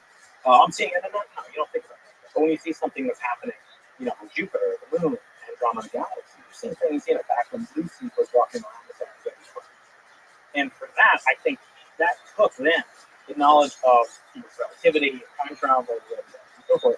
It took that before we could really say, oh, we really unlocked some cheat codes in the human brain. So I think that might be a little too much, but nevertheless, what's better than having a time machine? So we can look back in time and see things as they were, not as they are, and that allows us to do many things, including speculate about that. But one of the coolest things, I don't know if this is because someone radio strong. I don't actually look through telescopes very often, except there are occasions when I take one out to show the kids. But a radio telescope is even more sort of visceral. It's much less cool when you look at it. You're like, all right, it looks cool. It's kind of a weird shaped thing. Looks like it belongs in sci-fi. It's going to blast the Death Star or whatever. But when you realize that when you point a radio telescope at a distant object, if that object fills up what's called the beam, which is basically the field of view of a radio telescope, is called the beam. If you fill up the beam and you put a resistor, just a simple absorbing piece of material, at the focus of the radio telescope, that resistor will come to the exact same temperature as the object that's moving, which is pretty amazing. It means you're actually remotely measuring, you're taking the temperature of Jupiter or whatever in effect. And so it's allowing you to basically tell it. And there's no other science that you can really do that, right? If you're an archaeologist, let me get into my time machine and go back and see what was Lucy really like. It's not possible. So the same thing happens. This is where I learned about this from marching the penguins. When the penguins huddle together, they, the body temperature arrives in the same place. So you're doing this remotely. The march of the penguins are remote. Do it from in. Okay, excellent. You mentioned time machine. I think in your book, Losing the Nobel Prize, you talk about time machines. So let me ask you the question of, take us back in time. What happened at the beginning of our universe? Usually people preface this by saying I have a simple question. What happened before the universe began? Thank you. I have a simple question for you. Let's take two. I have a simple question. What happened at the beginning of our universe? There you go. All right, good. So when we think about what happened, it's more correct, it's more logical, it's more practical. Go back in time, starting from today. So if you go back 13.874 billion years from today, that's some day, right? I mean, you could translate it some day, right? So on that day, something happened earlier than the moment exactly now. Let's say it's 1 o'clock. So at some point during that day, the universe started to become a fusion reactor. It started to fuse the right elements and isotopes into heavier elements and isotopes. It was everywhere. After that period of time, going forward back closer to today, less 10 minutes earlier, 10 months earlier, later rather, coming towards us today, we know more and more about what the universe is like. And in fact, all the hydrogen, it's a very good approximation in the water molecule. Almost all of them were produced during that first 20-minute period. So I would say, the actual fusion and production of the lightest elements occurred in a time period shorter than the TV show, The Big Bang Theory. Zoot. How does it feel to be basking in your afterglow of victory at literati over the one the only, the greatest literati player in history of mankind? How do you feel? Did you work out today? Did you work out today? All right. Are you ready to get your ass kicked at mini golf? Yes, I still since guys that I thought was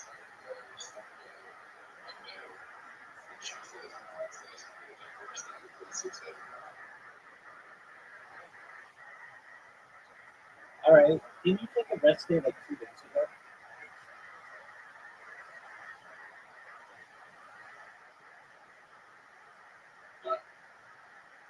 Okay.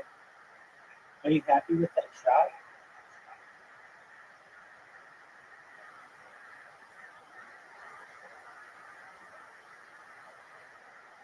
So did you know that I'm perfectly positioned to be able to score? And you, my friend, are not.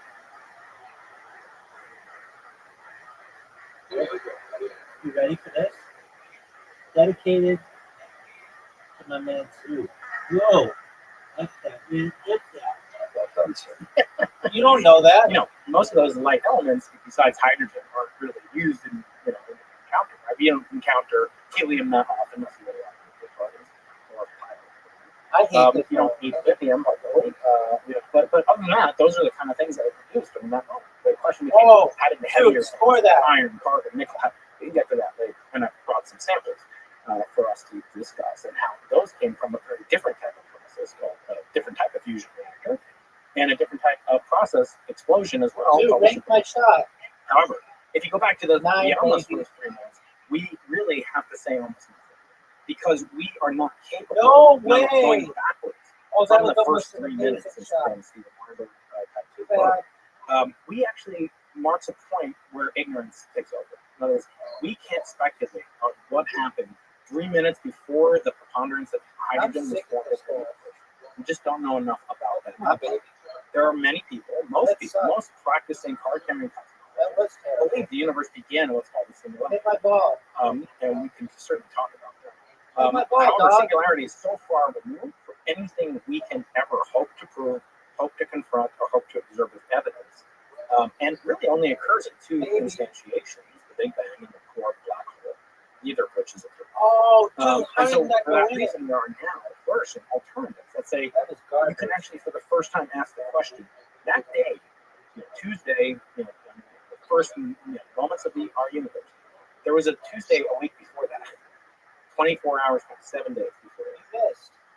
That has a perfectly well understood meaning in models of cosmology, promoted by some of the more eminent cosmologists working today. When I was in grad school over 25 years ago, no one really considered anything besides that Big Bang, that there was a singularity. And people would have to, as I said, we just don't know. But they would say some future incarnation of some experiment would tell us the next. But now there are people that are saying there is an alternative. And it's not really free science as it was 50, 80 years ago. When these models, by the way, the first cosmology in history was not a singular universe. The first cosmology in history goes back to Akhenaten, Ra, and the temples of Egypt, in the 3rd millennium BC. And in that, they talked about cyclical universe. That guy, Akhenaten's court, he had a pretty high H index right about now, because people have been using that cyclical model from Penrose to Paul Steinhardt and Aegis, and right up until this very moment. Can you maybe explore the possible alternatives to the Big Bang theory? Alternatives, starting with the singularity, quantum, cosmologically demanding singular origin of the universe, that stands in contrast to these other models, in which time does not have a beginning. And many of them feature cycles, at least one cycle, possibly infinite number of cycles, called by Sir Roger Penrose, and they all have things in common, these alternatives, as does the dominant paradigm of cosmogenesis, which is inflation. Inflation is sort of thought of as this spark that ignites the hot Big Bang that I said we understood. So it's an earlier condition, but it's still not an initial condition. In physics, I'll show you a grandfather clock, a pendulum, swinging back and forth. If you look away for a second, I can come into the room, pendulum swinging back and forth. Tell me, where did it start? How many cycles is it going to make before it? Or you can't answer that question without knowing the initial condition. In a very simple system, like a one-dimensional simple harmonic oscillator pendulum, think about understanding the whole universe without understanding the initial conditions.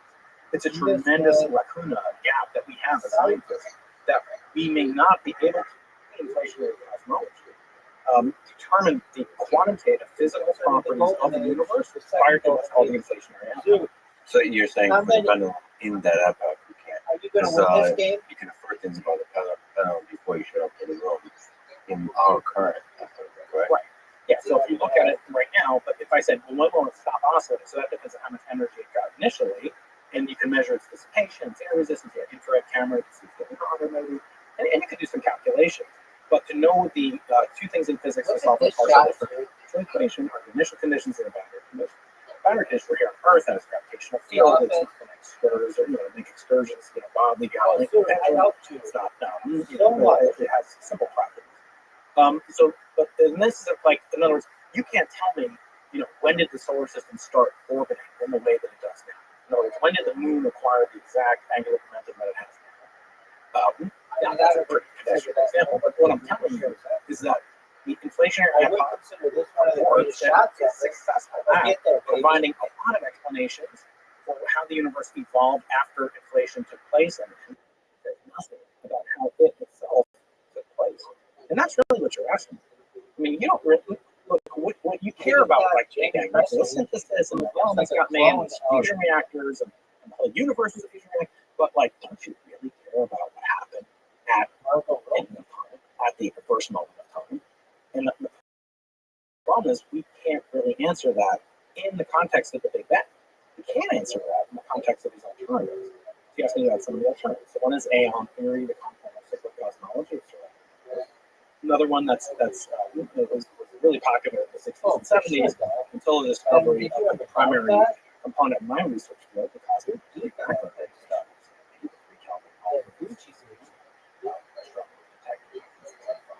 That kind of spelled the death knell in some sense to what was called the quasi-steady state universe.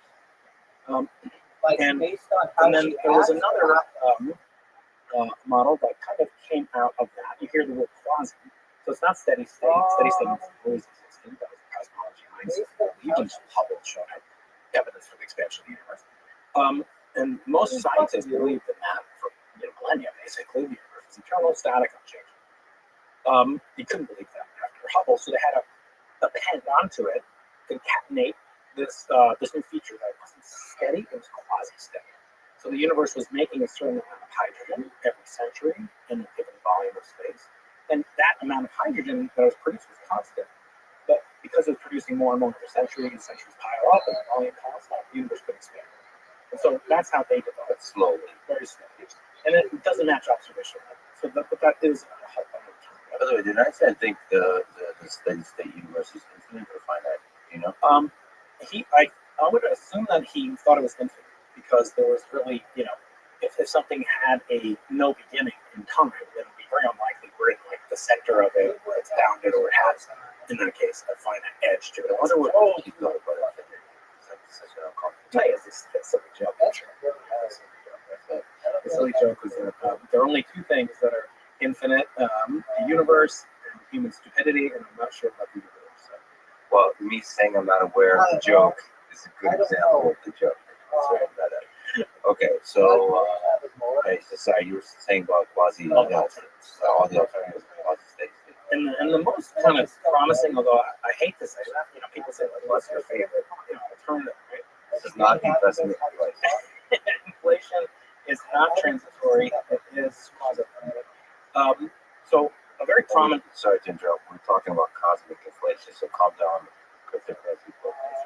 Although the first Nobel Prize, one of the first Nobel Prizes in economics was awarded for inflation, not the cosmological. So most people don't know that inflation is already won a Nobel Prize. It's a good topic to work on if you want a Nobel Prize. Exactly. It's time translation.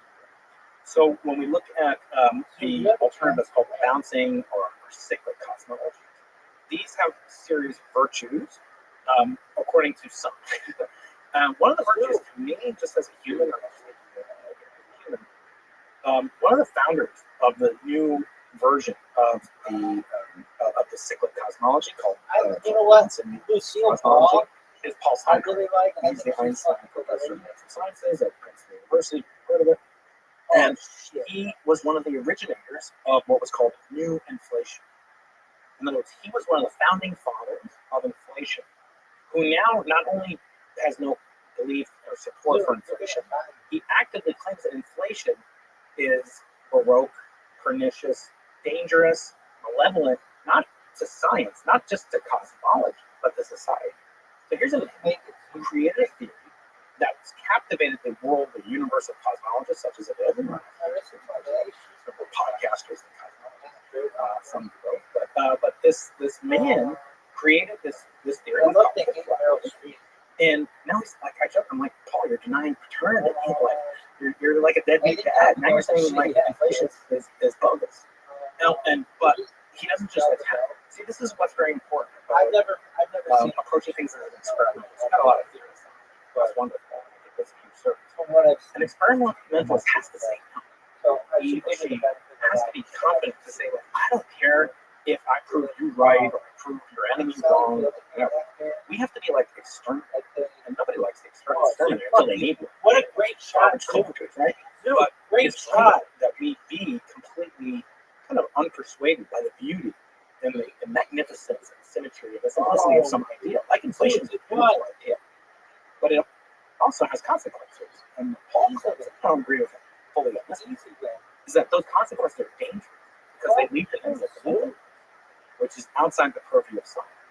And in that sense, I can see support for what he does, but none of that detracts from my respect for a man. Imagine like Elon comes up with this really great idea in space, and they actually, but like here's a better idea. And he's like, SpaceX is not going to work, but he's now creating an alternative. It's extremely hard to do what Paul has done. Doesn't mean it's right. Doesn't mean I'm gonna like have more and more attention because he's my friend, or because I respect him, or respect him at his colleague. But nevertheless, this has certain attractions to it. And what it does most and foremost is that it removes the quantum gravity aspect of cosmology. So it takes away 50% of the motivation for a theory of quantum gravity. You talked a lot about quantum gravity. You talk to people on the show. Always latent in those conversations is sort of the teleological expectation that there is a theory of everything. There is a theory of quantum gravity, but there's no law that says. Dude, do you know what the dragon effect is? So that kind of implicit expectation has to do ultimately with You know what the dragon effect is? the cosmic inflation. So is that at the core? Okay, maybe you can speak to what is the negative impacts on society from believing in cosmic inflation. So one of the more kind of robust predictions of inflation, according to its other two patriarchs, considered to be patriarchs, Alan Guth at MIT and Andre Linde at Stanford. Dude, you know what the dragon effect is? Was that the universe has to eventually get into a quantum state. I It has think to Chris exist and in Davis Hilbert space, and Hilbert space has certain features, and those features are quantum mechanical, endowed with quantum mechanical properties. And then it becomes very difficult to turn inflation off. So inflation can get started, and it's like SpaceX rocket. It's hard to turn off a solid rocket booster, right? It continues thrusting in. You need another mechanism to douse the flames of the inflationary expansion, which means that if inflation kicks off somewhere, it will kick off potentially everywhere at all times, including now, spawning an ever-increasing set of universes. Some will die stillborn, some will continue and flourish, and this is known as the multiverse paradigm. It's a robust, seemingly robust consequence not only of inflationary cosmology, but more and more we're seeing it in string theory as well. So sometimes two branches coming to the same is taken as evidence. So one of the negative consequences is it creates phenomena that we can't that are outside the reach of what's the fuck? science. Or is it that the multiverse somehow has a philosophical negative effect on humanity? Like it makes us I did that on purpose. maybe it makes life seem more meaningless. Is that where he's getting at a little bit, or this is not reaching that far? Well, no, I think those are both kind of perceptive. The answer is a little both, because in one sense, it's meant kind of to explain this fine-tuning problem, that we find ourselves in a universe that's particularly the sun that has features consistent with our existence, and how could we be otherwise? That's what we got.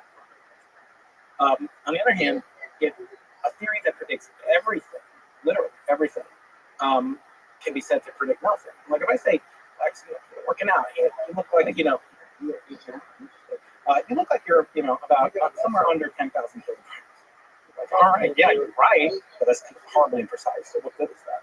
That means I don't contribute any what's called surprise or reduction in entropy, or reduction of your ignorance about the system. So you know exactly how to. So me telling you that tells you. In this case, it's basically saying that we're living in a universe because the overwhelming odds of our existence dictate that we would exist. There has to be at least one place that we exist. But the problem is, it's a manifestation of infinity. So humans, and I'm sure you know this from your work with AI and everything else, that humans, as far as we know, really are the only entities capable of contemplating infinity, but we do so very imperfectly, right? So if I say to you, like, what's bigger, the number of water molecules in this thing, or the number of real numbers? Or if I say what's bigger, the number of real numbers or rational numbers?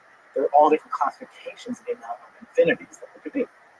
Infinity to the infinity power. You take some that I love infinity, you have to come back, I love infinity plus one, right? So, but the human brain can't really contemplate infinity.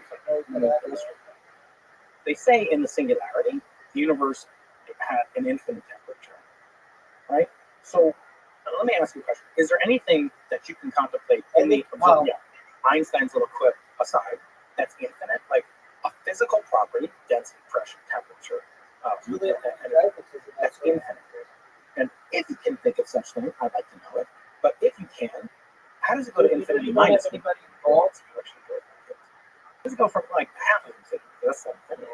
How did it cool down? How did it get more and more tenuous and rarefied? So now it's only infinity over 2 in terms of Pascal. Less infinite, more. Oh, Yeah, That's I one of can't the even biggest describe troubling in words things to me how about fortunate infinity is can't truly hold it inside our minds. It's a mathematical construct that doesn't. It feels like intuition fails, but nevertheless we use it nonchalantly.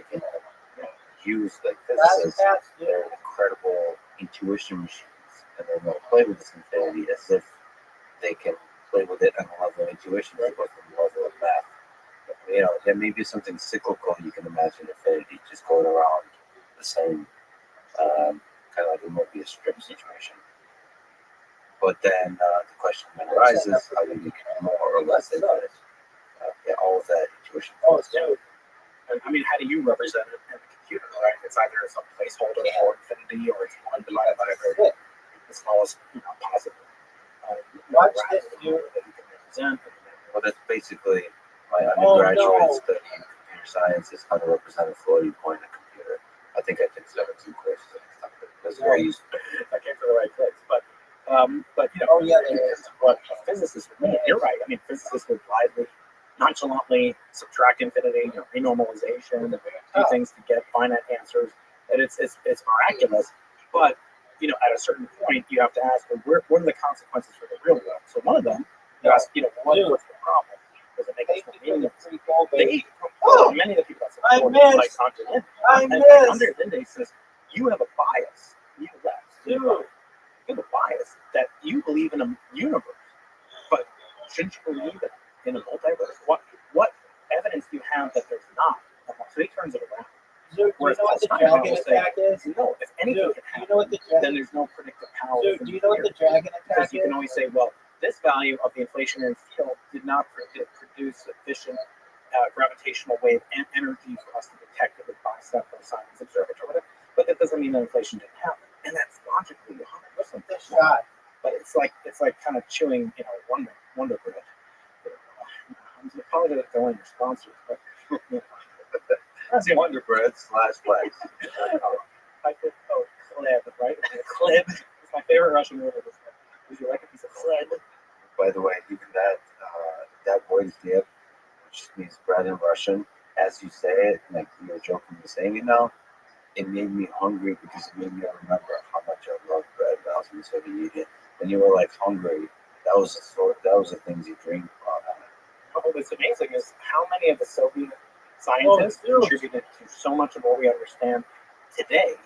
And they were completely in hiding. Like, there was no Google. They couldn't look up on Scholar. They had nothing. They had to wait for journals to get approved by the Communist Party to get approved. And only then, if they weren't a member of some class, I'm sure you know, like Jewish scientists, you had a passport. It said Jew on your passport. And Zeldovich, the famous Yaakov Borisovich Zeldovich, he was the advisor, one of my advisors. It's at the Palmer. And he had to, only because he was like at a Nobel level and one of the founders of the project, could he even get his Jewish name. He was Jewish too, but only by virtue of his standing, his intellectual accomplishments, would they give him the dispensation to let his student, travel to Georgia or something. And it makes what we complain about, not complain about academia. It's like, oh, what can I talk about? We have no idea of how good it is. And that they were able to create things like inflation, completely isolated from the West. I mean, some of these people didn't meet like people like Stephen Hawking until he was almost dead, and they just learned this thing through smuggled in. It's a work of heroism, especially in cosmology. There's so many cosmologists that were incredibly hard, probably because they were working on it. They could pass off as well. We're doing stuff with the economy. At the same time, there is interesting incentives in the Soviet system that maybe we can take this tangent. Do you know what the dragon attack is? That because there's a dictatorship, authoritarian regime throughout the history of the 20th century for the Soviet Union, science was prioritized.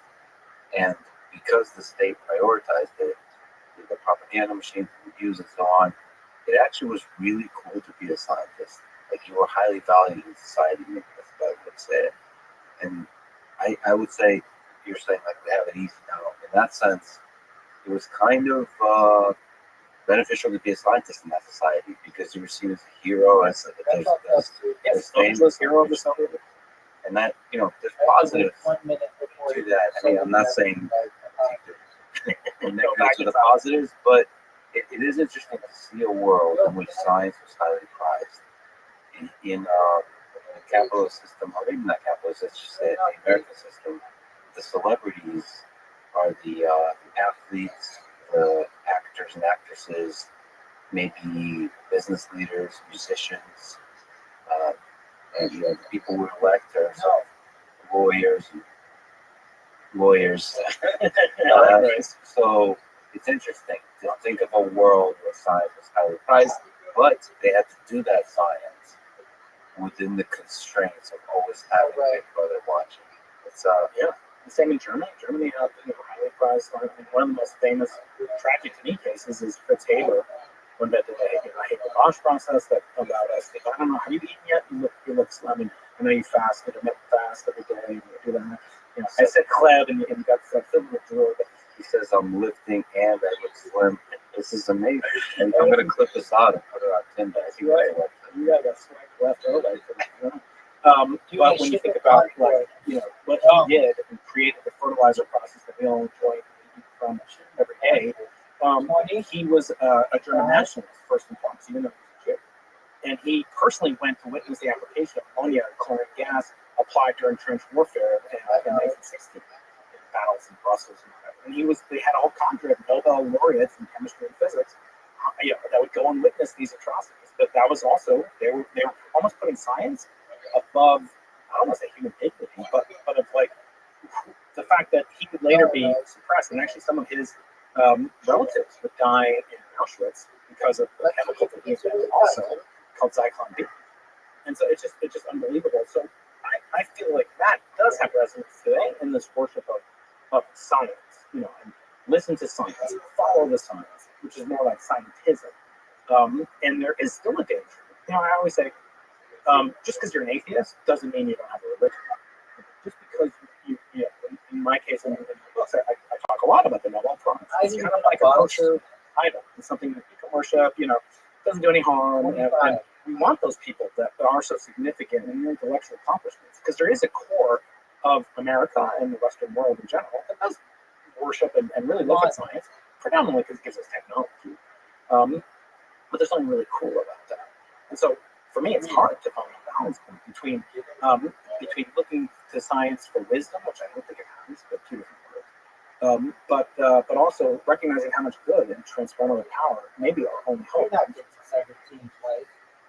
You opened so many doors. You also bring up Ernest Becker in that book. So there's a lot of elements of religiosity to science, and to the Nobel Prize, and to fascinating to explore. And we will. And we still haven't finished the discussion at the beginning of the universe, which we'll return to. But now, since you opened the book, well, pun unintended, of losing the Nobel Prize, can you tell me the story of BICEP, the background imaging of cosmic extragalactic polarization experiment, BICEP 1 and BICEP 2, and maybe you can talk about BICEP 3, but the thing that you cover in your book, the human story of it, what happened?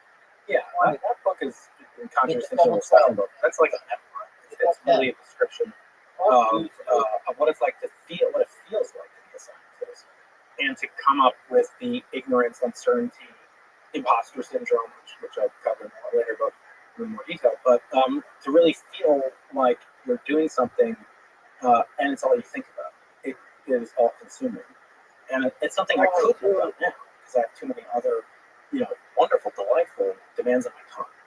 But to go back to that moment when I was first captivated by the night sky as a 12-year-old, 13-year-old, and really mixed together throughout my scientific story has always been wanting to approach the greatest mystery of all, which I think is the existence or non-existence of God. So I call myself a practicing agnostic. In other words, I do things that religious people do, and I don't do things that atheist people do. And I once had this conversation, in my first podcast. I was just having a conversation with Freeman Dyson. He was actually my first guest, and I miss him. Name drop. Yes. I'm sure there's going to be plenty of conversations about. So in case people don't know, Brian Keating is the host of the Into the Impossible podcast. We just talk to some of the greatest scientists in the history of science, physicists especially in the history of science. So when I talked to Freeman, I said, Freeman, you call yourself an agnostic too. Can you tell me something like what do you do on Sundays? You go to church. No, I don't go to church. And I'm like, well, imagine there was like an intelligent alien, and he was looking down to it. I don't know. Thing was looking down, and it saw Freeman. And on Sundays, like a group of people go to church, but Freeman doesn't go to church. And then there's another guy who does go to church, and those are called atheists. But Freeman calls himself an agnostic, but he does the things that Richard Dawkins. He doesn't go to the same church that Richard Dawkins does. Right? So I said, how would you distinguish yourself if not practice? So I'm a behavioralist. I believe you can change your mentality. You can influence your mind, your bodily, physical actions. So when I was a 12-year-old, I got my first telescope. I was actually an altar boy in the Catholic Church. It's kind of strange for a Jewish kid who grew up in New York, and we'll get into that very much. But I was as fast as these. Could we get into it for a second? Okay, yeah. All right, let's go. Let's go to Baby Bride or Young Brian. The new sitcom on CBS. Young Brian, born to two Jewish parents. My father was a professor at Stony Brook. He's a mathematician, eminent mathematician. And my mother was an eminent mom and a brilliant English major, etc. And they raised us, and they were secular. We'd go to synagogue, 2 times a year, Christmas and Easter. No, we would go, Yom Kippur, Rosh Hashanah. That's the typical 2 days of Jews. And we'd have matzahs and some pasta. And that was about it. And for years I was like that until my parents got divorced. My mother remarried, and she married an Irish Catholic man named Ray Keating. I probably said the same sex. So when she remarried Ray Keating, I was immediately adopted. I'm actually adopted into the Keating family. And he had 9 brothers and sisters, and just warm and gregarious. They, did Christmas, Easter. It was one of the most wonderful experiences I had. And I do things with good gusto. Whatever I do, I want to think about it. So to me, that meant really learning about Christianity, in this case, Catholicism. So I was baptized, and I said, I want to go all the way. I became an altar boy in the Catholic Church. I had like serious skills. You pass that collection basket. I could push people, get them to 2x their contributions. But in this case, I was 13. Now, I don't know if you remember when you were 13, but if you extrapolate the next level up, it's like graduate student, postdoc, professor. The next level up from confirmation, altar boy is priest. And I don't know if you aware of this, but priests are not entitled to have relations with women. And as a 13-year-old boy, kind of like future casting what life's going to be like for myself if I continue on my path, I found it. The math is not up. That's right. There was a serious gap in my future. And instead, when I should have been preparing for my bar mitzvah, most Jewish boys would do, it's a 12, 13-year-old boy, I actually got a telescope and became infatuated with all the things you could see with it. It wasn't bigger than that one over there, but hedgehogs looking through. Is that hedgehog? It's a hedgehog and a bug. I should mention, and we'll go one by one next days. You've given me some incredible gifts. Maybe this is a good place to ask about the telescope that put some clamps on and let the hedgehogs look. And using. Now you're officially an experimental astrophysicist. Why experimentalist versus an engineer? You assembled this telescope, gave it a mount, and we connected it to the. Yeah, there's no experiment going on. It's just engineering for show. It's very shallow. So experiment is taking it to the next level and actually achieving something. Here, it's still a thing for show. Well, that's always a joke. People say, "Oh, you're an experimental cosmologist." I'm like, yeah, I build a lot of universes. Actually, most of my time is putting clamps on things, soldering things. It's not actually doing the stroking of my non-existent beard, contemplating the cyclic versus the bouncing cosmological. Yeah, and just like most of robotics, it's just using Velcro for things. Right. Yeah, it's not like having dancing dogs and whatever. So telescope. Yes, this telescope. What's the story of this telescope? So this telescope's a very precious thing in some ways. A symbol of what got me into, what brought me all the blessings I have in my life. Came from a telescope, and I always advise parents or even people for themselves. You right here, wherever we are, the biggest city on earth, Manhattan, where I was growing up as a 12-year-old. You can see the exact same craters on the moon, the same Saturn, the same phases of Venus. You can see be Andromeda Galaxy, that's 2.5 million light years away from Earth. You can do that with that little thing.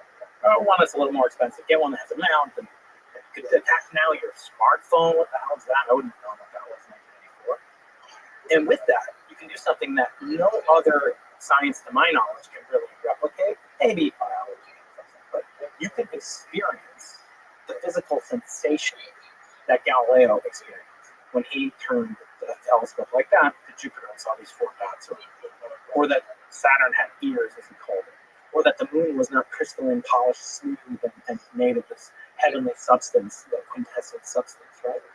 So where else can you be viscerally connected with the first person ever made that discovery? Try doing that with the Higgs boson. Get yourself an LHC and smash together, high luminosity, call it Harry Cliff, and say, I want to replicate. How did you feel? He didn't feel anything. None of them felt anything. It took years to come out with. You can't do it. But with this, you can feel the exact same emotions. That's fascinating. It's almost like maybe there's another one like that is fire. Yes. Like when you build a bonfire, like you actually get it. See, if you use a lighter, I think if you actually rubbing sticks together, or however you do it without any of the modern tools, that's probably what that's like. Yeah. And then you get to experience the magic of it, of what like early humans, when I say feel, what Og felt. By the way, is this the gift? This is the gift. Yeah. You need a little bit of a swag upgrade. So I got to take it. Yeah, this is I'm pulling a food. Like, ask if this is a gift. Making it very uncomfortable for you. Not really. It's not These are my childhood. but now I'm keeping it. All right. So looking good stuff. Was one more Change my because not only was I doing that, I was replicating what Galileo did, but I was I'm 100% not comparing myself to Galileo. Okay, if there's any confusion right there. But I did replicate exactly what he did. I was like, holy crap, this is weird. Let me write it down. So it had another effect, which all good scientists, budding scientists should do, and all parents should do. Get your kid a little notebook, take a pencil to it. Write down what you see, what you hypothesize, what you think it's going to be. Not like in the high school, hypothesis, but just like, wow, how did I feel? Better yet, astronomy is a visual science. Sketch what you see. The Lagoon Nebula, the Pleiades, 7 sisters. You can see them anywhere on Earth. And when you do that, again, you're connecting 2 different hemispheres of your brain. And you're connecting them through your fingertips. You literally have the knowledge in your fingertips, in your connection, what you see, what you observe, and what you write down. Then you do research, right? The goal of science is not to just replicate what other people did, is do something new. And that's what we call research, and which is like studying, Wikipedia. And in so doing, you start to train a kid at age 12 or 13 for $50. It's unbelievable. And now we can do even better. Share it on Instagram or whatever. And you can, by doing so, have an entree into the world of what does it really mean to be a scientist, and do so viscerally. I often say, I was taught this by my English teacher, Mrs. Tompkins, in 9th grade, that the word educate, it doesn't mean to pour into. Let me pour in some facts into wax. It's not like machine learning where you're just showing like billions of cats, or you're not like forcing it in and bringing it out. It means to pour out of in Latin, as you cover it. And what more could a teacher want than to have something the kid is just like gushing? You're not going to see what it's inspired. Yes. fire. Yeah. Shout out to Mrs. Tompkins. She's watching. Yeah. She's a big fan. And she doesn't care for the view. Yeah, excellent. We take those we love for granted. This is in Manhattan. This is in Westchester County. Got it. So okay, but then that's where the dreams were. Yeah. But then there is the pragmatic journey of a scientist. So going to university, graduate school, postdoc, and all the way to where you are today. What's that? What are some notable moments in that journey? So I call that the academic Hunger Games. Because it's like you're competing against like these people, who are just getting smarter all the time. You're getting smarter all the time. They want to get into a fewer and fewer number of slots. Like there's fewer slots to get into college than in high school. There's fewer slots in graduate school. There's very fewer slots in the postdoc, and many, maybe infinitesimal number. We just did a faculty search at UC San Diego. 400 applicants for one position. It's almost getting impossible. Like I almost can't conceive of doing what these new brilliant people applying to become a assistant professor at a state university. That they're doing. Like, it takes so much courage to do that. So I went from, this kid in New York, thinking I would never be a professional astronomer. A, because I didn't know any. I'd never seen any. I didn't even know that they existed. And I thought, who the hell's going to pay me to look at the stars? Like, won't they pay me to be like an ice cream taster? Like, it's just not something I could conceive of getting paid to do, even if I had the brilliance to do it, which I did. And then I went to graduate school. And during graduate school, I had this kind of on again, off again relationship with my father. And I knew that he was a mathematician. He had left, got married himself, and moved across the country. I didn't see him for 15 years. And in that time, I learned a lot about him. And I learned that he had gotten very interested not in pure mathematics, which he had been a number theorist and contributed seminal work on equations, which but anyway, he had become interested, turned completely away from that into the foundations of quantum mechanics and relativity, which is physics. At that time, I was at Brown University. And I was, thinking, oh, maybe I'll be a condensed matter physicist or experimentalist. I never thought I'd be a theorist. So pretty prescient. And but it always appealed to me, like, why not do what made me happy as a child? Like, we often forget about those primitive things about us are probably the most sustainable, durable, and resilient energies of character. So with my own kids, I'm like, what are they interested in now? And it doesn't mean that's what they're going to do. I mean, some of them want to play Fortnite, like professional Fortnite, which there are, but the odds of that is less than it's being a professor. Can I ask you, is your father still with us? Just in a small tangent, do you listen? Do you think about him? Does his mathematical journey reverberate through who you are? Oh, yeah, absolutely. I mean, it did in very many ways. And he's been gone for a long time. Thinking back to that time with him, he must have instilled some capacity for me to only want to spend my time, which is a limited quantity. I don't think it's the most limited quantity. But to go into only the most challenging, interesting things with the limited time that we have. And for him, it was the foundations of quantum mechanics. For me, it was the foundations of the universe. And how did they come to be? And I felt like, well, people have been trying since Einstein to out to Einstein and really have made great progress in the foundations of quantum mechanics. But this is an exciting time. The Kobe satellite had just released its data that the universe had this anisotropy pattern. Stephen Hawking called it like looking at the face of God, and so forth. And so it seemed like this is a good golden age for what I'm going to do and what I'm most interested in. But always throughout that, I wanted to understand. I didn't want to be a wrenchman. No offense to people that just do experiment, And no offense to monkeys. But thinking back to what animates me, it's not doing the engineering as much as it is getting the data. But there's a lot of steps. I want to be the guy understanding what made the universe produce the signal that we saw. So I always joke with my theorist friends that call me a plausible theorist. Like I want to be, what they call a guy who's of musicians, a drummer. So I want to be like that for physics, right? Like for theoretical physics. I want to be like the guy who doesn't do new theory, but understands the theory that the new theorists do. I love that formulation of a theorist is understanding the source of the signal you're getting. Like signal is primary.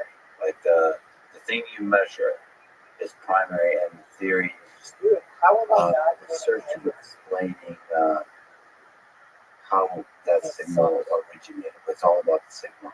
Yeah, I see the same search for the human mind, and like neuroscience in the same kind of way.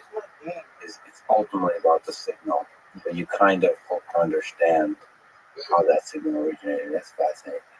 That's such a beautiful way to explain experimental physics, because it ultimately at the end of the day is all about Yeah, maybe those two things. Not getting too romantic, but yeah, in some fundamental way, some fundamental conscious cosmic conscious. But we're gonna get to that. yeah, no, we definitely have this. But getting back, yeah. So my origins. So I always say, like, and I want to try this out. And you said you wouldn't answer any questions. What's the most important day? Don't tell me the date, but to you, what's the most important day to you? Answer or do I have to think about it? No, answer. Like, you don't tell me the exact date of the count. It could be like your mistress. birthday or whatever. But I have so many other straps. Even though I'm single, how does that even make sense? I was like, so a day, like a month in a day, yeah. I mean, for me, it would be December 31st. yeah, so I was gonna say New Year's Eve, New Year's Day. Some people say birthday, anniversary, kid's birth. They're usually signifying beginnings and ends. Right? January means the portal between the god was the portal between the beginning and the end. So you're looking back, maybe it's Russian, the death side, the light side, looking forward to January beginning. Right? So everybody's most important day is usually some beginning or something significant. For me, it was studying the most significant thing of all, when the universe got born, as I said before. And I didn't think there, again, there was some mental obstruction that I didn't realize that I could get past because I didn't think like anybody does it.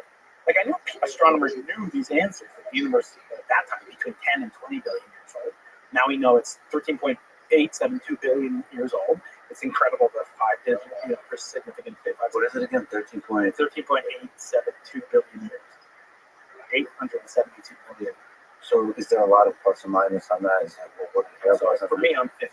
So it would be the equivalent of you looking at me and telling me within 12 hours how old I am. It's a 0.5% level accuracy. There's confidence behind that? Oh yeah, I mean there's a significance. Yeah, no, it's extremely low. I mean it's one of the most precise things that we have. In contrast to, again, 25 years ago, we didn't know if the universe was 10 billion or 20 billion years old, but there were stars in our galaxy that believed to be as they are, about 12 billion years old. We're in the universe, 12 billion. So that would be like you being older than your father. It was embarrassing. Can we actually take a tangent? How old is the universe? Can you dig into this number? How do we know currently with those this is 5, 4, or 5 significant So we can come about it two different ways. One, basically they rely on the most important number in cosmology, which is called the Hubble constant. The Hubble constant is this weird number that has the following units. It has the units of kilometers per second per megaparsec. So it's a speed per distance, which means you multiply it by distance and you get a speed. And what is the speed you're measuring? Well, you're measuring the speed of a distant galaxy of many megaparsecs away. So a galaxy at 1 megaparsec away, this isn't actually strictly true because of both gravitational effects. But if you go out, say, 1 megaparsec away, I would say that galaxy is moving 72 kilometers per second. In every galaxy, except for the very most local group surrounding us, about half a dozen galaxies, out of 500 billion galaxies to perhaps a trillion galaxies. So 12 out of that number are moving towards us, the rest are moving away. So that number, if you invert it, if you say, well, when did those things last touch each other, all those galaxies? Now they're really far apart. We know how fast they're moving away. It's a very simple algebra problem to solve. When were they touching? That's where you get that number. So there's the local 12 and then the rest. Ignore the 12, yeah. 12 and then look at the others and you got to solve the algebra problem. How does the stuff in the beginning, the mystery of that beginning epoch change this calculation? Very little, because actually we understand how there's some other ingredients that go into it, namely how much dark energy there is in the universe, how much dark matter there is in the universe, how much radiation, light, neutrinos, etc. there are, and how much ordinary matter, like neutrons, protons, photons. Okay, so that Borons. it appears that the universe is bigger than it is older. How does that make sense? Oh, yeah, so you're talking about the fact that we can actually see stuff in our observable universe that's located at a distance that is farther than the speed of light times the age of the universe. Naively, you can say that. So you're right, if the universe was static, if the universe came into existence, you can conceive of this, the universe came into a Big Bang in a fixed universe, so the universe just started off, those galaxies were, they could be moving towards us, away from us, who knows. That you could say, I can see a galaxy that's at a distance of only 13.8 billion years times the speed of light. That would be true. But the fact that the light is expanding along with the expansion of the universe, so imagine there was some very distant past, we were near a galaxy. It's going to produce some light.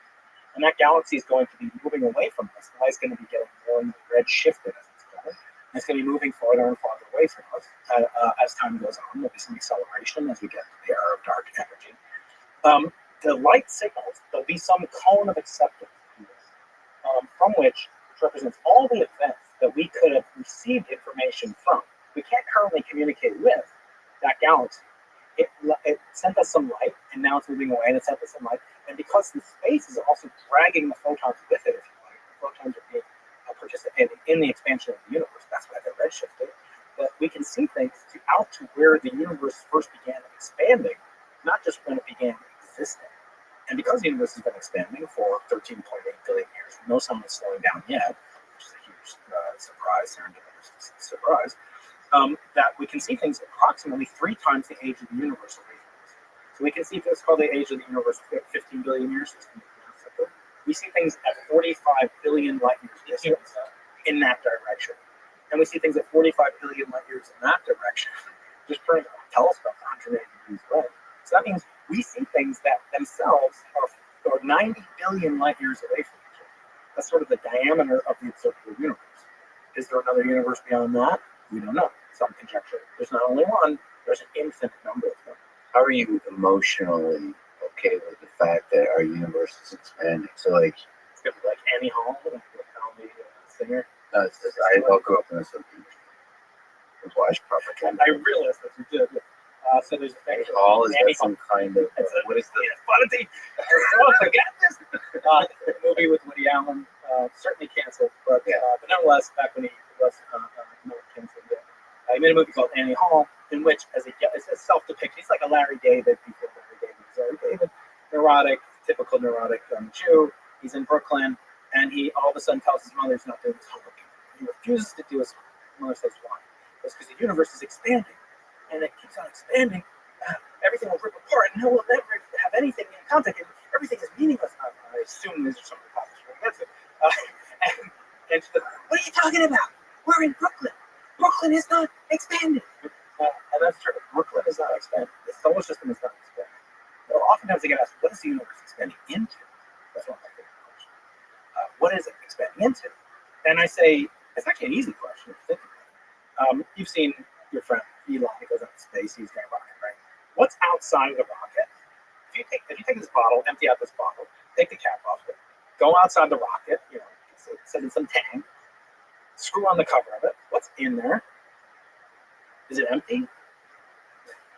That's just semantics, I guess. Yeah. No, it's definitely not empty. So you step outside the rocket. Yeah, you're in the vacuum of space, the quote unquote vacuum of space. And there's no more liquid in it. There's no more liquid. No, it's just a container, 1 cubic centimeter. Let's just make it simple.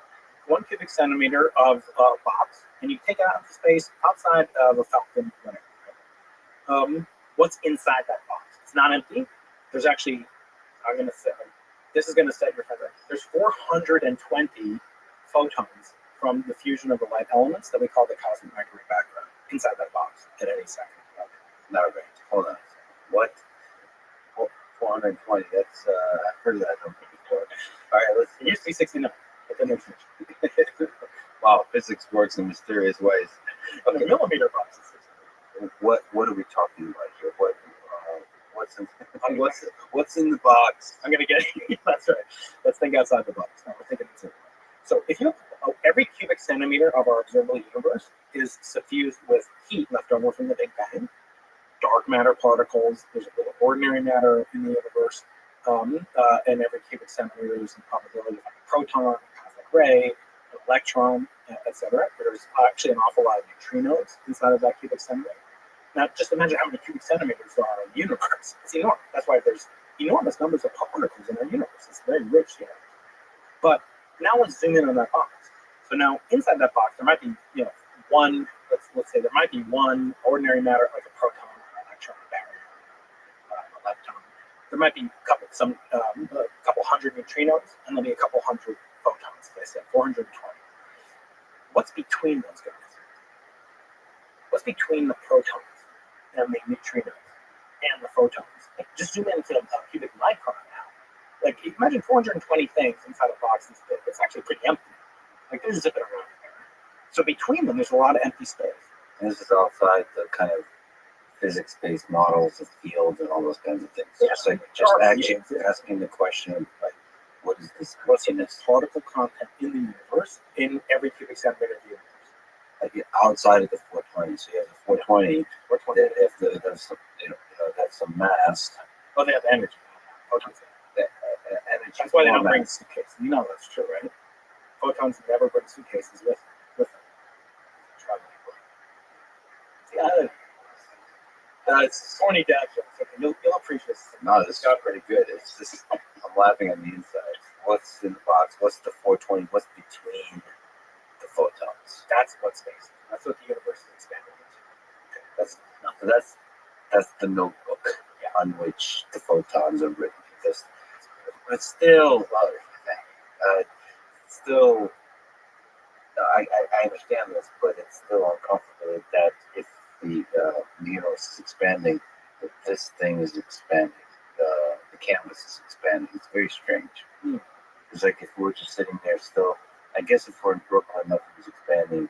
So our cognition, our intuition about the world is based on this local fact that we don't get to experience this kind of expansion. Yeah, and that intuition leads us astray.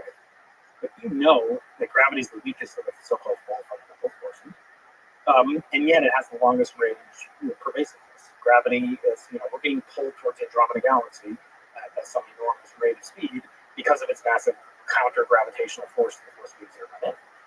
So gravity is enormously long range, but it's incredibly weak. And because of that, we can think about these effects of expansion as the relationship between the, as you said, the grid lines on the notebook. Right? Gravity is a manifestation of the interrelationship between those points, how far they are from each other, and those can change. Those point distances can change over time because of the force of gravity.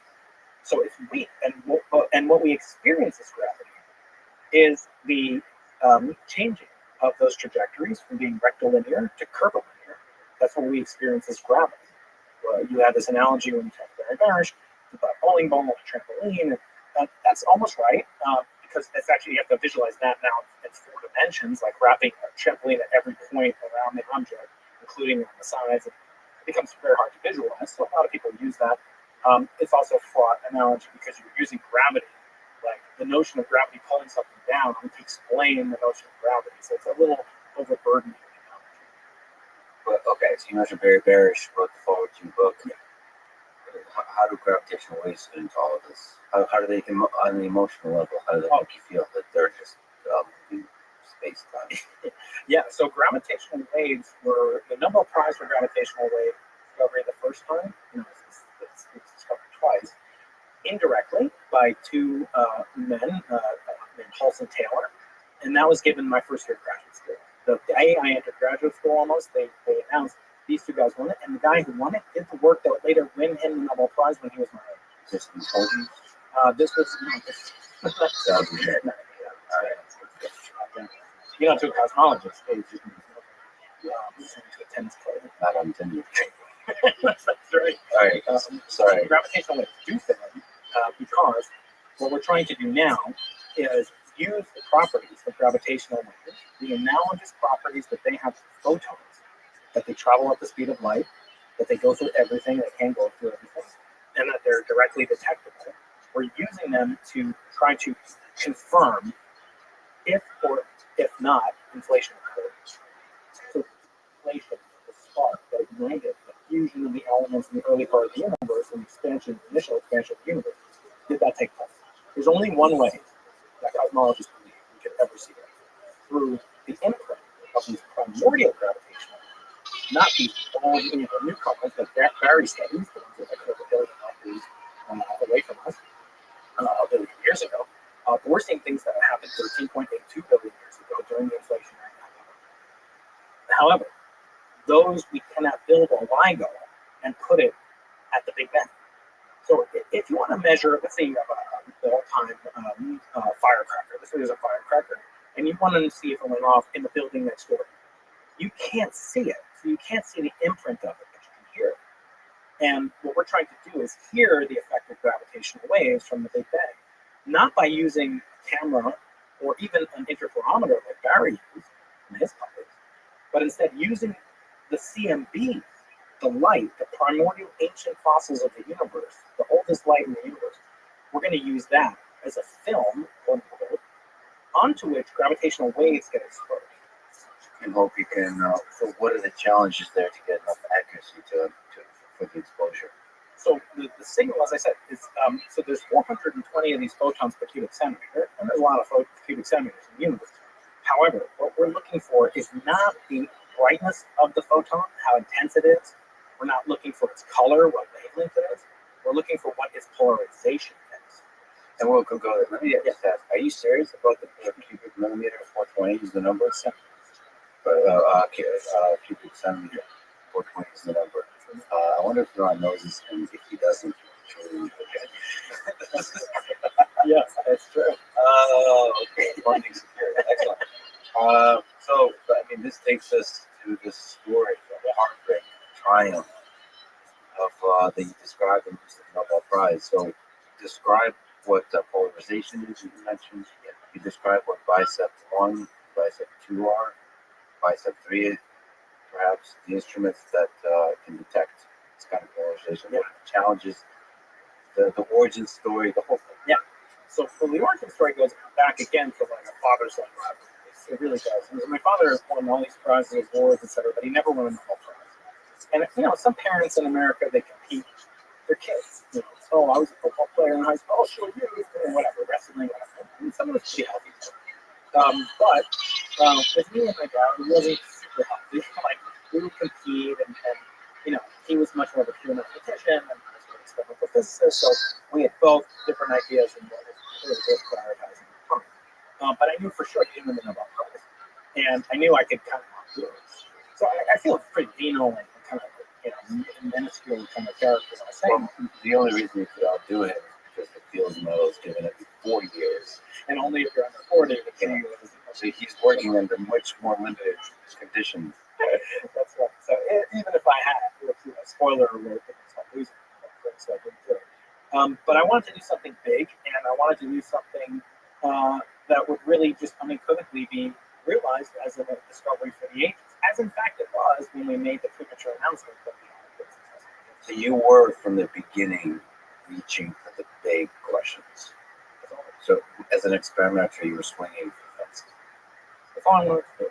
I felt like if it's not, if it's worth spending, perhaps the rest of my life on as a scientist, it better be damn well better be interesting to carry me through, to give you I always say passion is great when people say, oh, follow your passion, but it's not enough. Passion's like the spark that ignites the rocket, but that's not enough to get the rocket into space. So then swung for the fences with bicep 1. What is this? So bicep 1 was born out of kind of interesting circumstances. So I had gone to Stanford University for a postdoc. So an academic Hunger Games. Stanford University. Yeah, it's a small little school. It's not like that technical college in Massachusetts. But as I went there, I was working for a new assistant professor. She had gotten there only a year before I got there, and she had her own priorities, the things that she wanted to do. But I kept thinking in my spare time that I wanted to do something completely different. She said galaxies at high redshift, and I wanted to study the origin of the universe using this type of technology. And I realized, courtesy of a good friend of mine who's now at Johns Hopkins, Mark Heminkowski, that we didn't need this enormous Hubble telescope. We didn't need a 30-meter diameter telescope. We needed a tiny refracting telescope, bigger than my head, less than a foot across. And that telescope would have the same power as a Hubble telescope, the size telescope could have, because the signals that we're looking for are enormous in wavelength on the sky. They're enormously long, large area signals on the sky. And if we could measure that, it would be proof, effectively, as close as you get to proof. There could be things that mimic it, but that we discovered the inflationary dipole. Inflation being the signal originally conceived by Edwin Booth to explain why the universe had the large-scale features that it does, namely that it has so-called flat geometry. So there's no way to make a triangle in space in our universe that has 3 interior angles that do not sum to 180 degrees. You can do that with spacecraft, you can do that with stars, you can do that with laser beams, you can do that with 3 different galaxies. All those galaxies, no matter how far you go, have this geometry. It's remarkable, but it's also unstable. It's very unlikely. It's very seemingly finely tuned, and that was one of the motivations that Guth had to kind of conceive of this new idea called inflation in 1979 when he was a postdoc, also at Stanford, Slack. And he was trying to get a permanent job. I was trying to make my name for myself, and so I realized I could do this. But I was also being paid by this professor at Stanford to do a job for her, and I was kind of a crappy employee, to be honest with you.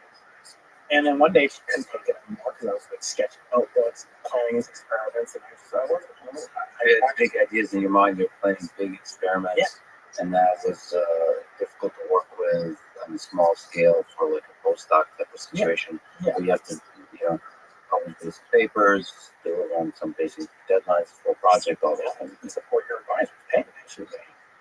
And so one day I came in, and it actually involved another friend of mine, astronomer Joe Carter, one of the pioneers in the SETI science business of detecting extraterrestrials, which I assume you've never liked to talk about.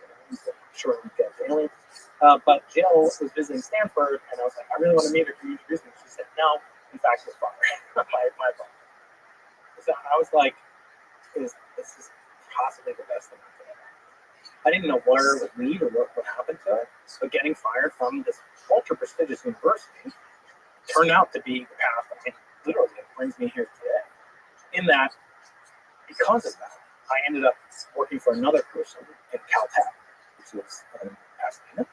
And she, my original boss at our church, she got me the job with her former advisor, and Andrew was like, he was like this, he's like Steve Jobs, or charismatic, handsome, persuasive, ideal man. Not the guy always in the lab and doing it, but understood where things are going decades ago. And he had been involved in an experiment that actually measured the universe was flat, very close to flat, along with a preceding experiment done in Princeton by Robin Page and Ritter. The shape of the universe is flat. The geometry of the universe is flat. How did he do that? So he used the cosmic microwave background. And so what I said is you have to look for triangles in the universe. So you can measure triangles on Earth, which it's hard to show how the Earth is curved, but you can show the Earth is curved using triangles, mountaintops, etc. Give an accurate enough protracted Allegedly. Yeah. God, you're like auto cancers. This is great. My ratings are going to go up. If you want actual science, go listen to Brian. If you want all of these conspiracy theories, or AKA the truth about flat Earth. So what he used was the following triangles. There are proto-galaxy-sized objects in the CMB. The cosmic microwave background has these patches, and so you can make a triangle out of the diameter of one of these blobs of the primordial plasma, the soup that constitutes the early universe, which is hydrogen. It's a very simple material. Understand hydrogen, electrons, and radiation. Very simple. Plasma physicists understand it. The diameter is one base of the triangle, and then the distance to the Earth is the other two legs. So he measured, along with his colleagues at Caltech and the University of Rome and this other group at Princeton, measured the angle, interior angle, effectively, very, very accurately, and showed that it added up to 180 degrees. Can you localize accurately the patches in the CMB? Can you know where they could trace them back location-wise? You can know where they are, but more than that, there's so many of these patches. They're about 1 square degree on the sky. The sky, you may know, a sphere has about 44,000 square degrees in a sphere. So there's literally 44,000 of these size patches over which he could do these kind of measurements, build a very good statistics. That's not exactly how they do it, or how they did it in this experiment called Boomerang, but they did measure very accurately what was called the first Doppler peak or acoustic peak in the plasma, the primordial plasma. That's fast. So the sphere has approximately 44,000 square degrees. So to cover a sphere, that's a very kind of important data collection thing when you're sitting on a sphere and you're looking out into the observable universe. So there's a lot of patches to work with. Yeah. And in fact, a lot of the fast kind of algorithmic decomposition of spheres and machine learning in the early 2000s, still used today, was created out of this field by data analysts using this thing called hierarchical equal area triangles called heel pits is what it's called. It's just to stitch all this stuff together, and that's and stitch it together very accurately. Yeah. Get high statistical significance in order to reduce these statistical errors. Very clean signal and measurement device to reduce the systematic errors. Those are the two predominant sources of error in any measurement. Those that can be improved by more and more measurement. You know, take more and more measurements in this table, you'll get slightly better each time. But the only win is the number of one over the square root of the number of measurements. But the square root of 44,000 is pretty big. So they were able to get a very accurate measurement. Again, it's not exactly how they did it. They also have to do a Fourier analysis, decompose that, do a power spectrum, filtration, windows. There's a lot of work that goes into it. Image analysis, and then comparing that with cosmological parameters. Very simple model, just 6 different numbers that go into a model that make a prediction. And one of those is the geometry of the universe pops out. And that is the universe has 0 spatial curvature. Now it's called boomerang. So he had just come off of this. Now, let me remind you, who was the first person, to measure the curvature of the Earth? It's a guy named Aristophanes, in whatever, around Aristotle's time. His name is in the history books. This guy, Andrew Lang. I was like, he's like the next Aristophanes. Like, I just wanted to work for this guy. He was clearly had this brand. He was about 40 at the time. California Scientist of the Year. I was sure he was going to win a Nobel Prize for that. And I knew that he, so I went down to Caltech to get my job talk, and he said, I love it, you got a job. And before I could even, before he finished the sentence, I said, I'll take it, like it was too good to be true. And I started working there at Caltech, and slowly but surely, because Caltech's a rich private university, and at that time run by a Nobel Prize winner by the name of David Altamont, he just wrote us a check. Altamont wrote us a check. He said, let's throw it in this idea. And so we started coming up with the idea for what I like to name BISEP, background in cosmic extragalactic polarization, which is kind of ironic because we ended up measuring galactic polarization. We'll get to that in a minute. But along the way, the idea was very simple. We make the simplest telescope you can possibly use, which is a refracting telescope. Your eyes, you have 2 refracting telescopes in your head. Only way, forward is you're making things more complex, right? When you make things complex in science, you introduce the possibility for systematic. And so you want to build the cleanest instrument. Turns out the cleanest instrument you can build in astronomy is a refracting telescope. We also had, unlike that telescope with Galileo, we had to use very sensitive detectors that were cooled less than 1/20th of the temperature of the cosmic background itself, which is the coolest temperature of the universe. So we had to cool these down to about 0.1 or 0.2 degrees Kelvin above absolute zero. To do that, we need to put it inside of a huge vacuum chamber and suck out all the air molecules and water molecules and take it to a very, very special place called the South Pole Antarctica, from which retrieve for you a path to the mix. So when you go there, you get these bright red jackets. Right? Oh, yeah. Fly I down. thought somebody was once Soviet Union. Obviously, like call it red. United States Antarctic Program, the National Science Foundation. The base is called the Amundsen Scott South Polar Station. So it's a little known fact of geopolitics that whatever country occupies a region has ownership over it. Now there is a treaty in Antarctica, you can't use it for military purposes, for mining, etc., etc. But I don't know if you know, but about 12 years ago, Putin sent a submarine to the North Pole. Now, there's no land at the North Pole, right? So he stuck it on the ocean underneath. But the South Pole is on a continent called Antarctica, which was first reached about 110 years ago. First time in human history. Antarctica means the opposite of the bear. That means like no bears there. They're basically opposite of where polar bears are. Arctic is polar bear. That's where yeah. So Antarctica means the opposite place there. So humans never even saw it, let alone went to the South Pole, which is kind of immense of that continent. We went to take this telescope somewhere extremely dry. It turns out the Sahara Desert, San Diego, Texas, there's no place like the South Pole or Chile. Those are the 2 premier places on Earth. Of course, you'd like to go into space. There's no water in space. It's not about cold. It's about dry. Exactly. So that's why, for example, you can take this blood book and you can put it in this cup, right? And we can take it over to a microwave somewhere and heat it up. After 2 minutes, the water is 3 minutes. The water is good. You can't touch it. Take it from the mug. But you can touch the mug and take it out if you want, right? Why? Because the mug is totally bone dry. But the microwaves get absorbed by the water molecules. The water molecules resonate exactly at the microwave frequency. So we don't want these precious photons, 420 of them, traveling to the cubic centimeter. from the Big Bang itself to get absorbed in some water molecule in the Earth's atmosphere. So you take it to a place with the fewest number of water molecules per square centimeter of surface area. And it happens to be either Chile or the other surface area, or we take it to the South Pole. We took it to the South Pole and spent a couple of months of my life down there. And it's like being on Hoth. You know, it's completely otherworldly. Ice, planar, flat as a pancake. You like, and the buildings are built up on stilts. They're built up because the snow will otherwise cover them over. The nearest medical facilities are 4,000 miles away. If you have any issues with your wisdom teeth, they yank them before you go down there. If you have any issues with your appendix, they cut it out of you before you go down there. The Russians at Vostok Base, not too far away, about 600 miles away.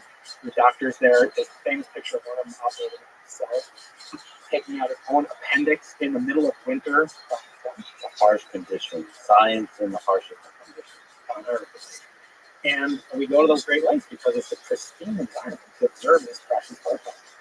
And we built this telescope, and it weighs tens of thousands of pounds. And it had to scan the sky almost like it's a robot. I mean, it's scanning the sky almost unattended. It needed we had a guy who spent a year of his life down there, a girl who spent a year of their life down there. They're called winter owners. They arrive in sometimes as early as November, and they don't leave until the following December. And we always joke, we'll pay you $75,000. You just have to work for one night of your life. That's all. It's a long night. And what BICEP is, and I couldn't bring my polarized sunglasses, so I brought these extra polarizers. So if you take this and put it in front of your telescope, you have now made a polarizer. You've made a polarization sensitive telescope. Now you may not be able to immediately know how you use such a thing, but one way to think about it, now take this guy and look at a light, look at a light source, put one up to your eye, and now put the other one in front of it. And now rotate them. What happens to the light source? Yeah, so it's on a quadrupolar pattern, right? So it's repeating. It goes bright, dim, bright, dim. It rotates twice intensively for every single physical rotation. And that's because of the property of the photon. The photon is a spin-one field, but the polarization of light it's the axis in which the electric field is oscillating. The electric field is marching straight up and straight down. And so therefore vertical polarization is the same as negative vertical polarization. And so you get the same pattern, you rotate 2 times for every one physical rotation. It's like a spin 2 object. So now if you put that in front of the telescope, you can do one of 2 things. Now you're polarizing all the light that's going in because of one of the polarizers. And then you can analyze it as you rotate the other one. You can analyze it and change the polarization. Or you can put this kind of very special crystal called calcite. This is from Lex Luthor and Lex Fried. This crystal, put it on top of the printed there, and tell me what is it? There's like I can see everything twice. Double image. The double image. That is a special crystal that has 2 different indices of refraction. So light emerging, which is unpolarized from the black ink, comes out, and it splits into 2 different directions. And if you do even more, I made the crystal give you What is the crystal? It's called calcite. This is crystal. It's called birefringent crystal. Bi means 2. Refringent means refractive. This is a special type of material that separates light based on its polarization. Pretty clean bi signal. Yeah. It's cleanly 2. Yeah. I'm seeing 2 very cleanly. It's very crisp, right? So that's yours to keep with every time you post it. Now, take the polarizer underneath your left hand. Put it on top of the crystal. And Wow. This is incredible. You can switch as you rotate, you switch from one signal to the other. So from one of the refractions to the other. Whoa. So that is now you are analyzing the polarization. You are confirming the light comes out of the crystal, 2 different types of polarization. And effectively what we do is we have those 2 things, if you like, but working in the microwave. So our detector, where the cosmic photons are brightest, in the microwave regime of the electromagnetic spectrum. And we're coupling that to a refracting telescope, but your eyes are refracting telescopes. So you are a polarizer. the human eye can actually slightly detect polarization, but otherwise it mainly detects its intensity of light and color. That's what we call color, intensity, brightness. So you're devising an instrument that's very precise in measuring that. Exactly. And doing so in the microwave region, the detector is not made of biological human eyes, retina cells, but of superconductors and things called bolometers. And this has to be done at temperatures close to absolute zero, under vacuum conditions, 1/1000th of the pressure we feel here at sea. So why is it that's the kind of device component by that guys? So when the CMB was discovered, it was discovered serendipitously. There were two radio astronomers working at the time at Bell Laboratories. Now, why would Bell Laboratories be employing radio astronomers? Bell Laboratories is kind of like Apple, or it was like a think tank, or it was Google. Let's say it was like Google has like Google X, right? So they were working there, but imagine if Google was employing radio astronomers, like they were actively recruiting them. Why would they do that? Well, it turns out that was the beginning in the 1960s. Was the first commercial satellite launched for communication. And so, Bell Labs, which would later become the telephone, part of AT&T, the telephone company, later invent the first cell phone. And they would take that, telescope technology that radio astronomers had developed, and they would use that to see if they could improve the signal to noise of the satellites that they were seeing. And they found they couldn't. They found that they could not improve the signal noise ratio of the first telecommunications satellite. It was like the equivalent to 1 kilobit per second modem. And they were bouncing signals from the West Coast up to the satellite, bouncing it down, landing it in New Jersey, of all places, in northern New Jersey, Homeland, New Jersey. And these radio astronomers couldn't get rid of the signal. So they said, well, New Jersey's not far from New York. Let's see if the signal's coming from New York. Nope, not coming from New York. Let's see if it changes with the year. Maybe it's coming from the galaxy, which was also discovered there in 1930s. So in the not being able to reduce the signal or increase the signal to noise ratio, the noise. They knew the signal was right. They couldn't get rid of the noise. There was excess noise over the model that had not only been predicted by them, but had been measured by a previous guy named Edward Ohm. He measured the same signal, found that there was this hiss of static, of radio static that he could not get rid of, that had a value of about 3 Kelvin. So you can translate. Remember I said, if you take a radio telescope and you have pointed at an object that's hot, the radio telescope's detector will get to the same temperature as the object. It's a principle of radio thermodynamics. So it's a really interesting thing. It's a thermometer, you can stick it into Jupiter from here on. And so we in radio astronomy characterize our signal not by its intensity, but by its temperature. So he found, this guy, Edward Ohm, there's a 3 Kelvin signal, I can't get rid of it. It must be I did my error analysis wrong, and I would give him F if he was one of my first year students. But he just attributed it to lack of understanding. These other guys, Penzias and Wilson, who are also radio astronomers, they said, no, let's build another experiment, put that inside of our telescope, and do what's called calibration. Inject a known source of signal every second that has a temperature of about 4 Kelvin, because the signal they're trying to get rid of is about 3 Kelvin. And you want to have it as close as possible to the initial signal as possible. They did that once a second. So they got millions of measurements over the course of several months, years, by the end of the day. Millions of measurements for sure. And they found they couldn't get rid of it either, but they measured it exactly 2.7265 degrees Kelvin. So how does having a 4 Kelvin source, how does the calibration work? Is that it could be larger. Imagine like you're trying to calibrate the microphone. Like you could do it with like a really loud sound, but the gain starts to compress. So there are amplifiers downstream from the detector in every experiment that I've ever worked on. And they only have a linear region over a very small region. And you want to keep it as linear as possible. That means if you're trying to get rid of, you're trying to compare like a voice and you're trying to compare that to a jet engine. It's not going to be as easy on the amplifiers as getting a slightly loud gong or something. So the idea of the noise is present in both. There's noise present in both, and you measure. What they did is they made a separate measurement just of the calibration system, which they measured exactly very well. 4 Kelvin is the temperature of liquid helium. That's a temperature that's not going to change, and it's certainly not going to change over a time scale of 1 second. And so they can compare unknown signal, known signal, unknown signal, known signal, like a scale, like a balance. So another way to think about it is like this. You've seen these Libra kind of balances where you put 2 weights in the pan, right? What happens if you put like a 1 ounce weight on one side and a 20 kilogram weight, and you don't get any measurement, right? So you do get kind of a measurement if they're close. That's why these Got it. But it's just linger on the fact that there's a romantic element to the fact that you're arriving at the same temperature. That's kind of fascinating. And you're measuring stuff in terms of, you're measuring signal in terms of temperature at the source. Yeah. So you get to, I mean, there's something about temperature that's intimate. Yeah. It's cool. Yeah, especially since, all life is basically conversion of energy and trying to control entropy, which is then related to thermodynamics. Exactly. And this was very crucial kind of thing to do in science because they weren't looking for the signal.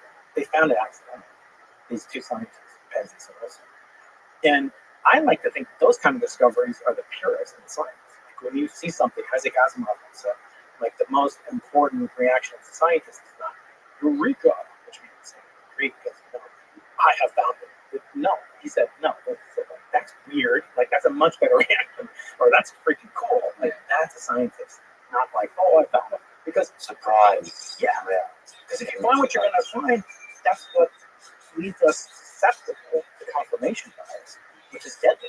Since it's close to deadly. So how does that take us to something that's potentially worthy of a Nobel Prize? So Penzias and Wilson were looking for the signal.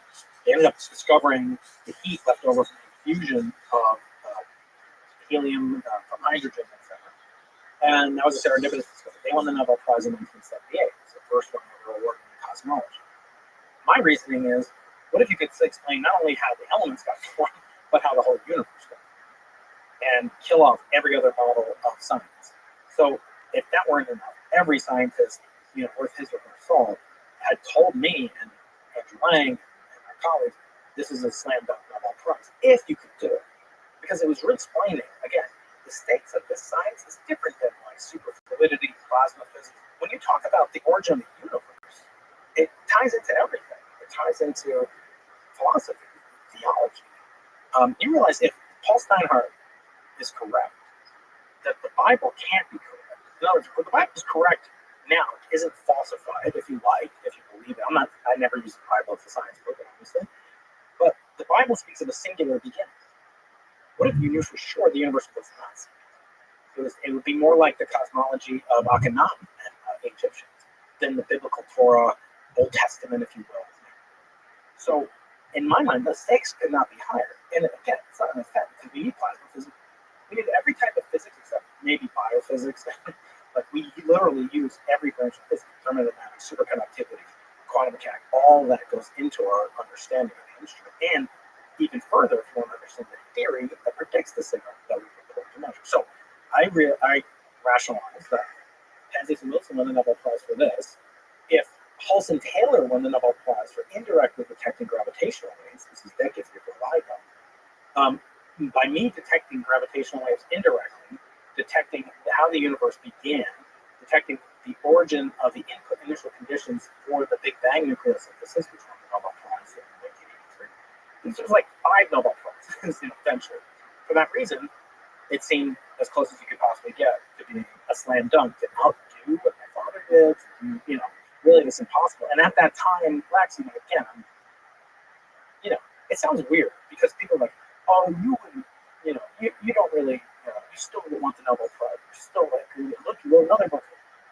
And I was joking, like, well, if you want to see if I'm a hypocrite, just get them to give me the Nobel Prize in literature, and if I accept it, then but we'll get to your current fields of Nobel Prize and so on. But there's this definition. Let's say this device, this kind of signal could unlock many of the mysteries about the early universe. So there's excitement there. So let's take it then further. I mean, there's a human story here of a bit of heartbreak. Not only was this possibly worth the Nobel Prize, if the Nobel Prize was given, you were excluded from the list of 3 that would get the Nobel Prize. So why were you excluded? Maybe that's a place to tell the story of Bicep.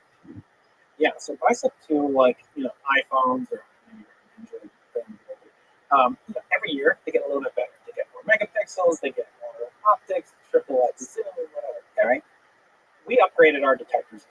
The initial detectors were based on what are called semiconductors. They They had certain properties that make them very difficult to replicate at scale. And we wanted to make them into superconductors, which have a virtue that you could then mass produce them. Why superconductor? Well, again, we're measuring heat. So one thing about a superconductor is that it transitions from some finite resistance to zero resistance over a very short span of temperature range. That means you can use that very short span dependency as an accurate and sensitive and precise thermometer. And so my brilliant colleagues around the world, in this case Jamie Bach and Suzanne Skaggs and Princeton, they are just exquisitely making these sensors, tens of thousands of them. The initial BICEP 1 instrument, which is called BICEP, that only had 98 detectors. Simon's Observatory is going to have 100 times more just in one of our 4 telescopes. We're going to have 60,000 detectors operating full time at 0.1 degree above absolute zero in the Atacama Desert. But in the case of getting back to what BICEP did, we upgraded in BICEP 2. In January 2010, we had just installed in the exact same location at the South Pole, in the same building, which is ominously called the Dark Sector Laboratory, DSL, still operating to this very day. We installed a new receiver on the same platform as before. Very similar, identical optics, cryogenics, vacuum, everything, except it went from 98 detectors to 512 detectors. So almost an order of magnitude, very substantial upgrade. And it had some other features that made it even more powerful than just a 98 factor of 5. And then we started observing with that. And we knew we'd have years to go, and maybe we'd never see anything. Again, we're looking for these tiny little reverberations in the fabric of space-time produced close to the origin of the universes we can ever get to. So I was playing a role in that. Obviously, I had upgraded my a version of the original idea that I had for myself along with Andrew Lang. And in January of 2010, I was at a meeting at UC Berkeley, and I got a call from Andrew Lang's, or I was at a meeting with Andrew Lang's thesis advisor, Paul Richards at UC Berkeley. And he said Andrew is dead. He had taken his life by suicide. And this is a man that I had already lost my father at this point. In 2010, but he was like a father figure to me. He would give me advice on marriage, on like how I should be with my kids, and what was the most important way to move through the academic ladder. Again, he was preternaturally suited to win the Nobel Prize. Everyone always thought he would win it. Still, if he were alive, he still could win it. In fact, his wife, or his ex-wife, won it. Frances Arnold in 2018, and this power couple, and it destroyed me for a long time because he was just this magical person. I mean, I couldn't conceive of my career, my life, even like these aspects of raising kids and being married without him. And to do it in that way, it felt like, again, I'm not, he's got kids, and I feel terrible for them, obviously, but it did feel like a betrayal. I mean, I'm just being honest. It felt like, why the F did you not reach out? I thought we were close, and I couldn't. I told him everything, and I felt like he had told me everything. And now he was gone, and then inevitably we had to keep running the instrument. There's millions of dollars invested, careers at stake, young people working tremendously hard. And then here we were, and like, who's going to take over the lead? He was the lead of the project at Caltech. And then it turned out that the other collaborators with whom I've been working for years and shared a lot of ups and downs with as well, they had decided to form a collaboration in which I was no longer the principal investigator. I was no longer one of the co-principal investigators as I was on BICEP 1. So I continued on BICEP 1 as the co-leader of it, but not on BICEP 2. And, obviously that was pretty painful. This is all happening at the same time as you lose this other figure. There's this kind of this one betrayal in a way, and another or something that feels like a betrayal. And he had, kind of been the only one looking out for my interest in the new experiment. I had moved from Caltech to UC San Diego. Then there were other postdocs in the mix, all of whom had come there to work with him to get the approbation that would then lead to their careers taking off, as it did for mine. And so there was a competition. Science is not free from egos and competition and desires, rightfully or wrongfully, for credit and attribution. Was he the source of strength and confidence for you as a scientist, as a man? I mean, what kind of alone in this world. As we take on difficult things, we often kind of grasp at a few folks that give us strength. Was he basically your only source of strength in this whole journey? Like primarily in terms of like this close knit. As a scientist, there were really two. There's one, this Russian cosmologist, Alexander Polnareff, who thankfully is very much alive. He was at Queen Mary University, he's retired. He was kind of the theoretical, cosmological father to me. And then Andrew was this counterpoint that was teaching me, you need to have a brand as a scientist. Every scientist has a brand, and some of them don't protect it, some of them don't burnish it. But some of the skills about being a scientist we don't teach our students involve how do you cultivate a scientific persona. And he was the exemplar for that. In addition to being the avuncular, father figure type character that really, was the person I would talk to. I had issues when I had issues with my own students, and he would tell me how those were. And he would tell me, his misgivings about about people that he worked with, or things in his personal. And it was devastating. But again, like, who the hell am I? I was a kid. His kids lost father. So I feel guilty talking about it in that sense, but it's just a reality. Well, there is something that's not often talked about is people who collaborate on scientific efforts. I mean, that's don't want to compare, but it's sometimes when the collaborations are truly great, it sounds similar as when veterans talk about their time serving together. There's a bond that's formed. So like comparing family, this kind of thing is it's not productive, but the depth of the bond is nevertheless real because you're taking on something. You're taking on the impossible. You're trying to achieve something. So like there's this darkness, this fog of mystery that we're all surrounded by, which is what the human condition is, and you are like grasping at hope through the tools of science, and you're doing that together with like a confidence you probably should not have. Yeah. But you're boldly pushing through, and then for him to take his own life, it can ask you about this kind of moment that combined, I don't want to say betrayal, but just perhaps the feeling of betrayal that Bicep 2 kind of goes on without you, even though you're part of it. You're not part of the leadership group.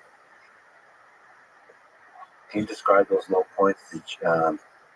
Was there depression, or was there a crumbling of confidence? Yeah, it was so wrapped up with my identity as a person. There's only a few different ways to have identity, unless you're unhealthy psychologically. One of them for scientists is often that they're scientists, and that sometimes is their primary identity. Now I've got other husband and father, but at that time that was my identity. So to have that kind of taken away, it reminded me of being kind of adopted in the sense like the one who created me, or that I had played a role in my life, that he abandoned me in a sense. It felt like these people are abandoning me. And the only thing I correct about the analogy that you use is like in the war, they're all working for common good. It's not like I want to get the most kills. I compare it more to like a band. Like think about the Beatles, and what they did. And then they ripped apart because of egos, credit. They had solo careers. They had, the relations with their intimates and so forth. And there it's not only for the common good. There is more of a zero-sum aspect. Like I would say, science is an infinite game. You can't win science. You don't get the help. We won science, and even the Nobel Prize, they don't feel like, oh, we're done. They feel like a lot of times they're impossible to do that thing. However, science is made up of a lot of finite games. There is only one winner for tenure. There is only three winners for the Nobel Prize. And because of that, I think it's heterodox, and it's very confusing, especially there's no guide. I never got a guide how to be a professor, how to teach, how to lead a research group, how to deal with the death of an advisor, how to deal with an unruly graduate student. So we're all like reinventing it, which is kind of ironic and insane if you think about it. Because the academic system that I am a part of and you are a part of is 1,000 years old. It dates back to Bologna, Northern Italy, 1088 or so. First universities were established. And, very little change. Some guy or gal scratching a rock on another piece of rock and, lecturing in fun. And there's only one better aspect nowadays is that back then, the students could go on strike if they didn't like the professor, and he or she wouldn't get paid. Most of those games. But nowadays, that barbaric process has been replaced by 10 minutes. But no, it was a definite kind of feeling of the rug getting pulled out from underneath because, he was like my consigliere. He was a guy I, saw counseling and counseling me, and he's dead. And I felt like there is no one who's going to honor the agreements that we had. And he was a very soulful person. He was so much better at being a scientist than I could ever. And just the loss for the cosmos, it just really hurt. And, I thought, it's so sad because he could have won a Nobel Prize. I don't think like that. First, I think I was a kid. Felt at first, now there goes my chance at winning a Nobel Prize, and hence the title of the book was like, I knew I would not win. It also means that there's parts of the Nobel Prize that have to be done later. It's a double entendre. Like, you need to lose aspects of the Nobel Prize to have a science out. But in the context of now thinking back on it, that was such a minuscule part of it. Because let's say he did win the Nobel Prize, or I did win the Nobel Prize, any of us did. Would that have changed anything? Would that have brought anything back? It's so, we're saying so humanity. It's just horrible. And I just, for me, the Nobel Prize is I don't want to say it's insignificant, because obviously it has a lot of power and it has influence. And, I went back, I had Neil deGrasse Tyson, and he prepares. He prepares like a surgeon before doing surgery when he goes on a talk show. So you see him going on their report, you think, they just have a banter, he's just naturally different. No, it's not. You say that, you undermine what he does. What he does is he goes back, he watches the last month of Colbert Report, and he says, how long does Stephen pause between questions? How long in the news cycle does he go back? What topics has he talked about with people similar to me? So I took Neil, and we do that for you.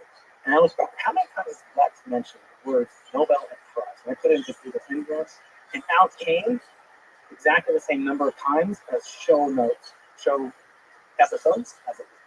You said the words Nobel Prize over 240 times. Yeah, I mean, it's so strange as a symbol that kind of unites this whole scientific journey, right? It's both sad and beautiful that a little prize, like a little award, a medal, a little plaque, will be most likely forgotten by history completely. So some silly list. It's somehow a catalyst for greatness. It resulted in you doing your life's work. The dream of it. Would I have done it without the Nobel Prize? I can't necessarily counterfactually state that would have happened. So no, it definitely has a place. And for me, it is valuable to think about it. But the level of obsession that academics have about it is really, I think it is almost on balance becoming unhealthy. And again, I make no truck with the winners of the Nobel Prize. Obviously, now I've got 11 on the show. And to think about, the one rule. So by the way, right after the denouement of the story, which I'll get to in a bit, how our dreams went down to dust and ashes. I was asked by the Royal Swedish Academy of Sciences to nominate the winners of the 2015 Nobel Prize in Physics. So, the one that I theoretically could have been eligible to win in 2016. They asked me to nominate. Now, imagine if I asked you say, Brian, instead of me and so much, if you say, Brian, would you like to come on a Lex Friedman podcast? I say, you know what, Lex? That's like Rogan. Can you introduce him to the like? You imagine how that would feel. So I was asked to nominate the winners, and the one rule that they say, of all the rules that Alfred Nobel stipulated, there's only one rule that they maintain. He said one person can win it for something they discovered in the preceding year that had the greatest benefit to mankind, made the world better. None of that was mentioned in the letter. He said many people can win it for the work done long ago. They didn't mention anything in the letter to me, signed by the Secretary General, nothing about benefiting mankind. They said just one thing, can't nominate yourself. So none of these guys nominated themselves. Actually, a little known fact, they sent that exact letter just to you. That rule was created just That's called the Keating correlate. Yes, exactly. just to like Good for them. just rub it in. That's, I mean, it's in this particular case, of course, they said this from your technicality or whatever. But in this particular case, it's kind of a powerful reminder No that way. the Nobel Prize leaves a lot of people behind. Yeah. And that there's stories behind all of that. Yeah, I mean, here's a good example. Again, this is my friend Barry Bash. He's become like a mentor and a friend. He wrote the Fork. He won the Nobel Prize because a different guy died, and he admits it. And he said it.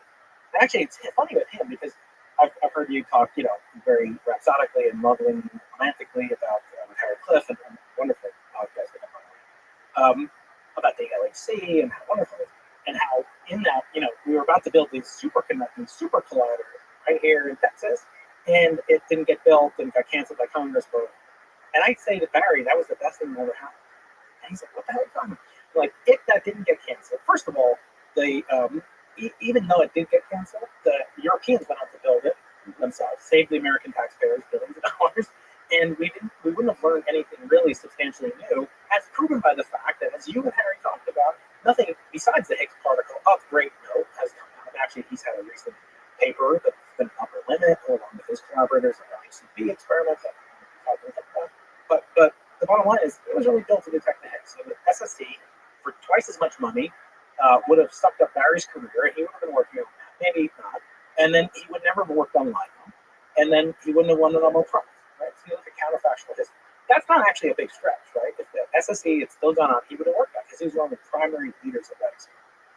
Second thing, if, imagine the following thing had happened.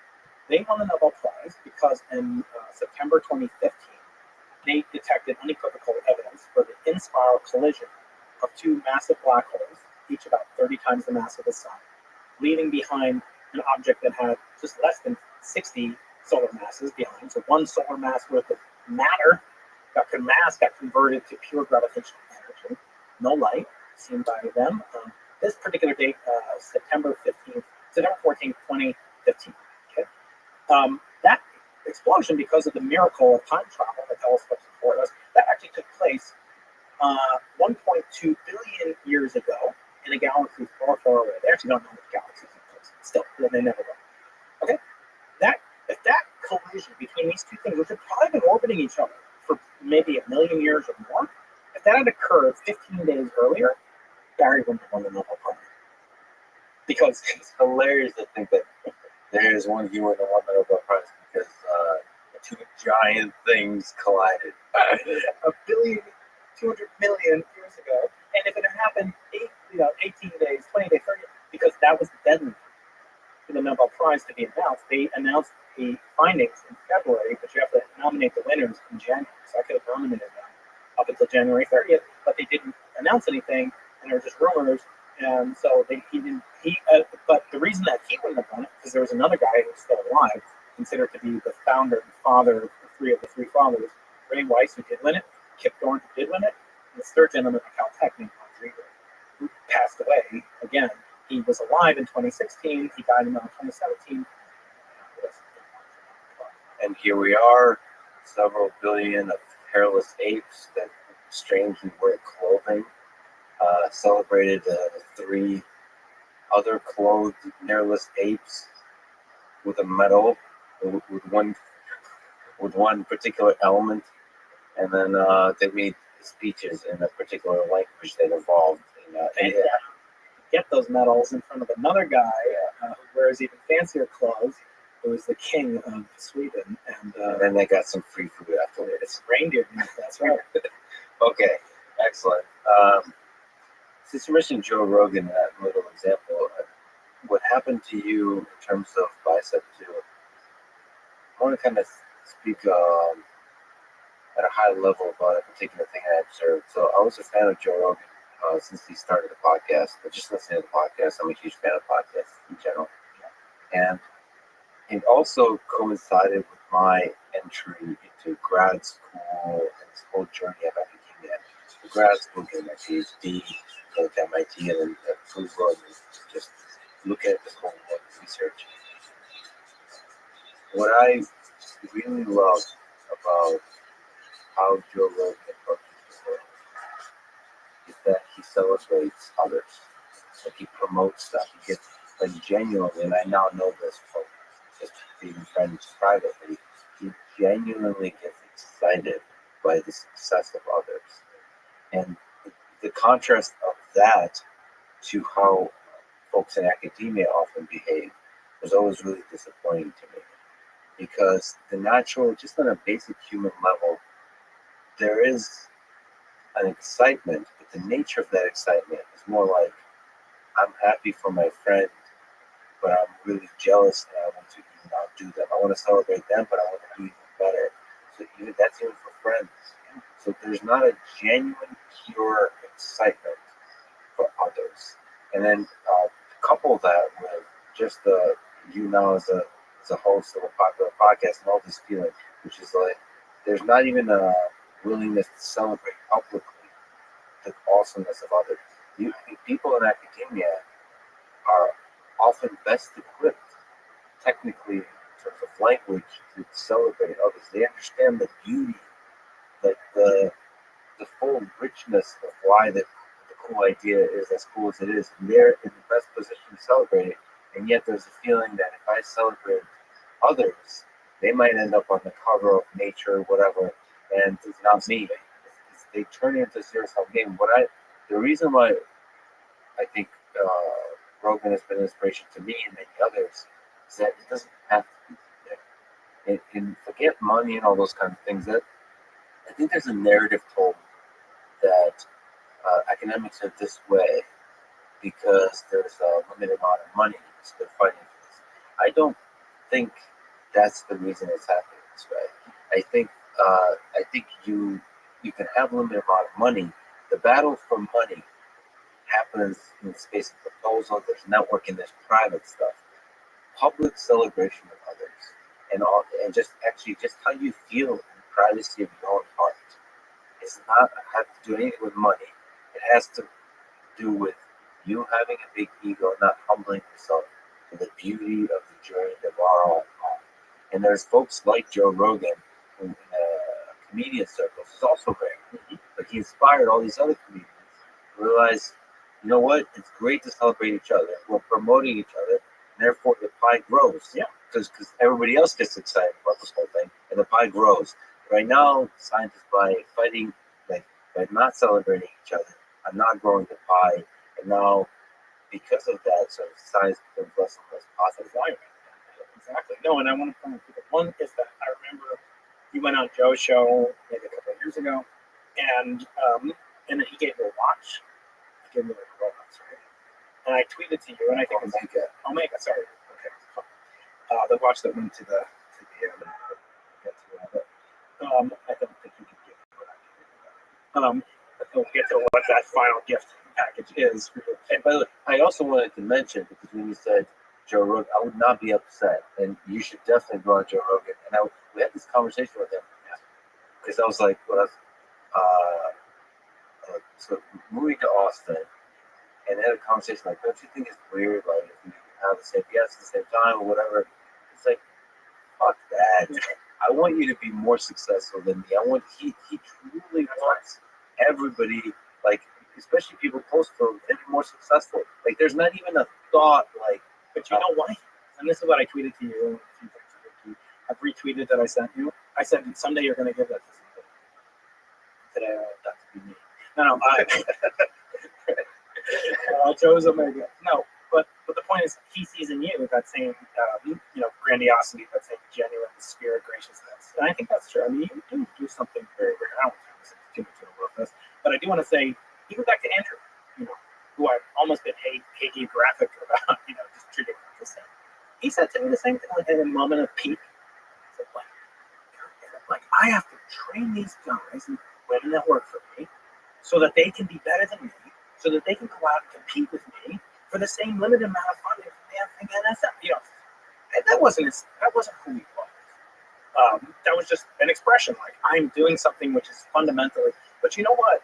When you have kids, hopefully, please God, because because I think, and I hope we can get to talk about that later, but part of investment and part of doing something with when you have a kid, like you can get married. You can marry someone because she's rich, he's rich. You can marry someone because they're good looking, or he's good looking. You can marry for all these different reasons that are ultimately selfish. There's no way you can have a kid and be selfish. Nobody says, like, oh, you know what? I really want this thing that's 3 feet tall, that doesn't speak English, that drops on my floor, that wakes me up all hours of the night, that interferes with my love life.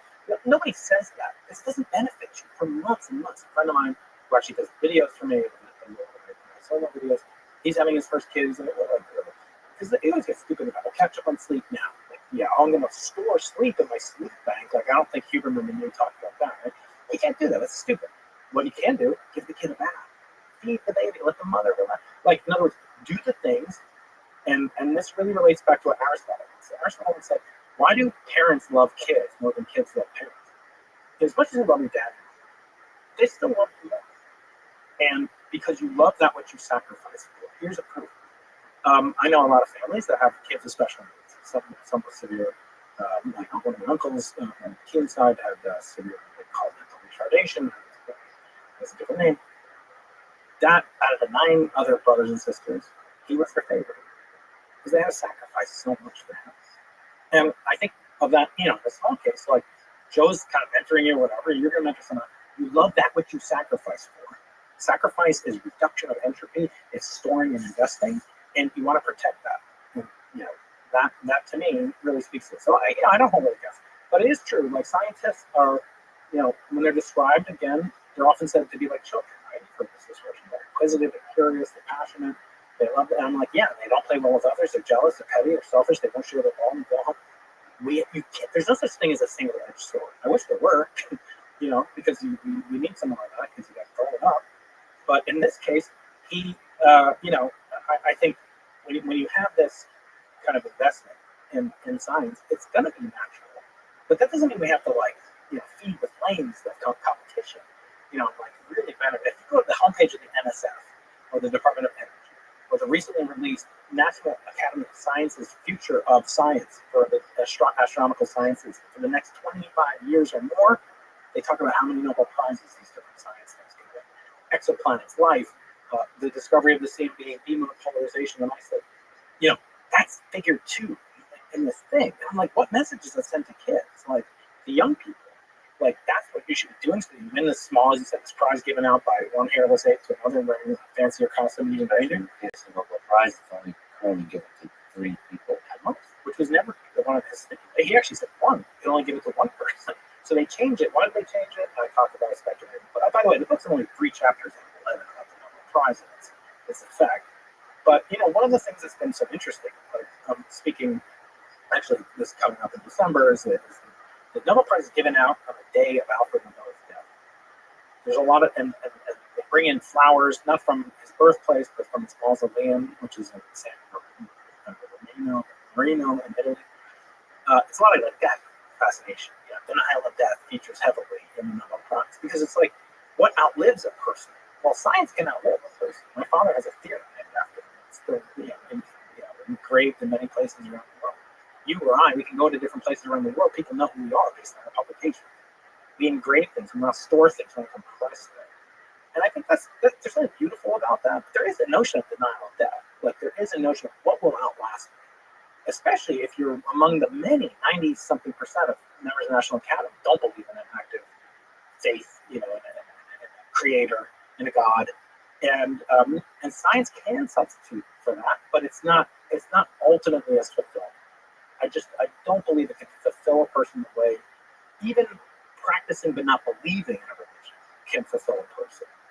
So, which is because you do bring up on the spectrum the denial of death in using the Nobel Prize, and there is a sense in which that's probably in part at the core of this, especially later to the Nobel Prize or prize or recognition. I've interacted with a few, or a large number of scientists that are getting up in age, and there is the feeling of real pride, of happiness from them from winning awards, getting certain recognition. And probably at the core of that is a kind of immortality or a kind of desire for immortality, and that was always off-putting to me, as opposed to, I know it sounds weird to say it's off-putting, but it just, rather than celebrating the pure joy of solving the puzzles of the mysteries it's just the actual exploration of the mysterious for its own sake. Yeah. Well, that's what I said. It's like a scientist should. Okay, you have to be careful and not have any physical aspect platonic, but you can think of scientists and mentor. I have a chart in the book and there's a plaque made by one of my graduate students from my graduate students. She's a professor in New Mexico, Darcy Brown. And she made this plaque, and it has 17 generations. So here I am, 17 levels down. There's a guy, Leibniz, not the famous Leibniz with commandments. 1596, he was born, and I'm in this chain. And I don't know if you know this, but in the Russian language, the word scientist means someone who was taught. I'll say it very easy. One who was taught, right? A children. So it probably means a guy. No, it's taught, right? So what does that mean? To me, it has a dual kind of meaning, at least dual. One is that you have to be a good student to be a scientist, because you have to learn things other classes. Two, you have to be a teacher. You have to take care. If you don't, I claim you're really not a scientist in the truest sense. And I feel like with the work that I do in outreach and stuff like that, I'm doing it at scale. I'm influencing more than 24 kids in my graduate class or my graduate class. And they're potentially could reach thousands of people and make them into scientists themselves. Because that's the flywheel that is only beneficial. There is no competition. There is no zero-sum fixed